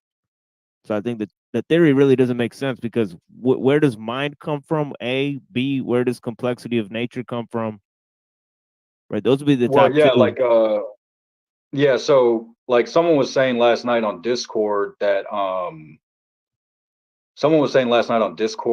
essentially like abiogenesis is not a theory of natural selection. Abiogenesis is a theory of biological what do you call it? Like evolutionary biology, like determinism and everything. So like yeah, like essentially like they have like, What is that?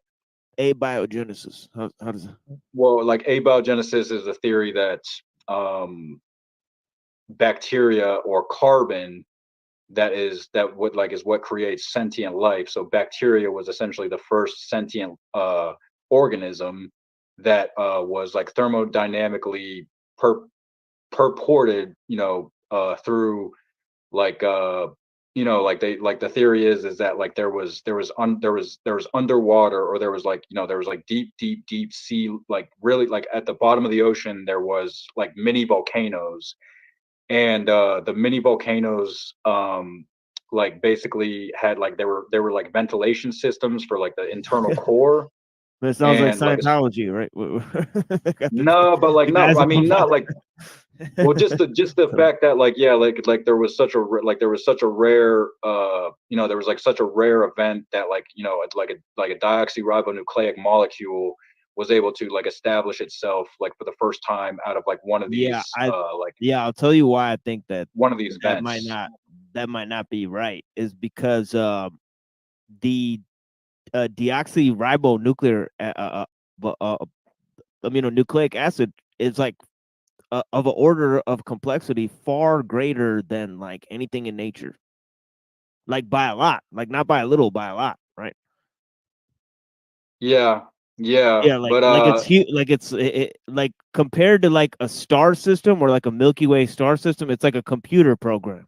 It's a fucking Swiss watch. It's like, I mean, it's hard to get to deoxyribonucleic acid, which is like almost like a self-replicating computer program. I mean, we see how hard it is to create a self-replicating machine today, right? It's very, very difficult, right? For nature to create something like that, yeah. I think it'd be almost. I think what you're gonna bet on almost impossible, right? Well, like yeah, I definitely don't trust like all of the mathematics. Like because like all of their mathematics for abiogenesis is derived from like the theories that they are able to they're able to contain, like supposedly in like thermodynamic experiments where like they're studying different like oxidation levels of carbon like throughout the That's the thing is throughout that life actually life may disrupt the third law of biodynamics, right? Because there's so much novel information with life, right? well, That's one like of the what, theories like against it. like would like the are you saying that like we are we're violating free will or something through the third law of thermodynamics, like by having telos or something, or nous? No, like for example, like no, I don't think we can avoid determinism, but I do think I think that one's out the window. I think the whole thing of free will, I think free will just doesn't make sense at all, but the whole entire thing of how a beetle is more complex than a star system. Yeah. I mean, that doesn't really, like, why is the universe creating so much energy per density and wasting it on a beetle? Like it doesn't, it wouldn't, like, like what, like all the intelligent creation is going towards bugs, like or insects, or like things like that, so even like viruses and diseases. So right, like it seems extremely strange to expend so much energy on and then to bring so much new information in out of where exactly, right? Because you started out with the same amount of energy, you end up with the same amount of energy. How is there so much more energy per density in a beetle than there is in a fucking star system? Yeah. And like, so what do you, so do you like, what do you like have an adherence to, like, when it comes to the universe, like whether or not, because I keep seeing like this poll that, like, it's like on this like YouTube science channel, but like in my home feed, in my home news feed, it keeps showing me this this exact same poll over and over again, like saying like whether or not you believe in steady state theory. Do you even know what steady state theory is? Not really. I'm not really much of a science learner. My information. But like you've heard science, of the it's the only it's the only opposing, it's like naturally the only opposing theory to like the Big Bang. But like the reason why the Big Bang is important. Yeah, I mean, it's just like Aristotle, right? The universe was eternal, right? That's the other option, right? Yeah. Well, like that's steady. Yeah, that's steady state theory. Like the universe is eternal. of course. And then Big Bang seems to be like a construct of how atomic forces work. So like I've heard like an atheist who recently died, but he was like a famous atheist. I think his name was like Steven Weinberg. And when I heard him, I'll just come out with it. I'm a panpsychist, so that's okay. Yeah, I mean, there's nothing.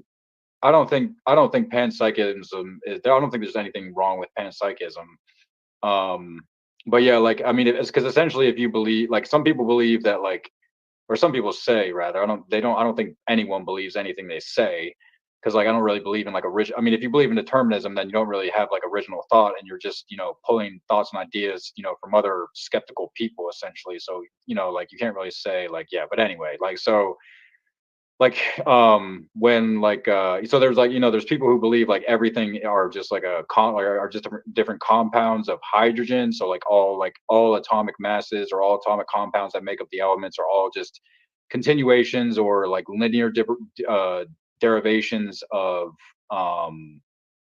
hydrogen, because you can't, like, I mean, because essentially you're just saying like, well, yeah, all of these atoms are creating different elements, but you could just say all of the hydrogen is just expansive and creating different like molecular geometry that enforces different elements to persist in the universe or the cosmos. So like, yeah, I mean, like the construct of the Big Bang is essentially like a like an understanding the periodic timetable, like all of those like elements are derived like the periodic timetable is created over a period of time throughout the Big Bang. So like all the elements that we have today are essentially because this universal like atomic energy and the way that like hydrogen mass is distributed, it's called like inflationary theory. So like it's almost like inflationary theory of the Big Bang instead, like, or like you could say like energetic atomic forces.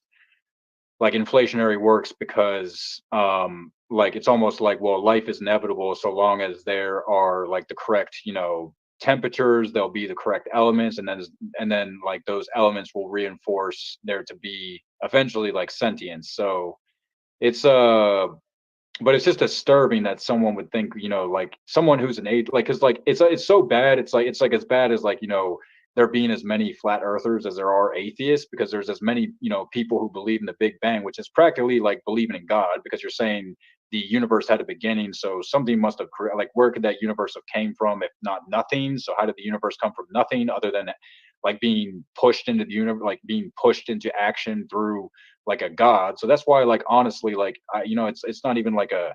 I mean, it's a very like seriously disturbing fact that like 80% of quantum mechanic physicists believe essentially in the Big Bang, because like I think they'll be fired if they say they don't believe in it, because it's like such a religious theory. Yeah, it's because And there's it's because of Aquinas and Maimonides. right. That makes That's the that only makes reason perfect they have sense. it.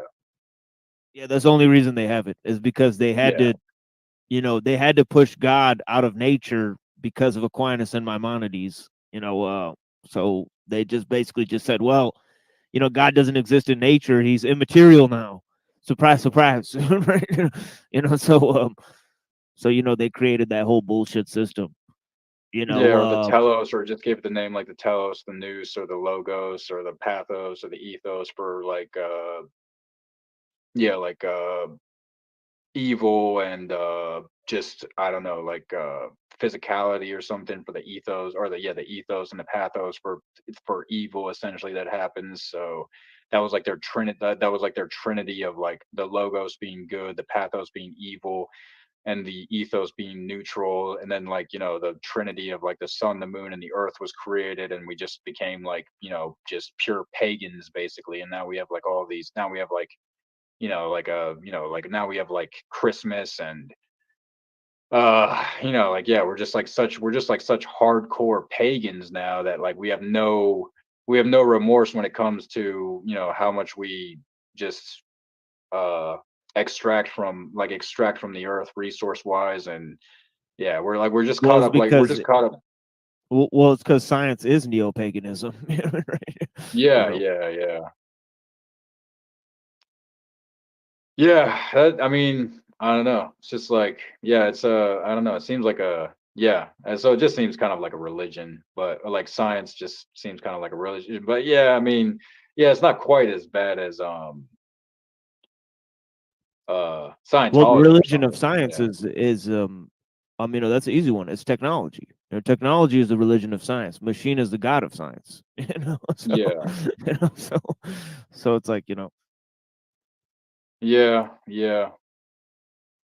Well, what's up, man? Did you have anything else to share, or did you want to did you have anything else to share? I mean, I don't know. I've been going on this Discord, but like, I mean, have you heard of a Lamarckian evolution?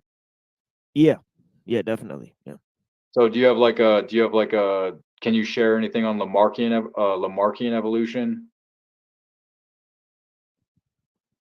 I think Like the yeah, I think like the go ahead.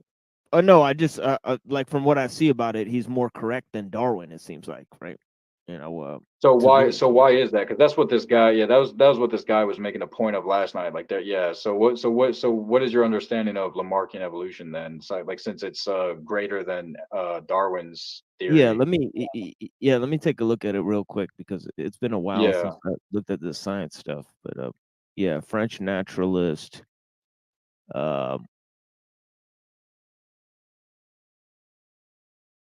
Proceeded in accordance with natural laws. Yeah, okay.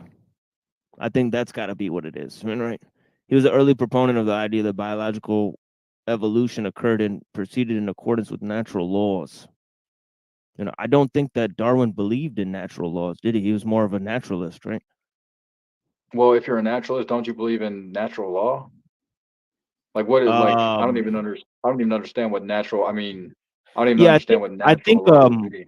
yeah, I think natural law would be more of an Aristotelian, like notion that you think that nature has like mathematical laws, whereas I think a pure naturalist wouldn't make that assumption. You know what I mean?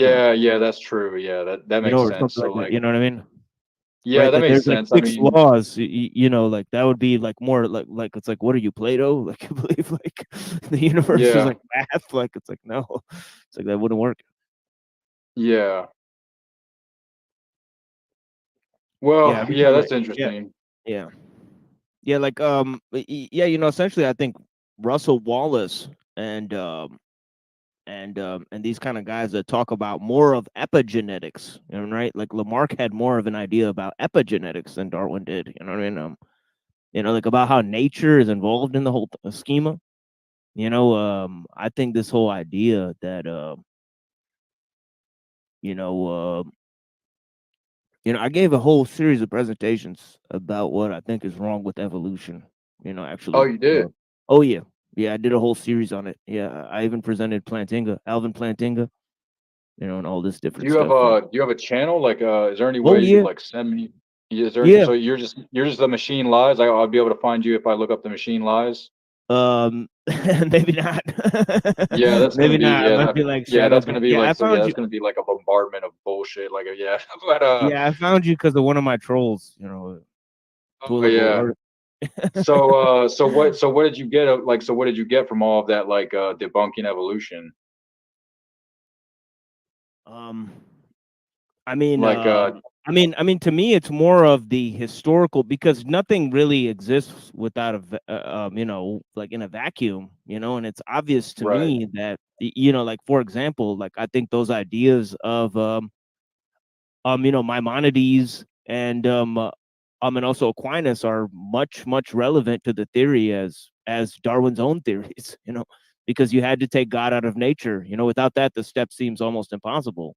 Also ideas of people like Kant, who separated the moral world from the empirical data that we receive, and all these different types of ideas. I think they were all essential. So I gave it as a historical critique, starting with the pre-Socratics, even Anaxagoras, and then moving down, and also talking about the social and political implications. Like, for example, the equality-driven ethos. You know what I mean? Where we're all species, we're all humans. I think that's been particularly destructive for humanity. But yeah, there's Yeah. lots of different. Yeah. Yeah. Yeah, I presented it as the mythos of mechanos. I gave a whole thing of, how the scientific worldview is developing its own mythos, and this is the mythos of mechanos, right? So yeah, right. Damn, man. Well, yeah, you sound like you got a lot more knowledge than me. Maybe I'm not too keen on how much knowledge I myself possess. So you don't like Darwin because yeah, I really like reading Darwin, man. Like I don't think I can like but yeah, I understand what you mean about like I mean like it just seems like evolutionary biology when they like evolutionary biology is trying to incorporate like intelligent design and it's like yeah, you can't really when you have like intelligent design like yeah, you're just like running away from like a dragon or a like a false god and like you're just constantly yeah, you're constantly trying to like adhere and build like a temperaments for essentially like deterministic reality using like I mean yeah like I mean if I mean this guy was saying like well there's like the genotypes and the genotypes are the only things that matter but then there's also these phenotypes and these phenotypes like affect us essentially in like negative ways or they can also maybe provide like utility if like they provide us like if we like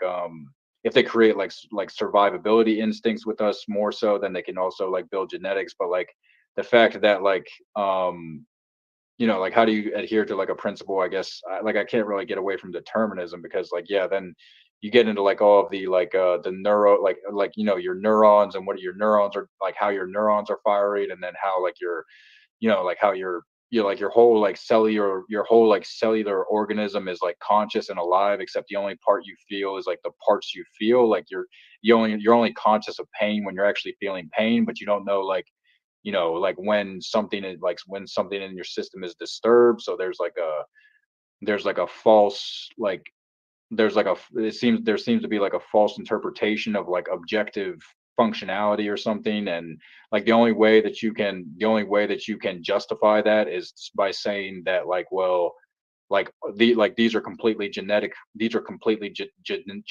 dynamics and these like genetic dynamics like may not be changed for any reason So yeah, but like yeah, that was cool what you said about like Kant like trying to separate like morality from the empirical, but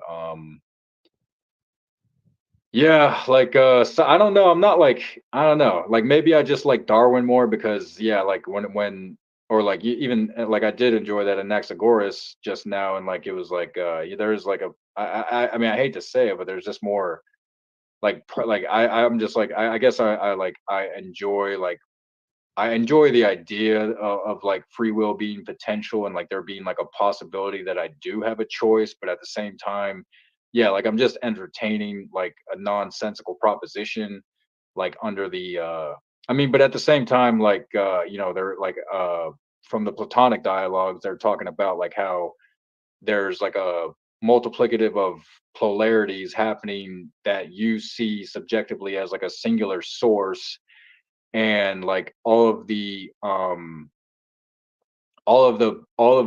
memories from the past are involuntarily are like are all of your memories or mechanisms or habits or ideas or thoughts or actions or words or like whatever, like your intuitions are all controlled by like involuntary mechanisms that are like a part of a future propulsion that is like pulling you into the future, but you are like entirely, you have like the like if so long as you have like so long as you have like the telos that or the so long as you have awareness of the telos or the nous, then you have like the potential to like steer away from like that vector of the narrow path and like somehow like perform like a voluntary action. So like the only thing you would do, like the only thing that would be self-required for you to break free from involuntary action would be to like somehow like know that you're helping like your species, essentially, like you're in cahoots, or that's a bad word, but you're in you're like regulating like the species. And so if you know what's best for the species, then you'll voluntarily, once you like understand all of these involuntary principles that are like causing you to be determined to want to help your species, and then like the proposition from Plato is that you'll voluntarily make a like help the species, like essentially. So yeah, like they weren't really like I would say evolutionary biologists saying like everything is genetically determined, but then even like in the account of like um epigenetics, doesn't like epigenetics seem to present like some type of control feature where you're like controlling the environment because you're I don't know if that's like a reductio ad absurdum, but like you're trying to influence, what type of epigenetics influence you, essentially. But yeah, that's when I started saying like, you're not determining the universe, like the universe is determining you. But like, I mean, you can say that, but that just seems sort of religious too. It just seems like the same. It just seems sort of like religious. Just, I mean, I hate to say religious, but like, what else can you really say? Like, what else is there to say other than just like, um, a lot of things just are like so dogmatized that you can't really like extract yourself out of the dogma. So it's like when you're studying like a subject or something, or you're just trying to self-educate yourself, it's like you're working with all this dogma, and it's like, yeah, like unless you're like, and you can only build further upon like each subjective or each subject's dogma, and then it's like, yeah, you just come to like new propositions. But like how difficult now is it going to be, like, to invent anything with coherence that is like, I guess, objectively more provable or more honest or truthful than like what already exists. Like how do you actually do that without like just steel manning like every known philosophical or scientific argument, like, that's ever existed. So it's like, how do you like, it's like almost like I'm asking like how would you ever create originality, where we always like believe, I guess, like creating like originality or something, and it's like, this like sort of like, I guess, this like, I don't know, that in like absence of pain, when we're just like in pleasure mode all the time and like just using dopamine and serotonin, like like, is that really all we're doing? Like we're just like trying to adjust ourselves to like distract ourselves from like the pain in the future or the pain in the past, and trying to like just receive pleasure from the future, like in all of this transhumanism. And then it's like, um yeah, like that's, you know, that's not like, that might be like profoundly that might be profoundly destructive for our species. Like, I mean, not really, because we do live a lot longer. We do live a lot longer lives than we ever have, I suppose, in history. But there seems to be like some like, it seems like some people had long lives, but not everyone was having long lives. But I mean, we especially have longer lives than like our ancestral, you know, like our ancestors, like from, I suppose, like, you know, like different Homo sapiens. But yeah, it's like, I don't know, it's just interesting, I suppose, like having a language, but then it's like we each speak our own subjective language. So yeah, like it's like, how can you create, I mean, because you can't create originality with determinism or genetic determinism. So that just like is like a, I don't know, like a massive problem. No, I don't think um there is a such thing as originality for us. You know, I mean that can't really be possible. You know, Yeah, like you whatever know, originality we think we're creating is just an illusion of it's like got to our be an genetic determinism. well, it's got to be an extrapolation of what we've seen in nature, right? So there's no way that we can come up with a new idea, you know, or at least I don't think so, and I don't think that possibilities really exist either. So I think, I mean, existence is, you know, I mean, you got to go back to Parmenides, I mean, right? There's no, but you know, if in your mind you have a theory between existence and non-existence, it's obviously existence. If you have a theory between matter and mind, it's obviously mind. And because mind is, existence is, right? Those other two things, you know, nothing and matter, they don't really exist. You know, like nobody's really been able to prove that matter exists or nothing exists, right? Right. Like where would those two actually come from? You know, those two are the real mystery. You know, if I wanted to find a mystery, it's not God, it's those two. You know, that's what I'm looking for. I'm looking for that sweet nothing. You know, where's that at? Yeah, I mean, when I read the yeah, that's true. When I read the Parmenides, like it was essentially like they were talking about, like it seemed like everything, is it like, yeah, it seemed like they were trying to create some rule, or trying to like bound life to some rule that was beyond all of the pain and suffering going on in the world. So that, or like all the death, you could say. So like everything like that was extrapolated from the environment that was like in a state of like unease or chaos, or like disfiguration or deformation, like a deformation, or dying, like was all principled to like this, just the reality of that, that is what being was. And then when something was, and then when like a thing would cease to exist, like it would essentially have like complete non-being. And like everything was like, it like had a full momentum force like into the future that was being. So it's like, so long as you had consciousness, you were always like adhering to the principle that you were trying to I guess like manipulate what was going to, you know, what was going to occur as being. Because everything in the past was was essentially non-being, and everything in the future, you know, like everything in the future moving forward, no matter what the stakes were like essentially just being. um but yeah, like yeah, I don't know, I mean, I don't know, it was like, it was It's that, just but it, it's just like it's like with the atheists, they're lost because it's like they have man and nature, and they took God and mind totally out of the equation. You know, and with the other people, you know, with the God people, you know, they got God and man, and they took nature and mind out of the equation. And it's like, well, what do you have here? It's just a bunch of nonsense. Right? It's an incoherent system.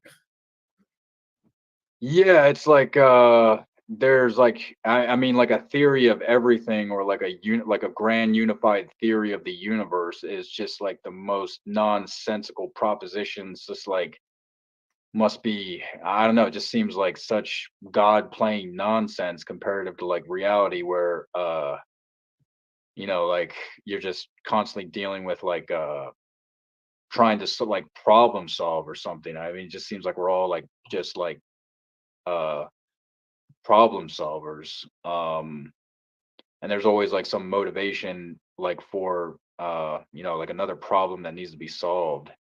But yeah, I mean, I should just speak for myself, but Yeah, I shared a yeah. little screen there. I don't know if you could pull it up.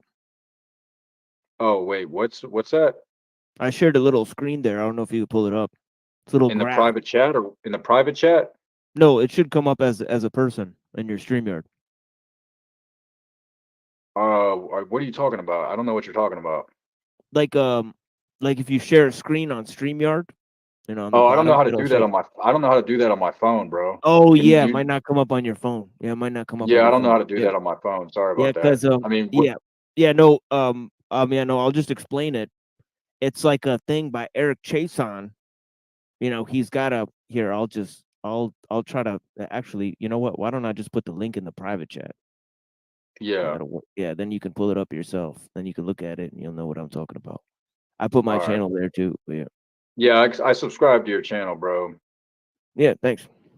Yeah, Yeah, thank you. it's not a big deal or anything. It's just I just talk about what I know on there, and then I have open So discussion. yeah, it says They go pretty bad. Yeah. so there's like a graph and like a very like high valued numeric or a high numerical valued graph, and it's talking about like society and machines. And there's like this becoming of hunter gathering, controlled fire, agriculture, farming, industrialization today, and that is what equivocates to society. And then the abstractions get greater, and it moves into Yeah, and the Daimler orders, engine. yeah, and the orders of complexity are off the scales. You know what I'm talking about? Like from stars, Yeah. galaxies to planets to plants, there's like nothing going on. So From essentially, yeah. so essentially, like when society like surpasses like when we create the industrial revolution, then you're saying like the complexity just skyrockets for Yeah, society. even just I mean, you can imagine just with agriculture. Right, right. You know, But don't you think we're like, so it says like the Daimler engine, the Wright engine, the Liberty engine, the Boeing 747, the F4, the F 117. So like yeah, and then yeah, like and then we're stuck with people believing in aliens and yeah, ghosts, I suppose. But yeah, that's neither here nor there. But like yeah, like so you have yeah, yeah, it's like I can see natural. how yeah, I can see how like the complexity just like gets like basically like just gets like infinitely greater, and then it just seems like we're plateauing, right? Though, like haven't we hit like this asymptotic like we've hit this like asymptotic plateau where we're not really like going to create much more new machines that are going to like like I mean you don't believe in like type 1, type 2, type 3 civilizations, right? Like I can't believe that like we have enough resources to like create technology that is going to like somehow Well, propel us into like a there's a world system today, whether anybody wants to admit it or not. Because of yeah. technology. So that's a fact. For the first time in history, we're able to have communication between all parts of the world. And that is a profound change, right? And it's a change that constitutes a world system. It's just not one that's of state. It's not states that are running it. It's going to be experts that are running it. Scientists and those types of people. Scientists and economists that are going to be running the world system. But it's but that's because it's a different technological scale of order. Yeah, yeah. The So autocratic state, is but you is would what definitely created. say Yeah. the autocratic state, or like I mean I believe we live in like a technocracy, right? Like we kind of Oh live yeah. like in a technocracy right now. Yeah, definitely. Yeah, that's a lot of what Like my show's about too. Yeah.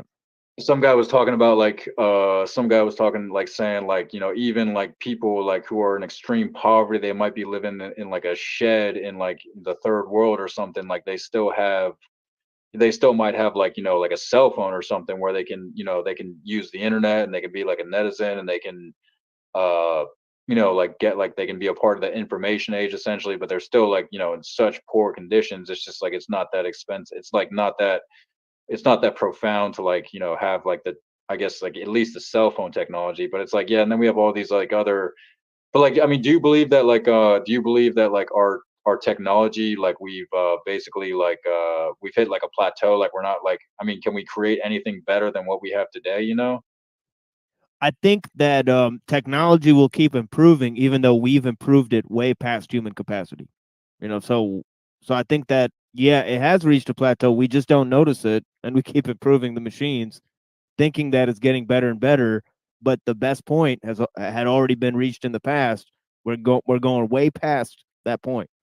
You know, we may have reached that point, you know, well into like the 1600s or something like that.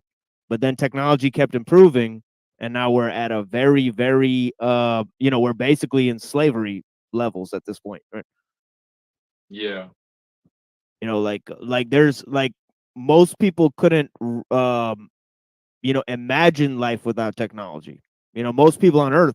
So I think that that is a state of slavery at this point. You know Yeah, like I mean, we're yeah, enslaved to the machines. Yeah, like yeah, it's like I'm like definitely Illich. enslaved to the machine. Yeah.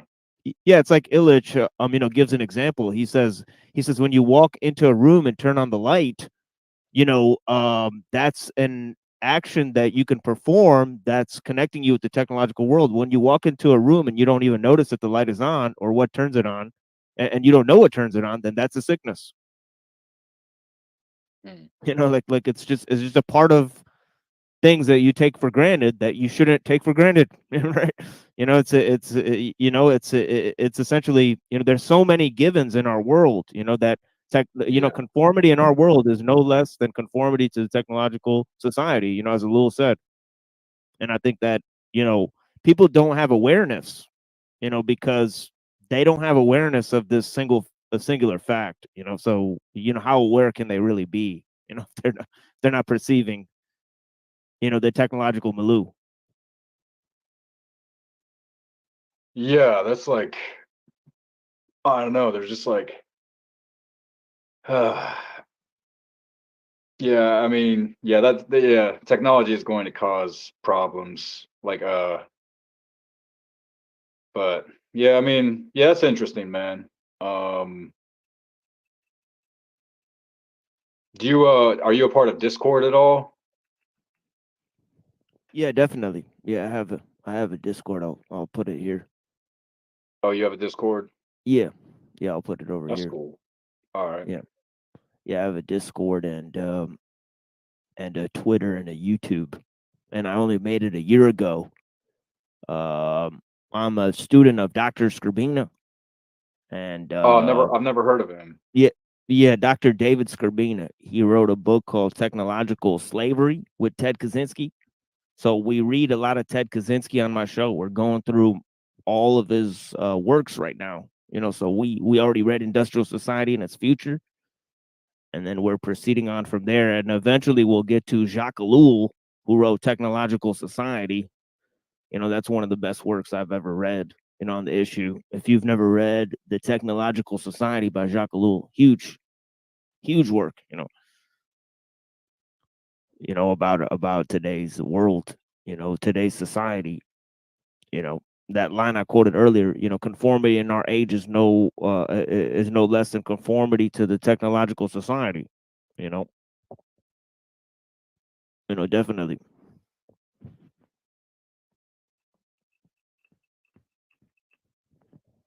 I think you froze, my friend.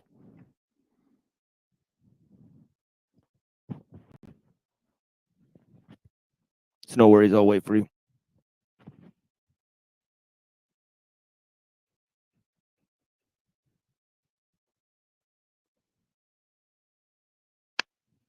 Damn, can you hear me? Yeah, there you are. Yeah, well, I don't know if I got your Discord, but maybe is your Discord on your YouTube channel? Oh shit. I definitely got to your YouTube channel. So I mean, is your Discord like? Well, may I find your Discord well, I put through it in your the YouTube private channel? chat there. It's not Yeah, I coming don't up. know if it was working though. I don't know if like it let me. Was it called above? Was it called above below? Above below? No. Yeah, I don't know don't know. what I don't know. I'm not. I don't know. I've been using Discord for like a week, man, and like Discord is like I'm like a luddite. Like I don't know. No, I it's have like called that. I have like that machine disease where I don't know how to work the machines, and I don't know what the machines are doing. I mean, yeah, yeah, but it's called Machine Lives. If I go on I mean, I'll try to drop it when I do my little show tonight. I'm doing a little show tonight where I'm reading okay. the Vedas, so I do You read. yeah, You said you read the Veda. You said you read the Vedas. yeah, that's what's interesting is that I mean, I found your show through one of my trolls and I'm putting it on and you're reading here philosophy books and I appreciate that very much. I appreciate the discussion today as well. There's not that many discussions Yeah, like this yeah, that's available. interesting. You read the Vedas. I mean, I haven't touched the Vedas. I just got a book on the Upanishads. I'm interested in the like just the Upanishads was highly recommended to me. So do you know the difference between the Upanishads and the Vedas? Oh yeah, yeah. I just covered that on my show actually. Actually, we have an expert. I'm a Hindu lady that I know. Named Annapurna, who studies all this stuff, and she gave Okay. a fascinating presentation on it. And she actually, clarified to us that the Upanishads are part of the Vedas. So they're Okay. part of this very same book. They're just sort of explanations and summaries of the Vedic scriptures. So the Vedic scriptures contain lots of stories, tales, names, chronologies that may be hard to decipher, right? And the Upanishads are sort of, distillations of those. So I found that out just recently, when I was learning about this on my show. And yeah, it's interesting, fascinating stuff. So you like attacking both angles, like both spirituality and science, I guess, or philosophy and science. I would say. 100%. Yeah, 100%.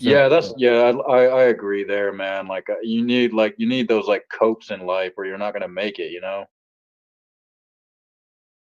That's the way I look at it. Like if I don't have like the cope of like reading and attaining knowledge or something, then I just don't know what I'll do. Like I feel like I go crazy at this point because like yeah, like I'm enjoying like improving my I don't know like logical spectrum and like inquiring into like new ideas and like just trying to like constantly learn. But yet it is like such a cope and a distraction from like I guess like the evil that is in the world per se. But yeah, that's really cool that you're into the betas. So yeah, like I'll definitely check out more of your channel. Hopefully I can get that. Let me try that. I'll be right back. Let me try this Discord one last Yeah, time. yeah, no I'll worries. see if it works.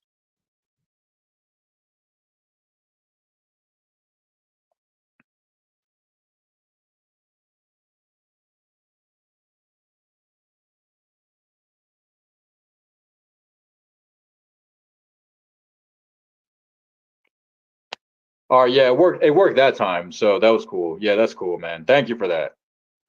Yeah, of course. Can Yeah, you hear just me? call. Yeah, Yeah, yeah. yeah, of course. Yeah, yeah. Just call me anytime on there. It's no worries. So you're just Machine Lies on YouTube?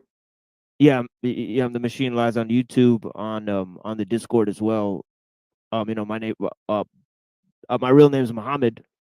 So All right. yeah, yeah, All right. Muhammad. Well, yeah, man. Is there anything else you'd like to share tonight, or is there anything else like on your mind, or are you're about to get ready for your own video to make? Yeah, I just came up here. It was a fascinating, excellent discussion here with you.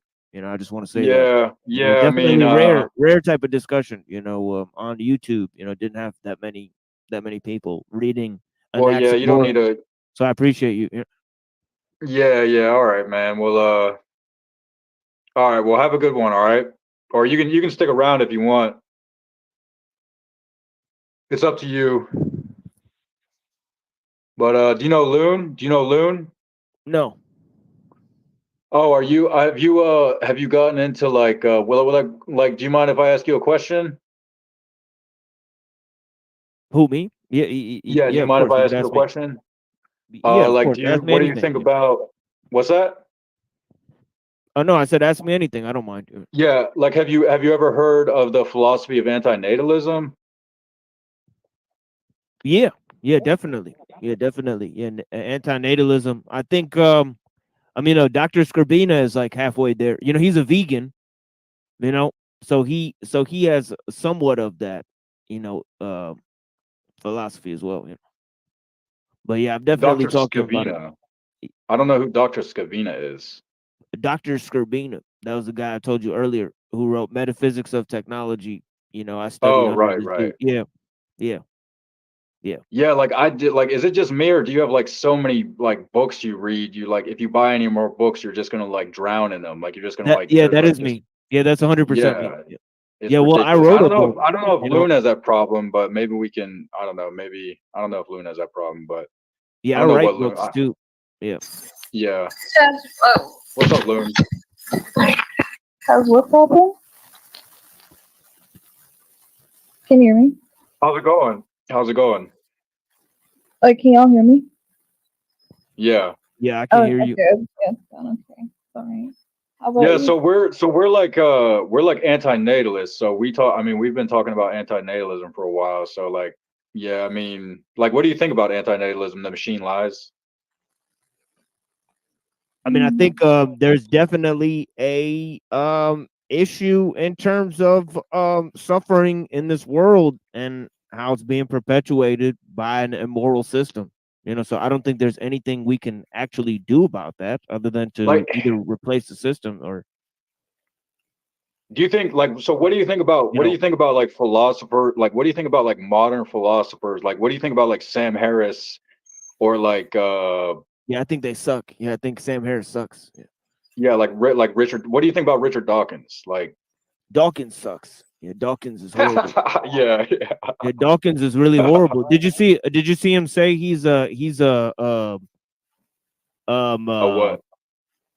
a Christian atheist or whatever that garbage was? Oh my No, god. I can't Yeah. watch him. I don't watch him. I don't watch him anymore. Like, Oh my you god, can't you pay me should to have watch seen. him anymore. Yeah, you should have seen this garbage that Yeah, they I've were heard him talking say. about. I've just heard him say some absolute No, bullshit. Like, cultural Christian. That's what it was. Cultural Christian. oh, a He said he's a cultural Christian. Christian. Yeah, you guys never heard this? Oh my god, it was terrible. Yeah, he says some things that make me extremely angry. Like, Oh, I I must agree. went. Like, one time, he actually said, Yeah. like, does this make any sense at all? Like, he said that the process of evolution is a completely unnatural. Like, just the fact that, like, all right, I just thought this was like completely like just trashing like natural philosophy, because he just said like the whole entire, you know, evolution is just a scam. It's like it's all unnatural. We don't understand it. Like, I just thought he just like gave it, you know, credence to God or something by saying evolution is an unnatural process, when it's like the most natural occurrence that we could ever possibly imagine. I was like, what the fuck? But yeah, I'm glad we agree there. Yeah, pop philosophers are garbage. I mean, there's Yeah. nothing more that can be said. You know, I mean, they're academic philosophers are bad enough, but the pop philosophers are really, really bad. They're real scoundrels. So, have you read the book "Better Never to Have Been" by David Benatar? No, there's not a lot of new books I read. Yeah, not a lot of Yeah, new like ones. what would like steer you away from like reading like anti-natalism philosophy by David Benatar? I mean, I've not looked into it much, but yeah, I'm open to the ideas. Yeah. What's it about? Yeah, like, well, like, it's just, I mean, you could say like that they're like, all right, so like in determinism, like your mind is independent of like your mind is independent of the environment, in the sense that, like, well, essentially, like, I don't know, maybe it's like a genetic disposition, whether or not you declare that the world is evil, the world is good, or immoral, or moral. Like, things are like, everything is like morally existent, or everything is immorally existent. But essentially, like, David Benatar declares that like every single perceptual coming into being, like in existence, is all derived from a harm. So like you can't really exist without like creating a harm. Yeah, that sounds like Schopenhauer. Yeah, it Very is like similar. Schopenhauer. It's like, yeah, I mean, he's definitely considered like a modern. He's like probably considered, you know, the like the most philosophical pessimism of our day. Yeah. Yeah, Schopenhauer had a funny line. He said that there's a bug that that you cut in half and the two parts will fight each other, and he said this is life. he said that's what life is. It's the two parts. Yeah. So like basically, like a bug is more complex than like our entire universe. Yeah, that's pretty. Yeah, Yes, Yeah. exactly what I was saying earlier. The energy density, especially in terms of energy density, it's irrefutable. Yeah.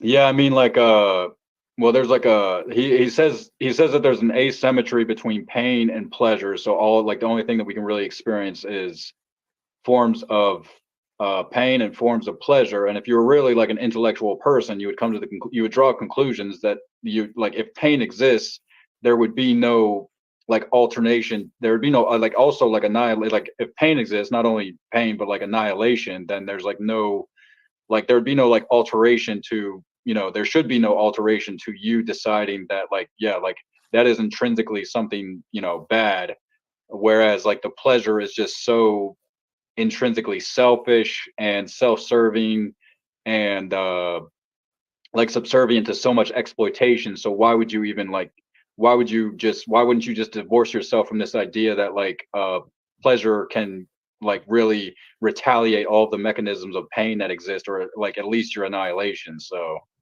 Yeah, I think the only thing that actually guarantees that there's more suffering than pleasure in the exchange of gaining pleasure is the technological scope of things.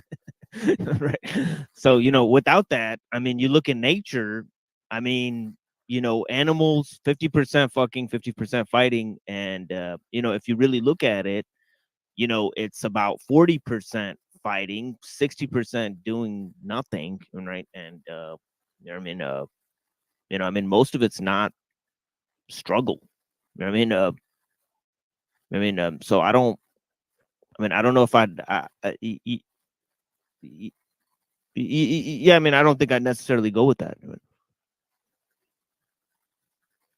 well, like I mean it's like yeah I mean because you're going to automatically like create a negative depressive schema like if you do it like if you do adhere to that like you can't really say that it's like an atheistic perspective too, in the sense that like yeah you're just going to defer all of the like immaterial substance that like Kant would talk about and just like defer straight to like purely statistics, and like every single statistic that has ever existed perceptually like on our planet. And then like how do you justify this conversation out of like the attrition that happened in like the with the dinosaurs? So like like how do you make that jump? Like how do you make the leap in saying like yeah I deserve this, like I deserve my moral luck because like I can and not only that but like like all of the I mean he's like he recognizes all of the arguments within like the agricultural kingdom and how we dispose of them like they're nothing, or like the violence that goes on there. And so yeah it's like a pretty like unequivocally matched philosophy, like comparative to like like Sean, like what is his name, Sam Harris, talking about like generic subjective continuity, or like some form of like evolutionary biology where like everything is beautiful and like the nature of reality is just beautiful because of the complexity of like different insects doing what they're doing, or like some bat species doing what the bat species are doing, like with their I don't know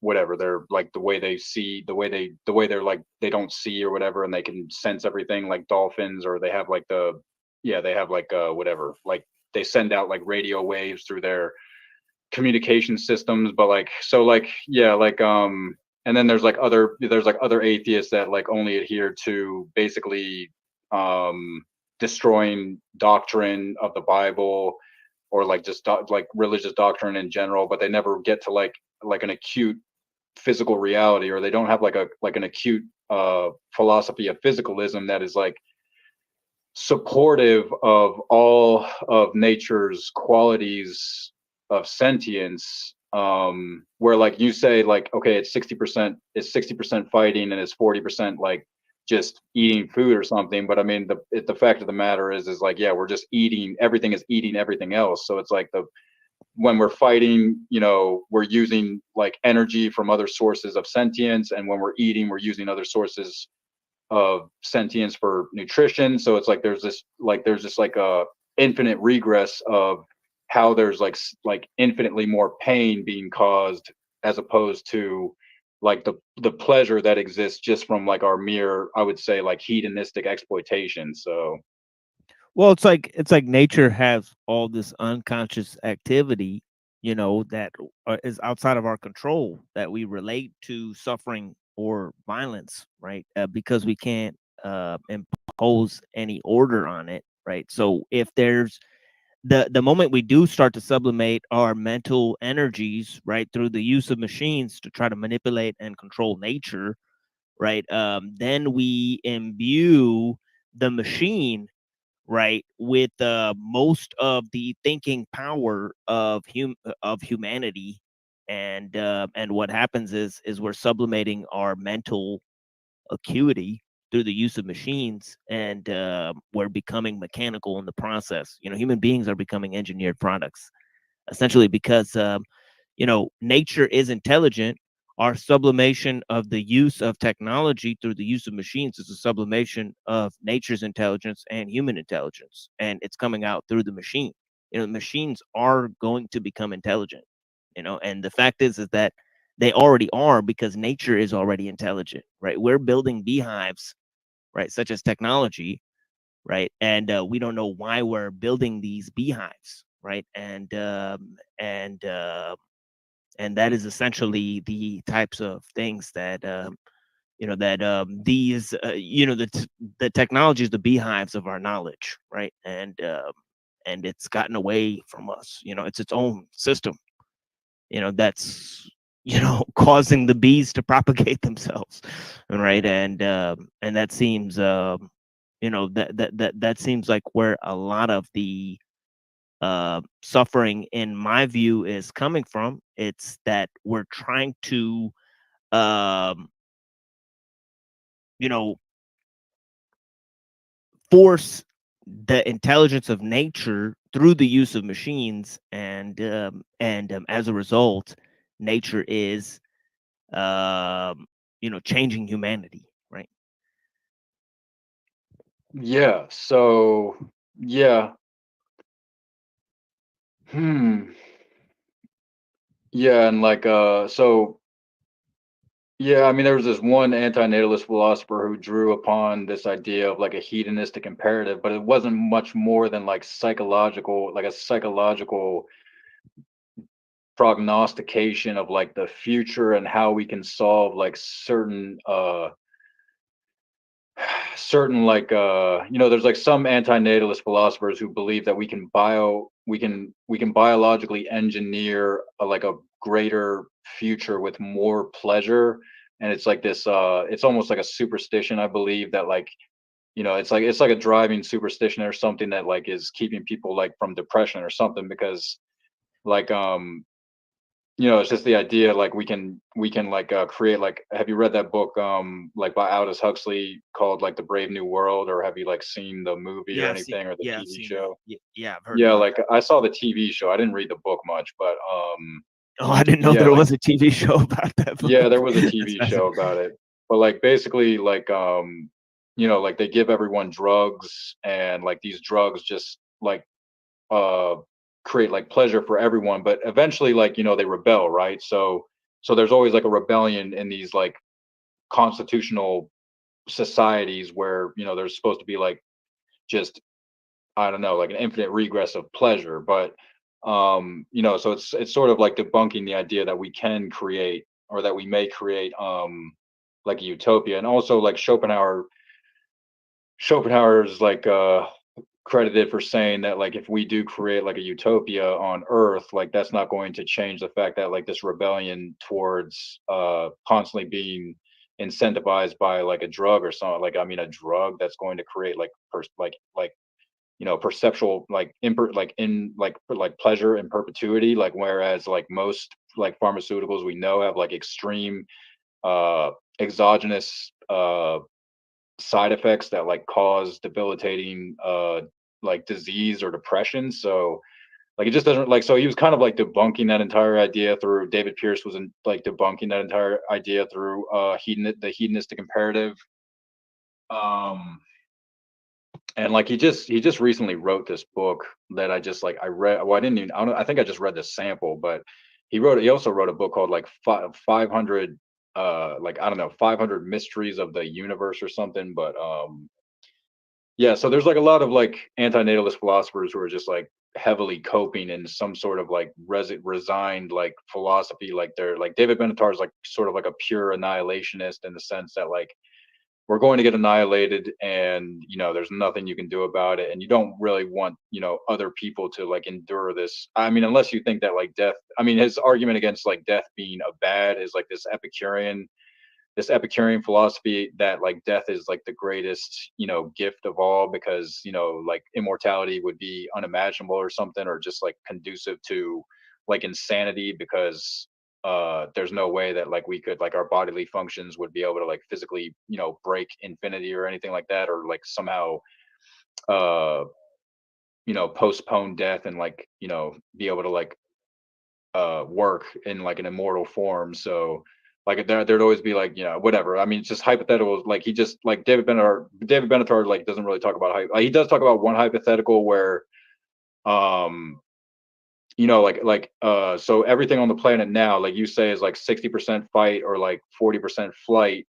And like is all that like does all that have like absolute meaning, in the sense like, well, what if like what if like abiogenesis never happened? I know you didn't really say you believed in it, but like what if like sentience didn't come into existence? Like then are like essentially the sentient like the sentient background of existence would be like equivalent to Mars. So he just says like he actually says like imagine like an alien life form like being like caring about like a planet where sentience doesn't exist. Like the alien, like if there were aliens, like his hypothetical, like the alien has no like necessitation to actually to actually contribute or care or be saddened or like displeased or like feel pain from the fact that like these beings are suffering on Mars, because the beings on like Mars don't exist. So essentially he says like all of these beings like on Earth do exist, and the aliens must care for us because like they see all of like the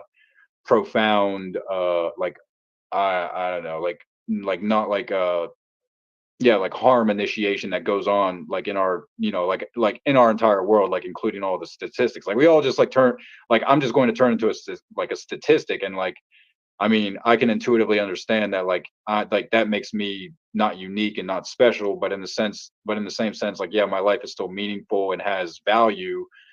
But like, it's like I can only gain pessimistic virtue in the sense that, like, I mean, I can understand like logical arguments, but like for me to like say that I have like positive value or like positive meaning or something, or like a like goodness, like that I'm like creating good in the world, is like it's like it seems like a hypothetical uh non sequitur or something that I just can't like really resonate with, if you know what I mean. Yeah, I mean, it goes to this idea of Rousseau and the solitary man. If you go in nature, you could find a animal that's capable of living on its own, right? Procuring its livelihood on its own by mastering its environment, right? Through its rational faculties, right? Procuring protection for itself, right? Procuring shelter for itself, right? Procuring food for itself for survival. But the fact is that you never find such a beast alone in the wilderness, right? You always find him in society, right? And the fact is that human society is part of our design. When technological society creates the capacity for man to live completely apart from human society, live alone within society, then they create a natural type of person. Now you see that human society is basically filled with these types of peoples. You call them individuals, right? Right. And all these individuals, these atomized individuals, they're being kept alive collectively by means of the system. They have no ability to procure their own natural subsistence. They're not concerned with A, the basic necessities of survival, or B, the projects of human society in general, right?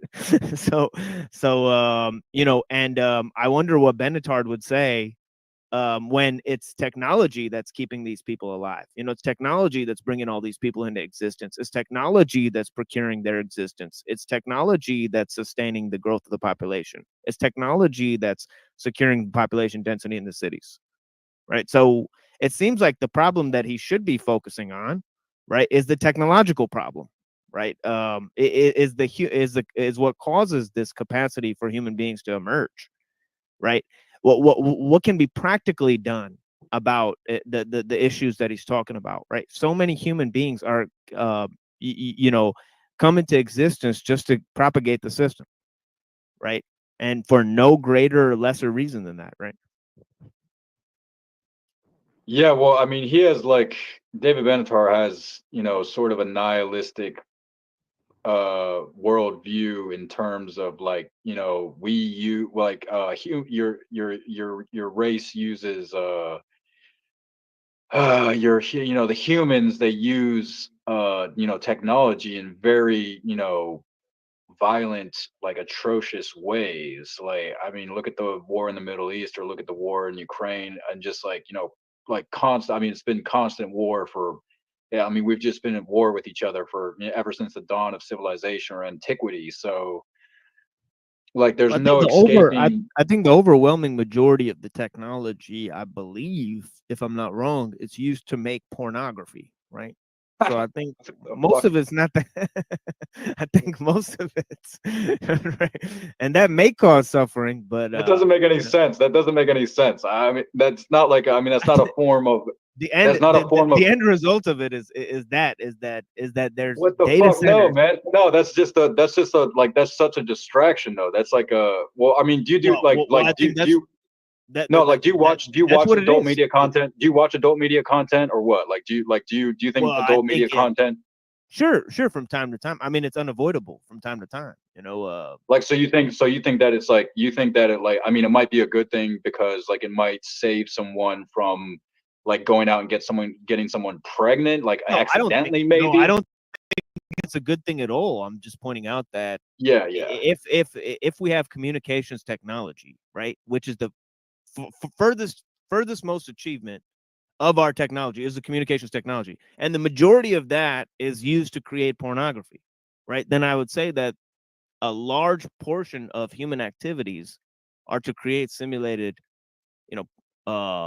sex, Feelings, yeah, like, exactly, feelings of simulated, ecstasy and pleasure. yeah, Like, drugs and porn. I think convenience is the mother of invention in the modern age. You know, boredom is the top killer, right, in the modern age. yeah. Well, no, I mean, no, like, I mean, there are a lot more I mean, cars kill a lot more people than boredom does. Well, I think why do people get in the cars? Because they're bored. It's Yeah, you got me there. You got me there. Yeah, it's FOMO. Right? Yeah. Well, yeah, I mean, you do make good points about technology. I don't intrinsically understand, like, I mean, because like, yeah, I mean, we wouldn't be humans without, like, you know, spears, or we wouldn't be humans without Well, like yeah. fire. Well, yeah, it's not. So Yeah, it's not technology that's the problem. It's the complexity and scale that's the problem. You know, yeah, there's do you nothing think, wrong with spears and like, tools. You know, like the problem with the complexity is that, like, we've overdid it, like we've overdone technology, and it's going to, like, eventually, like, yeah, it's going to. complexity imbues assimilation on all levels. You know, the larger, more complex a system is, the more assimilation and conformity, you know, you have to have. You know, the more people, you know, the more closed off a system is to what's going on outside of it, the less perceptive it is of the changes that are going on outside of it. You know, it's a tautology, right? Tautology, yeah. So do you have, like, do you have any degree? Do you have any, like, do you have any academic degrees or anything that you like? I'm independent. Yeah, I'm independent. Yeah, I dropped Okay, out. so yeah, Yep. you just, like, yeah, that's what I did. I just say, like, I'm self-educating myself. Yeah. I have but one teacher, and that's Dr. David Skirbina. You know, And he wrote. He wrote He Metaphysics wrote. of Technology and also Technological Slavery. Okay.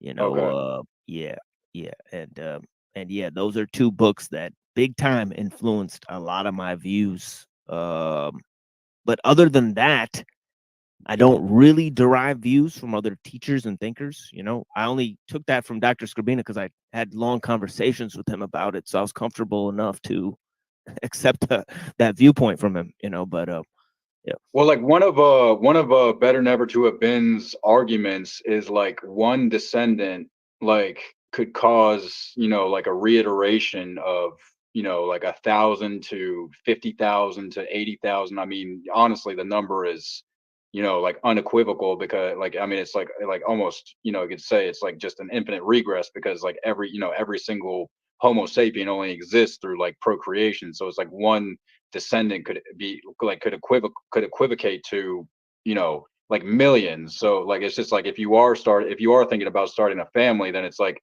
you're like somewhere like the idea of antinatalism is somewhere you're going to like around the corner you're going to create like a really, you know, you're gonna like create like a really, you know, essentially like you're gonna essentially create a crime I don't because think that. I don't think people having kids is entirely their choice. Well, not if they haven't drawn like specific conclusions that like would turn them pessimistic enough to drop Well, I out think of the. it's resources, right? I think technology is a sexual selector, right, in our age, you know, and I think that it's definitely resources that procure children, human children, you know, at this point, you know, it's not, you know, it's not two people in a village fall in love. that's not how things happen. I mean, if you're looking at the changes in society on a large enough scale, right, then they could basically predict who's gonna hook up with each other. I mean, right, you know, possibly algorithms could do that, you know, just by seeing what type of conversations people are having online, and they may already be doing that, right. So the fact is that, you know, the technology is a sexual selector. You know, people don't I don't think to a large extent, or when I look around, like for example, me, I'm completely stopped by the systemic needs and the situation, you know, diseases and the modern situation, you know, with my wife, that I can't procure children with her. You know, it would be financially and all that just irresponsible. You know what I mean? So what, like I mean I got a vasectomy. Like would you think about getting a vasectomy, or like you're just saying like we're just not going to, we're copulating but we're not going to like just go through with it. We might go through with it one day, or like because it's just like yeah, I mean I don't know if you don't like, if you, I guess if you don't pay attention like to the micro scale, like if you don't think that the micro scale matters, because like I mean one of like, you know, there's a argument where like, you know, you could improve you like, I mean the only thing that like a child is going to do for your life is just, you know, distract you from what you want to do in life. Essentially you're going to have to put all of your time and effort, or at least like I don't know 50 or 40% of your time and effort into taking care of that child, at least for 18 years until they're like free to do what they want. But then what are you doing other than just like, you know, creating a person to be a part of this system that is like, you know, I mean they're not going to have, they might have like, they're not going to be like, I mean most likely in all probability they're going to be like, you know, completely opposite to what you are. They're going to be something like, they're going to have their own interests. I mean it's possible that you might influence them, but most likely they'll be influenced by the I education think it system or their. I think it's too powerful of a decision to begin with, that leads up to having a child, you know, that propagates human society in general, that I don't think that it's a human choice at all. I mean, right, I'm willing to take determinism to that level where, you know, that there's absolutely no human choice in when we are to procure children. You know, it's just based on the circumstances. And I think a lot of people come into existence because their dad got horny. Right? I think that that's mostly, you know, that's probably 90% of humanity right there. You know, and then 10%, you know, you know, the other 9%, it was probably factors of resources, and the city is designed this certain way, and all people meet in this certain park at this specific time or something like that, right? That causes people to meet up. I don't think it's outside the range of possibility. It's like Socrates said, it was the laws of Athens that procured my birth. Right?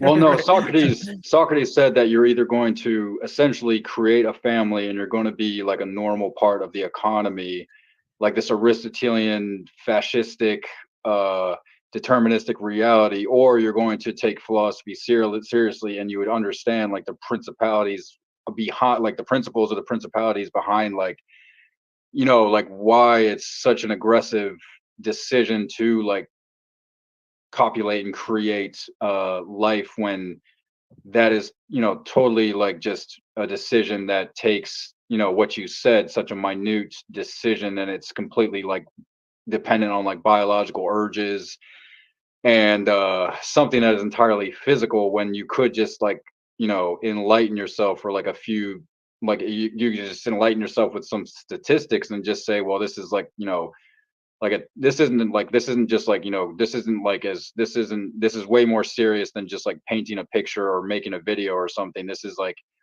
creating a being that might possibly be a victim, or like a serious victim. So that's all. That's like, yeah, I mean, we like no one's like no one's like there's not going to be there's not going to be an antinatalist dictator that is going to be forced sterilizing people or anything like that. But yeah, like essentially The main reason I'm reading the Hindu text is to get to Buddhism. And Buddha's a lot more severe. One could argue Buddha's antinatalist for sure. Well, I would say that, I mean, in my opinion, yeah, like the Buddha did convert to antinatalism in the sense that, like, yeah, his philosophy, like, was just totally, it was so dense in the sense that, like, it was creating like, it was purporting like nonsense out of nonsense, but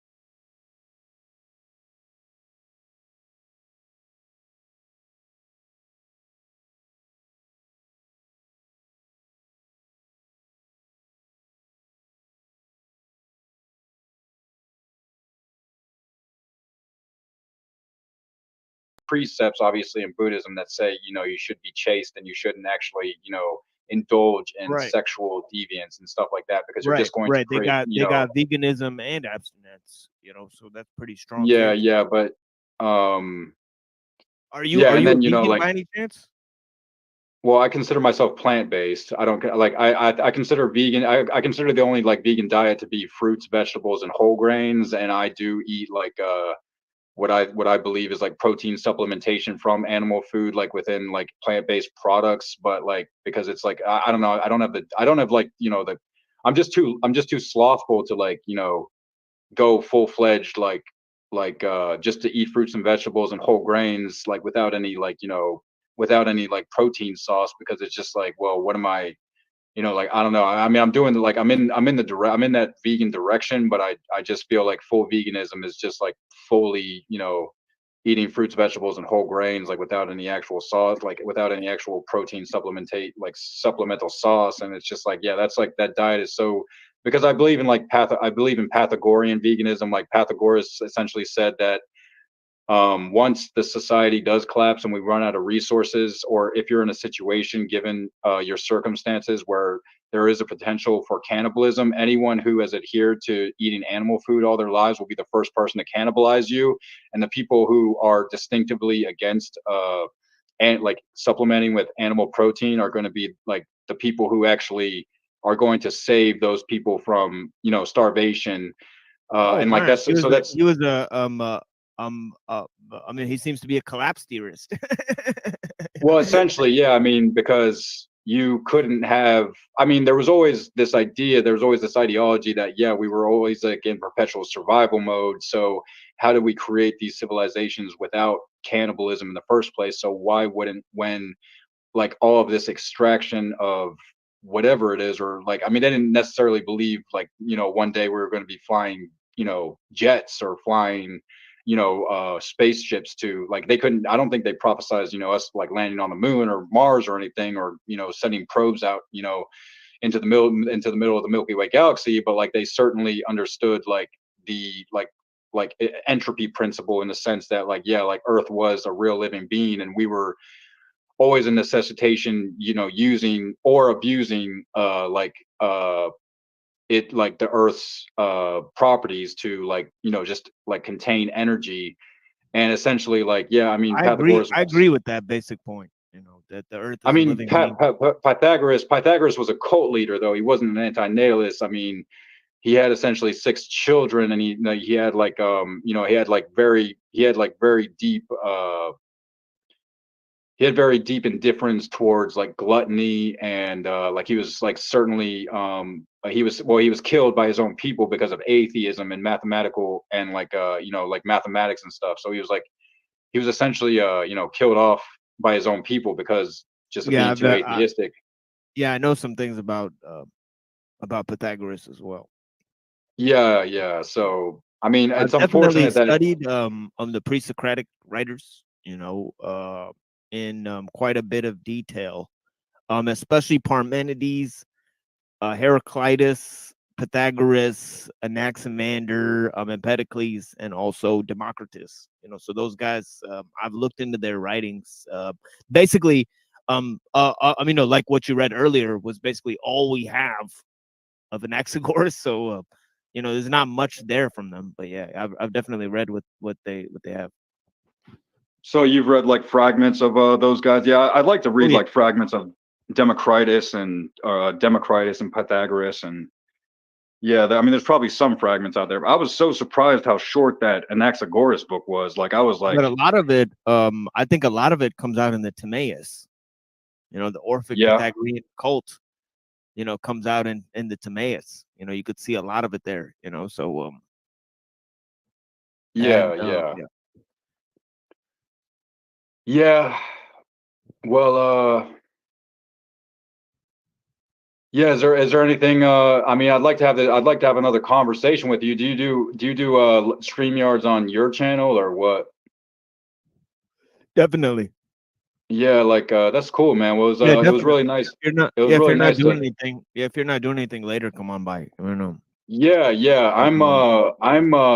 I'm a agent of the welfare system. Like I'm just completely parasiting off the government, and they provide like an apartment and like essentially like a pension right now. Like so long as the economy doesn't collapse and they take away like disabled people's rights and just like send me to the streets, to get arrested and thrown in jail or something for trespassing. But like so far like everything's going well. Like I'm just like I'm just like I have like I have a treatment team and like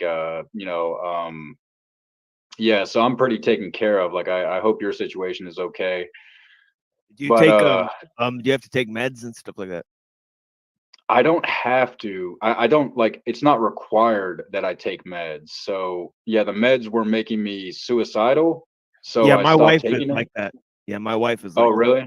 Yeah, big I'm really time. sorry. I'm really sorry to hear that. Oh She yeah, does pretty. it's terrible. Yeah, it's terrible. Yeah, like I got That's what made me stop talking to Toilet Bowl Earth, is because they started trolling me about my wife because she's sick, and I said I'm not going to talk to you guys anymore because yeah, that guy's not very nice, is he? it's a hard situation to deal with, and Yeah. definitely I could deal with people making fun of me, but not her, in that situation. So Because yeah, like I was diagnosed with I'm predominantly like schizophrenic and bipolar. What does your wife suffer from? it's the same thing. Yeah, schizophrenia and bipolar is It's the is same not. exact thing. Yeah, it's the same. It's not a picnic. Yeah, it's definitely horrible. Yeah, definitely horrible. I definitely feel for So my dude. Yeah. so her medication helps her out though. Her medication is necessary at the moment, although I wish it wasn't. It helps her out in Yeah. some ways, but it also changes her personality quite a bit. I don't appreciate that, but yeah. But it's almost like she almost might you almost might like would like what if she wasn't taking her medication? Would If it she be like wasn't just like taking her medication, it would be it would be horrifying results. And yeah. definitely, I won't get into it here, but yeah, it's I've That's gotten why into it in the past, and yeah, it is beyond. I'm talking about maybe like a dissociative identity type of stuff. yeah, That yeah. Like that's why like I don't really see myself like ever being like in another relationship just because yeah, like I'm probably just too toxic. yeah, I'm she glad has that that you too. Yeah, she has I'm that too. glad that Yeah. I'm glad that you like care about her and you care for her and everything. But it was like it would almost take me to like be with a person who doesn't have mental illness to be able to take care of me because like when two people have mental illness in a relationship, I feel like that's almost like taking the extremes like almost too far. But it's like it might be better. Like a relationship might be better if one person I've had is to, doesn't yeah, have I've had to work that doesn't have out about myself because I have crazy aspects to myself, and her, knowing her has had a definite sobering effect on those aspects of myself. So yeah. I've quickly became less crazy, right? Let's just put it that way. I mean, yeah, for sure, because yeah, I definitely know what you're saying because there's parts about her craziness that made me crazy, and it didn't work out so well, for sure, back in the past, but I started to take a hard look at myself, you know what I mean? And yeah. Yeah, like yes. Well, I don't want to like drop too many names, but like there's some other guys like there's some good guys like on YouTube that are like people can talk to. That's all right. But I definitely subscribe to your channel, so hopefully I'll see you around. Yeah, I like you seem like you seem like a really cool like stable guy compared to like, some of the other YouTubers. Like yeah, I can't really mess They're around with trolls. Toilet Bowl Earth anymore. Like Yeah, they're trolls. I'm, Yeah, they do some. yeah, it's just They're playing like some little game where they're trying to like. they don't have like they don't have any like position where they're coming from. They're just like pure Yeah, troll, or they're exactly. like Yeah, they lie a lot. they claim like Christianity, and they're like the most disgusting Christians you could ever meet. Like I mean, how are Well, you like? this dude went around and started making up all this information about me. Like like, and I'm talking about wild stuff. Like he would say I have no teeth. Like he would say, like he would make pictures of me like missing, like like missing, like me smiling like this, and I was like missing like some of my teeth. Like they would, like they would do shit like that, and then they would troll me about my wife. They would say like I drove my wife insane and all this type of stuff, and then they said that like obviously I'm a pseudo philosopher. I'm like trying to be a philosopher, which I'm not. I just study this stuff for my own edification, and I talk to people about it just because that's what I like to do, right? And I'm not trying to start a cult or anything, but they try to project that I'm some kind of cult leader, and that I plagiarize parts of my book. So I quickly, I freaked out at that. I asked them to produce the proof that I plagiarized anything in my book, because I worked 5 years writing my book, so I was like, it definitely is like hard work, that I spent a lot of time alone. Like I read like 20 books just to write it, and I have, tens of citations, underneath the shit that I wrote. So I don't know how. Do you have is your book being sold anywhere? Well, I could send you one if you want. It's being sold, but I just give it away for free. If you want one, I'll give you one. In the Discord, it's easy to just send files. So if you just send me a friend request and just write book, I'll send it right to you. All right. In the message. So am I friends with you on Discord since I just joined Machine Lies Discord? No. You have to click on my name. You have to click on my name and put add friend. And then you can send me direct messages. You could only send somebody direct messages on Discord if you're friends with them. Okay, so that's really cool that you give your book out for free. Oh yeah. Especially after like working so hard on it. Yeah. Oh, I've given hundreds of copies out for free. It'll always be that way. That's amazing. A lot of the stuff I share on my channel is like original stuff that I worked really hard to like figure out. I just give it away for free. I don't ask anybody money. If somebody wants to send me money, I definitely won't stop them. But they really don't, and I don't ask for it, and that's it. That's just how it is. But I think one day I will produce materials that I could sell. If somebody wants to buy the hardcover, they can buy it. Obviously, it's like $20. But I have no problem sending them the PDF. I have no way of printing them a book and sending it to them. But yeah, they could get it's 2 clicks to send a PDF. I could do that. All right. Well, I'll try to send you that friend request and definitely try to look up on it, man. What's your book called? It's called Christ Protagonist or Logos Dethroned. Oh, that's cool. That's a cool name. Yeah, it's an argument against Christianity / Western philosophy. Just put it all in one thing and just yeah. So that's essentially what the book is. It's a critique of Christianity and Western philosophy, I guess, as like, I guess, one world system. Yeah, I mean, like out of I'm really glad that you came by, man, because out of all of those other trolls on the internet, you're like, the actual, you're like the first like non-troll who actually like has associated with those guys. Like, so I'm a lot of people say that. A lot of people say that. Well, I didn't associate with them for too long. It was like 3 months, and that was right a year ago. I had just gotten on the YouTube. So I didn't know anybody, you know what I mean? So these guys have been online for 3 or 4 years. So I had no idea what they were doing. All I knew is that people wanted me to come and talk about philosophy.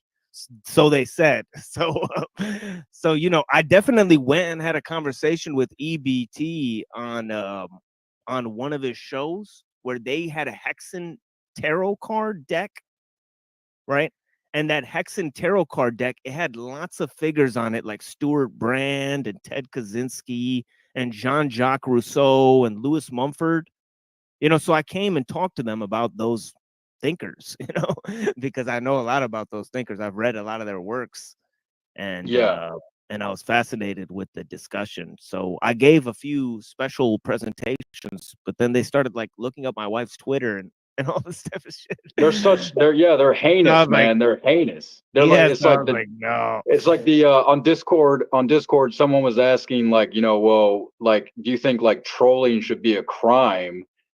And like, yeah, I don't think like trolling could ever necessarily be a crime, but I mean, certainly there are troll accounts, there are troll channels that seem to be like suffering the consequences of just like being purely troll channels without like any descriptive educational I'll tell purposes at all.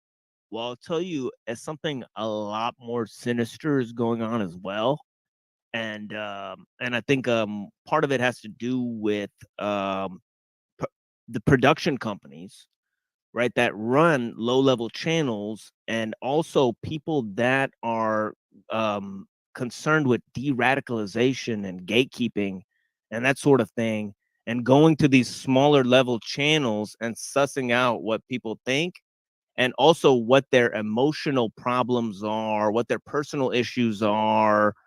For example, they're having right they want to look at their court cases and all that type of stuff, and or if they have psychiatric issues. So I would very much keep that type of information that you have away from people, because they'll look at cases that you have and all that type of stuff, and they'll try to use this information to blackmail people. Yeah, So I've already made that mistake. I don't know if I've been blackmailed. What do you mean by blackmail? like I guess it just be like people Like destroy someone's reputation. Yeah, exactly. Like use personal information about them to try to destroy their reputation. You know what I mean? Yeah, I've already. I There's mean, a lot of that that going I on. have. There's yeah. Like I'm personally like actually afraid of that going on right now. Yeah, I mean, people will. I did try to say that the guy. I did try to report the guy for defamation. So I don't know. Yeah, That's like all I could there'll really. be communities. There'll be communities. Like, for example, it'll be a community that's talking about people's psychological issues, right?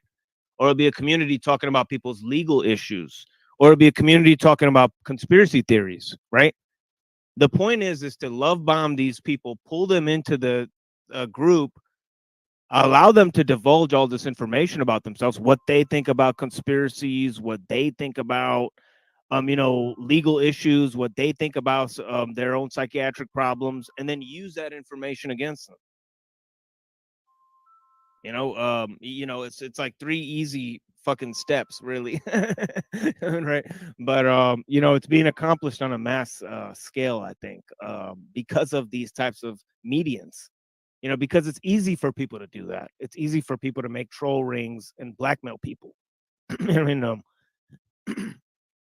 but yeah, I actually have to get going here. But yeah, it's been a blessed conversation with you, my friend. Thank you so much. Yeah, thank you, man. All right, I'll see you probably on your channel at some point. I'll try to talk to you on Discord. All right.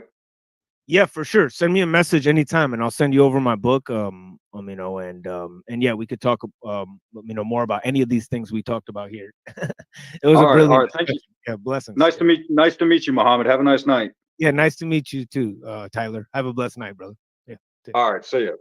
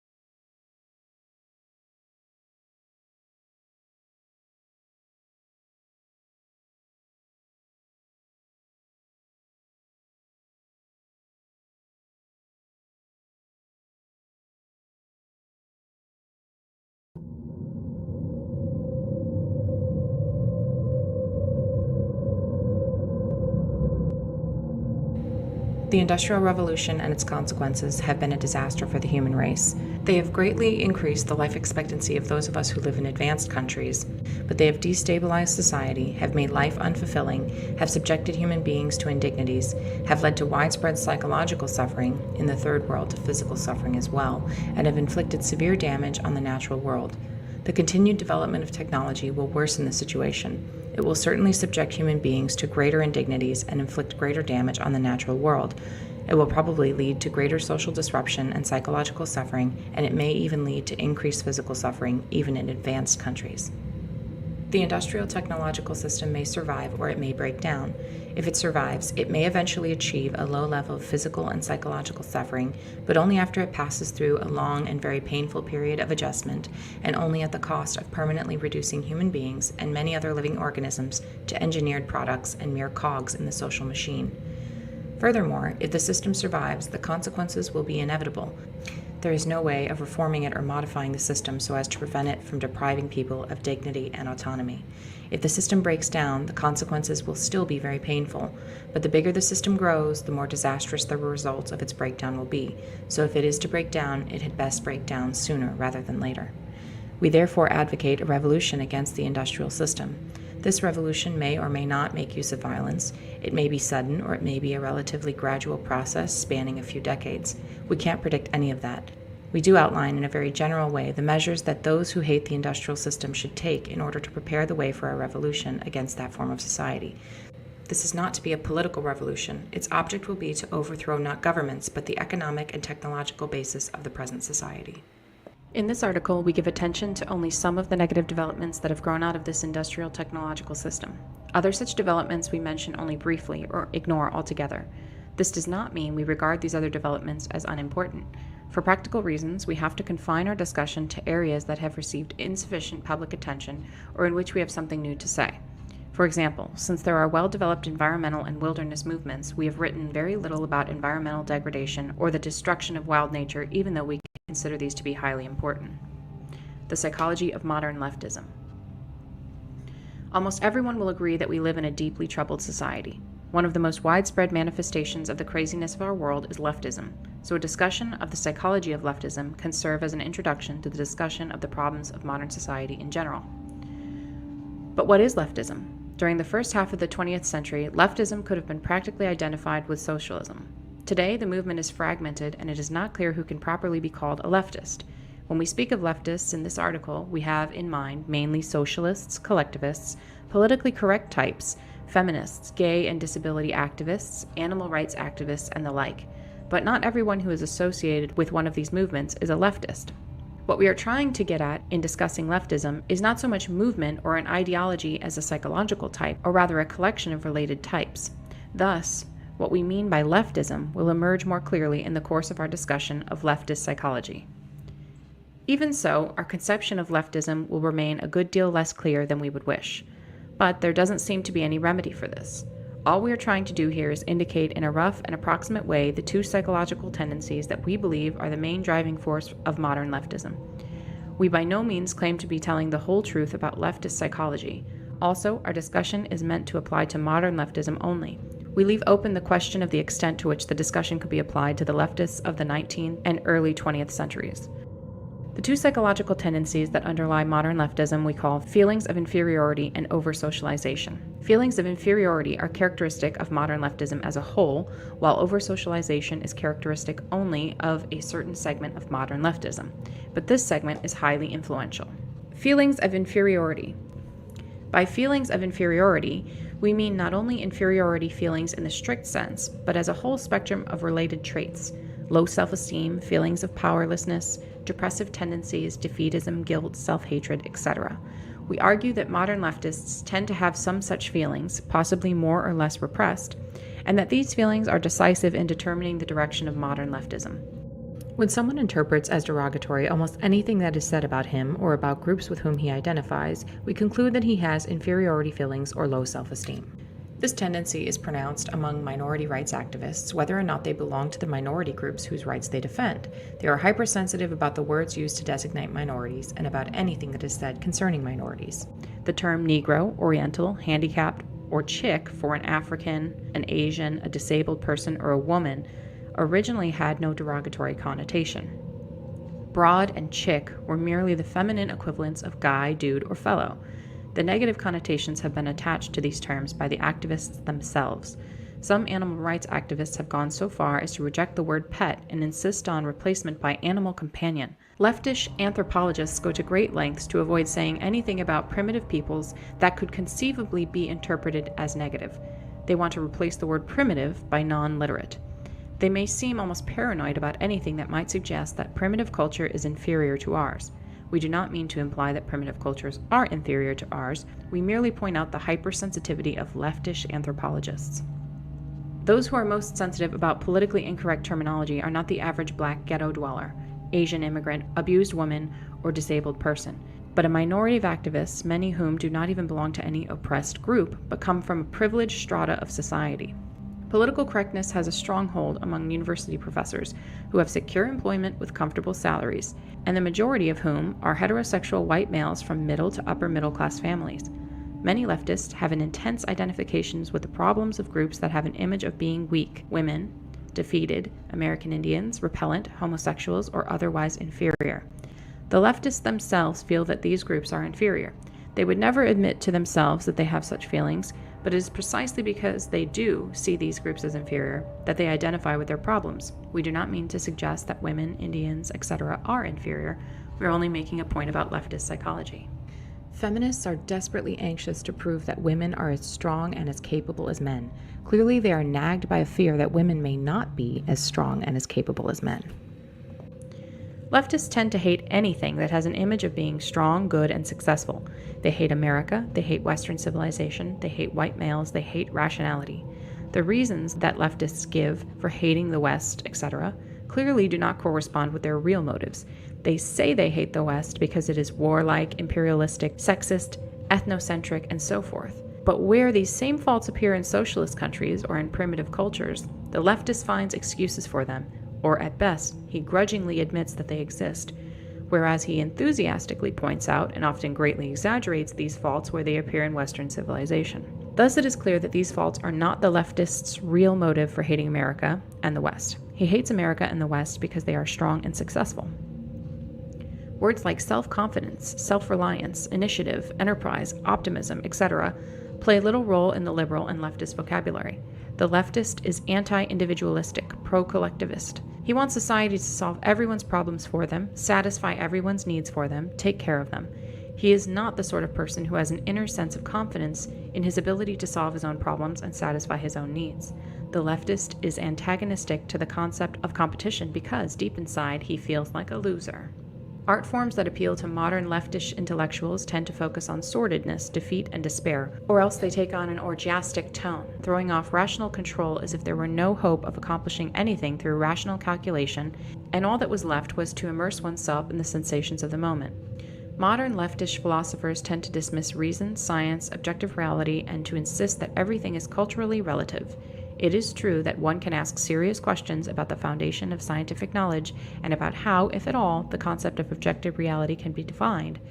But it is obvious that modern leftish philosophers are not simply cool-headed logicians systematically analyzing the foundations of knowledge.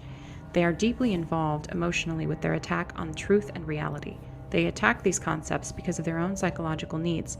For one thing, their attack is an outlet for hostility, and to the extent that it is successful, it satisfies the drive for power. More importantly, the leftist hates science and rationality because they classify certain beliefs as true, i.e., successful, superior, and other beliefs as false, i.e., failed, inferior. The leftist's feelings of inferiority run so deep that he cannot tolerate any classification of some things as successful or superior and other things as failed or inferior. This also underlies the rejection of many leftists of the concept of mental illness and of the utility of IQ tests. Leftists are antagonistic to genetic explanations of human abilities or behavior because such explanations tend to make some persons appear superior or inferior to others. Leftists prefer to give society the credit or blame for an individual's ability or lack of it. If a person is inferior, it is not his fault, but society's, because he has not been brought up properly.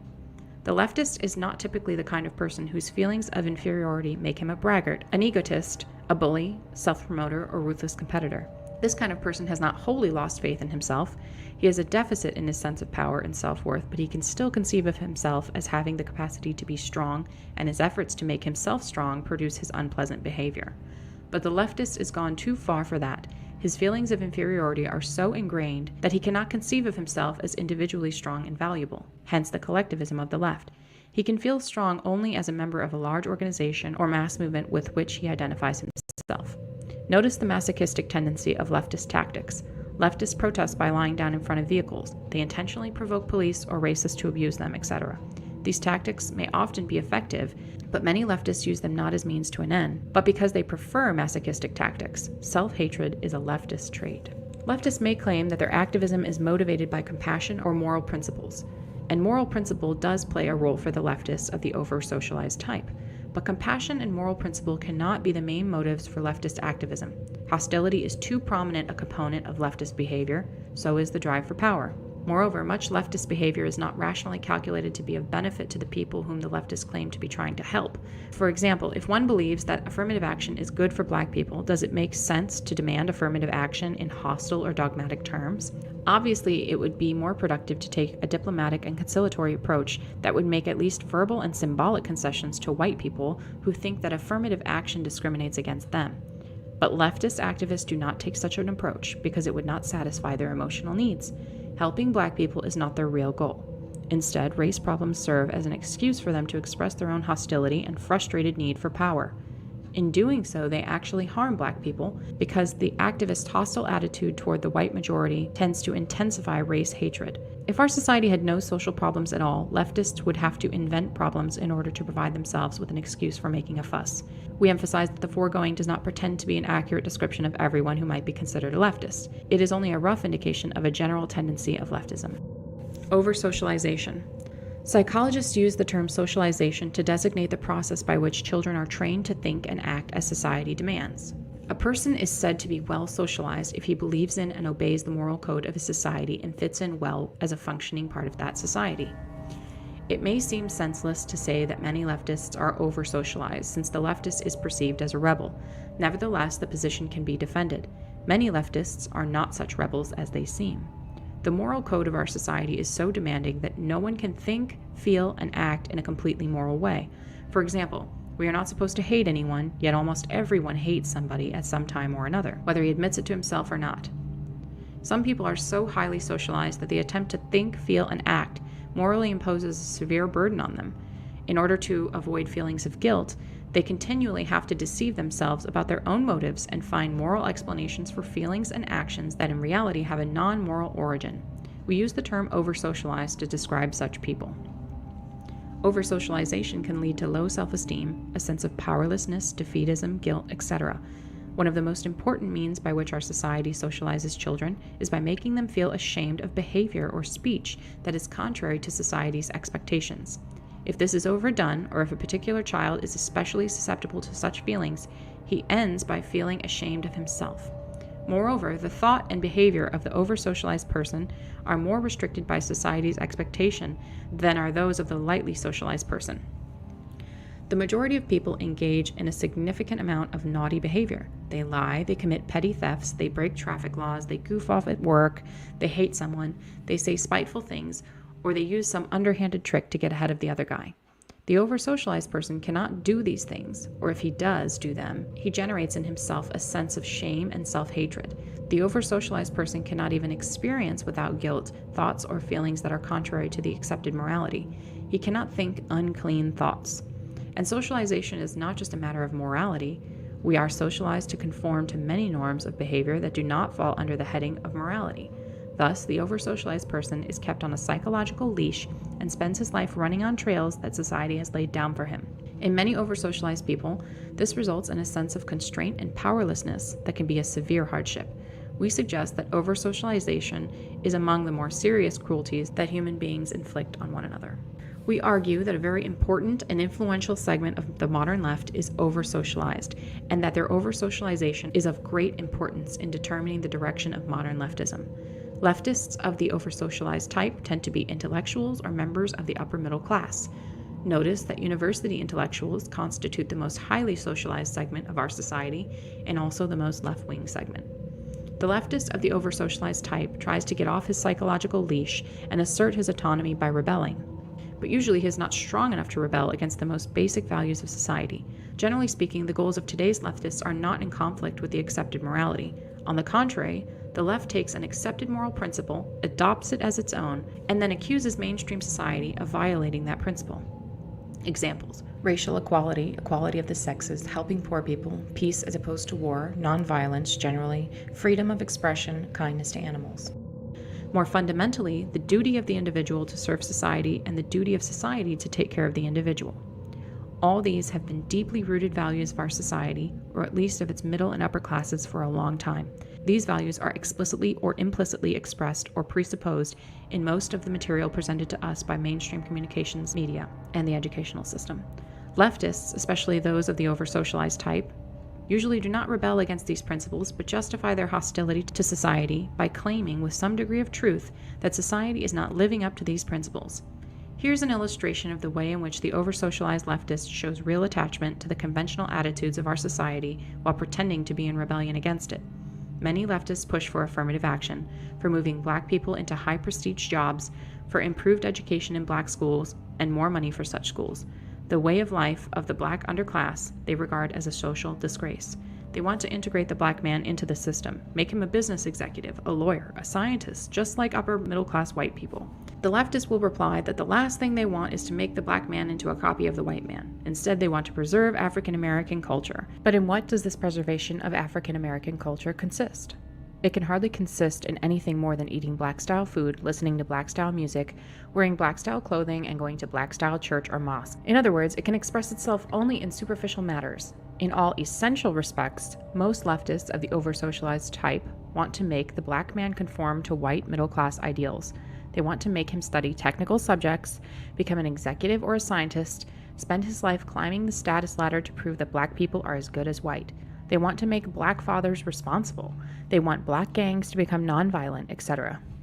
But these are exactly the values of the industrial technological system. The system couldn't care less what kind of music a man listens to, what kind of clothes he wears, or what religion he believes in, as long as he studies in school, holds a respectable job, climbs the status ladder, is a responsible parent, is nonviolent, and so forth.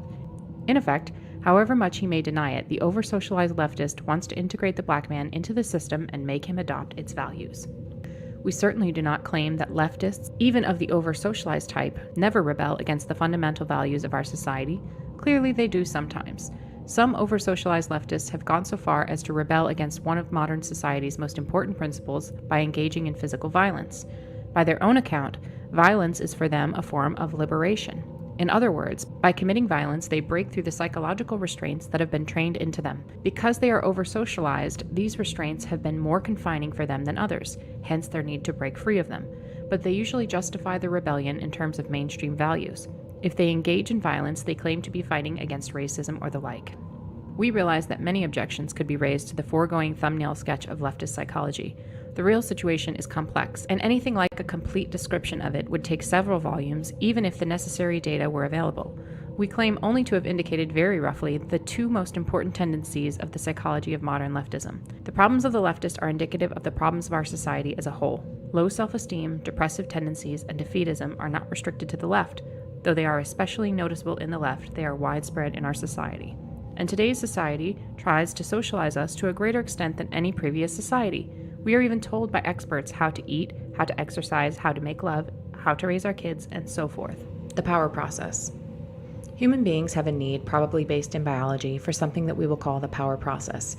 This is closely related to the need for power, which is widely recognized, but it is not quite the same thing. The three most clear-cut of these we call goal, effort, and attainment of goal.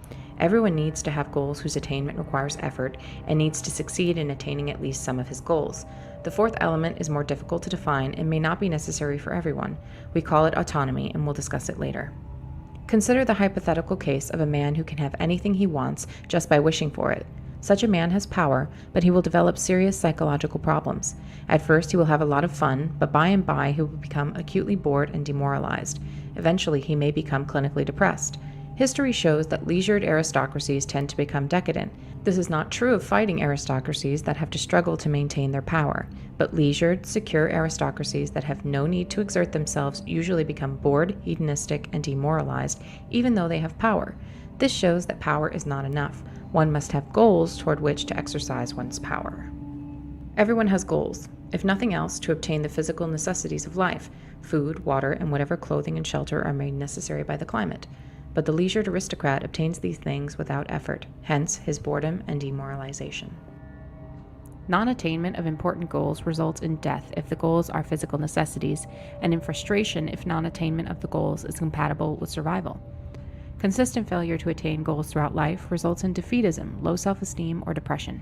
Thus, in order to avoid serious psychological problems, a human being needs goals whose attainment requires effort, and he must have a reasonable rate of success in attaining his goals. Surrogate activities. But not every leisured aristocrat becomes bored and demoralized. For example, the Emperor Hirohito, instead of sinking into decadent hedonism, devoted himself to marine biology, a field in which he became distinguished. When people do not have to exert themselves to satisfy their physical needs, they often set up artificial goals for themselves. In many cases, they then pursue these goals with the same energy and emotional involvement that they otherwise would have put into the search for physical necessities. Thus, the aristocrats of the Roman Empire had their literary pretensions. Many European aristocrats a few centuries ago invested tremendous time and energy in hunting, though they certainly didn't need the meat. Other aristocracies have competed for status through elaborate displays of wealth, and few aristocrats like Hirohito have turned to science.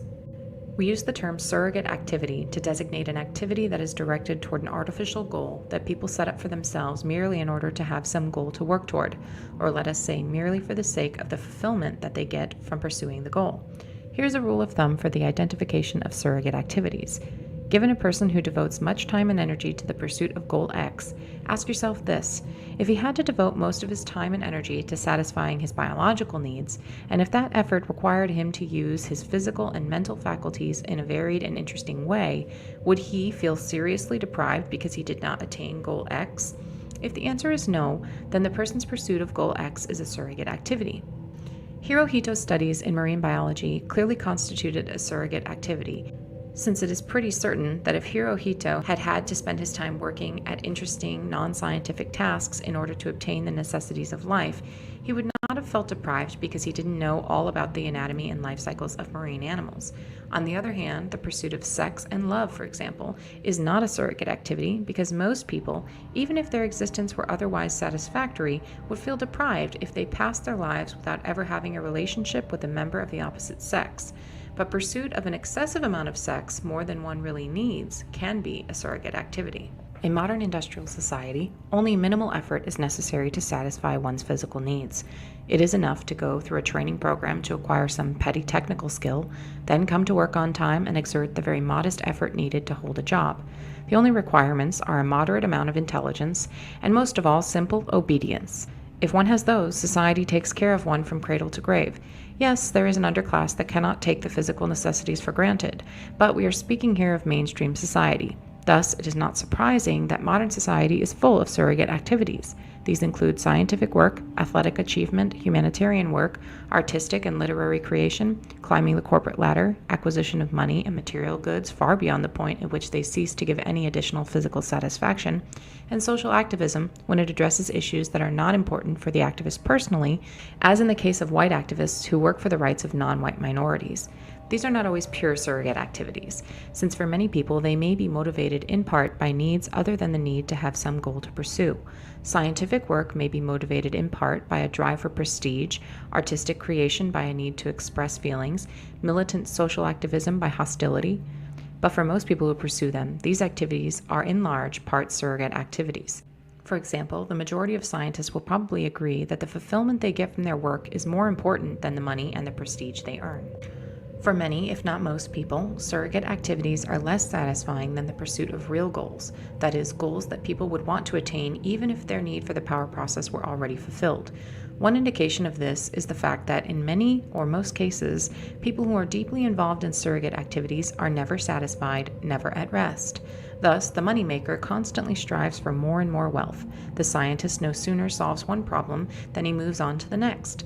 The long-distance runner drives himself to run always further and faster. Many people who pursue surrogate activities will say that they get far more fulfillment from these activities than they do from the mundane business of satisfying their biological needs.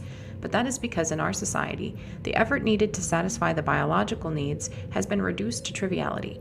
More importantly, in our society, people do not satisfy their biological needs autonomously, but by functioning as parts of an immense social machine. In contrast, people generally have a great deal of autonomy in pursuing their surrogate activities. Autonomy.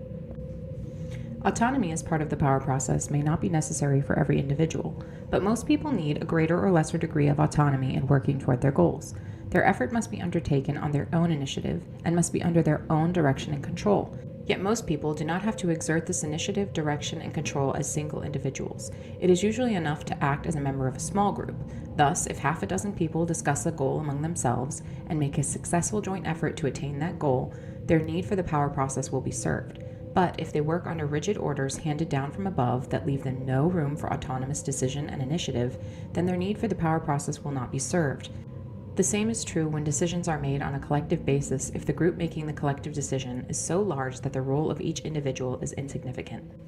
It is true that some individuals seem to have little need for autonomy. Either their drive for power is weak or they satisfy it by identifying themselves with some powerful organization to which they belong. And then there are unthinking animal types who seem to be satisfied with a purely physical sense of power, the good combat soldier who gets his sense of power by developing fighting skills that he is quite content to use in blind obedience to his superiors. But for most people, it is through the power process, having a goal, making an autonomous effort, and attaining the goal, that self-esteem, self-confidence, and a sense of power are acquired.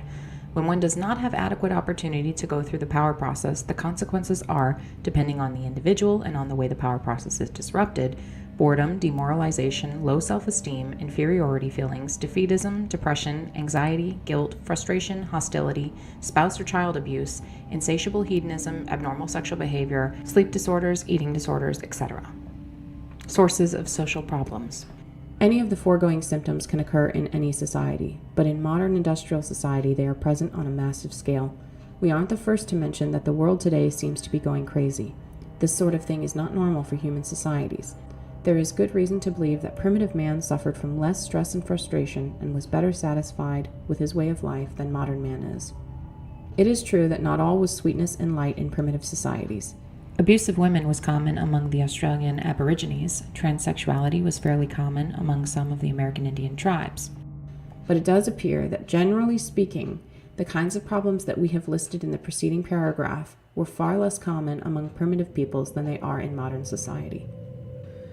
We attribute the social and psychological problems of modern society to the fact that society requires people to live under conditions radically different from those under which the human race evolved, and to behave in ways that conflict with the patterns of behavior that the human race developed while living under the earlier conditions. It is clear from what we have already written that we consider lack of opportunity to properly experience the power process as the most important of the abnormal conditions to which modern society subjects people. But it is not the only one. Before dealing with disruption of the power process as a source of social problems, we will discuss some of the other sources. Among the abnormal conditions present in modern industrial society are excessive density of population, isolation of man from nature, excessive rapidity of social change, and the breakdown of natural small-scale communities such as the extended family, the village, or the tribe.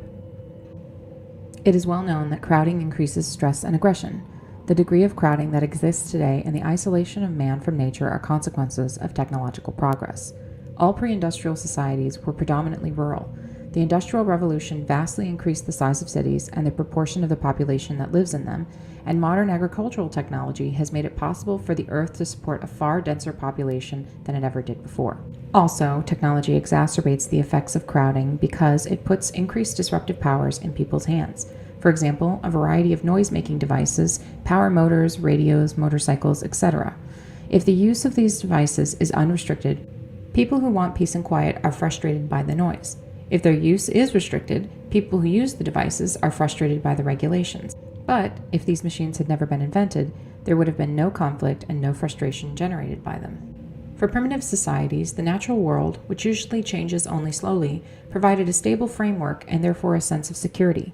In the modern world, it is human society that dominates nature rather than the other way around, and modern society changes very rapidly owing to technological change. Thus, there is no stable framework.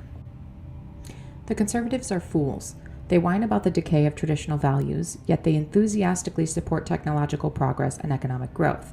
Apparently, it never occurs to them that you can't make rapid, drastic changes in the technology and the economy of a society without causing rapid changes in all other aspects of the society as well, and that such rapid changes inevitably break down traditional values. The breakdown of traditional values to some extent implies the breakdown of the bonds that hold together traditional small-scale social groups. The disintegration of small-scale social groups is also promoted by the fact that modern conditions often require or tempt individuals to move to new locations, separating them from their communities. Beyond that, a technological society has to weaken family ties and local communities if it is to function efficiently. In modern society, an individual's loyalty must be first to the system and only secondarily to a small-scale community, because if the internal loyalties of small-scale communities were stronger than loyalty to the system, such communities would pursue their own advantage at the expense of the system.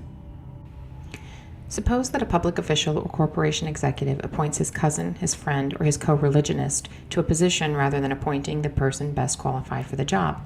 He has permitted personal loyalty to supersede his loyalty to the system, and that is nepotism or discrimination, both of which are terrible sins in modern society. Would-be industrial societies that have done a poor job of subordinating personal or local loyalties to loyalty to the system are usually very inefficient. Look at Latin America. Thus, an advanced industrial society can tolerate only small-scale communities that are emasculated, tamed, and made into tools of the system. Crowding, rapid change, and the breakdown of communities have been widely recognized as sources of social problems, but we do not believe they are enough to account for the extent of the problems that are seen today. A few pre-industrial cities were very large and crowded, yet their inhabitants do not seem to have suffered from psychological problems to the same extent as modern man. In America today, there still are uncrowded rural areas, and we find there the same problems as in urban areas, though the problems tend to be less acute in the rural areas. Thus, crowding does not seem to be the decisive factor.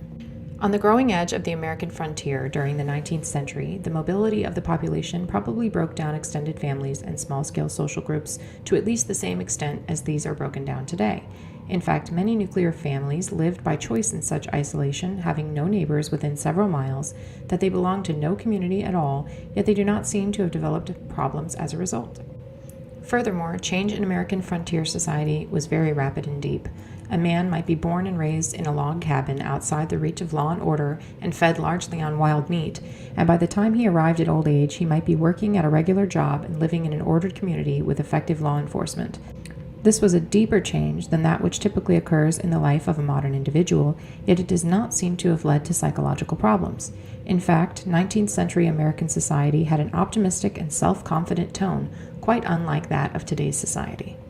The difference, we argue, is that modern man has the sense, largely justified, that change is imposed on him, whereas 19th century frontiersmen had the sense, also largely justified, that he created change himself by his own choice. Thus, a pioneer settled on a piece of land of his own choosing and made it into a farm through his own effort. In those days, an entire country might have only a couple hundred inhabitants and was a far more isolated and autonomous entity than a modern country is. Hence, the pioneer farmer participated as a member of a relatively small group in the creation of a new ordered community. One may well question whether the creation of this community was an improvement, but at any rate it satisfied the pioneer's need for the power process. Disruption of the power process in modern society. It would be possible to give other examples of societies in which there has been rapid change and or lack of close community ties without the kind of massive behavioral aberration that is seen in today's industrial society. We contend that the most important cause of social and psychological problems in modern society is the fact that people have insufficient opportunity to go through the power process in a normal way. We don't mean to say that modern society is the only one in which the power process has been disrupted.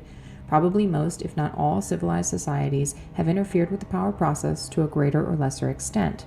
But in modern industrial society, the problem has become particularly acute. Leftism, at least in its recent mid to late 20th century form, is in part a symptom of deprivation with respect to the power process. We divide human drives into three groups. 1, those drives that can be satisfied with minimal effort. 2, those that can be satisfied but only at the cost of serious effort. 3. Those that cannot be adequately satisfied no matter how much effort one makes. The power process is the process of satisfying the drives of the second group. The more drives there are in the third group, the more there is frustration, anger, eventual defeatism, depression, etc.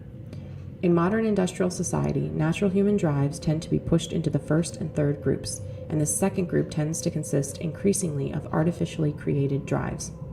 In primitive societies, physical necessities generally fall into group 2. They can be obtained, but only at the cost of serious effort. But modern society tends to guarantee the physical necessities to everyone, in exchange for only minimal effort. Hence, physical needs are pushed into group 1. There may be disagreement about whether the effort needed to hold a job is minimal, but usually, in lower to middle level jobs, whatever effort is required is merely that of obedience. You sit or stand where you are told to sit or stand, and do what you are told to do in the way you are told to do it. Seldom do you have to exert yourself seriously, and in any case you have hardly any autonomy in work, so the need for the power process is not well served. Social needs such as sex, love, and status often remain in group 2 in modern society, depending on the situation of the individual. But, except for people who have a particularly strong drive for status, the effort required to fulfill the social drives is insufficient to satisfy adequately the need for the power process. So certain artificial needs have been created that fall into group 2, hence serve the need for the power process. Advertising and marketing techniques have been developed that make many people feel they need things that their grandparents never desired or even dreamed of. It requires serious effort to earn enough money to satisfy these artificial needs, hence they fall into group 2. Modern man must satisfy his need for the power process, largely through a pursuit of the artificial needs created by the advertising and marketing industry and through surrogate activities. It seems that for many people, maybe the majority, these artificial forms of the power process are insufficient. A theme that appears repeatedly in the writings of the social critics of the second half of the 20th century is the sense of purposelessness that afflicts many people in modern society. This purposelessness is often called by other names, such as anomie or middle-class vacuity. We suggest that the so-called identity crisis is actually a search for a sense of purpose, often for commitment to a suitable surrogate activity. It may be that existentialism is, in large part, a response to the purposelessness of modern life. Very widespread in modern society is the search for fulfillment. But we think that for the majority of people, an activity whose main goal is fulfillment, that is, a surrogate activity, does not bring completely satisfactory fulfillment. In other words, it does not fully satisfy the need for the power process. That need can be satisfied only through activities that have some external goal, such as physical necessities, sex, love, status, revenge, etc.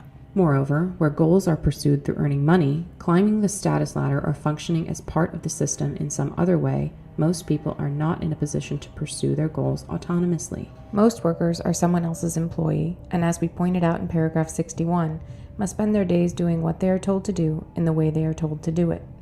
Even most people who are in business for themselves have only limited autonomy. It is a chronic complaint of small business persons and entrepreneurs that their hands are tied by excessive government regulation. Some of these regulations are doubtless unnecessary, but for the most part, government regulations are essential and inevitable parts of our extremely complex society.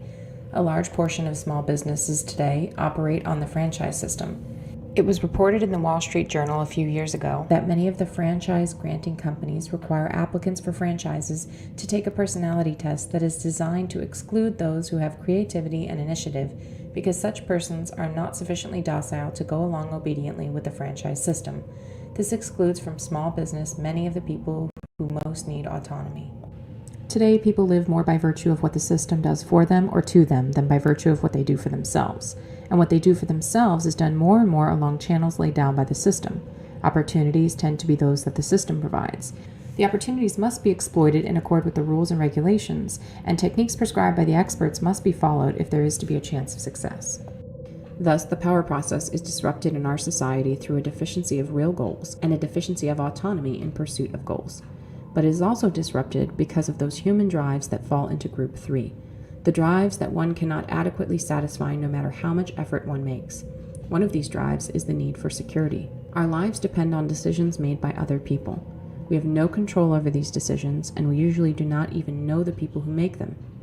We live in a world in which relatively few people, maybe 500 or 1,000, make the important decisions. Philip B. Hayman of Harvard Law School, quoted by Anthony Lewis in the New York Times, April 21, 1995.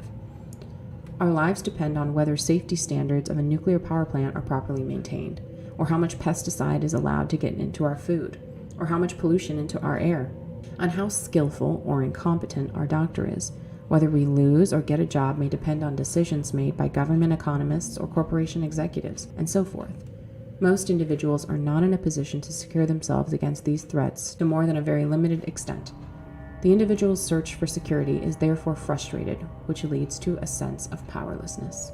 It may be objected that primitive man is physically less secure than modern man, as is shown by his shorter life expectancy.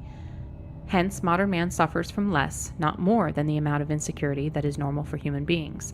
But psychological security does not closely correspond with physical security. What makes us feel secure is not so much objective security as a sense of confidence in our ability to take care of ourselves. Primitive man, threatened by a fierce animal or by hunger, can fight in self-defense or travel in search of food. He has no certainty of success in these efforts, but he is by no means helpless against the things that threaten him. The modern individual, on the other hand, is threatened by many things against which he is helpless: nuclear accidents, carcinogens in food, environmental pollution, war, increasing taxes, invasion of his privacy by large organizations, nationwide social or economic phenomena that may disrupt his way of life. It is true that primitive man is powerless against some of the things that threaten him, disease for example, but he can accept the risk of disease stoically. It is part of the nature of things. It is no one's fault unless it's the fault of some imaginary impersonal demon. But threats to the modern individual tend to be man-made. They are not the results of chance, but are imposed upon him by other persons whose decisions he, as an individual, is unable to influence. Consequently, he feels frustrated, humiliated, and angry. Thus, primitive man, for the most part, has his security in his own hands, either as an individual or a member of a small group, whereas the security of modern man is in the hands of persons or organizations that are too remote or too large for him to be able to personally influence them. So modern man's drive for security tends to fall into groups 1 and 3. In some areas, food, shelter, etc., his security is assured at the cost of only trivial effort, whereas in other areas he cannot attain security. The foregoing greatly simplifies the real situation, but it does indicate in a rough general way how the condition of modern man differs from that of primitive man. People have many transitory drives or impulses that are necessarily frustrated in modern life, hence fall into group 3. One may become angry, but modern society cannot permit fighting. In many situations, it does not even permit verbal aggression. When going somewhere, one may be in a hurry, or one may be in a mood to travel slowly, but one generally has no choice but to move with the flow of traffic and obey the signals. One may want to do one's work in a different way, but usually one can only work according to the rules laid down by one's employer. In many other ways as well, modern man is strapped down by a network of rules and regulations, explicit or implicit, that may frustrate many of his impulses and thus interfere with the power process. Most of these regulations cannot be dispensed with because they are necessary for the functioning of industrial society. Modern society is, in certain respects, extremely permissive. In matters that are irrelevant to the functioning of the system, we can generally do what we please. We can believe in any religion, as long as it does not encourage behavior that is dangerous to the system. We can go to bed with anyone we like, as long as we practice safe sex. We can do anything we like, as long as it is unimportant. But in all important matters, the system tends increasingly to regulate our behavior. Behavior is regulated not only through explicit rules, and not only by the government. Control is often exercised through indirect coercion or through psychological pressure or manipulation, and by organizations other than the government or by the system as a whole. Most large organizations use some form of propaganda to manipulate public attitudes or behavior. Propaganda is not limited to commercials and advertisements, and sometimes is not even consciously intended as propaganda by the people who make it. For instance, the content of entertainment programming is a powerful form of propaganda. An example of indirect coercion. There is no law that says we have to go to work every day and follow our employer's orders. Legally, there is nothing to prevent us from going to live in the wild like primitive people or from going into business for ourselves. But in practice, there is very little wild country left, and there is room in the economy only for a limited number of small business owners. Hence, most of us can only survive as someone else's employee. We suggest that modern man's obsession with longevity and with maintaining physical vigor and sexual attractiveness to his advanced age is a symptom of unfulfillment resulting from deprivation with respect to the power process. The midlife crisis is also such a symptom. So is the lack of interest in having children that is fairly common in modern society, but almost unheard of in primitive societies. In primitive societies, life is a succession of stages. The needs and purposes of one stage having been fulfilled, there is no particular reluctance about passing on to the next stage. A young man goes through the power process by becoming a hunter, hunting not for sport or fulfillment, but to get meat that is necessary for food. In young women, the process is more complex with greater emphasis on social power. We won't discuss that here. This phase having been successfully passed through, the young man has no reluctance about settling down to the responsibilities of raising a family. In contrast, some modern people indefinitely postpone having children because they are too busy seeking some kind of fulfillment. We suggest that the fulfillment they need is adequate experience of the power process with real goals instead of the artificial goals of surrogate activities. Again, having successfully raised his children, going through the power process by providing them with the physical necessities, the primitive man feels that his work is done and he is prepared to accept old age, if he survives that long, and death. Many modern people, on the other hand, are disturbed by the prospect of physical deterioration and death, as is shown by the amount of effort they expend trying to maintain their physical condition, appearance, and health. We argue that this is due to unfulfillment resulting from the fact that they have never put their physical powers to any practical use, have never gone through the power process using their bodies in a serious way. It is not the primitive man who has used his body daily for practical purposes who fears the deterioration of age, but the modern man who has never had a practical use for his body beyond walking from his car to his house. It is the man whose need for the power process has been satisfied during his life who is best prepared to accept the end of that life. In response to the arguments of this section, someone will say, society must find a way to give people the opportunity to go through the power process. For such people, the value of the opportunity is destroyed by the very fact that society gives it to them. What they need is to find or make their own opportunities. As long as the system gives them their opportunities, it still has them on a leash. To attain autonomy, they must get off that leash. How some people adjust. Not everyone in industrial technological society suffers from psychological problems. Some people even profess to be quite satisfied with society as it is. We now discuss some of the reasons why people differ so greatly in their response to modern society. First, there doubtless are differences in the strength of the drive for power. Individuals with a weak drive for power may have relatively little need to go through the power process, or at least relatively little need for autonomy in the power process. These are docile types, who would have been happy as plantation darkies in the Old South. We don't mean to sneer at the plantation darkies of the Old South. To their credit, most of the slaves were not content with their servitude. We do sneer at people who are content with their servitude. Some people may have some exceptional drive in pursuing which they satisfy their needs for the power process. For example, those who have an unusually strong drive for social status may spend their whole lives climbing the status ladder without ever getting bored of that game. People vary in their susceptibility to advertising and marketing techniques. Some are so susceptible that, even if they make a great deal of money, they cannot satisfy their constant craving for the shiny new toys that the marketing industry dangles before their eyes. So they always feel hard-pressed financially, even if their income is large and their cravings are frustrated. Some people have low susceptibility to advertising and marketing techniques. These are the people who aren't interested in money. Material acquisition does not serve their need for the power process. People who have medium susceptibility to advertising and marketing techniques are able to earn enough money to satisfy their cravings for goods and services, but only at the cost of serious effort, putting in overtime, taking a second job, earning promotions, etc. Thus, material acquisition serves their needs for the power process, but it does not necessarily follow that their need is fully satisfied. They may have insufficient autonomy in the power process. Their work may consist of following orders, and some of their drives may be frustrated. For example, security, aggression. We are guilty of oversimplification in paragraphs 80 through 82 because we've assumed that the desire for material acquisition is entirely a creation of the advertising and marketing industry. Of course, it's not that simple. Some people partly satisfy their need for power by identifying themselves with a powerful organization or mass movement. An individual lacking goals or power joins a movement or organization, adopts its goals as his own, then works towards those goals.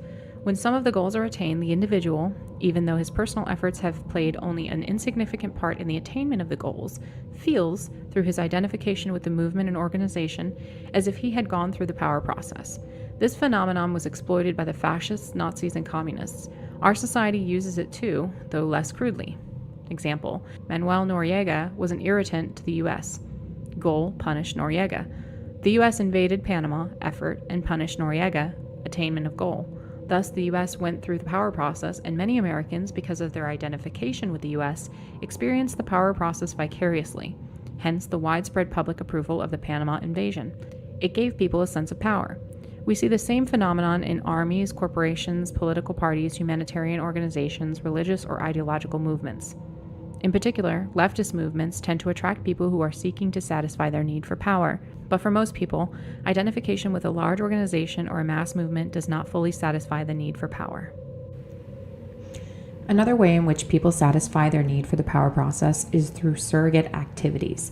As we explained in paragraphs 38 through 40, a surrogate activity is an activity that is directed toward an artificial goal that the individual pursues for the sake of the fulfillment that he gets from pursuing the goal, not because he needs to attain the goal itself. For instance, there is no practical motive for building enormous muscles, hitting a little ball into a hole, or acquiring a complete series of postage stamps. Yet many people in our society devote themselves with passion to bodybuilding, golf, or stamp collecting. Some people are more other-directed than others, and therefore will more readily attach importance to a surrogate activity simply because the people around them treat it as important or because society tells them it is important. That is why some people get very serious about essentially trivial activities such as sports or bridge or chess or arcane scholarly pursuits, whereas others who are more clearly sighted never see these things as anything but the surrogate activities that they are, and consequently never attach enough importance to them to satisfy their need for the power process in that way. It only remains to point out that in many cases a person's way of earning a living is also a surrogate activity. Not a pure surrogate activity, since part of the motive for the activity is to gain the physical necessities and, for some people, social status and the luxuries that advertising makes them want. But many people put into their work far more effort than is necessary to earn whatever money and status they require. And this extra effort constitutes a surrogate activity. This extra effort, together with the emotional investment that accompanies it, is one of the most potent forces acting toward the continual development and perfecting of the system, with negative consequences for individual freedom. Especially for the most creative scientists and engineers, work tends to be largely a surrogate activity. This point is so important that it deserves a separate discussion, which we shall give in a moment. In this section, we have explained how many people in modern society do satisfy their need for the power process to a greater or lesser extent. But we think that for the majority of people, the need for the power process is not fully satisfied. In the first place, those who have an insatiable drive for status, or those who get firmly hooked on a surrogate activity, or who identify strongly enough with a movement or organization to satisfy their need for power in that way, are exceptional personalities. Others are not fully satisfied with surrogate activities or by identification with an organization. In the second place, too much control is imposed by the system through explicit regulation or through socialization, which results in a deficiency of autonomy and in frustration due to the impossibility of attaining certain goals and the necessity of restraining too many impulses. But even if most people in industrial technological society were well satisfied, we would still be opposed to that form of society because, among other reasons, we consider it demeaning to fulfill one's need for the power process through surrogate activities or through identification with an organization rather than through pursuit of real goals. The motives of scientists. Science and technology provide the most important examples of surrogate activities. Some scientists claim that they are motivated by curiosity or by a desire to benefit humanity, but it is easy to see that neither of these can be the principal motive of most scientists. As for curiosity, that notion is simply absurd. Most scientists work on highly specialized problems that are not the object of any normal curiosity. For example, is an astronomer, a mathematician, or an entomologist curious about the properties of isopropyl trimethylmethane? Of course not. Only a chemist is curious about such a thing, and he is curious about it only because chemistry is his surrogate activity. Is the chemist curious about the appropriate classification of a new species of beetle? No, that question is of interest only to the entomologist, and he is interested in it only because entomology is his surrogate activity. If the chemist and the entomologist had to exert themselves seriously to obtain the physical necessities, and if that effort exercised their abilities in an interesting way, but in some non-scientific pursuit, then they wouldn't give a damn about isopropyl trimethylmethane or the classification of beetles. Suppose that lack of funds for postgraduate education had led the chemist to become an insurance broker instead of a chemist. In that case, he would have been very interested in insurance matters, but would have cared nothing about isopropyl trimethylmethane. In any case, it is not normal to put into the satisfaction of mere curiosity the amount of time and effort that scientists put into their work. The curiosity explanation for the scientist's motive just doesn't stand up. The benefit of humanity explanation doesn't work any better. Some scientific work has no conceivable relation to the welfare of the human race, most of archaeology or comparative linguistics, for example. Some other areas of science present obviously dangerous possibilities, yet scientists in these areas are just as enthusiastic about their work as those who develop vaccines or study air pollution. Consider the case of Dr. Edward Teller, who had an obvious emotional involvement in promoting nuclear power plants. Did this involvement stem from a desire to benefit humanity? If so, then why didn't Dr. Teller get emotional about other humanitarian causes? If he was such a humanitarian, then why did he help to develop the H-bomb? As with many other scientific achievements, it is very much open to question whether nuclear power plants actually do benefit humanity. Does the cheap electricity outweigh the accumulating waste and the risk of accidents? Dr. Teller saw only one side of the question. Clearly, his emotional involvement with nuclear power arose not from a desire to benefit humanity, but from a personal fulfillment he got from his work and from seeing it put to practical use. The same is true of scientists generally. With possible rare exceptions, their motive is neither curiosity nor a drive to benefit humanity, but the need to go through the power process, to have a goal, a scientific problem to solve, to make an effort, research, and attain the goal, solution of the problem. Science is a surrogate activity because scientists work mainly for the fulfillment they get out of the work itself. Of course, it's not that simple.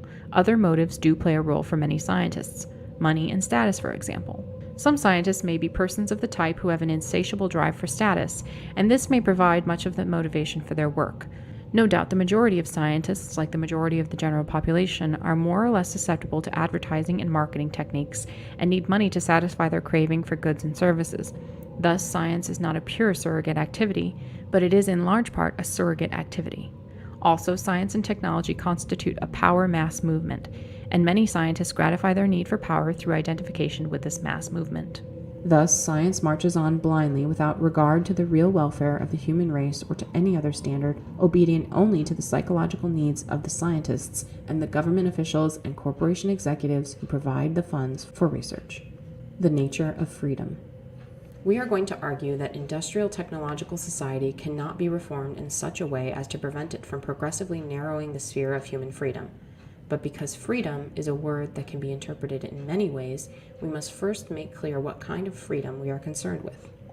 By freedom, we mean the opportunity to go through the power process with real goals, not the artificial goals of surrogate activities, and without interference, manipulation, or supervision from anyone, especially from any large organization.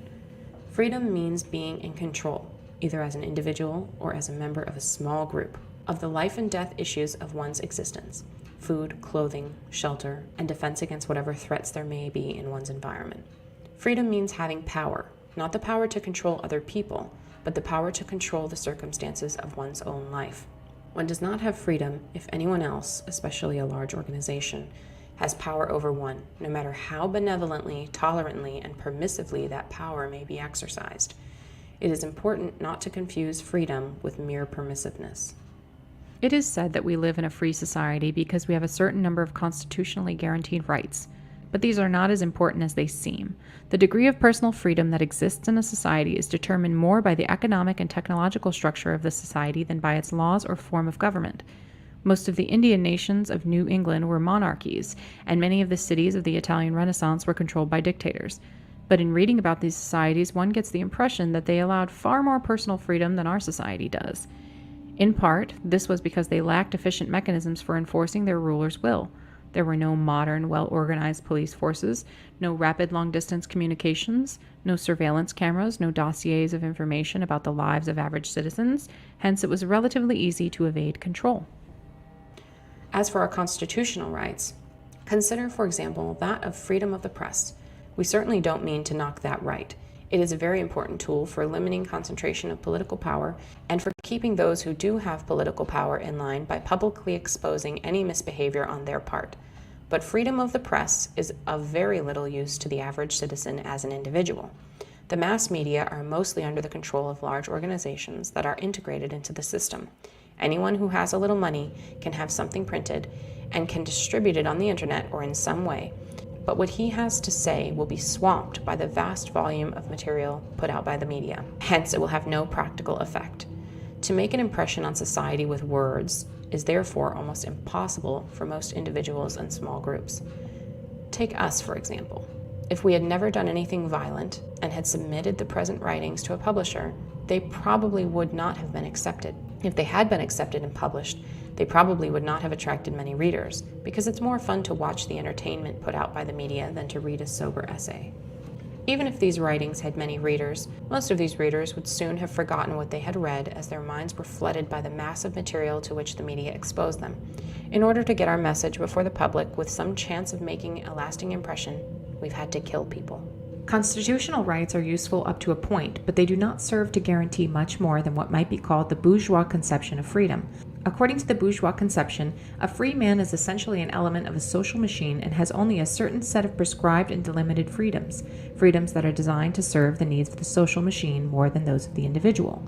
Thus, the bourgeois free man has economic freedom because that promotes growth and progress. He has freedom of the press because public criticism restrains misbehavior by political leaders.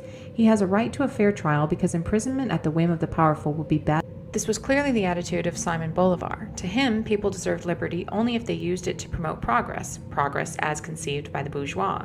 Other bourgeois thinkers have taken a similar view of freedom as a mere means to a collective ends. Chester C. Tan, Chinese Political Thought in the 20th Century, page 202, explains the philosophy of the Kuomintang leader Hu Han-min. An individual is granted rights because he is a member of society, and his community life requires such rights. By community, Hu meant the whole society of the nation. And on page 259, Tan states that according to Carson Chang Chen-mai, head of the State Socialist Party in China, freedom had to be used in the interest of the state and of the people as a whole. But what kind of freedom does one have if one can use it only as someone else prescribes? FC's conception of freedom is not that of Bolivar, Hu, Chang, or any other bourgeois theorists. The trouble with such theorists is that they have made the development and application of social theories their surrogate activity. Consequently, the theories are designed to serve the needs of the theorists more than the needs of any people who may be unlucky enough to live in a society on which the theories are imposed. One more point to be made in this section. It should not be assumed that a person has enough freedom just because he says he has enough. Freedom is restricted in part by psychological controls of which people are conscious, and moreover, many people's ideas of what constitutes freedom are governed more by social convention than by their real needs. For example, it's likely that many leftists of the over-socialized type would say that most people, including themselves, are socialized too little rather than too much. Yet the over-socialized leftist pays a heavy psychological price for his high level of socialization. Some principles of history. Think of history as being the sum of two components: an erratic component that consists of unpredictable events that follow no discernible pattern, and a regular component that consists of long-term historical trends. Here we are concerned with the long-term trends. First principle: if a small change is made that affects a long-term historical trend, then the effect of that change will almost always be transitory. The trend will soon revert to its original state. Example: a reform movement designed to clean up political corruption in a society rarely has more than a short-term effect. Sooner or later, the reformers relax, and corruption creeps back in. The level of political corruption in a given society tends to remain constant, or to change only slowly with the evolution of the society. Normally, a political cleanup will be permanent only if accompanied by widespread social changes. A small change in the society won't be enough. If small change in a long-term historical trend appears to be permanent, it is only because the change acts in the direction in which the trend is already moving, so that the trend is not altered but only pushed a step ahead. The first principle is almost a tautology. If a trend were not stable with respect to small changes, it would wander at random rather than following a definite direction. In other words, it would not be a long-term trend at all. Second principle: if a change is made that is sufficiently large to alter a permanently long-term historical trend, then it will alter society as a whole. In other words, society is a system in which all parts are interrelated, and you can't permanently change any important part without changing the other parts as well. Third principle: if a change is made that is large enough to alter permanently a long-term trend, then the consequences for society as a whole cannot be predicted in advance, unless various other societies have passed through that same change and have all experienced the same consequences, in which case one can predict on empirical grounds that another society that passes through the same change will be likely to experience similar consequences.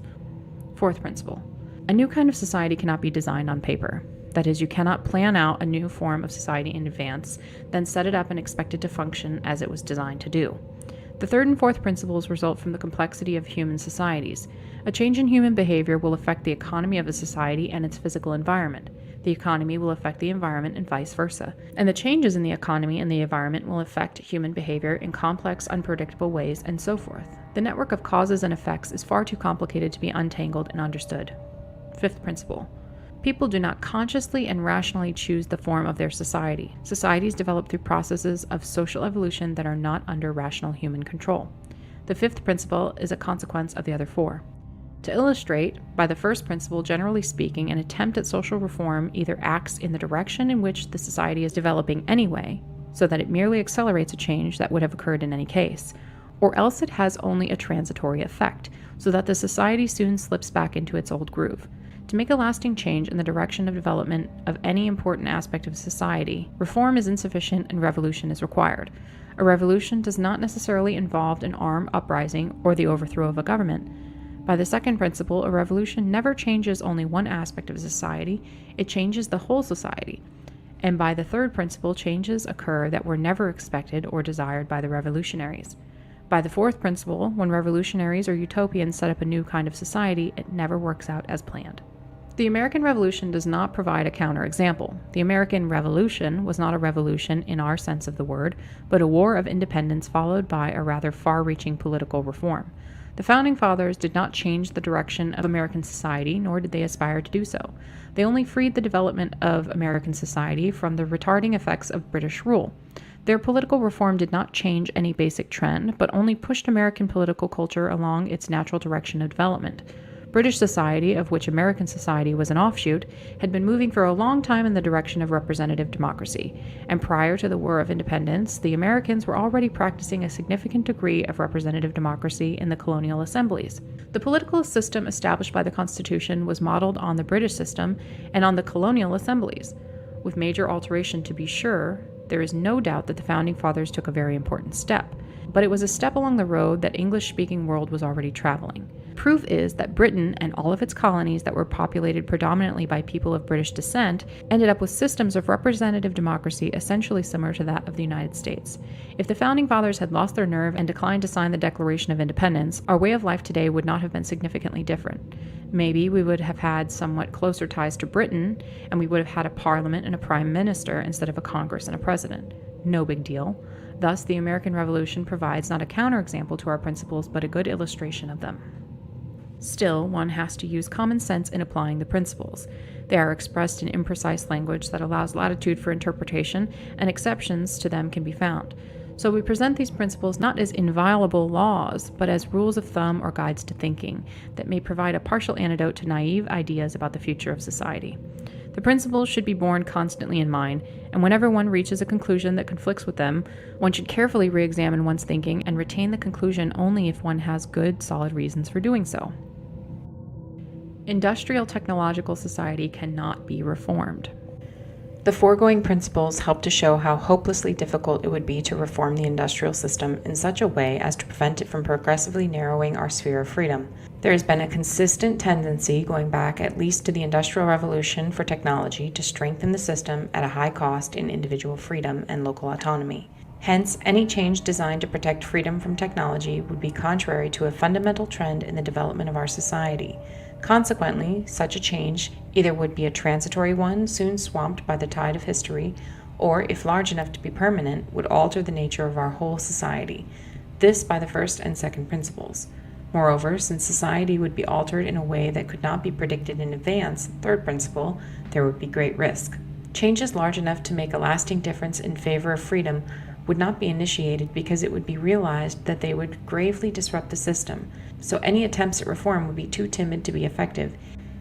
Even if changes large enough to make a lasting difference were initiated, they would be retracted when their disruptive effects became apparent.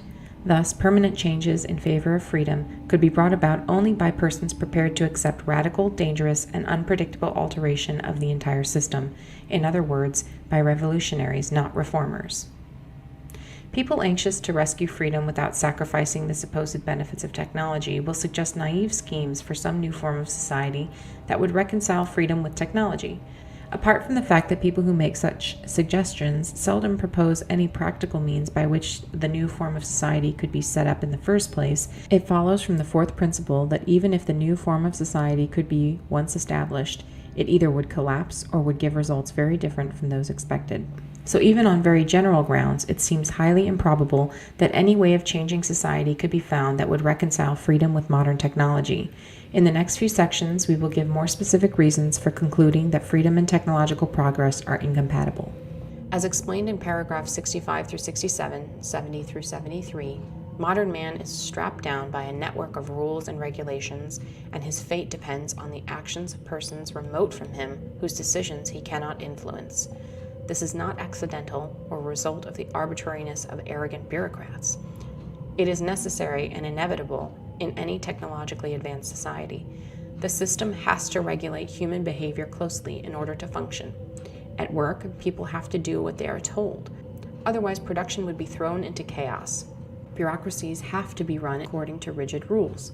To allow any substantial personal discretion to lower-level bureaucrats would disrupt the system and lead to charges of unfairness due to differences in the way the individual bureaucrats exercise their discretion. It is true that some restrictions on our freedom could be eliminated, but generally speaking, the result is a sense of powerlessness on the part of the average person. It may be, however, that formal regulations will tend increasingly to be replaced by psychological tools that make us want to do what the system requires of us. Propaganda, educational techniques, mental health programs, etc. The system has to force people to behave in ways that are increasingly remote from the natural pattern of human behavior. For example, the system needs scientists, mathematicians, and engineers. It can't function without them, so heavy pressure is put on children to excel in these fields. It isn't natural for an adolescent human being to spend the bulk of his time sitting at a desk absorbed in study. A normal adolescent wants to spend his time in active contact with the real world. Among primitive peoples, the things that children are trained to do tend to be in reasonable harmony with natural human impulses. Among the American Indians, for example, boys were trained in active outdoor pursuits, just the sort of thing that boys like. But in our society, children are pushed into studying technical subjects, which most do grudgingly. Because of the constant pressure that the system exerts to modify human behavior, there is a gradual increase in the number of people who cannot or will not adjust to society's requirements. Welfare leeches, youth gang members, cultists, anti-government rebels, radical environmentalist saboteurs, dropouts, and resistors of various kinds. In any technologically advanced society, the individual's fate must depend on decisions that he personally cannot influence to any great extent. A technological society cannot be broken down into small autonomous communities because production depends on the cooperation of very large numbers of people. When a decision affects, say, 1 million people, then each of the affected individuals has on average only 1/millionth share in making the decision. What usually happens in practice is that decisions are made by public officials or corporation executives or by technical specialists. But even when the public votes on a decision, the number of voters ordinarily is too large for the vote of any one individual to be significant. Thus, most individuals are unable to influence measurably the major decisions that affect their lives. There is no conceivable way to remedy this in a technologically advanced society. The system tries to solve this problem by using propaganda to make people want the decisions that have been made for them. But even if this solution were completely successful in making people feel better, it would be demeaning. Conservatives and some others advocate more local autonomy. Local communities once did have autonomy, but such autonomy becomes less and less possible as local communities become more enmeshed with and dependent on large-scale systems like public utilities, computer networks, highway systems, the mass communications media, the modern healthcare system. Also operating against autonomy is the fact that technology applied in one location often affects people at other locations far away. Thus, pesticide or chemical use near a creek may contaminate the water supply hundreds of miles downstream, and the greenhouse effect affects the whole world. The system does not and cannot exist to satisfy human needs. Instead, it is human behavior that has to be modified to fit the needs of the system. This has nothing to do with the political or social ideology that may pretend to guide the technological system. It is not the fault of capitalism, and it is not the fault of socialism.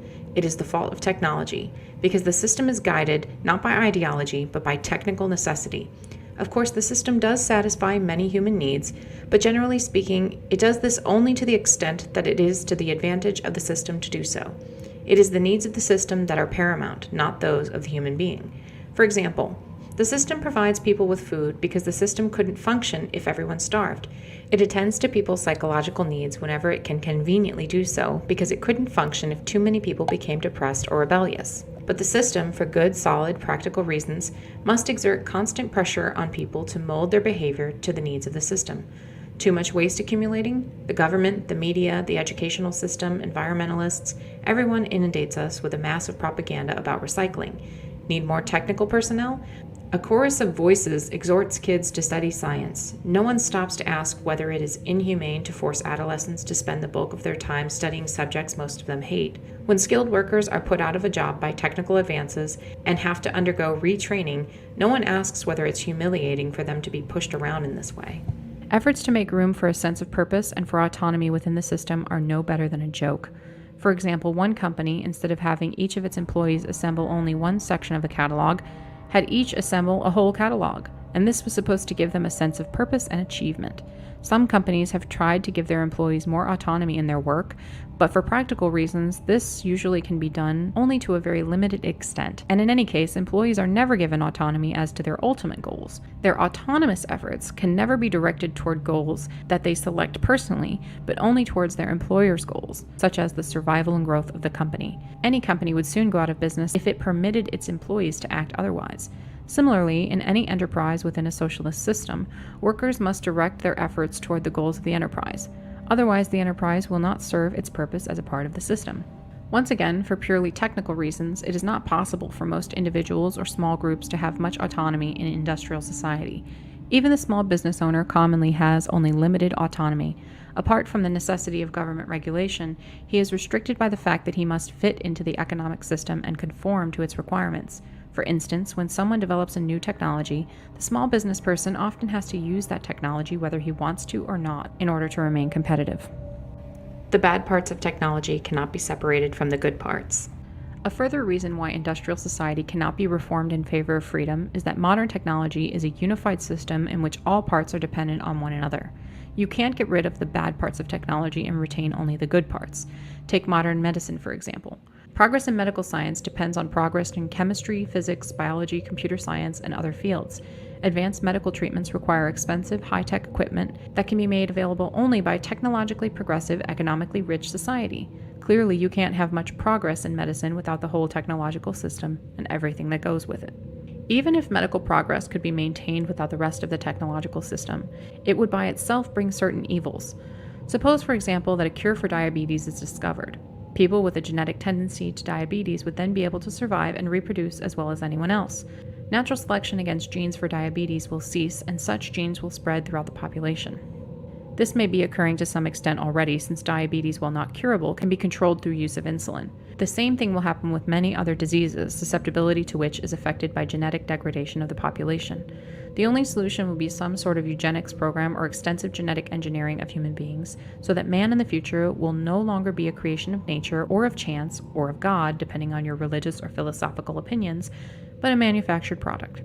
If you think that big government interferes in your life too much now, just wait till the government starts regulating the genetic constitution of your children. Such regulation will inevitably follow the introduction of genetic engineering of human beings, because the consequences of unregulated genetic engineering would be disastrous.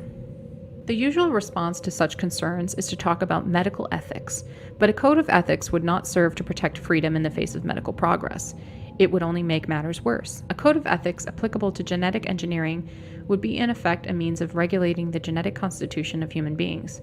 Somebody, probably the upper middle class mostly, would decide that such and such applications of genetic engineering were ethical, and others were not, so that in effect they would be imposing their own values on the genetic constitution of the population at large. Even if a code of ethics were chosen on a completely democratic basis, the majority would be imposing their own values on any minorities who might have a different idea of what constituted an ethical use of genetic engineering. The only code of ethics that would truly protect freedom would be one that prohibited any genetic engineering of human beings, and you can be sure that no such code will ever be applied in a technological society. No code that reduced genetic engineering to a minor role would stand up for long, because the temptation presented by the immense power of biotechnology would be irresistible, especially since to the majority of people many of its applications will seem obviously and unequivocally good, eliminating physical and mental diseases, giving people the abilities they need to get along in today's world. Inevitably, genetic engineering will be used extensively, but only in ways consistent with the needs of the industrial technological system. Technology is a more powerful social force than the aspiration for freedom. It is not possible to make a lasting compromise between technology and freedom because technology is by far the more powerful social force and continually encroaches on freedom through repeated compromises. Imagine the case of two neighbors, each of whom at the outset owns the same amount of land, but one of whom is more powerful than the other. The powerful one demands a piece of the other's land. The weak one refuses. The powerful one says, "Okay, let's compromise. Give me half of what I asked." The weak one has little choice but to give in. Sometime later, the powerful neighbor demands another piece of land. Again, there is a compromise, and so forth. By forcing a long series of compromises on the weaker man, the powerful one eventually gets all of his land. So it goes in the conflict between technology and freedom. Let us explain why technology is a more powerful social force than the aspiration for freedom.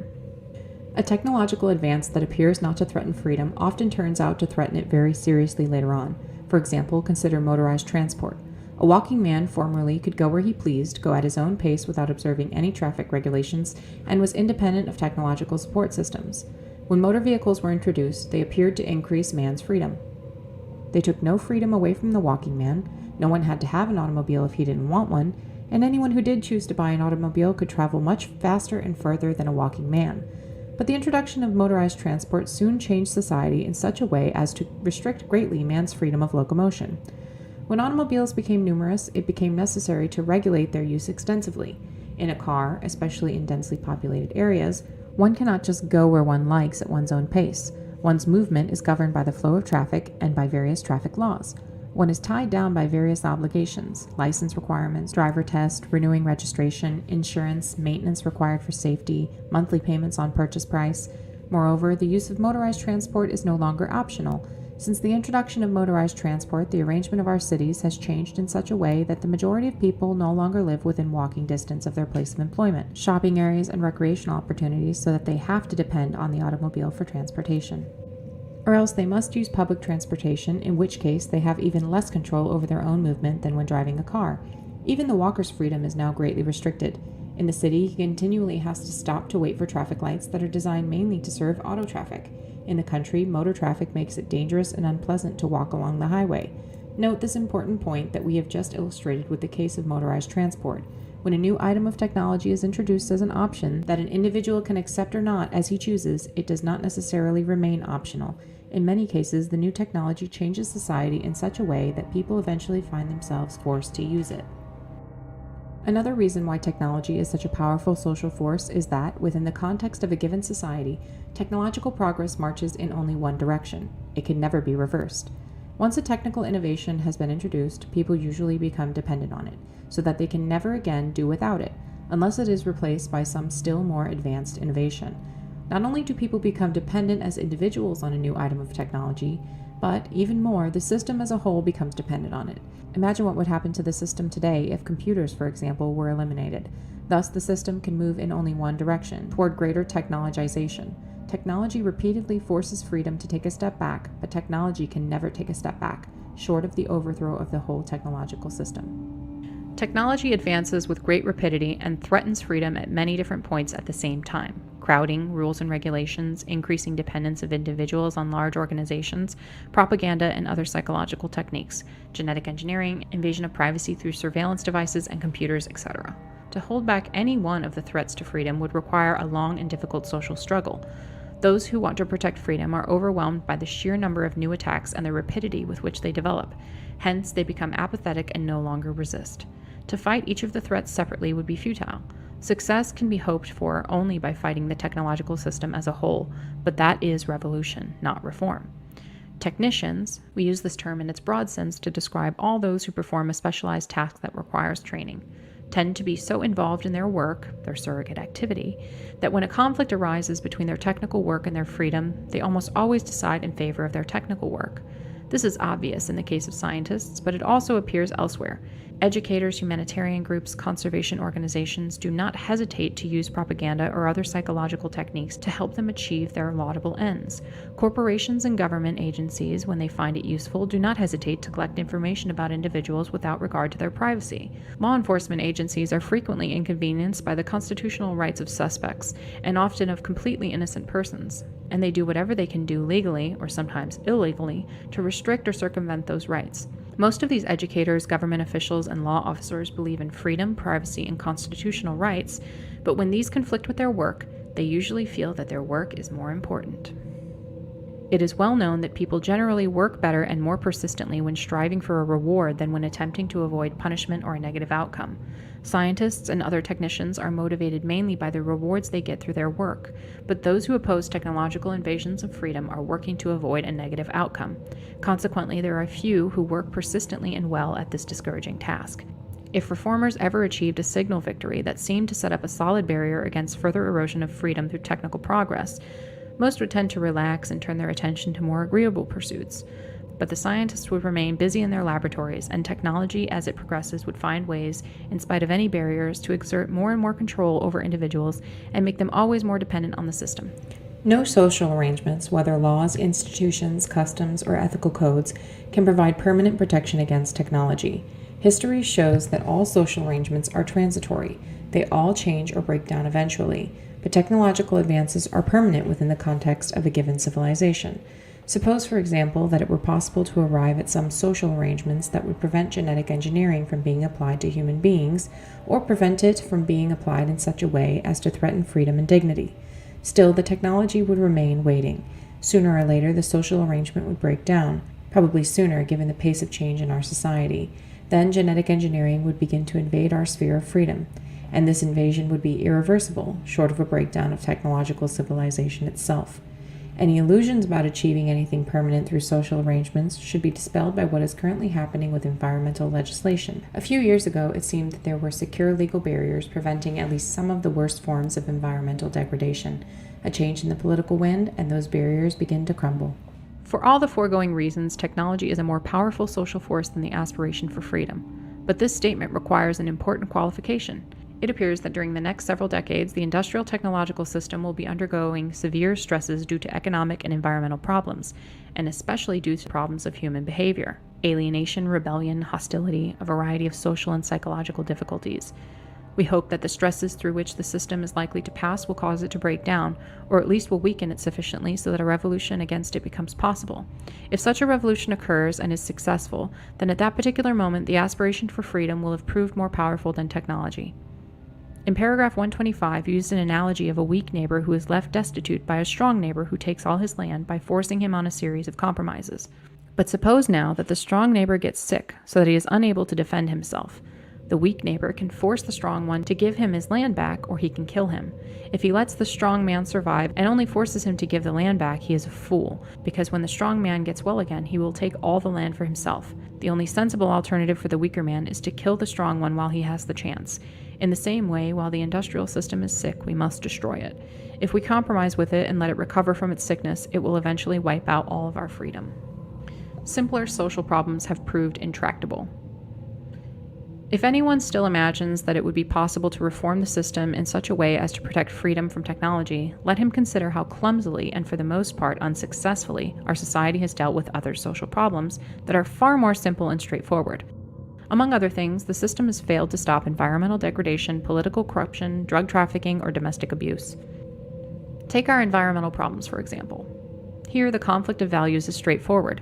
Economic expedience now versus saving some of our natural resources for our grandchildren. But on this subject, we only get a lot of blather and obfuscation from people who have power, and nothing like a clear, consistent line of action. And we keep piling up environmental problems that our grandchildren will have to live with. Attempts to resolve the environmental issue consist of struggles and compromises between different factions, some of which are ascendant at one moment, others at another moment. The line of struggle changes with the shifting currents of public opinion.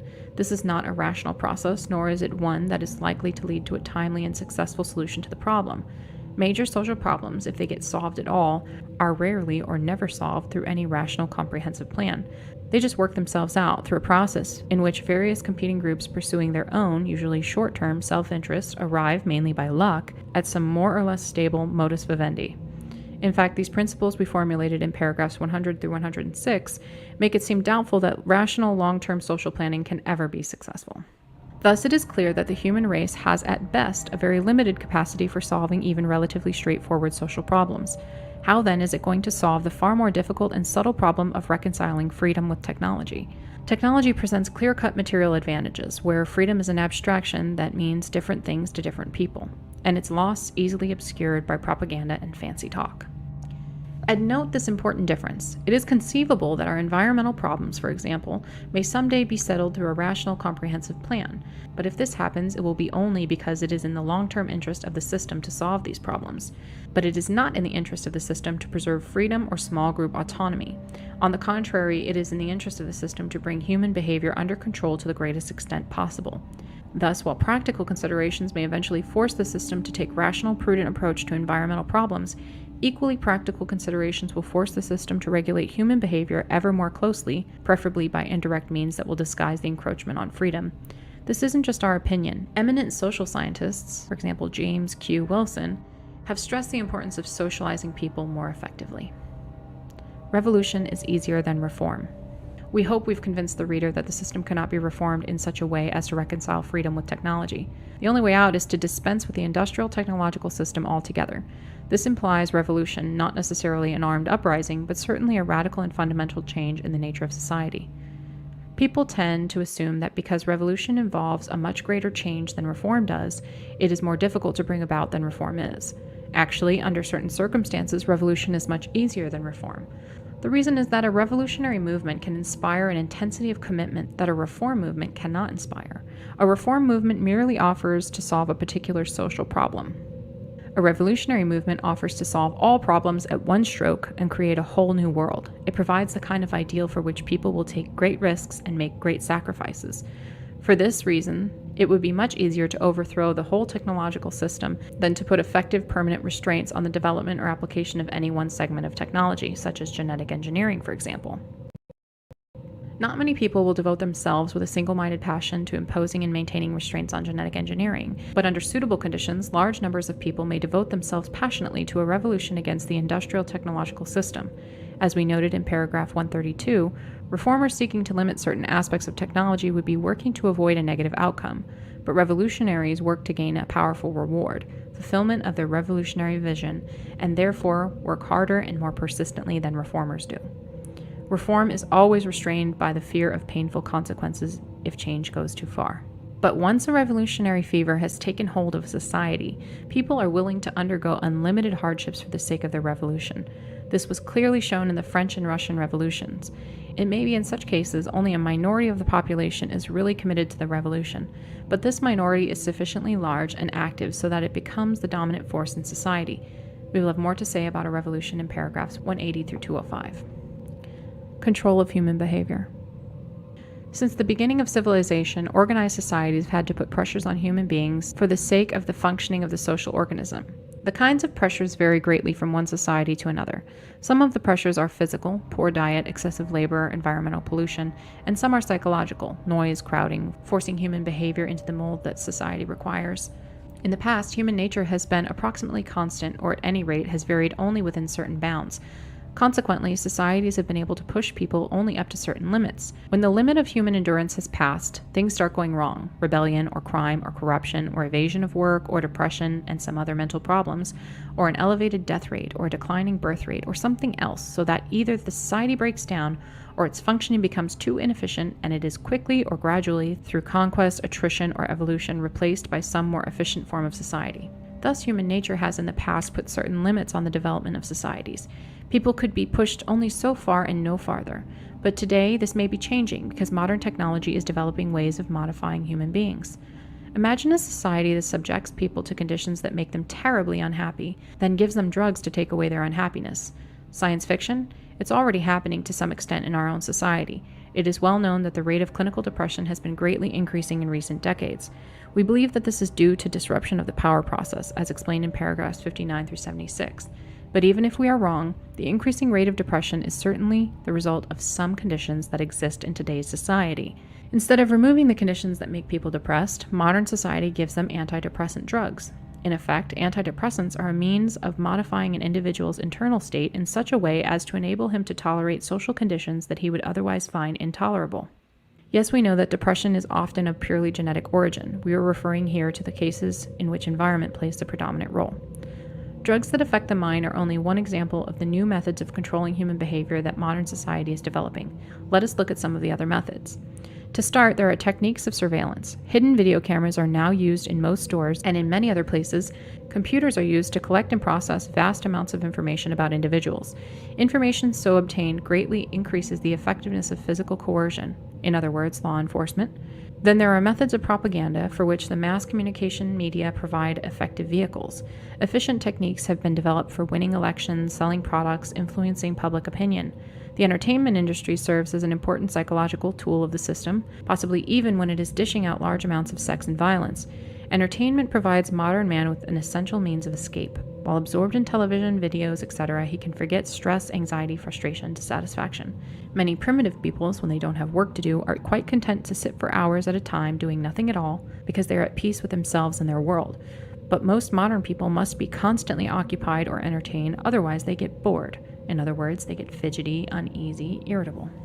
Other techniques strike deeper than the foregoing. Education is no longer a simple affair of paddling a kid's behind when he doesn't know his lessons and patting him on the head when he does know them. It is becoming a scientific technique for controlling the child's development. Sylvan learning centers, for example, have had great success in motivating children to study, and psychological techniques are also used with more or less success in many conventional schools. Parenting techniques that are taught to parents are designed to make children accept fundamental values of the system and behave in ways that the system finds desirable. Mental health programs, intervention techniques, psychotherapy, and so forth are ostensibly designed to benefit individuals, but in practice, they usually serve as methods for inducing individuals to think and behave as the system requires. There is no contradiction here. An individual whose attitudes or behavior bring him into conflict with the system is up against a force that is too powerful for him to conquer or escape from. Hence, he is likely to suffer from stress, frustration, defeat. His path will be much easier if he thinks and behaves as the system requires. In that sense, the system is acting for the benefit of the individual when it brainwashes him into conformity. Child abuse, in its gross and obvious forms, is disapproved in most, if not all, cultures. Tormenting a child for trivial reasons, or no reason at all, is something that appalls almost everyone. But many psychologists interpret the concept of abuse much more broadly. Is spanking, when used as a part of rational, consistent system of discipline, a form of abuse? The question will ultimately be decided by whether or not spanking tends to produce behavior that makes a person fit in well with the existing system of society. In practice, the word abuse tends to be interpreted to include any method of child rearing that produces behavior inconvenient for the system. Thus, when they go beyond the prevention of obvious senseless cruelty, programs for preventing child abuse are directed toward the control of human behavior on behalf of the system. Presumably, research will continue to increase the effectiveness of psychological techniques for controlling human behavior, but we think it is unlikely that psychological techniques alone will be sufficient to adjust human beings to the kind of society that technology is creating. Biological methods probably will have to be used. We have already mentioned the use of drugs in this connection. Neurology may provide other avenues for modifying the human mind. Genetic engineering of human beings is already beginning to occur in the form of gene therapy, and there is no reason to assume that such methods will not eventually be used to modify those aspects of the body that affect mental functioning. As we mentioned in paragraph 134, industrial society seems likely to be entering a period of severe stress, due in part to the problems of human behavior and in part to economic and environmental problems. And a considerable proportion of the system's economic and environmental problems result from the way human beings behave. Alienation, low self-esteem, depression, hostility, rebellion, children who won't study, youth gangs, illegal drug use, rape, child abuse, other crimes, unsafe sex, teen pregnancy, population growth, political corruption, race hatred, ethnic rivalry, bitter ideological conflict, for example, pro-choice versus pro-life, political extremism, terrorism, sabotage, anti-government groups, hate groups. All these threaten the very survival of the system. The system will therefore be forced to use every practical means of controlling human behavior. The social disruption that we see today is certainly not the result of mere chance. It can only be a result of the conditions of life that the system imposes on people. We have argued that the most important of these conditions is disruption of the power process. If the system succeeds in imposing sufficient control over human behavior to assure its own survival, a new watershed in human history will have been passed. Whereas formerly the limits of human endurance have imposed limits on the development of societies, as we explain in paragraphs 143 and 144, industrial technological society will be able to pass those limits by modifying human beings, whether by psychological methods or biological methods or both. In the future, social systems will not be adjusted to suit the needs of human beings. Instead, human beings will be adjusted to suit the needs of the system. Generally speaking, technological control over human behavior will probably not be introduced with a totalitarian intention or even through a conscious desire to restrict human freedom. Each new step in the assertion of control over the human mind will be taken as a rational response to a problem that faces society, such as curing alcoholism, reducing the crime rate, or inducing young people to study science and engineering. In many cases, there will be a humanitarian justification. For example, when a psychiatrist prescribes an antidepressant for a depressed patient, he is clearly doing that individual a favor. It would be inhumane to withhold the drug from someone who needs it.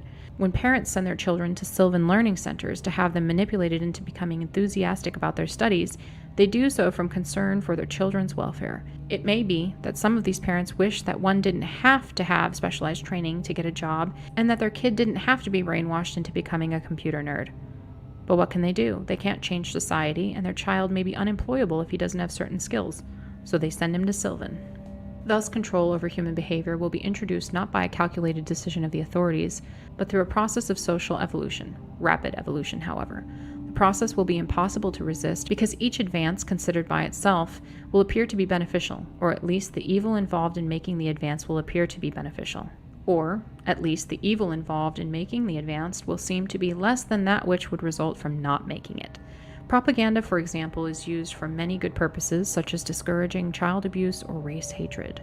Sex education is obviously useful, yet the effect of sex education, to the extent that it is successful, is to take the shaping of sexual attitudes away from the family and put it in the hands of the state, as represented by the public school system. Suppose a biological trait is discovered that increases the likelihood that a child will grow up to be a criminal, and suppose some sort of gene therapy can remove this trait. Of course, most parents whose children possess the trait will have them undergo the therapy. It would be inhumane to do otherwise, since the child would probably have a miserable life if he grew up to be a criminal. But many or most primitive societies have a low crime rate in comparison with that of our society, even though they have neither high-tech methods of child rearing nor harsh systems of punishment. Since there is no reason to suppose that more modern men than primitive men have innate predatory tendencies, the high crime rate of our society must be due to the pressures that modern conditions put on people, to which many cannot or will not adjust. Thus, a treatment designed to remove potential criminal tendencies is at least in part a way of re-engineering people so that they suit the requirements of the system. Our society tends to regard as a sickness any mode of thought or behavior that is inconvenient for the system. And this is plausible because when an individual doesn't fit into the system, it causes pain to the individual as well as problems for the system. Thus, the manipulation of an individual to adjust him to the system is seen as a cure for a sickness and therefore as good. In paragraph 127, we pointed out that if the use of a new item of technology is initially optional, it does not necessarily remain optional because the new technology tends to change society in such a way that it becomes difficult or impossible for an individual to function without using that technology. This applies also to the technology of human behavior. In a world in which most children are put through a program to make them enthusiastic about studying, a parent will almost always be forced to put his kid through such a program, because if he does not, then the kid will grow up to be, comparatively speaking, an ignoramus and therefore unemployable. Or suppose a biological treatment is discovered that, without undesirable side effects, will greatly reduce the psychological stress from which so many people suffer in our society. If large numbers of people choose to undergo the treatment, so that it will be impossible for the system to increase the stress-producing pressures. In fact, something like this seems to have happened already with one of our society's most important psychological tools for enabling people to reduce, or at least temporarily escape from stress, namely mass entertainment. Our use of mass entertainment is optional. No law requires us to watch television, listen to the radio, read magazines. Yet mass entertainment is a means of escape and stress reduction on which most of us have become dependent. Everyone complains about the trashiness of television, but almost everyone watches it. A few have kicked the TV habit, but it would be a rare person who could get along today without any form of mass entertainment. Yet until quite recently in human history, most people got along very nicely with no other entertainment than that which each local community created for itself. Without the entertainment industry, the system probably would not have been able to get away with putting as much stress-producing pressure on us as it does. Assuming the industrial society survives, it is likely that technology will eventually acquire something approaching a complete control over human behavior. It has been established beyond any rational doubt that human thought and behavior have a largely biological basis. As experimenters have demonstrated, feelings such as hunger, pleasure, anger, and fear can be turned on and off by electrical stimulation of appropriate parts of the brain. Memories can be destroyed by damaging parts of the brain, or they can be brought to the surface by electrical stimulation. Hallucinations can be induced or moods changed by drugs. There may or may not be an immaterial human soul, but if there is one, it is clearly less powerful than the biological mechanisms of human behavior. For if that were not the case, then researchers would not be able to so easily manipulate human feelings and behavior with drugs and electrical currents. It presumably would be impractical for all people to have electrodes inserted into their heads so that they could be controlled by the authorities. But the fact that human thoughts and feelings are so open to biological intervention shows that the problem of controlling human behavior is mainly a technical problem, a problem of neurons, hormones, and complex molecules, the kind of problem that is accessible to scientific attack. Given the outstanding record of our society in solving technical problems, it is overwhelmingly probable that great advances will be made in the control of human behavior. Will public resistance prevent the introduction of technological control of human behavior? It certainly would if an attempt were made to introduce such control all at once, but since technological control will be introduced through a long sequence of small advances, there will be no rational and effective public resistance. To those who think all this sounds like science fiction, we point out that yesterday's science fiction is today's fact. The Industrial Revolution has radically altered man's environment and way of life, and it is only to be expected that as technology is increasingly applied to the human body and mind, man himself will be altered as radically as his environment and way of life have been. Human race at a crossroads. But we have gotten ahead of our story. It is one thing to develop in the laboratory a series of psychological or biological techniques for manipulating human behavior, and quite another to integrate these techniques into a functioning social system. The latter problem is the more difficult of the two. For example, while the techniques of educational psychology doubtless work quite well in the lab schools where they were developed, it is not necessarily easy to apply them effectively throughout our educational system. We all know what many of our schools are like. The teachers are too busy taking knives and guns away from the kids to subject them to the latest techniques for making them into computer nerds. Thus, in spite of all its technical advances relating to human behavior, the system to date has not been impressively successful in controlling human beings. The people whose behavior is fairly well under the control of the system are those of the type that might be called bourgeois. But there are growing numbers of people who in one way or another are rebels against the system. Welfare leeches, youth gangs, cultists, Satanists, Nazis, radical environmentalists, militiamen, etc.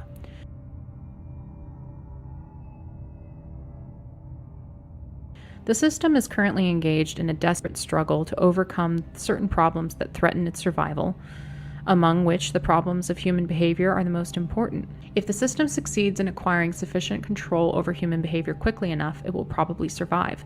Otherwise, it will break down. We think the issue will most likely be resolved in the next several decades, say 40 to 100 years. Suppose the system survives the crisis of the next several decades. By that time, it will have to have solved, or at least brought under control, the principal problems that confront it, in particular that of socializing human beings. That is, making people sufficiently docile so that their behavior no longer threatens the system. That being accomplished, it does not appear that there would be any further obstacle to the development of technology, and it would presumably advance towards its logical conclusion, which is complete control over everything on Earth, including human beings and all other important organisms. The system may become a unitary monolithic organization, or it may be more or less fragmented and consist of a number of organizations coexisting in a relationship that includes elements of both cooperation and competition, just as today the government, the corporations, and other large organizations both cooperate and compete with one another. Human freedom will mostly have vanished because individuals and small groups will be impotent vis-a-vis large organizations armed with super technology and an arsenal of advanced psychological and biological tools for manipulating human beings, besides instruments of surveillance and physical coercion. Only a small number of people will have any real power, and even these probably will have only very limited freedom, because their behavior too will be regulated. Just as today, our politicians and corporation executives can retain their positions of power only as long as their behavior remains within fairly narrow limits. Don't imagine that the systems will stop developing further techniques for controlling human beings and nature once the crisis of the next few decades is over and increasing control is no longer necessary for the system's survival. On the contrary, once the hard times are over, the system will increase its control over people and nature more rapidly because it will no longer be hampered by difficulties of the kind that it is currently experiencing. Survival is not the principal motive for extending control. As we explained in paragraphs 87 through 90, technicians and scientists carry on their work largely as a surrogate activity. That is, they satisfy their need for power by solving technical problems. They will continue to do this with unabated enthusiasm, and among the most interesting and challenging problems for them to solve will be those of understanding the human body and mind and intervening in their development, for the good of humanity, of course. But suppose, on the other hand, that the stresses of the coming decades prove to be too much for the system. If the system breaks down, there may be a period of chaos, a time of troubles such as those that history has recorded at various epochs in the past. It is impossible to predict what would emerge from such a time of troubles, but at any rate the human race would be given a new chance. The greatest danger is that the industrial society may begin to reconstitute itself within the first few years after the breakdown. Certainly there will be many people, power-hungry types especially, who will be anxious to get the factories running again. Therefore, two tasks confront those who hate the servitude to which the industrial system is reducing the human race. First, we must work to heighten the social stresses within the system so as to increase the likelihood that it will break down or be weakened sufficiently so that a revolution against it becomes possible. Second, it is necessary to develop and propagate an ideology that opposes technology and the industrial society if and when the system becomes sufficiently weakened. And such an ideology will help to assure that if and when industrial society breaks down, its remnants will be smashed beyond repair so that the system cannot be reconstituted. The factories should be destroyed, technical books burned, etc. Human suffering. The industrial system will not break down purely as a result of revolutionary action. It will not be vulnerable to revolutionary attack unless its own internal problems of development lead it into very serious difficulties. So if the system breaks down, it will do so either spontaneously or through a process that is in part spontaneous, but helped along by revolutionaries. If the breakdown is sudden, many people will die, since the world's population has become so overgrown that it cannot even feed itself any longer without advanced technology.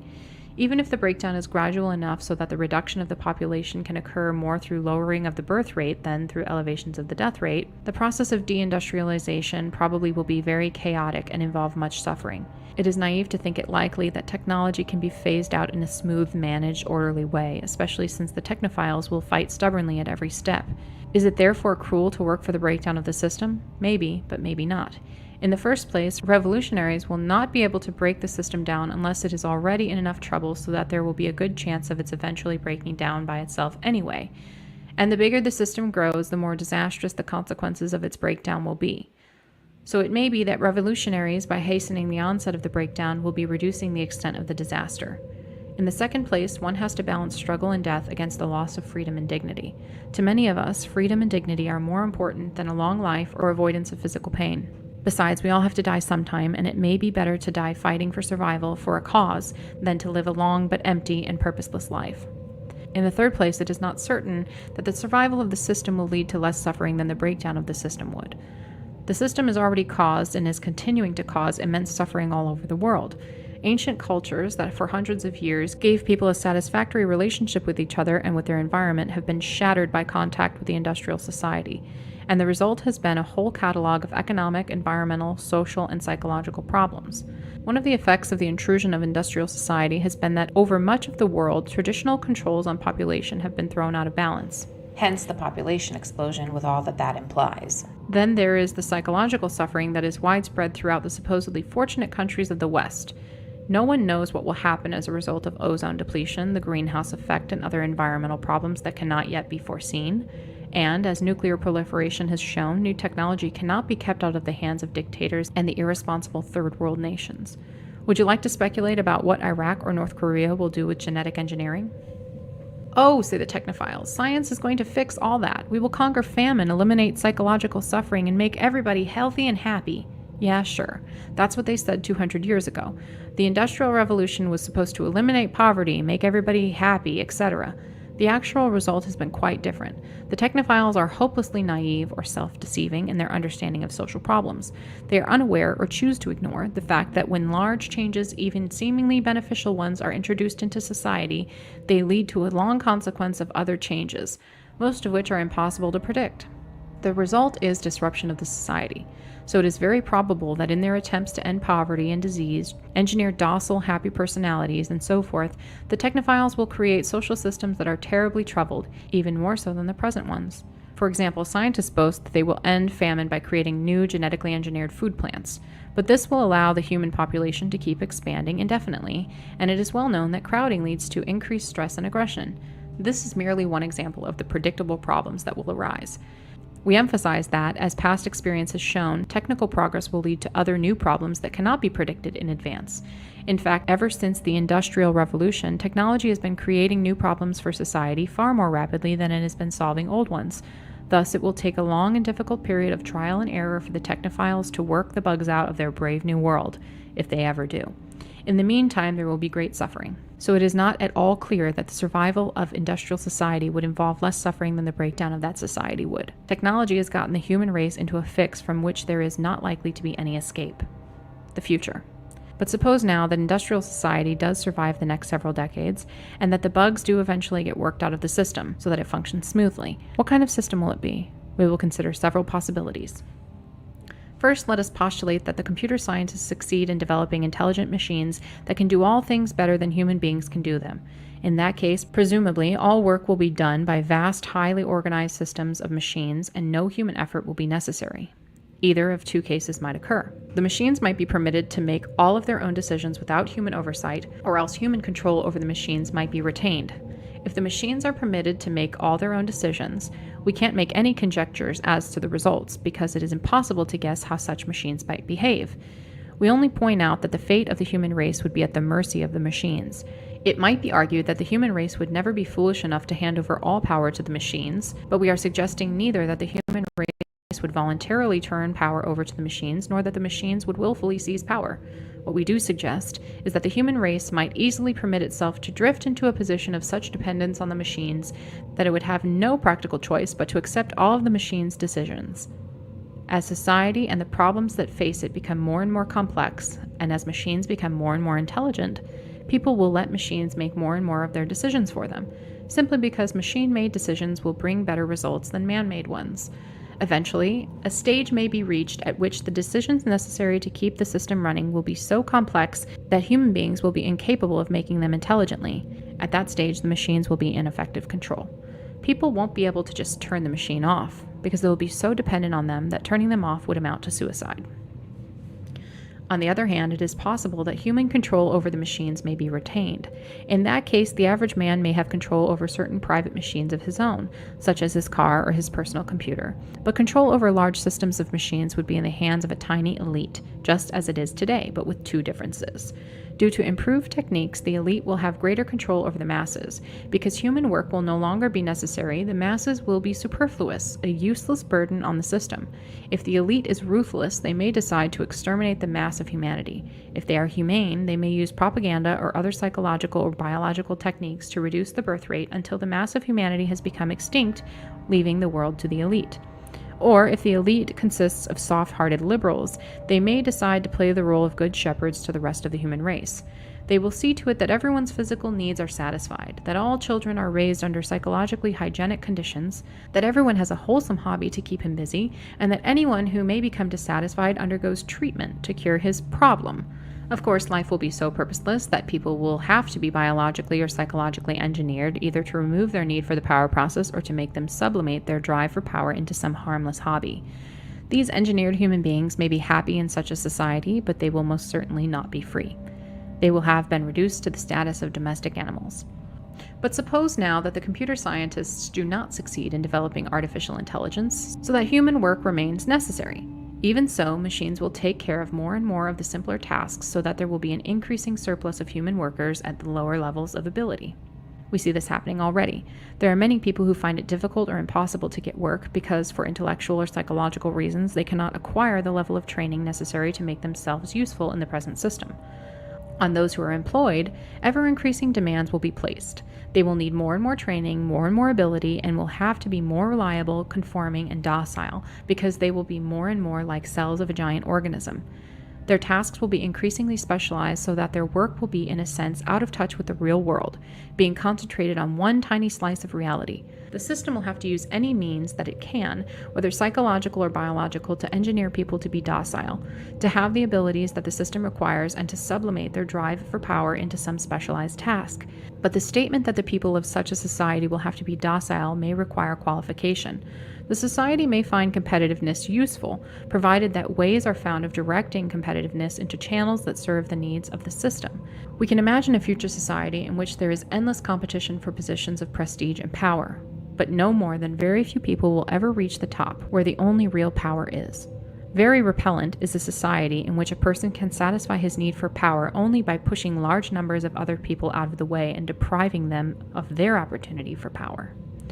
One can envision scenarios that incorporate aspects of more than one of the possibilities that we have just discussed.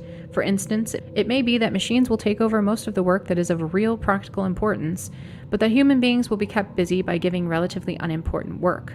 It has been suggested, for example, that a great development of the service industries might provide work for human beings.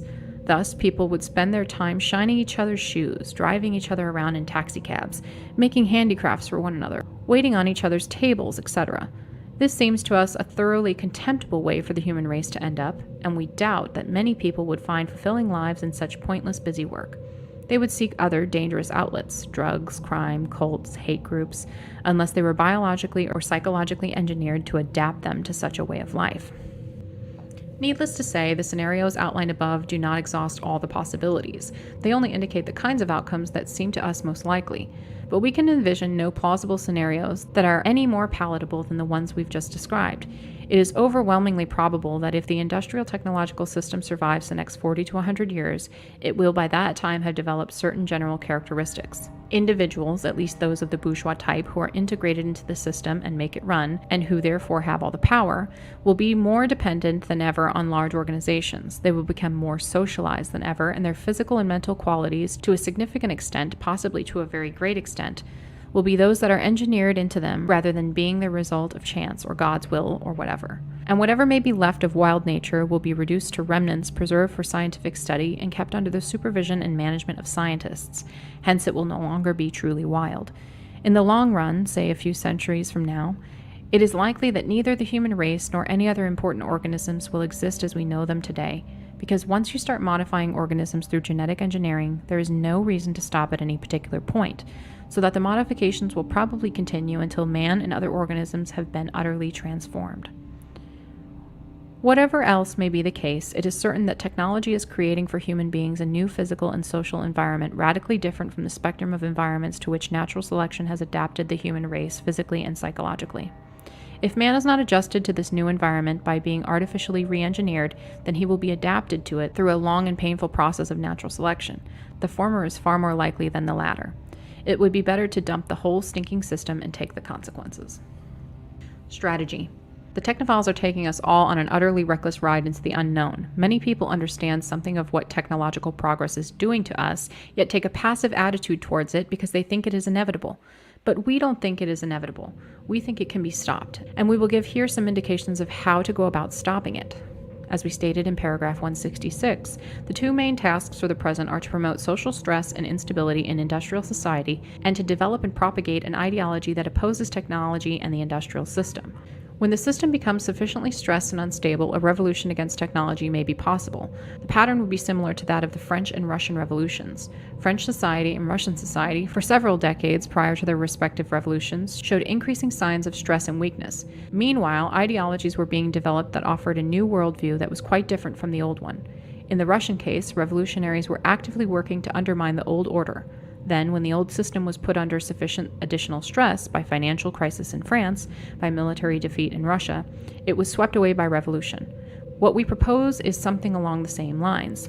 It will be objected that the French and Russian revolutions were failures, but most revolutions have two goals. One is to destroy an old form of society, and the other is to set up a new form of society envisioned by the revolutionaries. The French and Russian revolutionaries failed, fortunately, to create the new kind of society of which they dreamed, but they were quite successful in destroying the old society. We have no illusions about the feasibility of creating a new ideal form of society. Our goal is only to destroy the existing form of society.